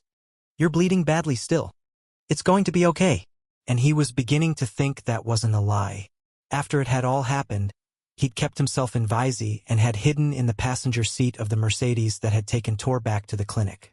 Minute he'd arrived at Medical Central, he'd stolen some bandages and gone mummy on his own ass so he didn't bleed all over the place. There'd been no reason to hurry outdoors. There had been no sunlight available at that point, or at least not enough to make a difference. Besides, he'd thought he'd just walk it off. Nope. It was shortly after he'd gone up to that bedroom with Tor that he'd recognized he was in trouble. Breathing got harder. Pain got hotter. Vision started to fritz out. Fortunately, the sun had fully risen by then, and he would have had to leave about the time no one showed up anyway. Lassiter, I want to see the front of you. That's what all the girls say. Do you expect me to roll you over? 'Cause I will. Your mate's not going to like this. As if that's going to bother you? True. It actually makes it worth the effort. With a groan, he shoved his palms into the shimmering silver pool of blood beneath him and flopped over like the side of beef he was. Wow, she breathed. I know, right? Hung like a horse. If you're really nice and you live through this, I'll promise not to tell V. About my size. She laughed a little. No, that you assumed I'd look at you in any fashion other than professionally. Can I bandage any of these? She touched him lightly on the pec. Even if I leave the bullets in, maybe it would slow the bleeding? Not a good call. Sunshine and surface area are what it's about. And I'm going to be fine, as long as we don't cloud up. Should we be getting you a tanning bed? Now he laughed, which made him cough. No has to be the real thing. I don't like the sound of that rattle. What time is it? 1:26. Come out in another 30 minutes and see where we're at. There was a period of quiet. Okay, I will. Tor will want, and her phone went off and she answered it with, I was just talking about you. Yup, I'm with him and he's bad, but he says he's taking care of himself. Of course I'll stay with him. No, I'm good on supplies and I'll call in another 20 minutes. Fine, 10. There was a long pause and then she took a deep breath. It hits a lot of gunshots. In his chest. Another pause. Hello? Hello, Tor. Oh good, I thought I'd lost you. Yano, listen, you gotta trust me. If I thought he was in danger, I'd drag him kicking and screaming into the foyer. But to be honest, I'm watching him heal as we speak. I can see his internal bruising dissipating with my own eyes. Okay. Yup. Bye. Lassiter didn't make any comment on all that. He just stayed where he was, eyes closed, body solar paneling its way back to health. So you're the reason Tor got out of that alley alive, the good doctor murmured after a while. I don't know what you're talking about. 33. Sorry, my man, but you only get one feeding. That's what I've been told. As Thro lay in the bed he'd been strapped to, he was not surprised at the human doctor's response to his inquiry. Strength in a prisoner did not work in the Brotherhood's favor. The problem was he wasn't recovering very well, and more blood would help. Of course, if he were to feed, would it not be just a lovely coincidence that he'd get to see that Chosen once more before he left? She was close by. He could sense her. In fact, I believe plans are being made for your imminent departure. Night's falling soon enough. Mayhap if he simply refused to move? No, that would likely not slow the Brotherhood down. They would just handle him like any other variety of refuse. The human surgeon left thereafter. However, were they using a human, by the way, and then he was alone again. When the door reopened, he didn't bother cracking his lids. It wasn't the Chosen. The click of metal on metal close to his ear got his attention. Popping his eyes wide, he stared into the barrel of a .357 Magnum. Vicious's gloved finger was attached to the trigger. Wakey, wakey. If you turn me out now, he said weakly, I'm not going to make it. In this, he told the truth. Having lived off the weak sustenance of human females for as long as he had, he was not in a position to heal himself of wounds this serious so quickly. Vishouse shrugged. Then we'll deliver you to Ecker in a pine box. Best of luck with that, mate. I shall not tell you where to find him. Although not because of Ecker. He didn't want his fellow soldiers, or more properly, his former comrade Desto, be attacked unaware. You can torture me if you wish, but nothing shall escape my lips. I decide to torture you and a whole lot will come up, trust me. So proceed. The surgeon got between them. Oak away. Let's relax before I need to go get my needle and thread again. He nodded to Throw. Shut the fuck up, this is not a boy who needs encouragement when it comes to bloodletting. And as for the release of him, he focused on the brother. My patient has a point. Look at his vitals hanging by a thread. I thought the whole point of this was to make sure he lives. Bottom line, he's gonna need another shot at the vein thing. Either that or a week or two of recovery time. The brother's icy eyes shifted to the machines that beeped and flashed behind the bed. As the fighter cursed under his breath, Throw smiled to himself. The brother left without a word. Thank you, Throw said to the healer. The man frowned. It's just my clinical opinion, believe me, I can't wait to get you the fuck off my turf. Fair enough. Once again left alone, he waited with anticipation. And the fact that no one came in for a while told him that the brothers were arguing about his fate. Likely a lively discussion. When the door was finally thrown wide, his nostrils flared and his head whipped to the side. There she was. As lovely as a dream. As heavenly as the moon. As real as it got. Flanked by the brothers Fury and Vishouse, the Chosen smiled at him sweetly as if she were entirely unaware that those males were prepared to tear him apart if he so much as sneezed in her direction. Sire, I am told you require more? I require all of you, he thought as he nodded to her. Approaching the bed, she went to sit down next to him. But Fury bared his fangs over her head and Vishouse subtly trained that gun on his crotch. Here, Fury said, redirecting her to a chair with finesse. You'll be much more comfortable in this. Not at all true, as now she had to reach up to him. Yet the brother's voice was so charming and easy it made the statement seem to have veracity. Whilst she brought up her arm, Throw wanted to tell her she was beautiful and that he'd missed her and that he'd worship her if she gave him a chance. But he liked his tongue in his mouth not sliced off and ground into the floor. Why ever do you look at me like that? She said. You are so beautiful. Over her shoulder, Fury bared his fangs again, his face transforming into nothing short of total violence. Throw did not care. He was getting another taste of ambrosia, and these two males wouldn't do anything truly horrible in front of the fair Chosen, who was currently blushing up a storm, and didn't that make her all the more resplendent? As the Chosen stretched forward and put her wrist to his mouth, his arms jerked against the chains that bound him, and there was a moment of confusion for her as she heard the rattle. There was nothing to see above the blankets, however, everything was covered up beneath what kept him warm. "'Tis just the bed springs," he murmured. She smiled again and repositioned her wrist over his mouth.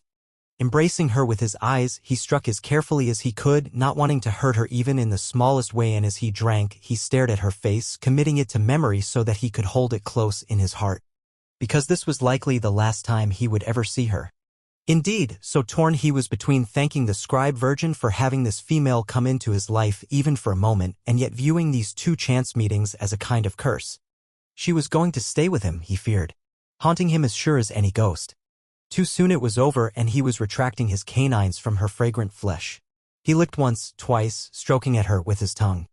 Okay, that's enough. Fury gathered her up from the chair, smiling at her with true warmth. You go find Quinn, no, you're going to need some strength. This was true, Throw thought with a stab of guilt.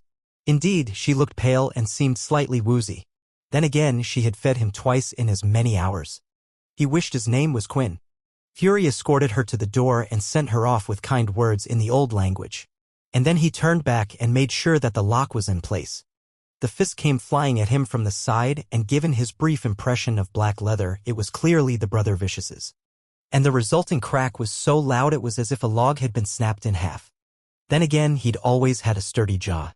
As cathedral bells rang in Throw's head and he spit out blood, Vishouse said grimly, "That is for looking at her like you were fucking her in your mind." Across the room, the brother Fury likewise curled up a fist and started smacking it into the open palm of his free hand. As he approached, he said in a nasty tone, and this is to make sure you don't follow up on that bright idea. Thor smiled at them both. The more they beat him, the more likely he would have to feed again. They were right, too. He did want to be with her, although making love was a far better term. And those moments with her were so worth whatever they gave him. Up at the mansion, Tor sat on the bottom step of the grand stairwell, his elbows on his bent knees, his chin on a fist, his cell phone face up next to him. His ass was numb. In fact, after having sat where he had for the last how long? 5 hours, he was probably going to have to get Doc Jane to surgically remove the carpet fibers from his caboose. The security check-in station let out a beep and he burst up, striding over to the panel, double-checking the screen, releasing the door lock. Lassiter came in alone, likely because Doc Jane had returned to the pit. And the angel was naked as a jaybird and just frickin' fine. No bullet holes, no scars, no contusions. You keep looking at me like that and you'd better buy me dinner afterward. Tor glared at the angel. What the hell were you thinking? Lassiter shook his finger. You, of all people, do not need to ask me that. Not about last night. On that note, and utterly unconcerned about the naked, Lassiter sauntered into the billiards room and headed for the bar. The good news was that at least when he was behind the thing pouring liquor, his longshoremen and those 2 buoys were not in full view. Scotch? Gin? Bourbon, the angel asked. I'm having an orgasm. Tor rubbed his face. Can you never say that word around me when you're buck-ass naked? That set off a round of orgasm to the tune of Beethoven's Fifth. Fortunately, the fruity bullshit the fucker put into his glass cut the chorus off as he swallowed it on a oneer. The angel smiled. Think I'll have another. Care for one? Or did you have enough this afternoon? A quick mental picture of no one's breast in his hand made his cock hop all over that plan. Lassiter, I know what you did. Outside? Yeah, the sun and I get along. Best doctor there, icin', no copay. Woohoo.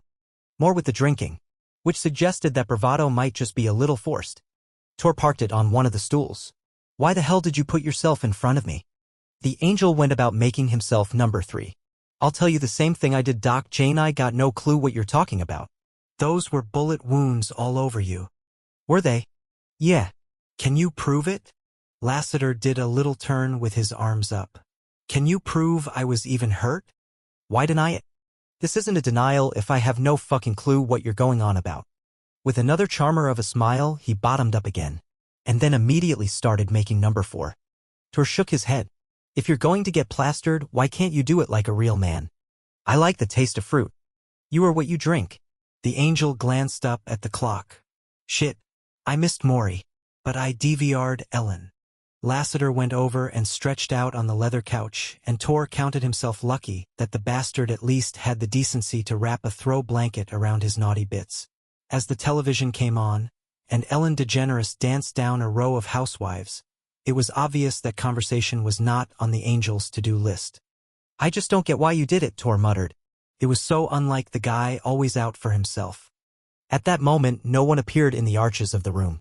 She was in her robe with the hood in place, but Tor saw her naked and undone, and his body juiced to life. As he slid off the stool and went to the female, he could have sworn Lassiter murmured, "That's why." Approaching the female, he said, "Hey, did you get the food?" "Yes," she whispered. "But I was worried when you didn't come back. What happened?" He glanced back at Lassiter. The angel appeared to have passed out, his breathing even, the remote resting on his chest in a lax hand, the drink beating up with condensation on the floor beside him. But Tor didn't trust the out-cold appearance. "Nothing," he said roughly. "It's nothing. Let's go upstairs and have a rest." As he turned her away with a subtle touch on her shoulders, she said, "You sure?" "Yeah." And they really were going to rest. He was suddenly exhausted. He spared one last glance over the shoulder as he headed into the foyer. Lassiter was exactly where he'd been, except there was the smallest hint of a smile on his face. Like everything had been worth it as long as Tor and no one were together. 34. As the night wore on, Thro walked the streets of Caldwell by himself, unarmed, dressed in hospital scrubs and stronger than he'd been since he'd arrived in the New World. His beating at the hands of those 2 brothers had healed up almost immediately, and the Brotherhood had released him shortly after that second feeding. He still had a number of hours before he was due to meet Ecker, and he passed the time with his own thoughts, walking in running shoes that had been a gift from the enemy. During his stay with the Brotherhood, he had learned nothing about where their facilities were located. He had been unconscious when brought into their compound and locked in a van with no windows when he'd left. After a drive of some time, no doubt due to a circuitous route, he'd been deposited by the river and left to his own devices. Naturally, the van had had no license plate and no distinguishing features. And he'd had the sense that he was being watched as if they were waiting to see if he tried to follow it as it departed from him. He did not. He stayed where he was until it had driven off, and then he had started upon his walkabout. Ecker's brilliant maneuver had succeeded in gaining naught. Well, aside from likely saving Throw's life. What little he had discovered about the Brotherhood was nothing that couldn't have been guessed at. Their resources were extensive, judging by the amount and sophistication of the medical equipment he'd been treated with. The number of people he'd seen or heard walking in the hall was just as impressive, and security was taken very seriously. Indeed, theirs appeared to be an entire community, hidden from human and lesser eyes alike. Everything had to be underground, he thought, well guarded, camouflaged to appear as if it were nothing in particular.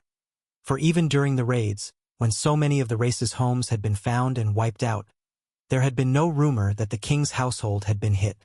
So Ecker's plan had yielded little on Throw's part but animosity.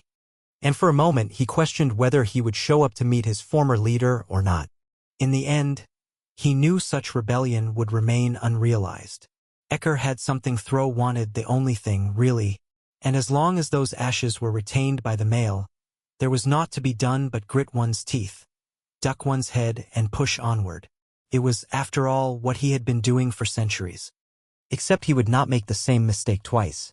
Only an idiot would not recall this visceral reminder of where things really stood between them. The answer was to get the remains of his sister back. And as soon as he did, he would miss his fellow soldiers in the same manner he ached for his family, but he would take himself out of the band of bastards forcibly if need be. Then perhaps he would put down some roots somewhere else in America. There would be no returning to the old country. He might be too tempted to try to revisit his bloodline, and that would not be fair to them. Toward the end of the night, at around 4 a.m., judging by the moon's position, he dematerialized to the rooftop of the skyscraper. He had no weapons on which to draw for protection, but he had no intention of fighting. As far as he had been taught, his sister could not enter unto the Fade without the proper ceremony, so he had to live long enough to bury her. As soon as he did, however, up high above the streets and other buildings of the city, in the curiously silent stratosphere where there were no horns or shouts or rumbles of delivery trucks coming in early, the wind was strong and bracingly chilly in spite of the humidity in the air and the warm temperature. Overhead, thunder rumbled and lightning skipped along the underside of storm clouds, promising a wet beginning to the day. When he'd started his journey with Ecker, he had been a gentle male better tutored in the fine art of leading a female upon the dance floor as opposed to engaging in hand-to-hand combat. But he was no longer who he had been. Accordingly, he stood out in the open without cowardice or apology, feet braced and arms at his sides. There was no weakness in the line of his chin, the contour of his chest, or the straight angle of his shoulders, and no fear in his heart at what might step out to greet him. All of that was because of Ecker. Throw had technically been born male, but it wasn't until he had run afoul of that fighter that he had truly learned how to live up to his gender. He would always owe that to the soldiers he had been with for so long. From behind the mechanicals, a figure stepped out, the wind catching a long coat and blowing it free from a heavy, deadly body. Instinct and training overrode intent as Throw fell into a fighting stance, prepared to face his. As the male took a step forward, the light from the fixture above the rooftop door caught his face. It was not Ecker. Throw did not ease his stance. Zypher. Aye. Abruptly, the soldier lurched forward and then broke into a run to close the distance between them. Before Throw knew it, he was encompassed in a rough embrace, held in arms as strong as his own, against a body as big as his own. You live, the soldier breathed. You are alive. Awkwardly at first, and then with a strange desperation, Throw latched onto the other fighter. I am. With an abrupt shove, he was pushed back and examined from head to foot. What did they do unto you? Nothing. Those eyes narrowed. Be in truth with me, brother.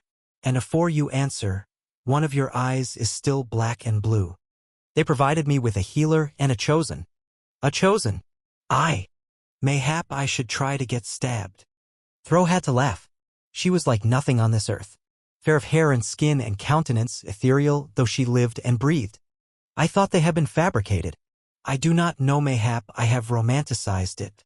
But she was exactly as rumors describe them, lovelier than any female your eyes have beheld. Do not torture me thus. Zephyr grinned briefly and then regained his seriousness. Are you well? Not a question demand. They treated me as a guest for the most part. Indeed, except for the shackles and the beatdown, although given that they were protecting a precious gem's virtue. He had to say he approved of what they had wrought upon him. But I am recovered fully, thanks to their healers. He looked around. Where is Ecker? Zephyr shook his head. He's not coming. So you were to kill me then? Odd that the male would task another with what surely he would relish. Fuck no. Zephyr unshouldered one side of a rucksack. I am to give you this.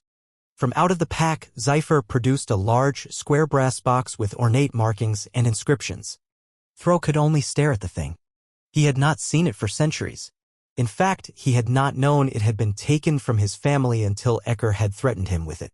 Zephyr cleared his throat. He told me to tell you he releases you. Your debt to him is settled and he is returning your debt unto you. Thro's hands shook badly until they accepted the weight of his sister's ashes. Then they were steadied. As he stood there in the wind and drizzle, poleaxed and unmoving, Zephyr paced about in a tight circle, his hands on his hips and his eyes on the gravel that covered the skyscraper's roofing panels. He hasn't been the same since he left you, the soldier said. This morning I found him cutting himself to the bone from the morning. Thro's eyes shot over to the male he knew so well. Indeed. Aye. He did so all day long. And this night he has not even gone out to fight. He is back at the safe house, sitting by himself. He ordered everyone but me away and then gave me this. Thro brought the box even closer to his body, holding it tightly.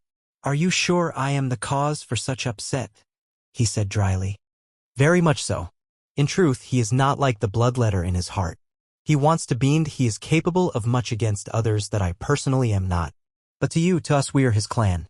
Zephyr's stare was filled with candor. You should come back to us. To him. He shall not act thus again. Those ashes are your proof. And we need you not just because of all you do, but who you have become to us. It has been but 24 hours and we are broken without you. Thro glanced up at the sky, at the storm, at the violent, churning heavens above. Having once been damned by circumstance, he couldn't believe he would even consider being damned by consent. We will all be incomplete without you. Even him. Thro had to smile a little. Did you e'er think you would say such? No, the laugh that floated over upon the gusts was deep. Not about an aristocrat. But you are more than that. Thanks to you. And Ecker. I'm not sure if I'm ready to give him any credit. Come back with me. See him. Rejoin your family. Much as it might pain you this night, you are as lost without us as we are without you. In response, Thro could only stare out over the city, its lights like that of the stars that were eclipsed up above. I cannot trust him, he heard himself say. He has given you your freedom this night. Surely that means something. We are all facing death sentences if we continue. I saw the Brotherhood if they were formidable before in the old country, that is nothing compared to their resources now. So they live well. They live smart. I couldn't find them even if I wished. And they have extensive facility. They are a force to be reckoned with. He glanced over. Ecker will be disappointed with what I have learned, which is nothing. He said no. Thro frowned. I don't understand. He stated he wishes to know none of it. You shall never get an apology from him directly, but he has given you the key to the binds that entangle you, and he will accept no information from you. A brief anger shafted through him. Then what had it all been for? Except mayhap Ecker hadn't considered that he'd feel the way he did. And Zephyr was right, the idea of not being with those males was like a death. After all these years, they were all he had. If I come back, I could be a security risk. What if I've made a secret pact with the Brotherhood? What if they are here? He motioned around. Or perhaps waiting elsewhere to follow me? Zephyr shrugged with complete disregard. We've been trying to meet up with them for months. Such a confluence would be welcome. Thro blinked, and then started to laugh. You people are crazy. Shouldn't that be we? Abruptly, Zephyr shook his head. You would never betray us. Even if you hated Ecker with your whole being, you would never compromise the rest of us. That was true, he thought. As for hating Ecker, he stared down at the box in his arms. There had been many times over the years when he had wondered at the turns and twists of his fate, and it appeared tonight he was going to wonder anew at his destiny. He had been unsure about the course against Wrath, but now that he had seen the chosen female, he rather liked the idea of overtaking the throne and finding her and claiming her for himself. Bloodthirsty? Yes, indeed his earlier self would have never thought in such ways. But his newer self had gotten used to taking what he wanted, the cloak of civility having grown threadbare after years without his tending its delicate fibers. If he could get to Wrath, he could find her again. Abruptly, he felt his mouth move and heard his own voice in the wind. He is going to have to allow me to buy cell phones. Ecker stayed home all night long. The problem was the damage to his forearms. He hated the fact that they had yet to heal, but he was smart enough to know that he could barely use them. Indeed, just gripping the spoon to feed himself soup was proving difficult. A dagger against an enemy would be an impossibility. And then there was the infection risk.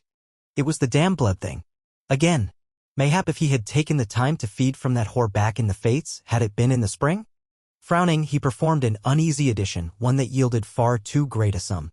No wonder he remained in difficult straits, and good thing he wasn't completely blood-crazed. Or was he? Thinking back upon what he had wrought with Thro, it was difficult not to judge his actions by that condemning catch-all. With a curse, he hung his head, exhaustion and a strange kind of ennui settling upon his shoulders. The back door at the kitchen opened, and given that it was too early for his soldiers to return, he knew that it was Zypher with the update on Thro's departure. Was he all right? Ecker asked without looking up. Did he get off safely? He is, and he did. Ecker's eyes shot up.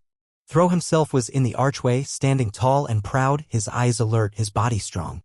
And he returneth safely, the male finished in a grim tone. Ecker immediately refocused on his soup and blinked hard.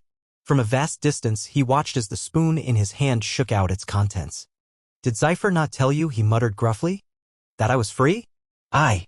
He did. If you wish to fight, I shall set aside my meal. I don't know that you're up to anything but feeding yourself the now. Damn sleeveless shirts, Ecker thought as he turned his arms inward so that less of the damage showed. I could muster if need be. Where are your boots? I don't know. They took everything I had. Were you treated well? Well enough. Thro came forward, the boards beneath his feet creaking. Zypher said you wanted to know none of what I've seen.